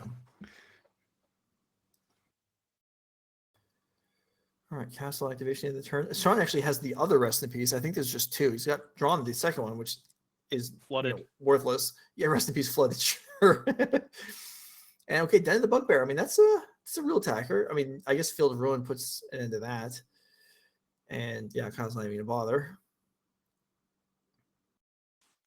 Kyle could get to a position where we can animate the Den and the Mutavault and not, you can only field one of them. Obviously, doesn't want to do that this turn because still wants to hold up counter magic, but that is, a potential line down the road. Okay, and here is a C double on Wandering Emperor. So I gotta pull up C double again. I haven't seen that card in a while. Well, you haven't seen it, hasn't existed for very long. How could you not have seen it in a while? I haven't seen once. I definitely haven't seen it double. All right, so it is actually going to become a copy of the Wandering Emperor. Oh, so you counter the spell? No, or no, you copy a spell. It's just a copy. Yeah, so Got it it, is exactly as if Kyle had played Wandering Emperor himself. Okay, so we're not actually countering the Emperor, but we get Sean's copy. Interesting. Okay. And now he's going to counter Sean's copy. So is my pseudo resolve? Yes. Make a token, sack the token. Very cool. So interesting that that was very cool. But yeah, Kyle values the Power Stone more than the 2/2. How so? Because he sacrificed the 2/2 and kept the power. Isn't that the? It's only creatures. Okay. Casualty is only creatures. Yeah. Okay. But yeah, very, very heads up play from Kyle there. So copy Wandering Emperor, make a token, sack the token, counter your own. That was very, very backbreaking. And now you look at Kyle's board, he has Wandering Emperor, a Fable the Mirror Breaker, 2 creature lands, and it's just like, and Sean has nothing. Sean's got a Field of Ruin and a Rest in Peace and a Dream, I guess. Yeah. And another Rest in Peace in hand. And he probably has a few cards left in hand, but yeah, I mean, this damage total is building here. Yeah, actually, Sean has a lot of cards in hand, but I'm not sure how many of them are relevant. Little Emperor token representing the copy that is a copy of the Wandering Emperor. And how many sweepers could Sean have still in the deck at this point? Probably not that many. Those are cards that he very likely would have kept or cut. Now, the one thing I will say is Farewell is a card you might want to keep in still because of the graveyard hate. Like if you imagine that your Rest in Peace, or you can't find your Rest in Peace, and maybe later on you want to try to resolve a Farewell to get rid of Magma Opus, that is something that maybe Sean kept in. But yeah, that's going to do it for game 2. Wow, very surprising. Wow. So Kyle takes that game down. Now, I wonder if Kyle feels like he stole that game, or if that's how he visualizes cyber games going when he wins. Like maybe that's just kind of according to plan. Yeah, and Kyle wasn't the play that game, was Mm-hmm. able to, just try to jam the Fable on turn 3. Sean tapped that for Rest in Peace on turn 2, which you would assume is, from Sean's perspective, you kind of would assume that would be enough because of the reliance on Torrential Gearhulk, but Kyle being able to just resolve that Fable on turn 3 and kind of just rode it to victory. Yeah, no, and the token, the initial token was vaporized instantaneously. So it was just the Mutavault and the Reflection did all the work. And the Reflection, that's probably close to a record for Reflection being on the board and never copying anything. It just attacked. That's all it did. But it was enough. 3 mana, a pair of 2. So many cards today are so overpowered compared to 15 years ago. But 3 mana, a pair of 2/2s. I mean, we didn't have that 10 years ago, but that doesn't seem so unreasonable, and yet it crushed. Good enough. Gray Ogre. Yeah. Well, 2 Gray Ogres. Yeah. Anyway, let's see. While players are getting ready for game number 3, let's go ahead and look at the upcoming schedule. So we have our next event is in June, in Mundelein, June 24th and 25th. 10K Modern Saturday, 5K Legacy on Sunday. So we are trying to cater to the Legacy fans out there a couple times this year. But the Showdown on the Modern 10K, the 2 finalists get into the regional championship. The winner gets to the Nerd Rage championship at the end of the year, which is a full PTQ. It is not the winner of the Nerd Rage championship is not a RC invite. It is a PT invite. So even more online there. And then, so Legacy 5K on Sunday. Following that, in July, in St. Louis, July 8th and 9th, so just a couple of weeks after the previous event, Team 10K on Saturday. Players like the team events. We are offering once again the full winning team will qualify for the end of the year championship, and then Legacy 5K on Sunday. And I think we have one more of these. August. Team events are dope. Detroit, yes, they are. Detroit, August 12th and 13th, 10K Modern, 5K Pioneer. Back to kind of the more typical Nerd Rage offerings. So there you go. That's what's on tap for this summer. Hopefully you choose to go and play in some of the events, play in side events, or if you want to follow along here and just watch from home, you can do that too. If you hit follow on your Twitch button or on Twitter, whatever, the Twitch button. Yeah, the follow button on Twitch is probably exactly what we're looking for there. And then you can be notified when we go live and of upcoming announcements, upcoming events. Feel free to do so. Anyway, as I hack my way through that, back to the table. All right, now we're feeling good again. Game 3 underway. Yeah. Now, Sean on the play, notably, if Sean, something would happen last game is, because Kyle was in the play, Sean tapped that for Rest in Peace on turn 2, and then Kyle resolved the Fable, but that's not going to happen with Sean on the play. No, absolutely not. All right, so first play, Cycle Shark. I'm falling apart. Shark Typhoon for 1, and Kyle has the Mutavault again, and Mutavault did a lot of work in game number 2, taking advantage of the fact that a lot of the removal get boarded out. But like you said, that's gonna be everything's gonna be a little tougher for Kyle on the draw, and also Sean missed a land drop. I think just once in game number 2, but it did create a little window for Kyle to pull ahead. Yeah, just that one missed land drop gave Kyle the 1 extra turn to flip the Fable and then also start pressuring with the Mutavault. Like that one land drop was just very, very backbreaking. Mystical Dispute takes down Stern Lesson. So is that open the door for Fable to resolve? No. Definitely not. Fable is not going to resolve if Sean has anything to say about it. Sean attack for 1, and then Sean takes the opportunity to drop Teferi, Hero of Dominaria, and that's a pretty good card advantage, untapping of lands, and if there's another Dovin's Veto to follow up, then Kyle's gonna have a hard time getting through here. And we're going for another Fable here from Kyle. Okay, that one is going to resolve. Okay, I lied. Yeah. Interesting to see the Shark Typhoon cycle for 1 on Sean's side. We're a couple turns past that, but I wonder if that was maybe Sean was potentially missing a land drop. I mean, he hasn't missed a land drop yet, but usually you'd want to save that for a little later. But yeah, Teferi is online now. We're drawing some cards. Both players resolve the cards they want to. Who's favorite? That's the question. I'm going with Sean by a hefty margin. Yeah, Teferi- Teferi's pretty good, huh? Fairy Hero is pretty good. When Sean cycled that Shark Typhoon, he also could have had lands, but look, I mean, he could have been looking for counters too. I mean, there could be any number of elements there, or maybe just thinking, I have the Flashpoint, maybe I have Wandering Emperor. I don't want to. I may as well do it now because I'm not going to do it, turn 4, 5, or 6, and that's on the board. And this is rapidly getting out of control here for Kyle. There's no catch-up card here like there is Farewell in Sean's deck.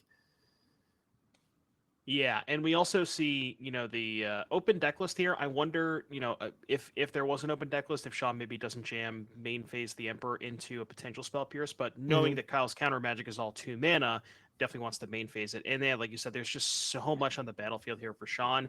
Kyle doesn't have any sort of sweeper. I mean, Magma Opus can kind of kill multiple things, but it doesn't even get close to killing its Teferi on 6. Yeah. And I'm not, I guess best case scenario, attack with Shaman Token, make treasure, hardcast Gear Hulk, flashback Opus, assuming that all of that resolves, you're still probably in a horrible spot. Yeah, all right.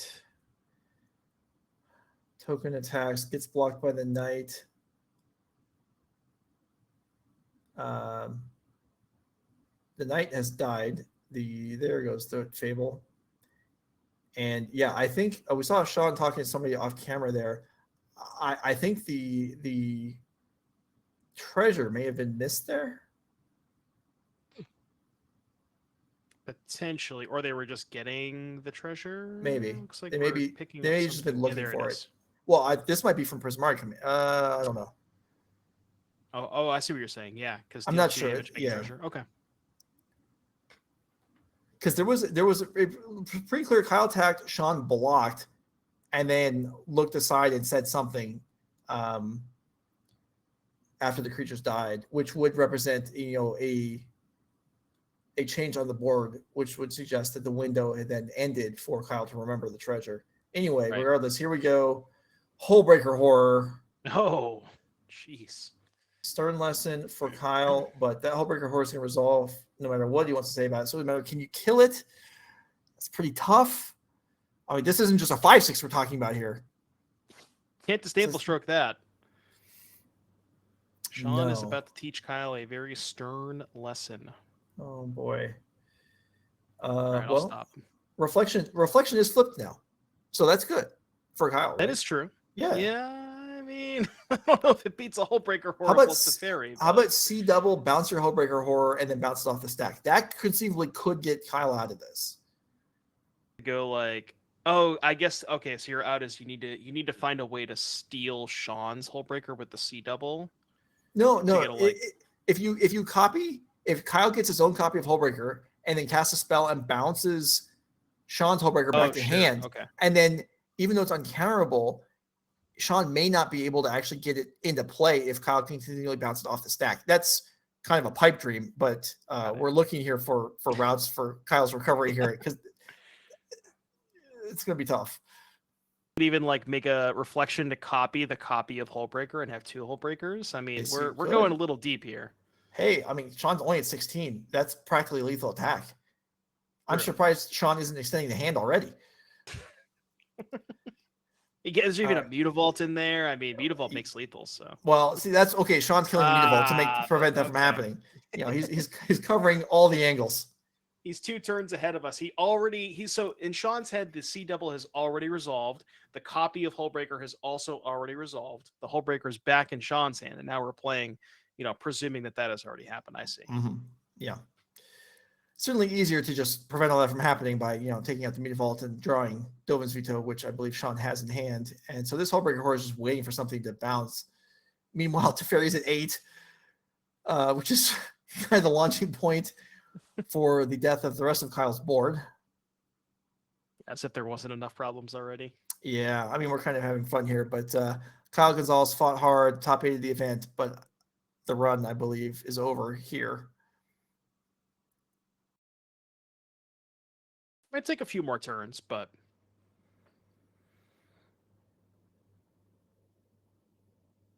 all right. So there's a disdainful stroke on Wandering Emperor.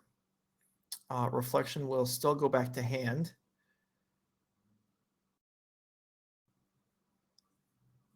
Recast the Fable. It's got to be good, right? I heard Fable was good. Surely it's good enough on this board.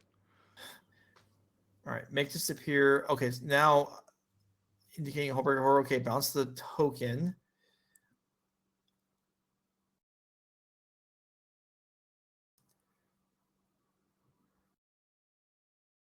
Pay and then wow, this was quite an interchange here. All right, so this was Oh my goodness. pay for one of your make disappears and then casualty it back. So Wandering Emperor actually will get countered after all that. You know what this feels like, Joe? This feels like those legacy stacks where it's Flusterstorm, your Flusterstorm. That was good stuff, man. That was good times. That was, that was years of my life, and I don't regret much of it. I mean, I lost a lot of years of my life to Sensei's Top, so it's fine, but we don't have to go there if you don't want to. No, that was good. That was, I mean, those are the days. Playing. Yeah, I don't know. We'll stick with these players. Sean Gallagher and Kyle Gonzalez are the present. I'm the past. Volcanic Spite on Teferi, I guess, to go to 5. Yeah, to prevent the ultimate. Start. Yeah, and well, we're just gonna fight over it. Let's do it. Sean just, I like Sean's approach here. Just wants the ultimate that's very as quickly as possible. I'm a big fan. He's just trying to end the game, which it very much will do. I mean, Hullbreaker Horror and Fairy Ultimate are both basically unbeatable on their own. Sean's going to have both, and so even if Kyle has something to finish off one of them here, since Sean's tapped out, with what 4 mana? What could it even be? C double take creativity. That would be something. Okay. No, that's not a creativity. That is a draw 2. I don't think that's going to do it. Hey, I was going to say maybe. It's scry 2, draw 2. Come on now. Fine. There is a Magma Opus, so I was thinking creativity Magma Opus to like deal 4 to Teferi, but then just the Hullbreaker Horror still, I don't know. It's a lot. It's a lot.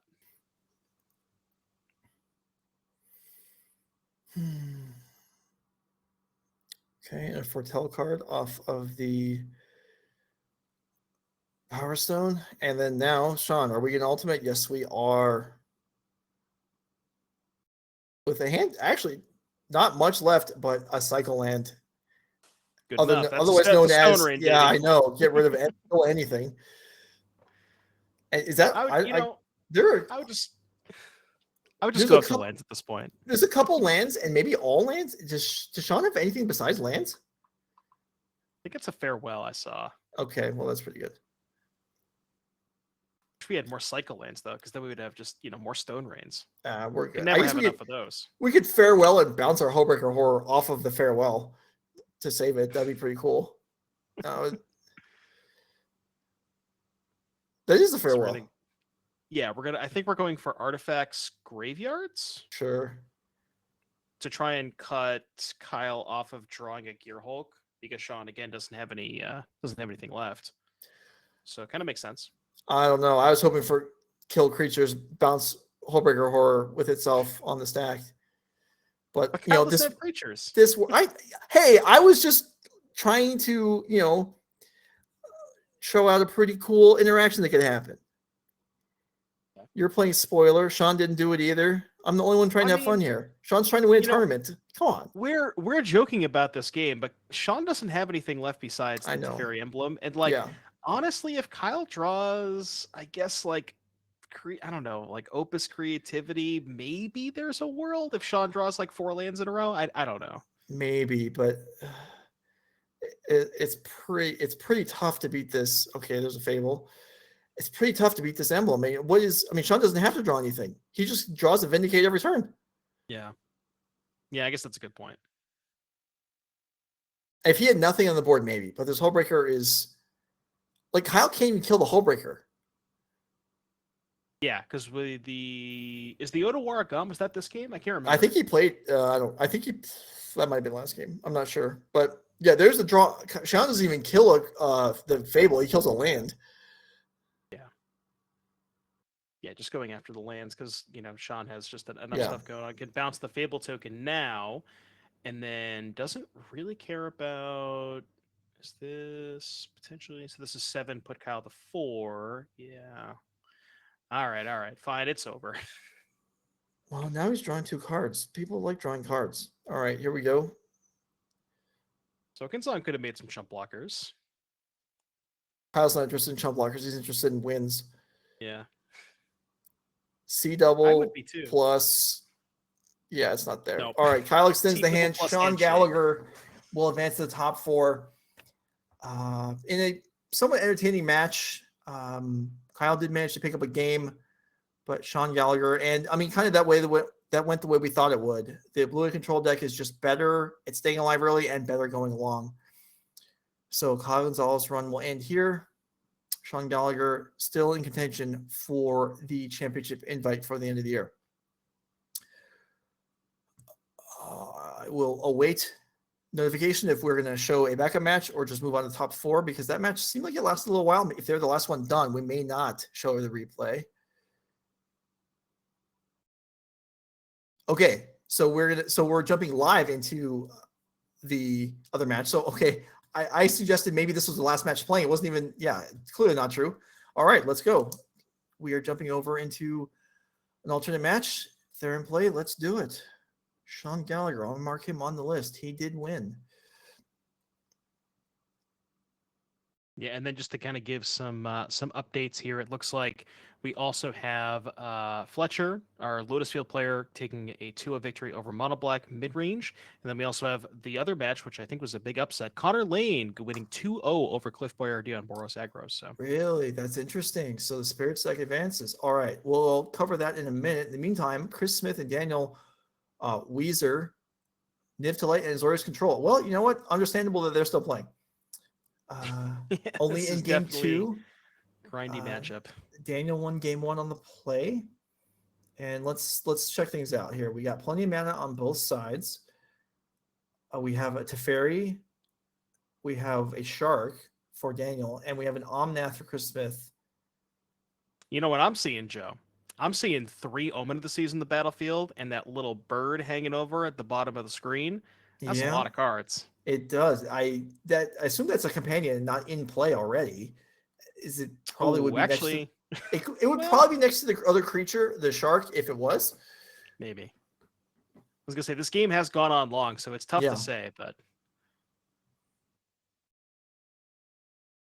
versus we got an Omnath and a Sylvan Caryatid along with looks like a binding that took out a Teferi earlier on, but with the second copy of Teferi from Daniel. This is not looking great for our Niv to Light player here. Now, obviously, Bring to Light would be a very good draw step, but, with Daniel having so many cards in hand, have to imagine there's some counter magic sitting over there. Also tapping a lot of mana for something here. Can't quite tell what we're going for, though. So Memory Deluge Flashback? Yep. Yeah, okay. Doesn't have enough cards. Just give me more cards. That's all I want. Meanwhile, Chris Smith has got at least 1 card, but that does not look like a very okay. And we're done. All right, so Daniel Weiser will advance another blue control deck onto the top 4. We'll check out the bracket. In fact, we can probably check out the bracket right now and see whether the blue control players are going to match up or not. So if we have that, here we go. We can see it's updating along the way. And Chris Smith's name, Chris Smith is now out. So 1-8 will play against 4-5. And no, it will not be blue-white control mirror. We'll have Daniel Weiser against Connor Laehn, blue-white control versus Spirits. And then Sean Gallagher, blue-white control versus Fletcher Johnson on Lotus. Okay, 4 players left, 3 matches in total to go to crown our winner. This is NRG Gaming Pioneer 10K. Thanks for being here. We'll be right back.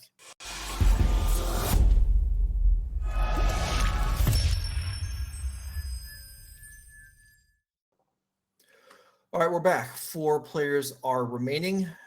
We are in the top 4 semifinals of the NRG Pioneer 10K in Minneapolis. We've got a couple of things we're going to tell you about, and then we're going to get things rolling with the remaining matches. So we're going to remind you what the players are playing for, what's on the line today. We have the prize pool for the 10K events. can see it here, 2,400 up top. All the players remaining have secured at least 800.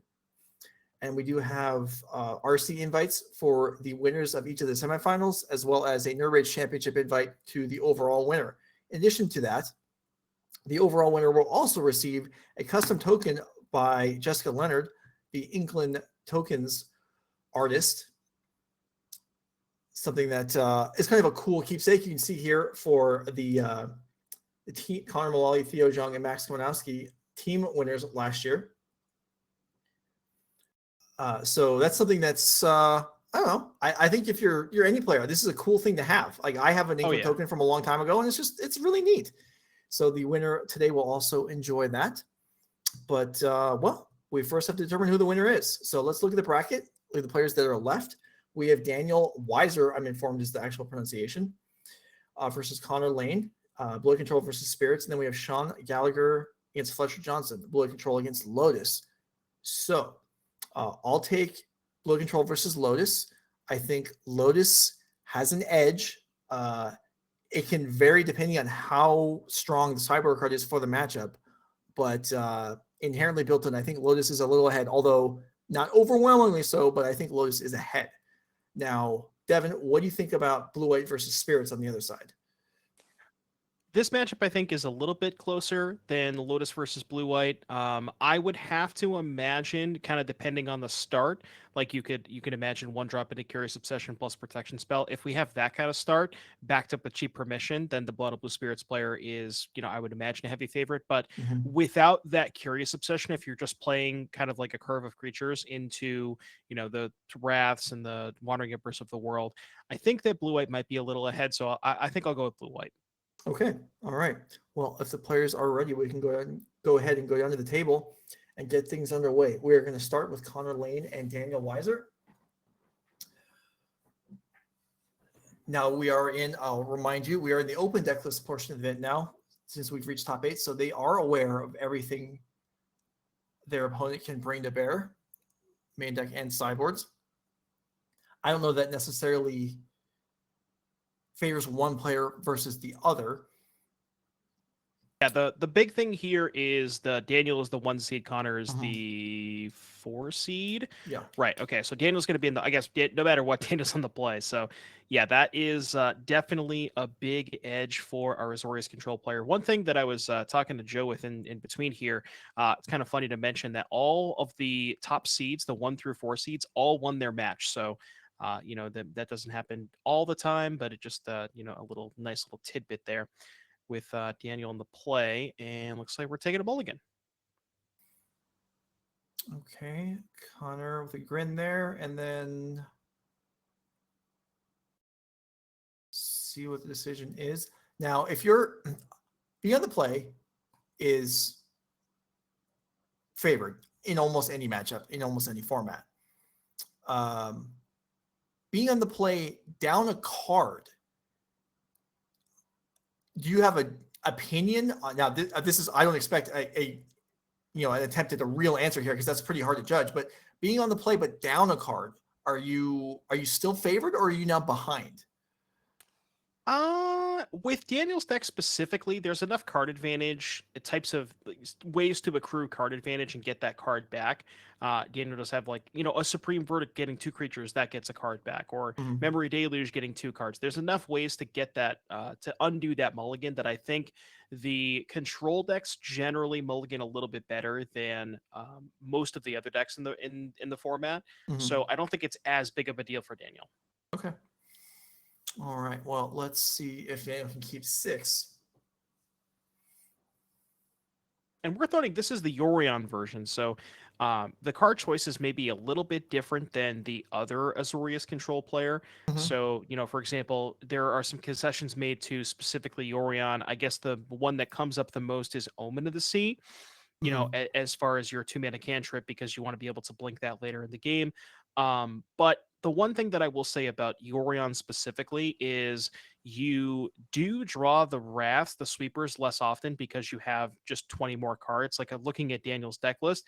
I'm only seeing 3 copies of Supreme Verdict, and it doesn't look like there are any other sweepers in the main. I guess Temporary Lockdown. That's actually a pretty big one in this matchup. Yeah, full set Temporary Lockdown. So I mean, Verdict's obviously the more significant one, especially against a deck with a lot of counter magic. But we are underway. Yeah, and I think mono blue specifically, as opposed to Azorius spirits, my inclination would be that the blue white spirits is maybe a little bit better set up against blue white control because of the presence of Spellqueller being able to take Supreme Verdict. Yeah. Connor doesn't really have a card like that. Right. You can save one creature with a slip out the back, but that's the best that Connor can offer. Okay, so building the board here, Spectral Sailor joins in and meets an Absorb. Okay. Yeah, and honestly, that is a really big threat from Connor's side of things. Like if Daniel, the way that Daniel wants to play this game is just hold up mana, hold up mana, hold up mana. And if you're playing that game with Connor can just say, okay, I'll just draw a card, draw a card, draw a card. Right. So it does make sense for Daniel to counter that, I think. Yeah, and if Daniel's just trying to, use mana and trade off cards, now this is the drawback, as this could happen. But the upside is that if Connor didn't play anything on his turn, then Daniel's just, gone through the turn cycle without spending his mana. And this way he did. He got something for it. Connor without a land. So that's tough. Yeah, he's at the mercy of Daniel, whatever removal he may have here.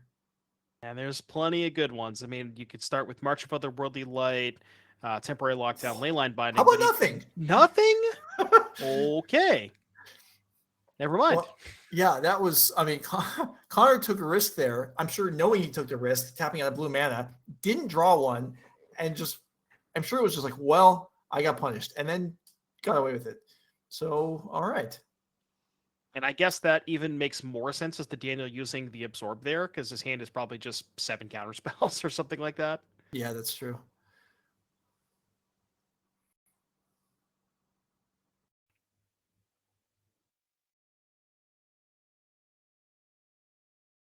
This is Devin. Okay, we'll wait for this to. Wow, rewind. It's the last time you saw that card cast, Joe. I don't know. Decade more. I'm not even sure I saw it then. It was just a card that existed. I'm not sure I played it. Got played at all. Yeah. Wow, that's pretty strong. Into Deluge too. Yeah. What a turn. See, they were we always talk about how we can't have free spells in Pioneer. Rewind is the real offender here, Yeah. That's pretty good, man. We should play that in Lotus. Counter your own spell, the just ritual. Sure.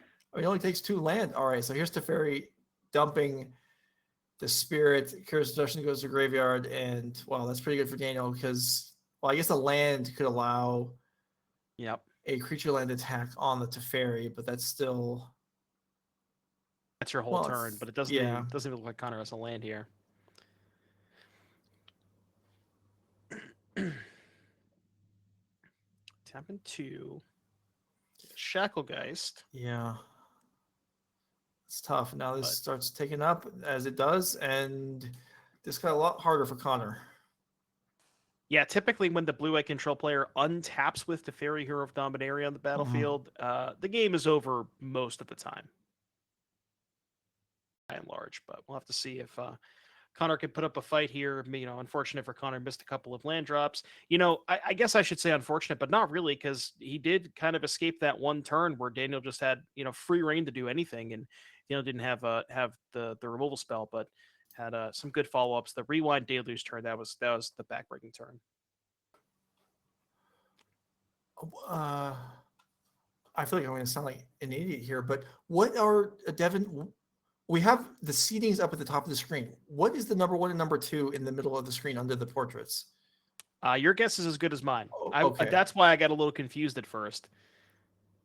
Yeah. So production maybe can look into that, and either those can't be the seedings. So okay. Oh, no, it just changed. Actually. Yeah, okay. It just changed. Now it is correct potentially to be this actual seedings. All right. Yeah, Connor's the 4, Daniel's the 1. Okay. Yep. Yeah. We fixed it. All right, back to the game. Teferi going down. All right, that's something. Okay. What did we miss? What did Daniel tap a bunch of mana for? Confused. Any idea, Joe? Yeah, it has to. His memory deluge flashback is the only thing that makes sense, and there is one. Oh, up there. okay. Yeah. Got it. So, willingly giving up the Teferi in order to boost his hand with a dig through time, and now really doesn't need to do anything. Might have a second copy of Teferi or something. You know, Daniel does have a lot of cards in hand. So we'll have to see where Daniel decides to go. But yeah, like you said, just doesn't have to do a ton. Connor doesn't have a lot of pressure here. Just a 2/2, still missing land drops. But we'll have to see where Daniel wants to go from here. 2 Field of Ruin, so that Faceless Haven going nowhere. Funny enough, the Faceless Haven would probably just fix Connor's mana. Yeah, there is that temptation to not kill it, but then Daniel's stuck with 2 colorless land. Also, I mean, that's probably fine. He doesn't really need them right now.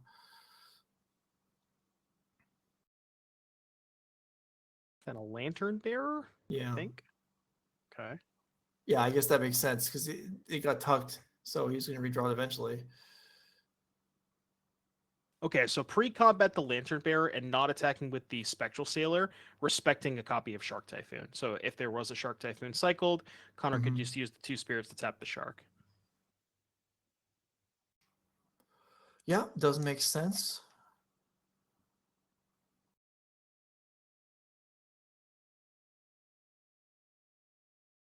A cycle of a Rafine's Tower. I don't know about you, Joe, but I feel like I'm getting a sense that Daniel's hand is maybe not the best. Although it's kind of hard to have a bad hand after resolving a 7-mana deluge. I mean, it could just be very reactive, and he just has. I mean, if he could have, either a Supreme Verdict or a Temporary Lockdown or both, and just be kind of waiting for Connor to present enough worthwhile stuff to bother casting one, which maybe that we're at now. As you point out, Spectral Sailor is, a meaningful card. And Daniel's hand's probably pretty stocked with cards too. Like that turn, using the cycle land instead of picking up Yorion, that's fine. But Yorion is I guess there's nothing for the Yorion to do right now anyway. Right. So yeah, just be a no 4 or 5 blocker. Yeah. Which just gets tapped by the Shuckgeist anyways.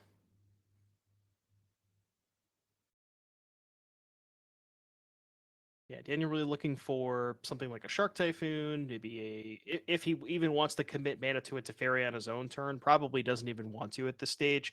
Really looking for, I guess Shark Typhoon is his best draw step here. Yeah, no, that would be great. I mean, any one of his 7 sweepers would be fine. And honestly, he could do nothing for the next couple turns, and that would be fine too. Yeah, also true. I mean, he could make castle tokens. There's a blocker for them right now. Get in there. All right, we're making mana. All right, Supreme Verdict.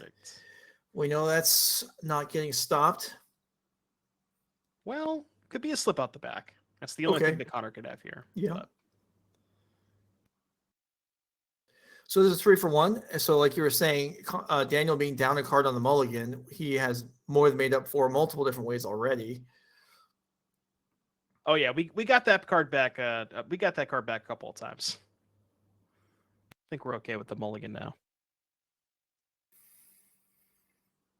Connor still has a full grip, but still missing a land drops. Yeah. All right. Rail Chains comes in, or it doesn't. Is that Jawari Disruption? Sure is. You know it's real good when your opponent's missing land drops, Joe? Yeah, I know. That's unfortunate. Force Spike on turn 9. Yep, it's good. It's good. Can't do anything about it. And then of course the line comes off the top next turn for Connor. So that's how it's going right now. The daggers.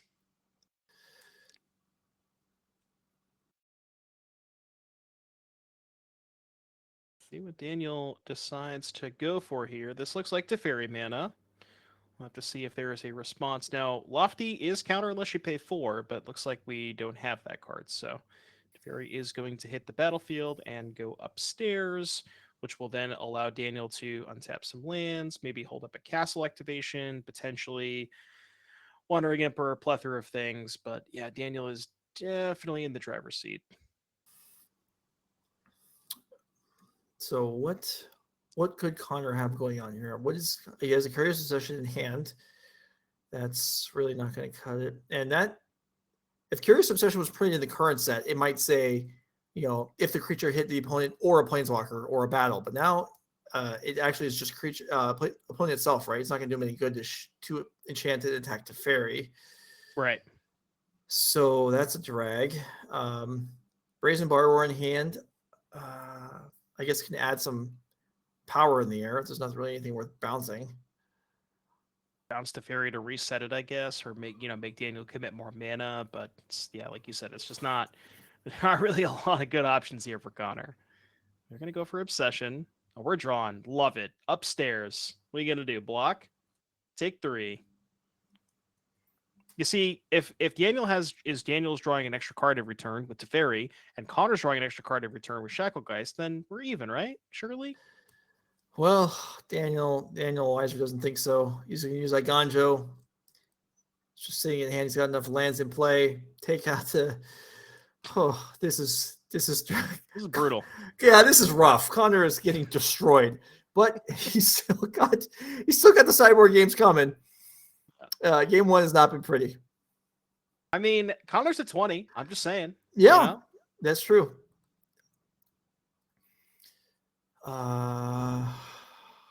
Maybe. Well, no. Daniel's probably not going to deck first because of it being a Yorion deck and everything. Yeah, so that's probably off the table. Yeah, I wonder if you could just play a Yorion control deck with actual 0 win conditions, and your only win condition is just like Teferi or deck your opponent. Probably could. Hey, I don't think you're giving enough credit to the castle. No, you just don't. You don't play the castle. You just cut the castle. Okay. All right. All right. Here, Connor's baiting another Jory Disruption. Gets away with it this time. Imagine. Get Force Spiked on turn 9. Get Force Spiked on turn 14. At least that would be consistent. Yeah, sure. I mean, there's a borrower. We can attack Teferi for 3, but yeah, I don't know. This is looking grim. All right, chat. If you have any questions for Devin or I regarding the tournament or anything, I guess this is the time as we have reached a lull in the match. Question number 1: what round is this? This is the semifinals. We are playing out the whole thing tonight. Tomorrow is the Modern 5K starting at 10 Central Time. Regional Championship slot on the line there as well. Oh, Joe, we have an update. Win condition acquired. I told you that castle's getting in there. He didn't put that castle on deck to not use it. Bam. Supreme Phantom. I am not afraid. I love it. I love this attack. It's so good. What are you gonna do? Block? All right. I don't care about the token. I'll be casting a Wrath here, I would guess. Yep. I mean, I know these rounds are untimed, but like, if you're in Connor's seat, have you had enough yet? I mean, maybe, but okay, probably. But this is an elimination round. You gain nothing from me. I mean, Connor looks like he's in good shape. Maybe he's looking at Daniel. He's like, you know what, Daniel? I can play all day. Maybe you're about to fall asleep. Maybe Connor knows Daniel was out all night last night traveling, or he's just like, I'm going to wear him down. So let's as we say that. Yeah, of course. All right. So deck list: Connor Laehn, Mono Blue Spirits. Very much thrashed in game 1. Do we have? I said Daniel was ahead in this matchup, but I didn't think it was going to be that bad. Yeah. All right. So we But got as far as the sideboard is concerned, we got a couple counter spells here in the form of Lofty Denial, which, 2 main deck, 2 sideboard, and then 3 Mystical Disputes. So 5 counter spells. That's a good start. And then 2 copies of Brazen Borrower. I have to imagine you want to go towards more flash threats, given the presence of the Sorcery Speed Sweepers. Past that, maybe you could talk me into a hearse because A, it stops the flashback of Deluge, and B, it's a threat that is left around post Supreme Verdict. But Mhm. past that, not a ton else. Yeah, I think that's the maximum would be those cards. The other ones are actually worthless. As far as cuts go, maybe some of the non-flash creatures, maybe some of the. I mean, you can't really board out your counter magic. Even the spell pierce probably has to stay. I think some mix of Shacklegeist and Supreme Phantom, like you said. Yeah. Shacklegeist doesn't have a ton of stuff to tap, and then Supreme Phantom, while good, it makes it awkward because you want more stuff in play, which just plays into their wraths. So Yeah. I think shaving some number of those could be fine. All right, and for Daniel Weiser with the Yorion sideboard, so cards to come in, we're looking at, we have 2 Mystical Disputes, we have 2 Chrome Host Sea Sharks, that's great. That thing blocks. Yeah, Dream Trawler maybe, and that's probably the end of it. Horror. I don't know. I don't know about Hullbreaker Horror here. I mean, it's nice because it's uncounterable, but it doesn't block anything. Right. And then as far as cards that can trim from Daniel's deck, Rewind maybe could go because you're getting Sure. upgrades in the disputes, and you don't really want to Yeah. like. It's hard for Rewind if you're having a counter fight because that thing costing 4 mana up front is a little tough. yeah. Is So I could Dola's see Veto even those. any good here? It helps you fight over their counter spells, but yeah, I could see that going. Like you'd rather have Mystical Dispute just being 1 mana, just Yeah. a lot more efficient. So I could definitely see that. And then like, Chrome Host Seed Shark is a card that you definitely want. Yeah, I could see cutting the Dovin's Vetoes. There's not a ton of targets. Yeah, I think that might be the way to go. All right, so we'll see if Connor can turn things around here and maybe get a little bit to get underneath. I mean, he's going first. We saw Obsession that game, and I think it just hit once, and there's already a Teferi on the board. Like that's not Twice, right? that. So What was it? remember, it hit twice forgot because about- there was that one turn where he went for it, didn't draw the blue land, and then didn't get punished because Daniel had no play. Right. But even with that second card, there was a couple of missed land drops that didn't help things as well for Connor. But yeah, that was, like you said, that was a brutal game 1. Yeah. All right. Well, people have rallied back from losing game 1 all the time throughout the history of Magic. In fact, all the time today. It's just a regular thing that happens. So Connor's just going to have to buckle down, even though, I mean, there wasn't even anything really in that game where you say, okay, I lost, but I'm encouraged by this factor. Like, that just didn't even happen. He got, destroyed right off the bat, basically. So, yeah, 1-drop, Obsession, Mystical Dispute, go from there. I mean, that's always possible. Yeah, the nice thing about the post-board games is now that you have access to Mystical Dispute and Geistlight Snare, you have a lot more 1-mana protection spells, and that's really the important part because you're going to get into these counter fights where where the blue-eye player is going to try to have a 1-mana removal spell, something like a March of Otherworldly Light, and you need to be able to fight multiple spells in the stack in that one turn. So more 1-mana counter spells along with the spell pierces and the slip out the backs could be pretty good for Connor. Yeah. Okay. Question from the chat. Can we get an update on the other match? I'm actually not going to give you an update on the other match. In fact, I don't have one either because we don't know whether we're going to end up showing any of it or not. And if we do, we want to be going in without, foreknowledge. Anyway, players are presenting. So let's go back down to the table, get things rolling and see if Connor can manage a little bit better than game 1.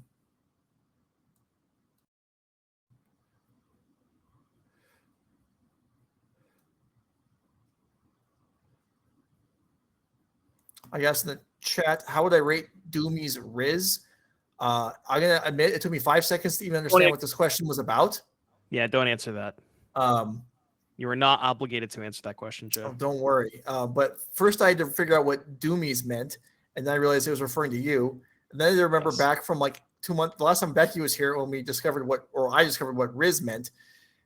So yeah, we are, I am able to accurately parse the question, which is more than I would have been able to do 6 months ago. And that's as far as it's all you're going to get right now.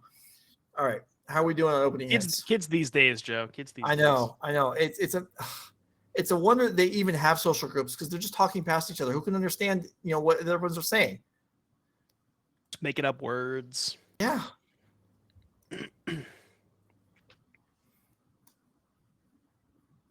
I still don't even know. We're not going to get into that, but I don't even know what Riz means. So you have more information than I do.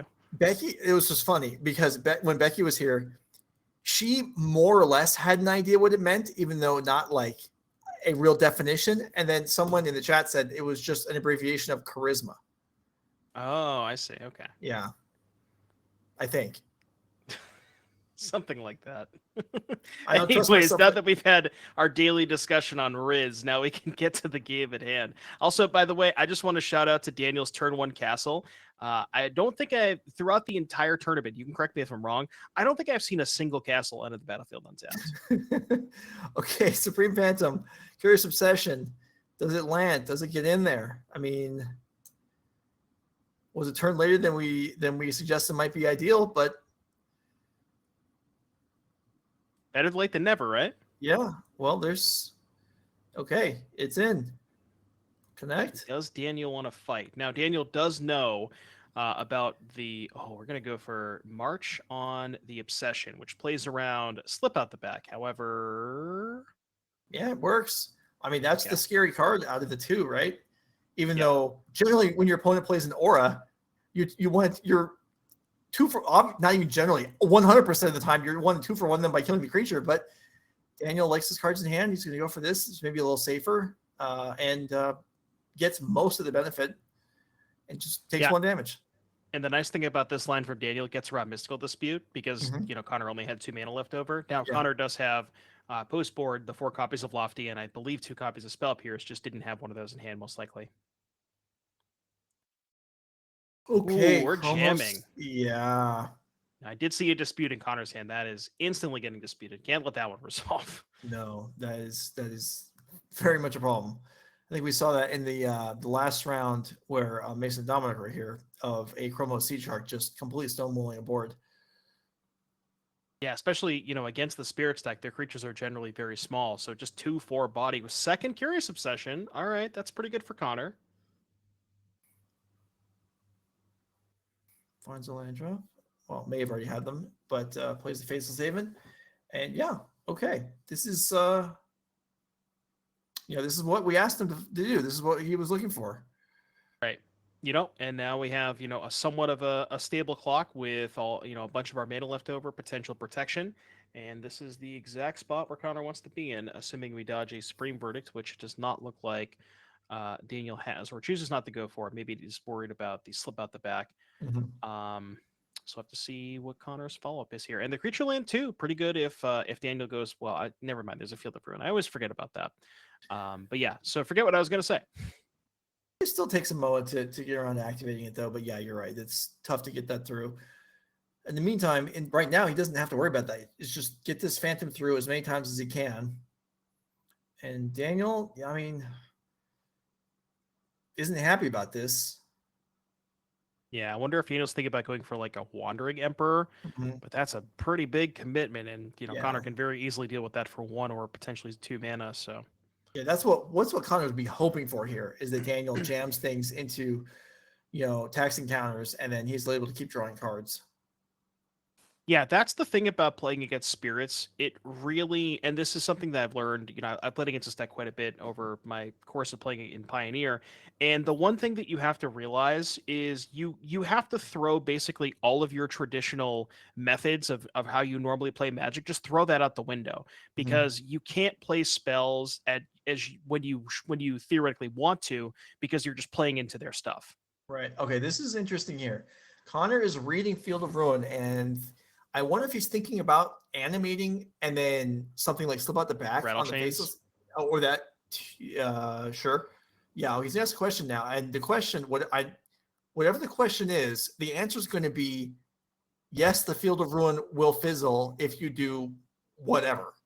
Ooh, little Stone Rain action. Yeah, Oh, that is, and he's going I to go like it. for yeah. There you go. love it. 2 mana, 2/1 Stone Rain you. Now, if Daniel untaps and plays a Supreme Verdict, this is going to Yeah. be all for naught. But it is a nice play from Connor. Or a lockdown. Yeah, that is the Yeah, option he card. gets And away with it. does get Okay. rewarded. Yeah. Very, very heads up play. And I think that's definitely a risk by Connor. The one thing is you do still have the facial save in. So even if there was something like a Supreme Verdict or a lockdown, Mhm. at least you have that left over, but definitely a risky line and got heavily rewarded for it. Is it Shark Typhoon? I think so. Yeah. Shark Typhoon for 2. Yeah. But Just even gonna threaten. even if that trades with Rattlesnakes, that's not that bad. No, you don't mind. Looks like But Connor's trading for petty theft. Even better. Oh, yeah, that works. Okay, so was that 5 coming across there and a card? Return clock, you get to hold up the borrower. And now even if Daniel finds a Supreme Verdict, you just say, okay, that's fine. End of turn borrower, untap, fire up the Haven, 7 you. Like that's a lot of pressure. Yeah, yeah. This game is well. Any ridiculous any comment I can make there is ridiculous in along the lines of this is going better for Connor than last game where he was already getting completely demolished by this point. But yeah, free flowing of cards, damage giving not even just chip damage. 5 a turn is real. It's a real clock here for Daniel to try and navigate. And Daniel even got a land blown up. Right. Yeah, Connor is presenting lethal this turn. Don't forget that. Mm-hmm. Is that another shark? Okay, that's pretty good. Leaving a blue up means, well, I guess it could be dispute. But if Connor's got much of anything here, it's probably worth playing. No. Yeah, just okay. anything to fight the sea shark, maybe like a mystical dispute. Does not look like he has anything. Doing something end step. And gonna go for a wanderer. Okay, but Not Brazen gonna Borrower. deploy the borrower. Yeah. Interesting. See, I was thinking you Wanderer first so that if when you cast Borrower, if Daniel has a dispute, then you could sack the Wanderer. Mm-hmm. Yeah, I had the same thought. Instead, it looks like we're just going to come in here with everything except Rattle Chains. Huh. Interesting. Correct me if I'm wrong, but the Borrower's not a Spirit, right? It's a Fairy Rogue. I'm fairly certain. Yeah. Because I was thinking you get a trigger off of the Mausoleum Wanderer, but you can't do that with the Borrower, so maybe he has another Lord in hand to flash in, potentially. No, he's just going to accept the loss there while getting in through for, what, 7? 7. Yeah, okay. Which is nice because now Daniel's in lethal range to the Facial Haven, so even if there was a Wrath, the Haven would still be lethal. Yeah, you're right. And there's the Brazen Borrower as well. Yeah. So that's probably. I mean, if he calculated this through and decided he can get through for 7, then leaving the Brazen Borrower behind, I guess, makes sense because Daniel would have blocked that instead and taken 1 extra damage. So that wouldn't have made a big difference. Probably 2, right? Well, actually, at that point, you could even go play the Borrower and then just shove everything and the chains. Yeah. Block the Borrower and then take 2 for 4, 5, 6. That would have been lethal, actually. Yeah. So okay. So maybe that would have been. But it may. But yeah, I think honestly, I think the biggest reason to attack with the Wanderer last turn is just to get the hit in with the Phantom to draw an extra card. Yeah. And it may be inevitable.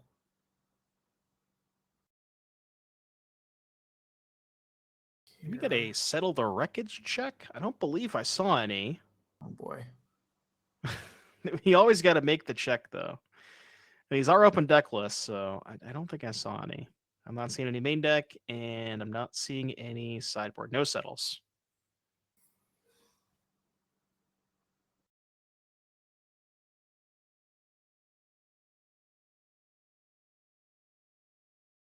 Okay, what are what are we thinking about here? We're tapping some mana. We are starting with March. Okay. That was pretty And notably, the Incubate token, while normally not the best against these spirits, is able to block the Faceless Haven. Yeah, it can. Although, Chrome Shark, keeping up with your Incubate tokens is really taxing on your mana. But in the long run, yes, I agree with you. I don't think it'll bail him out this turn, but it does make a difference. Yeah, I guess. What if Daniel's maybe has an Absorb? Is that even enough though? Absorb? No, because we can even Mausoleum Water the Yeah. Absorb. I don't think there's any way out for Daniel. All right. Well, if this Phantom drops, then it's Chrome Shark left facing down. Just 2 fly. I mean, Borrower too, though. well, he can't cast the Borrower this. Oh, he can. The Faceless Yeah, the Haven. I Haven. missed that. Yeah. You're right.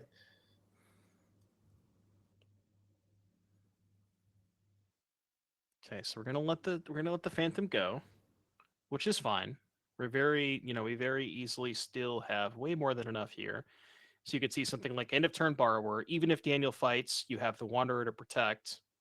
Mhm. Oh, actually, now that I think about it, if there's a 2-mana answer for Borrower, Wanderer can't protect because it's now a 1/1. Right? Yeah. Although as long as assuming any amount of mana spent that's more than 1, or even more than 0 because of Wanderer attacks, that would mean the Shark would have to chump block the Faceless Haven. Oh, right. Yeah, that's a good point.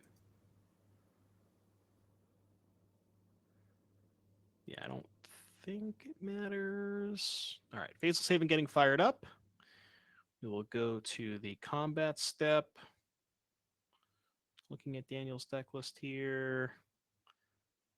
We're going to, so on the board, you make the Incubate token, block the Borrower, block the Haven, and that is lethal. Game 3, we go. Okay. All right, Daniel Weiser. I feel like this is the first time that we've seen him be, what is that? He bleeds. Maybe he can be killed. He is human. Yeah. Is that like Okay. when Steven Dykman loses a match? Along the same lines. All right. So, yeah. Well, I don't think we really saw much from the sideboard there. I guess we saw the Sharks coming up a little short, but they do matter, obviously. I mean, disputes. Yeah, we've been through this already. Really, it's the Dream Trawler. Did Dream Trawler come in or not? We don't know. Other than that, it seems pretty clear what Daniel chose to do. If you can resolve Dream Trawler, it's probably not beatable, but good Yeah. luck resolving that against, the amount of counter magic in the mono blue deck. Yeah. All right, and I guess we can, for anyone that just showed up, you can see Connor's deck list here. You can also see it on MTG Melee along with everyone else who played in the event. All the deck lists are there. If you search up the date and you find the Midrange Pioneer 10K, that's where we are. So, Devin, while players are shuffling up there, based on what we've seen over the last few hours, if your next, let's say next week, we'll stop short of the RC, but like if you're playing a lesser event, like an RCQ or FNM or something next week, or even on Magic Online Challenge, are you playing Boros? Are you anything change your mind today? Absolutely not. No, give me the Boros. I'm actually playing an RCQ tomorrow, so I will be playing I will be playing the Boros deck in the RCQ tomorrow. I don't know. It's just like the deck, it looks so impressive. I know Cliff actually lost to our mono blue player in the quarterfinals, but the deck just looks so impressive. It puts on this incredible clock. It's the people, like I said, people aren't respecting it as of right now. Maybe that's going to change in the coming weeks, but yeah, I think that deck is really, really good. Now, we were talking about Dallas earlier, and I know we had this little conversation. I know Dallas isn't tomorrow, but what are you thinking about for Dallas? I mean,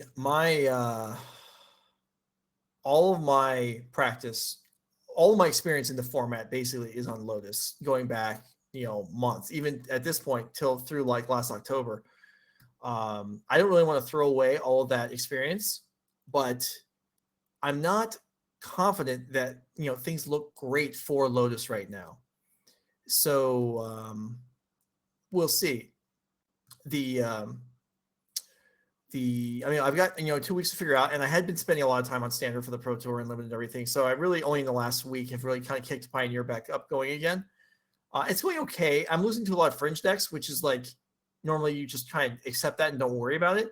Except some of these fringe decks are now like taking top 8 slots with the Boros tokens deck and everything. So we'll see. But I mean, chances are I'll end up playing Lotus again. All right. So we while we're waiting for the players to get ready for game 3, we did have a result from the other feature match. So I guess we'll share that now. Give that to me again because I missed it the first time.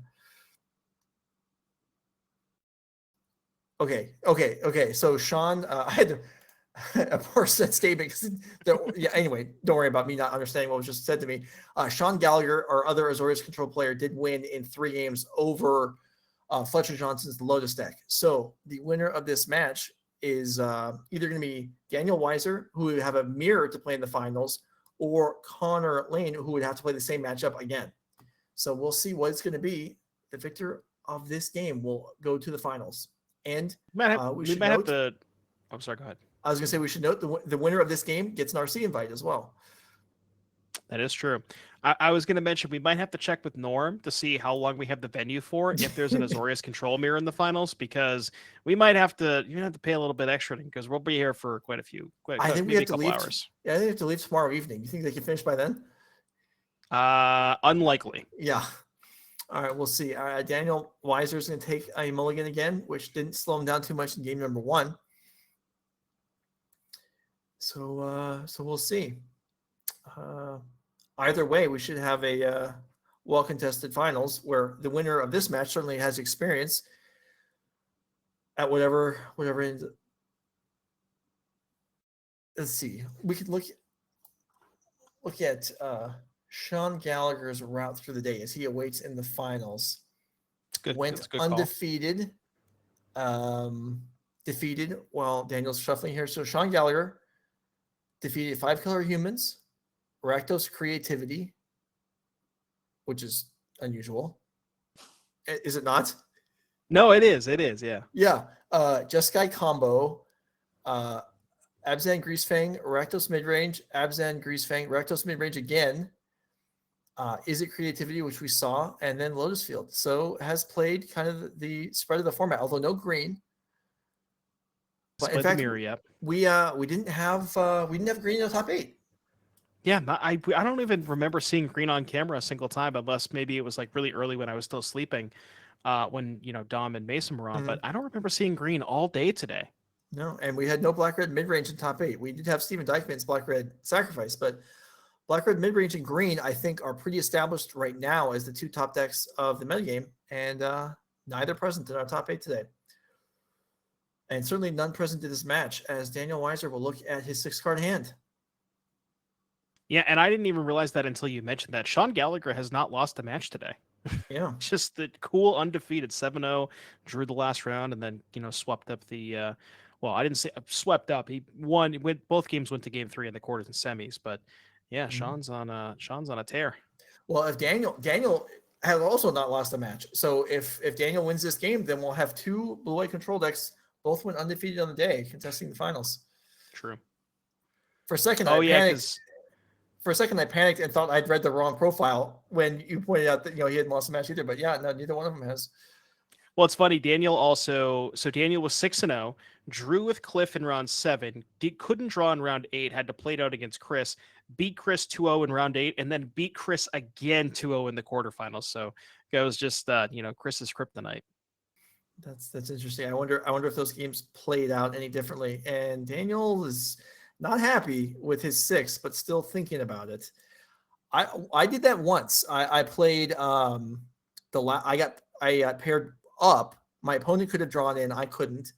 In a 2-day event, the last round of the Swiss, I won and then played the same player again in the top 8. And actually, in that case, I felt like I learned a lot from our match in the Swiss, and then had a much easier time in the top 8 itself. Yeah, that's always funny when that happens. That only happened to be, I think, once at the first Pro Tour I played in. I played against Ken Yukihiro. I played him 3 times. Really? Both drafts and constructed, which is the max you can play somebody. Yeah. All right, Daniel is decided. Okay, 6 cards it is. Bottoms 1 leads off on tower, and we're underway. No, well, I should say no 1-drop, but I forgot that Connor's 1-drops have flash. So Yeah, no, all right, you're now right, no though. 1-drop. See, we have a 2-drop. Still could have rattle chains. I think I did see a rattle chains. I mean, it's probably pretty tough for Connor to keep a hand that has no play on turn 1 or turn 2. That just wouldn't. Yeah. Yeah. All right. So here's the rattle chains, like you said, and it will not make it into play. Dispute is nice for Daniel as it allows him to leave mana up for whatever Connor's turn 3 play is.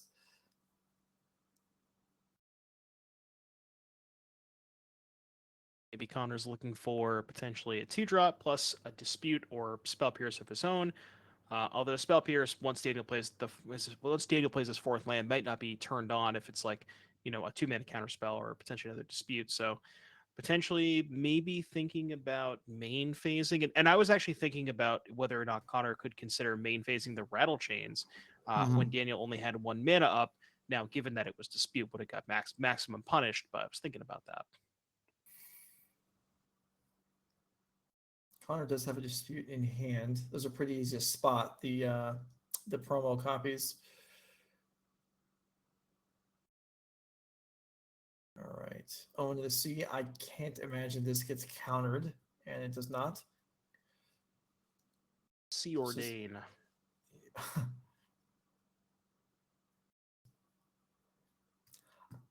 I heard a couple of people mentioned that C double, and I was playing them in the Pro Tour.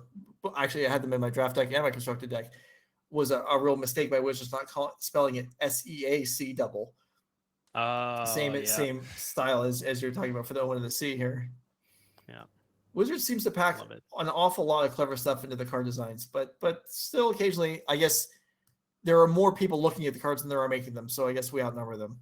We're going to come up with some things, and by we I mean collectively, because I don't contribute to anything to this this conversation topic. I just repeat cool stuff I hear from other people.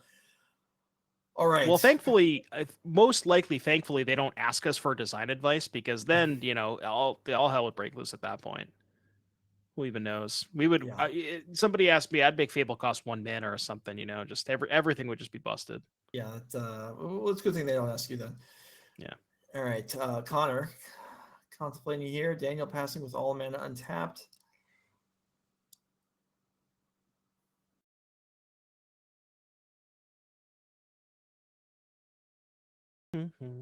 We are thinking for Connor on tap with the Shacklegeist. Obviously, a lot to think about here from Daniel's side of things. Could have Shark Typhoon, could have Wandering Emperor, plethora of things. So we're just going to go attack.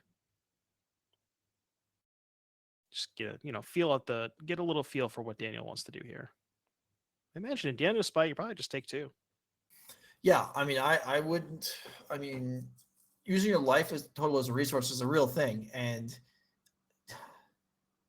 Connor's creatures are small for the most part. If they're not hitting and drawing cards, I don't think you need to worry too much about it.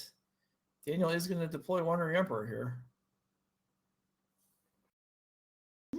It resolves. Letting it resolve. Okay. Interesting. I mean, I guess Rattle Chains counters it effectively because making a token here doesn't matter too much. Right. So my only issue here is this line's a little sketchy against the sweeper because you have 2 disputes in hand. Obviously can't counter Verdict, and you only have 2 mana to counter a temporary lockdown. Yeah. So, because we did see the 2 disputes, I couldn't get a glimpse of whether or not Connor had, say, a Lofty Denial or anything like that, or maybe a Spell Pierce. I guess Spell Pierce wouldn't stop Verdict, but you can't do anything against that either way.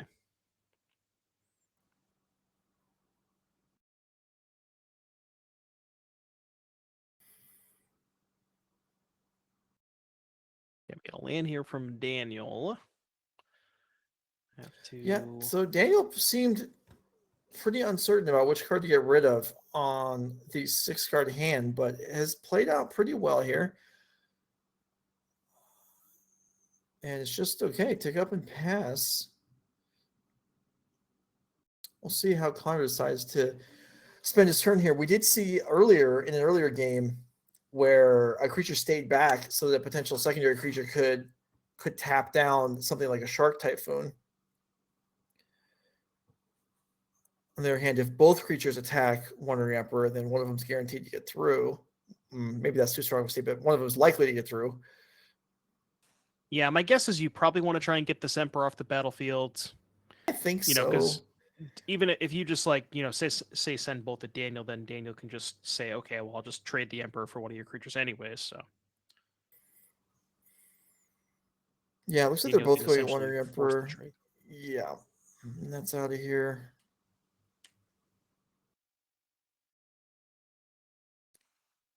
And castle activation. All right. This probably feels At good for least- Daniel that he got the opportunity to do this instead of having to react to something else. Right. I mean, look, at least from Connor's perspective, at least that's not the Castle Ardenvale.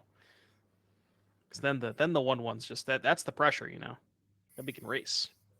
Yeah. All right. Did 2 stay on top? Oh, we still got one in hand. Okay, 1 stayed on top. There is a temporary lockdown in hand. I wonder why Daniel didn't cast that last turn. With 2 mana left over. I guess maybe fearing Lofty Denial? I feel like a pretty good spot to use that, though. Mm-hmm. Not sure. All right. Well, here it is now. Maybe it's With- Absorb. Yeah, I was gonna say maybe with Absorb back up, this will grab both creatures and also the Omen of the Sea. Yeah, I unless- would have to imagine there's an Absorb. Yeah. I guess Maybe if you're maybe unlike the scenario where this resolves, then with the trigger on the stack, he sacrifices Omen of the Sea, but I don't expect that to happen. I don't think it's worth scrying is worth tapping yourself out there. right, and if Connor's only interaction is mystical disputes and maybe has something else, do you even fight over this? Is the question. Okay. Well, I like so this play. Yeah, sure. Unaware, the rattle change. This is gonna, yeah, okay. So pick it up and then lockdown. Yeah, that's not too bad. Save one of the creatures. We're gonna pick up the Yorion.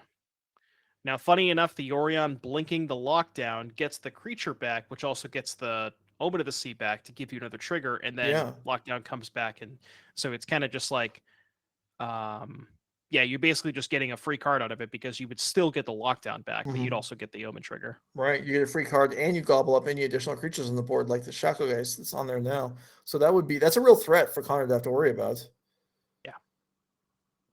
And Yeah, knowing that it's one is, there face doesn't up. mean it's, comfortable. True. Just because you know about it doesn't mean you can do anything about it. But yeah, Connor playing this game very patiently. I like the pace of threats.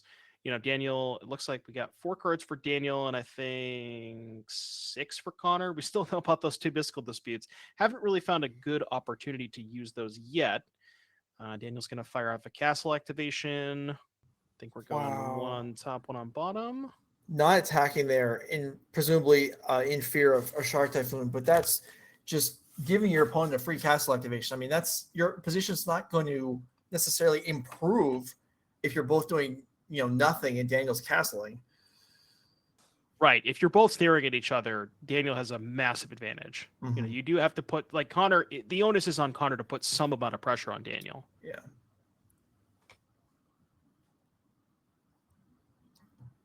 All right, here's Rattle Chains. I guess another creature means he could attack and then be able to tap a shark token, but that's not even too exciting either. That's actually not even going to make it in. We're gonna absorb, and I mean, you'll notice Daniel just keeps making his land drops. Those 2 disputes in hand are not really gonna do anything. Yeah, and now Lofted can be paid for. Daniel Yep. gains. I mean, Daniel's over 20. And Connor, just like I said, those soft counter magic are just not. Once you get to the stage of the game, Mhm. they're very good early at tempoing, but once you've gotten to this point of the game, it's just they're not really going to do all that much. Oh, and this is rough because Connor played around the Shark Typhoon earlier, now doesn't, and Daniel does have it. Yeah, and this is even on a turn where Daniel can't even activate activate castle. Like you mentioned last turn, Connor didn't attack when Daniel had mana to activate castle, and now this turn is attacking when there's only 4 mana available. So just like you said, maximum punishment for Connor. All right, so but maybe this, Shackle Guys can take down the shark, or the shark can be bounced or dealt with, but it looks like this is just going to be a trade. I mean, I guess it could be like Rattle Chains and Supreme Phantom, but then he just gets completely destroyed by the Orion that he knows is there. Right.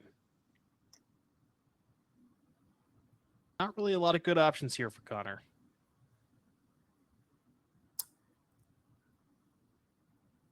No, that accurately sums up the position, I would say. But even when there's not many good options, sometimes that means you take bigger risks.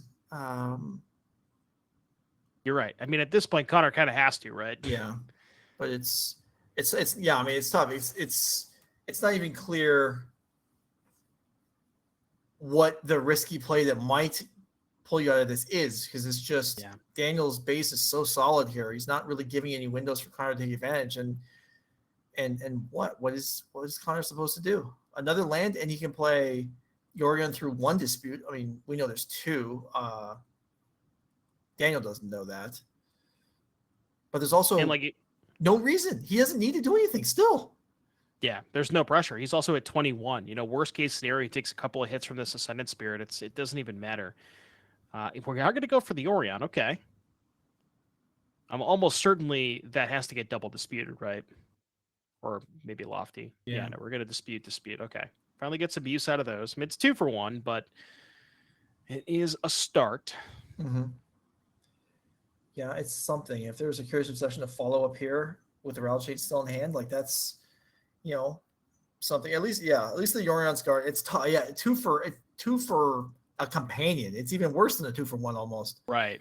Yeah. But that's like just 2 for a half. Yeah.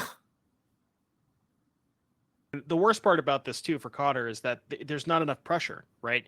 So Daniel has the castle in play, which just allows him to sculpt perfectly, and he's always going to draw gas, or have a higher likelihood of drawing gas.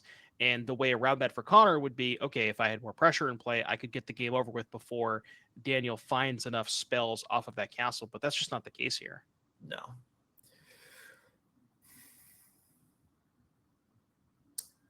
All right, Spirit comes across, but this is just so insignificant compared to how much work Connor needs to do here to catch up. Castle, 1 on top, 1 on the bottom.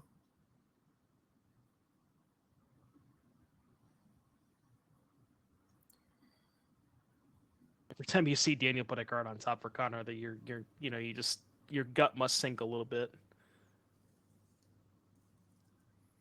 Yeah, because he's only digging for, he's just going to be drawing Shark Typhoons, Sweepers, maybe Chrome Seed Shark. What else does he even want at this point? He may not even want counters at this anymore. Yeah. All right, Ascendant Spirit on the final chapter is a legitimate threat. Something. Yeah. Yeah. It's definitely something.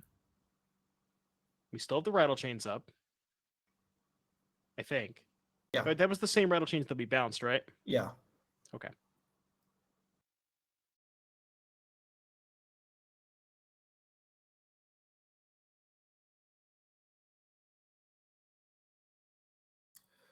And Connor passes. Yeah, he's, understandably afraid of what he'd be attacking into here. But, things, I don't know, things though. aren't getting better. Like you said earlier, you got to take risks at some point. You can't you can't play this kind of game where if you give Daniel infinite cards, he's just going to bury you. So we got to start attacking at some point.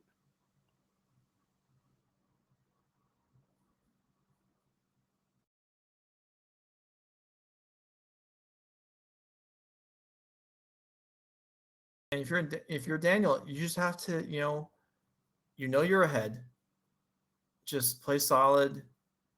Try not to mess up. Try not to, even if you do we're at the point where, some number of mistakes are going to be you can overcome them here, and just keep doing your thing and grind it out. And eventually your opponent will run out of cards or give up. There's a verdict just to kill a Sin Spirit. And yeah, it's probably a pretty reasonable decision. I mean, Daniel's got a lot of cards in hand, I think. And that Spirit is somewhat threatening. Is that the trawler? Yeah. Oh, did we finally resolve the trawler? Daniel's not even thinking it's going to resolve. And Connor's like, a little smirk is like, fine. I guess. Yeah. And now Daniel's tapped out, but what does that even mean?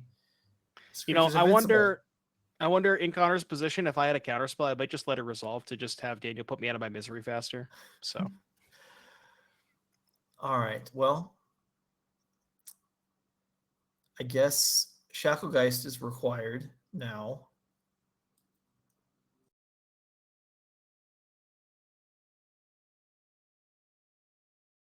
Well, Shacklegeist only gets you so far, right? It just trades for a random card in hand.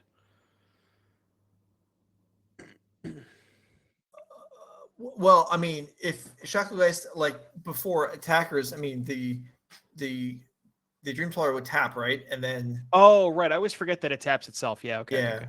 Yeah. All right, small victories here for Connor. Rattle Chains attacks into Dream Trawler and gets through.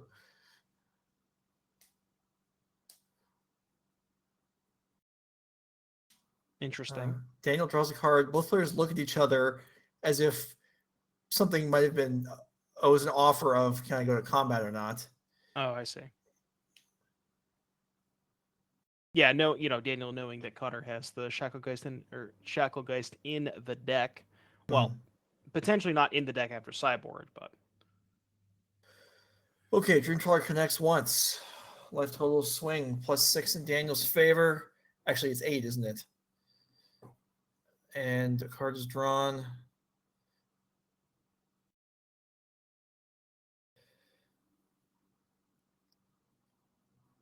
Okay, another Phantom. I'm not sure Daniel is going to be too worried anymore about anything.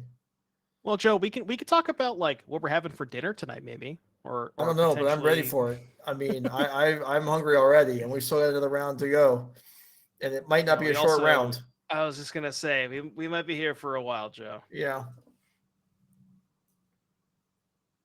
I told someone else I might be ready for dinner at 8, and then like an hour and a half ago, I was like, oh, it might even be earlier than that. And now I don't feel confident in that anymore.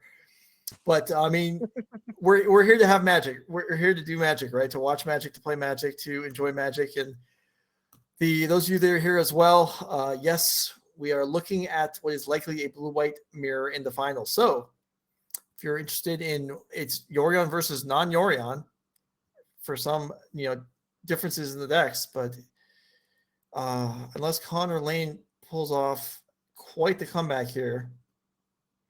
Well, my assumption would be that Yorion is likely a favorite over non-Yorion, right? Yorion, that card's got to be good in the mirror. Mm-hmm. I have to imagine.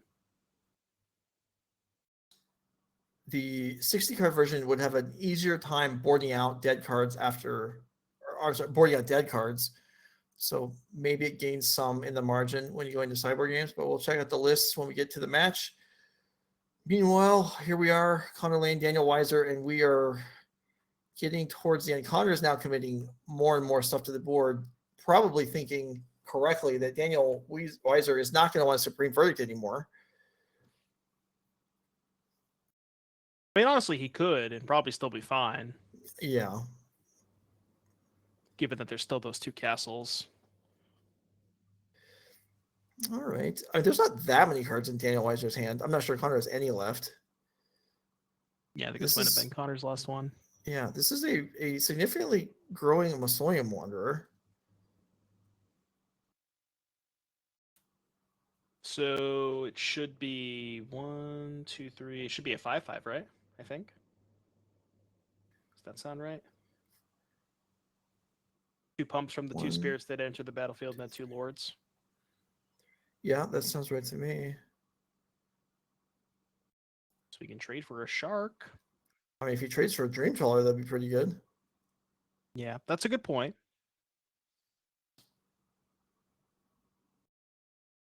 All right, we're going for it.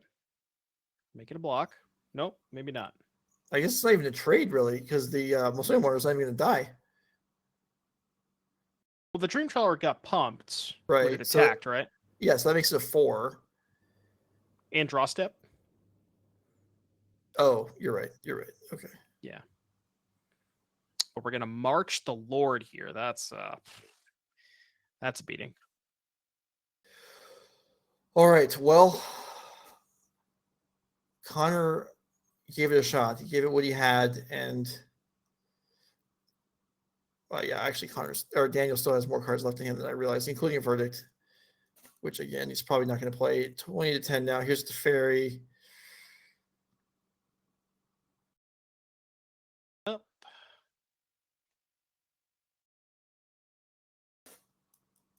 Even wow, 2 castles. Joe, don't even get me started. 2 Castle Ardenvales.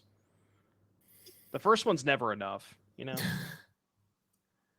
All right, and there it is. Wandering Emperor will All right. prompt a concession. Connor Connor has had Laehn, enough. yeah, Connor Laehn battles it out all the way through, but does fall in the semifinals. And Daniel Weiser will advance to the finals and earn himself a regional championship invite to Atlanta if he doesn't already have one.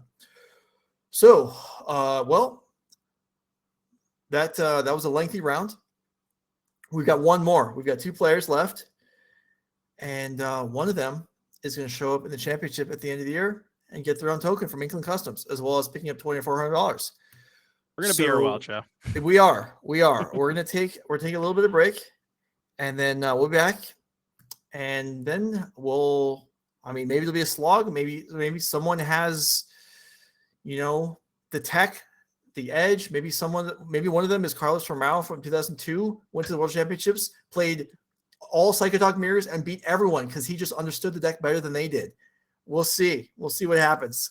Stick around. We'll be back with the finals. This is No Rage Gaming. Thanks for being here.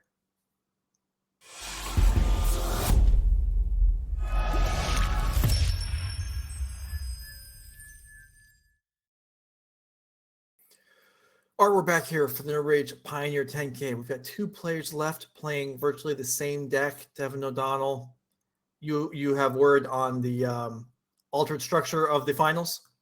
Yes, I was informed by the players that they have agreed to play a best of 9 match, grudge match, where neither player is allowed to concede at any point. So we might be here for a couple of weeks, but I hope you brought your popcorn. Okay. All right. All right. So we got Blue Eye Control Mirror. We got Yorion on one side, not on the other.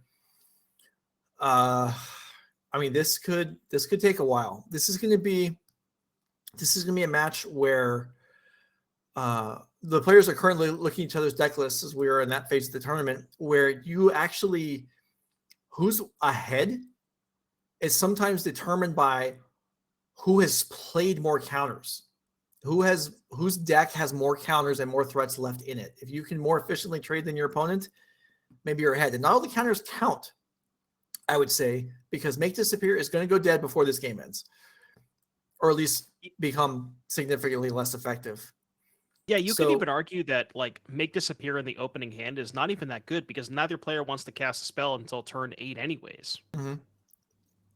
Yeah, this could be a slog. This could be a real battle here. And now before the players, do we have the deck lists ready? Let's just go look at them right now. Let's count up what would constitute a threat in the counter. So Sean Gallagher's non-Yorion deck. So we've got, as far as real counters, we have 4 Absorbs, 3 Dovin's Veto, and that's it. So we have 7. Make Disappears are going to count for a while, especially like we saw a couple times the castles kicking in tokens to make the casualty. And then as far as real threats, do we even count Wandering Emperor? I guess. Yeah, I think so. Yeah, okay. Yeah. So Wandering I think Emperor. so. It's a steady stream of 2/2s. Yeah. Teferi, that's 7. And 2 Sharks. 2 Shark Typhoon. Yeah. So that's 9. We So we probably should count the Castle Ardenvale too, right? Okay. And the 2 halls. All right. Well, it depends on how many Field of Ruins, because Field of Ruins might just dominate the halls right off the bat. But yeah, as far as the interplay of spells goes, we have 7 hard counters, and we have something like 9 threats. Now let's go flip over it. Now it's going to be a little hard to compare because Daniel Weiser is playing Yorion. So hard counters here, we have 3 veto, 2 absorb, 2 rewind. yeah. So also 7. That's what I'm seeing. Yeah. Yeah, and then threats. Okay, go ahead. Going on the only 7, it's actually less of a ratio because there's 80 cards versus 60. No, yeah, I understand. Yeah, so production, I missed whatever you just said. Okay, so let's go ahead and go to the table and get things started. We missed a couple turns. Perfect. All right. I mean, this is gonna be a long match anyway. All right, so Well, Daniel cast a spell on turn 2, so impossible. All right, it's the Omen of the Sea. It doesn't count. Anyway, so to kind of finish that up before we get deep into this game, so both players just hit land drops and maybe cast some cheap cantrips, whatever they have. The Yorion deck having the same number of hard counters means that you're saying, it effectively has quite a few less. Right. Yeah, in terms of the ratios. In terms of the ratio, yeah. But it does have one extra big threat in the form of Yorion. Yeah, which definitely does come up. You know, Mhm. Daniel does have the Omen of the Sea, so if you can imagine 1 or 2 of those in play is able to resolve a Yorion. That's just a massive flow of cards. And we've already seen the Field of Ruin here. Field of Ruin taking out Castle Vantress, which I believe there was only 1 copy of that. Yeah, 1 copy of Castle Vantress in Sean's deck. So that is now off the table for the remainder of this game, I should say.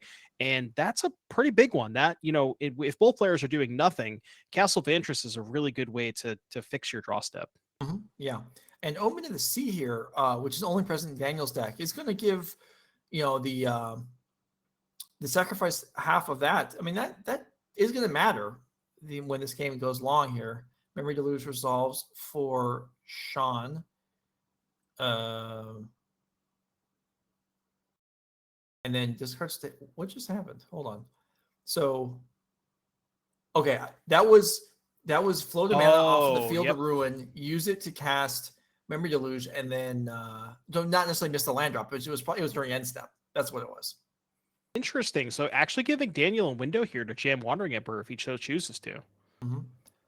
But if Daniel does, then Sean has the same opportunity. So who's pulling ahead on that? Anyway, Memory Deluge is the choice for Daniel here, and now, yeah. So Sean, like you said, Sean does have the opportunity to drop Wandering Emperor. Although then Daniel reaching 5 mana could drop to Fairy. And instead, both players just tapping out on turn 3 and turn 4. What's going on, Joe? Yeah, they're like what we expected. We heard you guys counting up counters as like valuable cards, but we disagree. So we're just gonna tap out every turn. How else do you think we're gonna finish 9 games in time? Oh yeah, it's 9 games now. I forgot. That's the 9. The blue-white grudge match. Who is the best blue-white control player? Okay, didn't name face it, but we're going for an end of turn.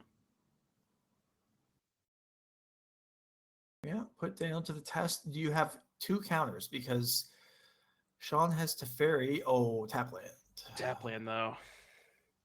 And Not I would guaranteed. imagine, I was going to say from Sean's perspective, I wonder, you probably would just jam the Teferi there, right? Maybe. Maybe. I mean, you don't want to turn on those make disappears either. So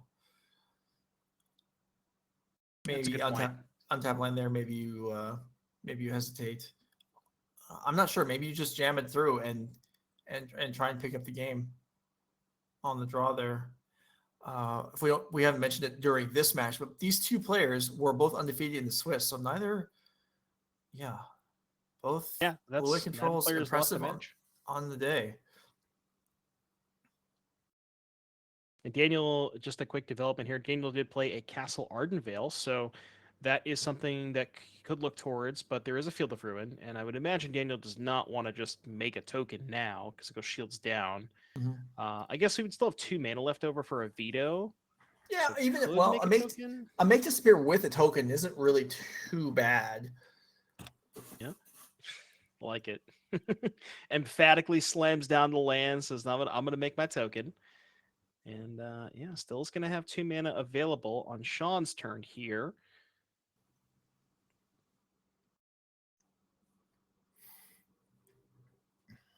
guess maybe the awkward part is you have to get a planes because you only have 2 other white sources. But yeah, you definitely want to be able to hold up veto here, or at least represent it even if you don't have it. So does make sense for Daniel here.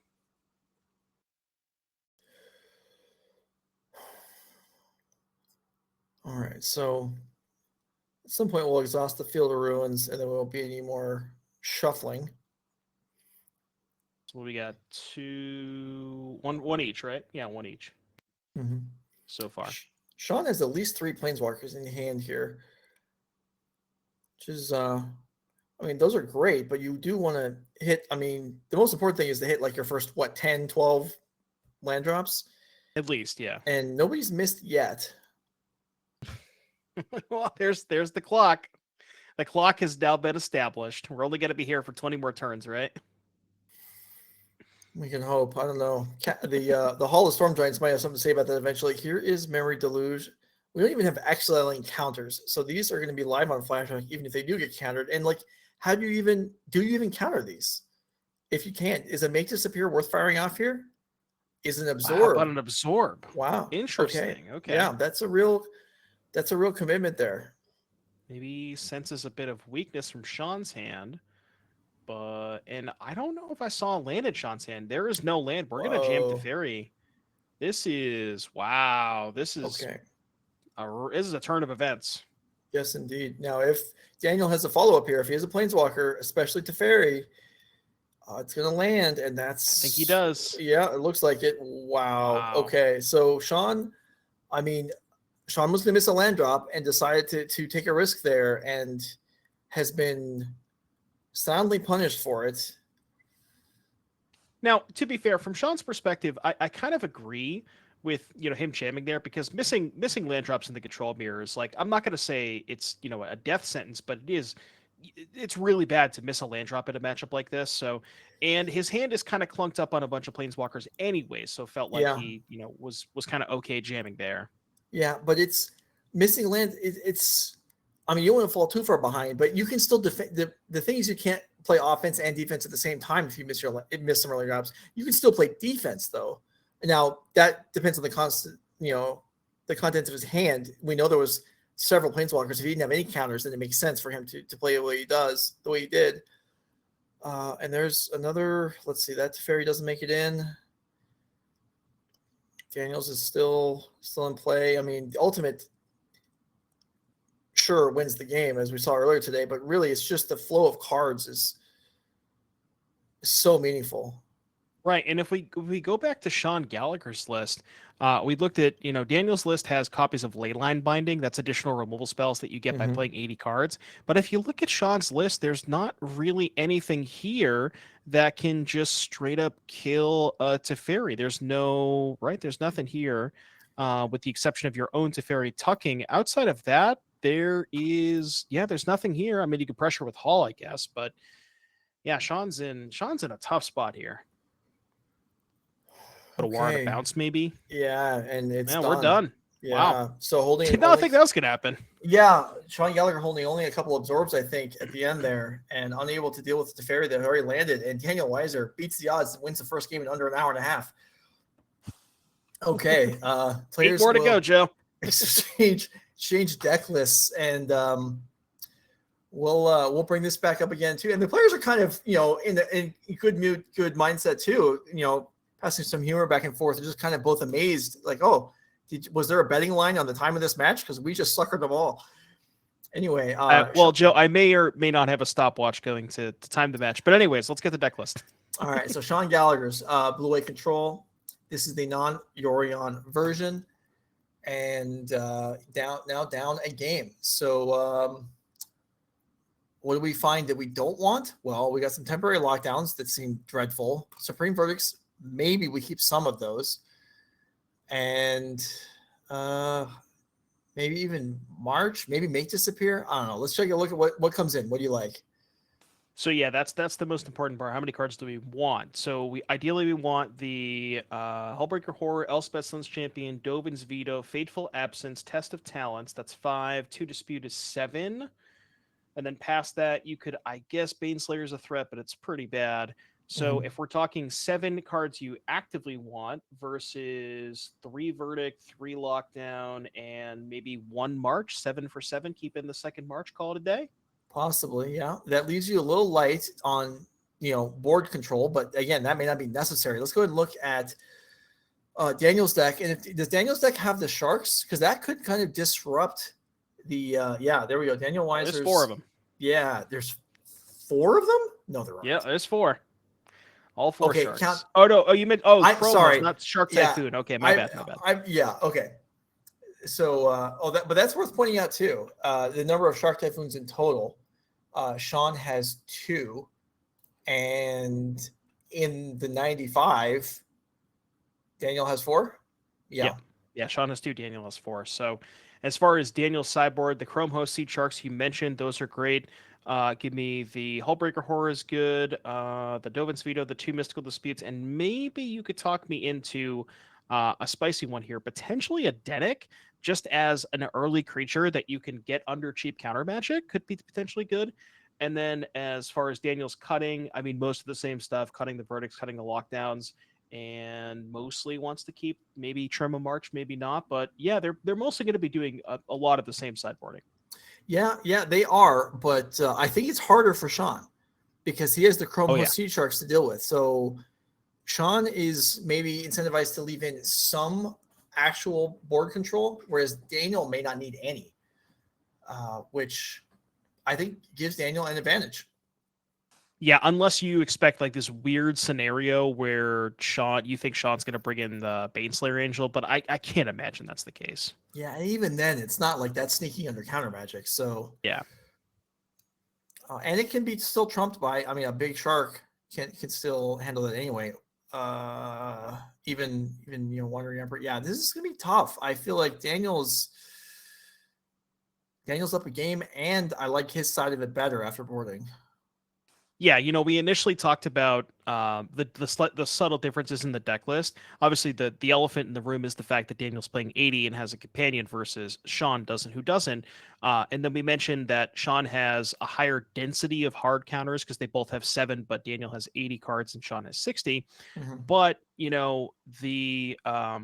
just that game, I mean, it was just that one spot where Sean missed a single land drop, felt like he was gonna fall far enough behind, decided to jam, and then didn't work out. And I think that is a lot of it is just you need to hit every single land drop in this matchup. And combined with that, I mean, you need to leave. If you can't handle the threats when they land, you got to make sure you keep them off the board. You can't. He took a risk there, and his hand wasn't good, so it's understandable. And we saw what happened. But obviously, you want to try and avoid something like that. All right, are the players ready for game number 2? All right, they are presenting. Okay, so I guess it takes Daniel a little longer to shuffle. That's fair, as his deck is a little bit bigger. It's like it's also double sleeved. I used to play Yorion decks. I haven't played in a while, but I double sleeved the Yorion deck once, and I gotta say, Joe, never again. Yeah, boy, this was several years ago. There was a player who was playing. There was triple sleeved. I think the only time I've ever run in triple sleeves was against this one player who I played a couple times over a span of a few years. Triple sleeve is it was like inner, regular, and then like hard cases or something on top of them. And it was something else. I did not enjoy shuffling that. I didn't even really shuffle it very well because how could you? By any chance, was that the taking turns guy, Daniel Wong? I think. I think that sounds right. Yeah. I borrowed a deck from Becky Bell a few months ago, and it had decorative outer sleeves, which was not something I'd ever even heard of before. Okay. But of course, it wasn't. It was only on it was only on the wish targets in the sideboard. So that I took those off before playing. I'm just not, not that kind of guy. I'm not that cool. I'm not cool enough to do that kind of thing. All right. Game underway. Land drops being made, spells not being cast. See, this is what we were expecting. Is that a Cycle Shark Typhoon? Yeah, I think so. Oh boy. You know what that means, Joe? I would assume that there's maybe not a land in Daniel's hand. I mean, Oh, there's one. Okay. Okay, because if you have 3 land, are you cycling on turn 2 or on turn 3? You're probably doing it on turn 3, right? You're not getting punished by anything. Well, I would just hold a turn because if you draw a land, Yeah, then you could just keep waiting, right? That's what I'm saying. Yeah. So he must. So he likely doesn't have anything, and so maybe Daniel is at risk of losing a land drop every turn here, or maybe not. Or not, or we're just wrong. I mean, I suppose that's possible. Yeah. So Daniel can potentially float mana off castle, get the land, and then, I guess you could just cast the Deluge now and still get a mana to hold up Dispute to make Sean not be able to go for Teferi. We'll have to see if that's where Daniel wants to go. I can't tell if there's a dispute or what you call it. What did I just say? Memory Deluge. I can't tell if that's in Daniel's hand, but I mean, Wandering Emperor would work too, as long as there's the dispute to protect is really the big thing, because Sean will be going up to 5 mana, and obviously we can't let Teferi land unopposed.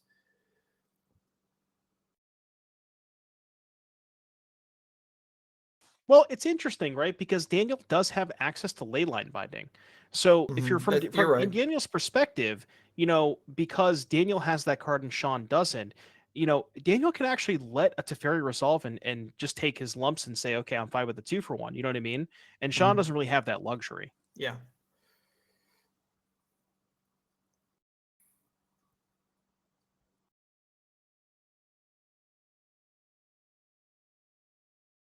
Although binding would still cost a lot of mana here. So Yeah.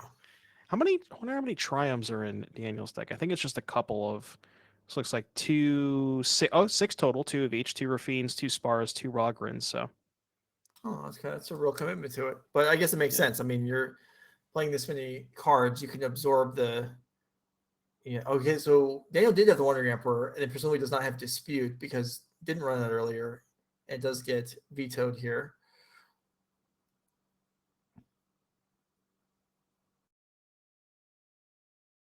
All right, and the lands are flowing. So yeah, I guess Daniel does have plenty of lands. Either player missing land drops this game. All right. Well, I think. Well, yeah, I think Sean's ready to never pass mind. here.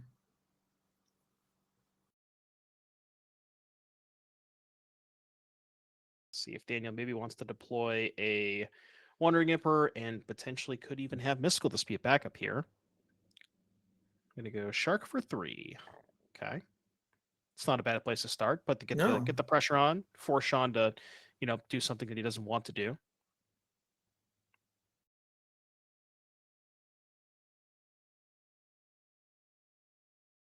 We both made it to 5, and then missed. Interesting. I wonder from Daniel's perspective. So you saw the deluges in the previous game. They didn't really get fought over that much. But with Sean missing land drop, I wonder if you're interested in fighting over this. I don't know. If Sean missing a land drop, obviously his hand is all spells, so you don't want to increase the chance of you getting stuck here. I mean, so absorbs offline for Daniel this turn because there's a Field of Ruin untapped. Yeah, Sean's just all gas, no brakes. Yeah, just gonna keep passing. Still doesn't feel like he needs. Well, I didn't even catch a glimpse to see if there was a Teferi in hand, but also might not feel like he needs to. Maybe has some other stuff to do with this mana. Could potentially have maybe another Deluge, maybe an Emperor. Oh, the castle. Daniel draws a castle, and Sean's just like, oh, what? Not only did you draw a land, it's a castle? Come on. Oh, is that the second? That's the second Ardenvale, right? Because the first one got the first one got Oh, here's a real battle here. Fight. Okay, so that was Wandering Emperor, Rewind, Dispute, Dovin's veto, and the sum total of that is nothing. Although I guess Daniel can't activate the castle this turn because 2 mana got tapped for the veto.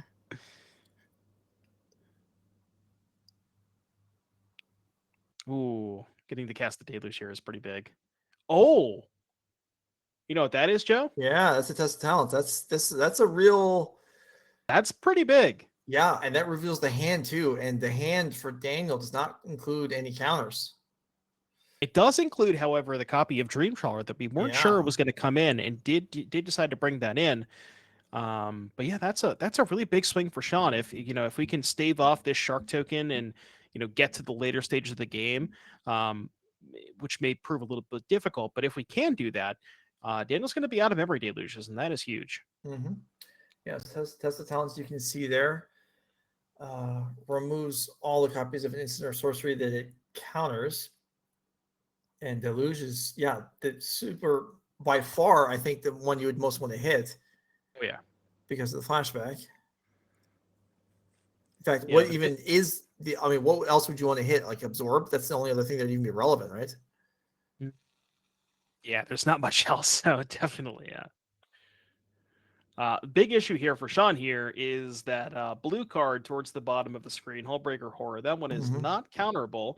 And as we discussed before, Sean Gallagher does not have access to Leyline Binding, which Daniel does. So it doesn't really have a clean way to answer that Hullbreaker.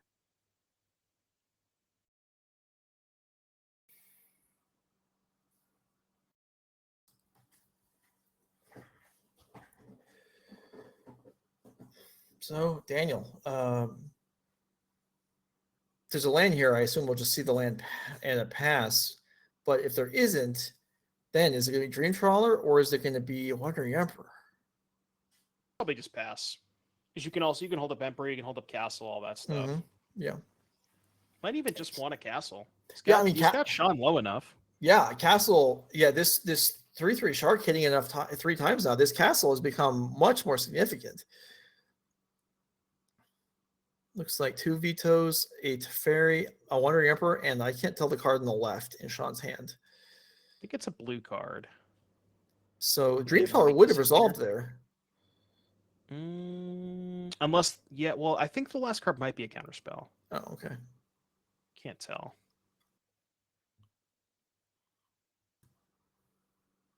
Now, it's interesting because remember, we saw Sean game 1 feel like he was pressured into tapping out that one turn. He missed the land drop to play Teferi and ended up getting punished. I wonder if this was another position where you're just like, okay, is this the turn where I just have to jam and hope that there's no counterspell off the top for Daniel? I guess that's bad into the known Emperor because you just go Emperor token kill Teferi. So, yeah, it's just like it's Sean's in a rough spot. Yeah. So Daniel chooses to go with Wandering Emperor instead of castling here. Attacks him for 3. That does exhaust some of the mana. And there's land number 7. That means it's tapped though. So Jabbour at least Disruption. no, Come on. Yeah. At least Ugh. no Hullbreaker Horror this turn. Yeah. So do you do anything if you're Daniel? He's certainly We're tempted. chilling. Yeah. I mean, castling a token makes it a 2-turn clock. He's pick up thinking about Yorion. picking up Okay. Yorion, yeah. Interesting. So that does not contribute to the clock. Interesting. Kind of rather seen a token there, but it's pretty close. Whoa! You saw Oh. Sean's head Oh. jerk back a little bit there. Oh my god. Jabbour, yeah, Daniel Weiser looks pretty pleased with himself. He's like, yeah, I know I've been missing land drops, but I had 2 of these and eat it. This is the photos taken moments before disaster. Oh boy. So now Dream Killer can resolve, but even though you can't. I just hold up the Hullbreaker, honestly. Yeah. I mean, Sean down to 5. Okay, there's a castle, makes a land drop, but what is this? Yeah, Daniel's just like casually tosses it on the board. You can't do anything. And so now it's just have anything to cast in response to Wandering Emperor. Yes, Sean could have his own Hullbreaker, but yeah, any spell just bounces the Hullbreaker. Yeah, so it's that wouldn't do it either. Daniel just needs to have. Okay, there's a Wandering Emperor.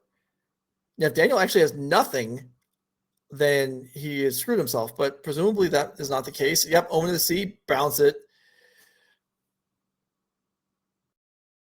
There's a Dovin's veto, but even if you Dovin's veto doesn't the Omen, matter. it doesn't matter He's because you can't dead. counter the trigger. Yeah. Yeah. He needs a stifle effect. Nimble Obstructionist. That would do it.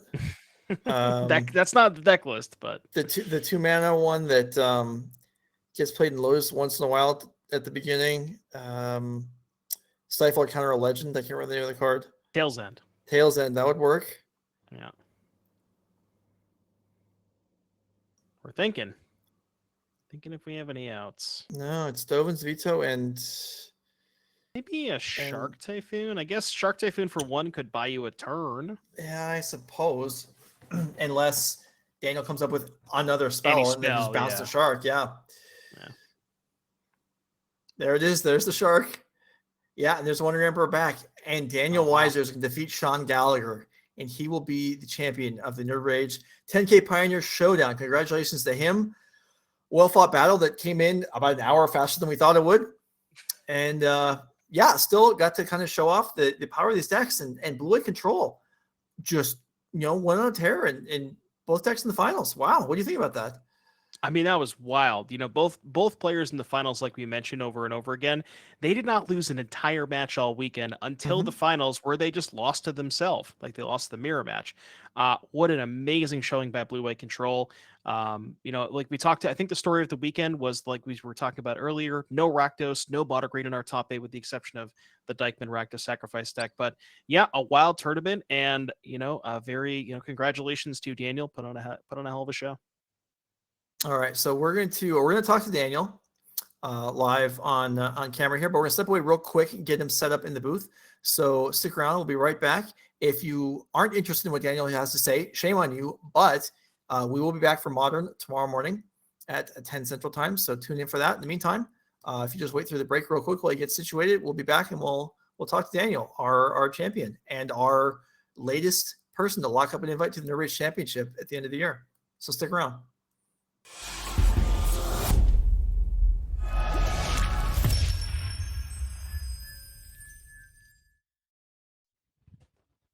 All right, here we are. Last time for the day with Daniel Weiser, our 10K Pioneer champion. Congratulations. Yeah, thank you. Okay, so we have several things we want to ask you about, but so the finals, you and your opponent, neither one of you had lost on the day, both playing Blue Eye Control. You're playing Yorion. He is not playing Yorion. Going into the finals, did you think in the mirror, is one side favored because of Yorion or disfavored because of Yorion? What were your thoughts on that? I'd say in the blue-white mirror, whoever has a companion is favored. Like, basically, Yorion is the best companion to have, and then the Yorion decks are favored against the Kahira decks, and the Kahira decks are favored against the no companion decks. And the Yorion decks are obviously favored against the no companion decks as well. Okay. That's interesting. And so did you, going into the finals then, I mean, we anticipated it potentially being a fairly long matchup. Did you feel that way also, or was this a surprise to you that it ended as quickly as it did?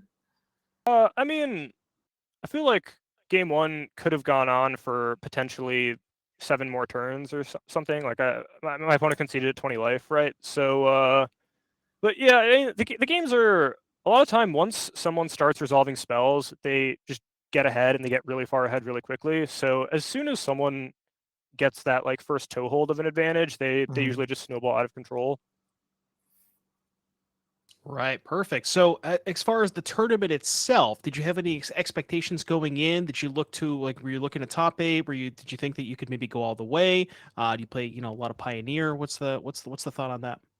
I have not played Pioneer in quite a while, probably 8 months or something, and so I just found the deck and wanted to play Greg Orange's blue-white deck from the last Pioneer Pro Tour, since I said that in the earlier interview. But yeah, he's very good, and the deck was good, and I didn't know where to go. But I mostly just played this tournament to test for some friends of mine that are playing Dallas. So. Okay, so you're kind of just giving hope to the people that maybe aren't always prepared for the format. So they just show up and get a good list and play well and play solid with confidence and take it down. Yeah, impressive stuff. Now, this does some things for you. Obviously you win some money here. You also qualify for the Nerd Rage Championship at the end of the year. Is that something that's exciting, or is that kind of just another small perk? We want to hear you say you're excited about it. Yeah, that's cool. I'll definitely go. Yeah, I mean, it's cool. Yeah. So those are usually 2 or 3 format events. If you could pick the 2 formats for the event for yourself, what would you pick? What would you want to play? I would probably want to play Modern and Draft. Okay, that's interesting to hear. A lot of our players are not so favoring of Limited, so if that's on there this year, maybe you'll have a bit of an edge there. Yeah, well, they don't have limited at the NRG series, right? So Right. Yeah. I mean, that's why. Yeah. That's why. So as far as the whole tournament is concerned, Daniel, what was if there's anything that could stick out as far as a highlight play or maybe a highlight match is concerned, what would be your number one choice for that? If you can, nothing super in particular. I feel like obviously deciding to like Dream Crush play round 8 for or round 9, whatever the last round was, round 8 I think for seeding, and then which I mean I felt a little bit mean doing that, but I don't know, I wanted to give myself the best chance to win the tournament, and the seeding mattered a lot. And then so I beat my opponent because it was a very good matchup for me, and then I immediately played him again in top 8. So that was just like a funny moment that I was not expecting, but it happened to work very much in my favor. And then I played 2 harder matchups in the top 4 in the finals, but so not that either of those were bad either. But yeah, so the Spirits matchup is you feel like it's okay. It's not something you're particularly afraid of. I think Blue White's definitely favored on the play. On the draw, Spirits is probably a bit favored, but I think Blue White's probably a bit favored overall. They have a really hard time dealing with some of your cards like Shark Typhoon and Supreme Verdict and the Lockdown. Sure. So just no real hiccups throughout the day. I mean, obviously you didn't lose any matches. Were there any points where you're just like, oh, I'm kind of on the edge here, I need to get lucky, or you were just okay the whole time?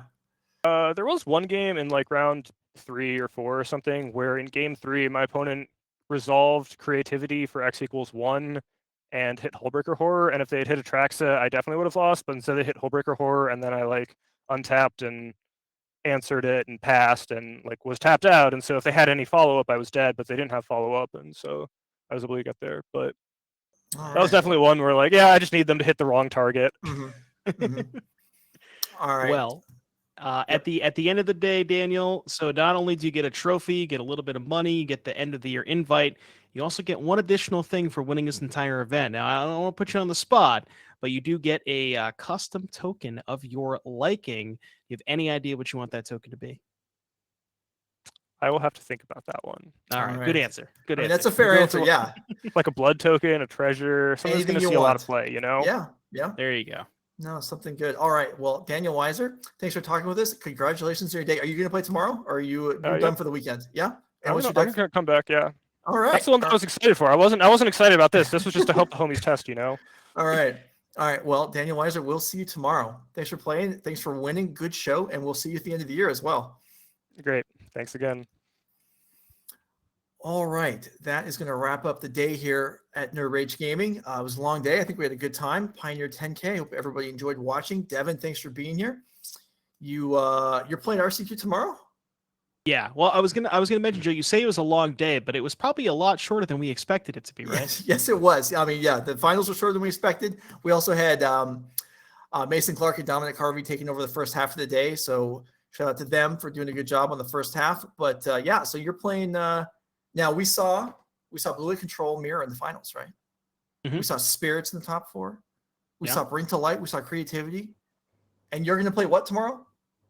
Boros. Hey, we also saw Boros Convoke in the top 8. All right. Yeah, we did. I know. But to be fair, you know, I'm not a big fan of the Blue Eye matchup, so hopefully I can dodge that tomorrow. But yeah, I've been getting a lot of people talking to me and sending me messages saying that they've crushed their RCQ. So hopefully I could take one down. All right. Well, good luck with that. And maybe that's for Atlanta, right? Yes. All right. Atlanta. Well, I'm trying to pull that off too. I'm not qualified for Atlanta yet either. So maybe we'll get ourselves both in there.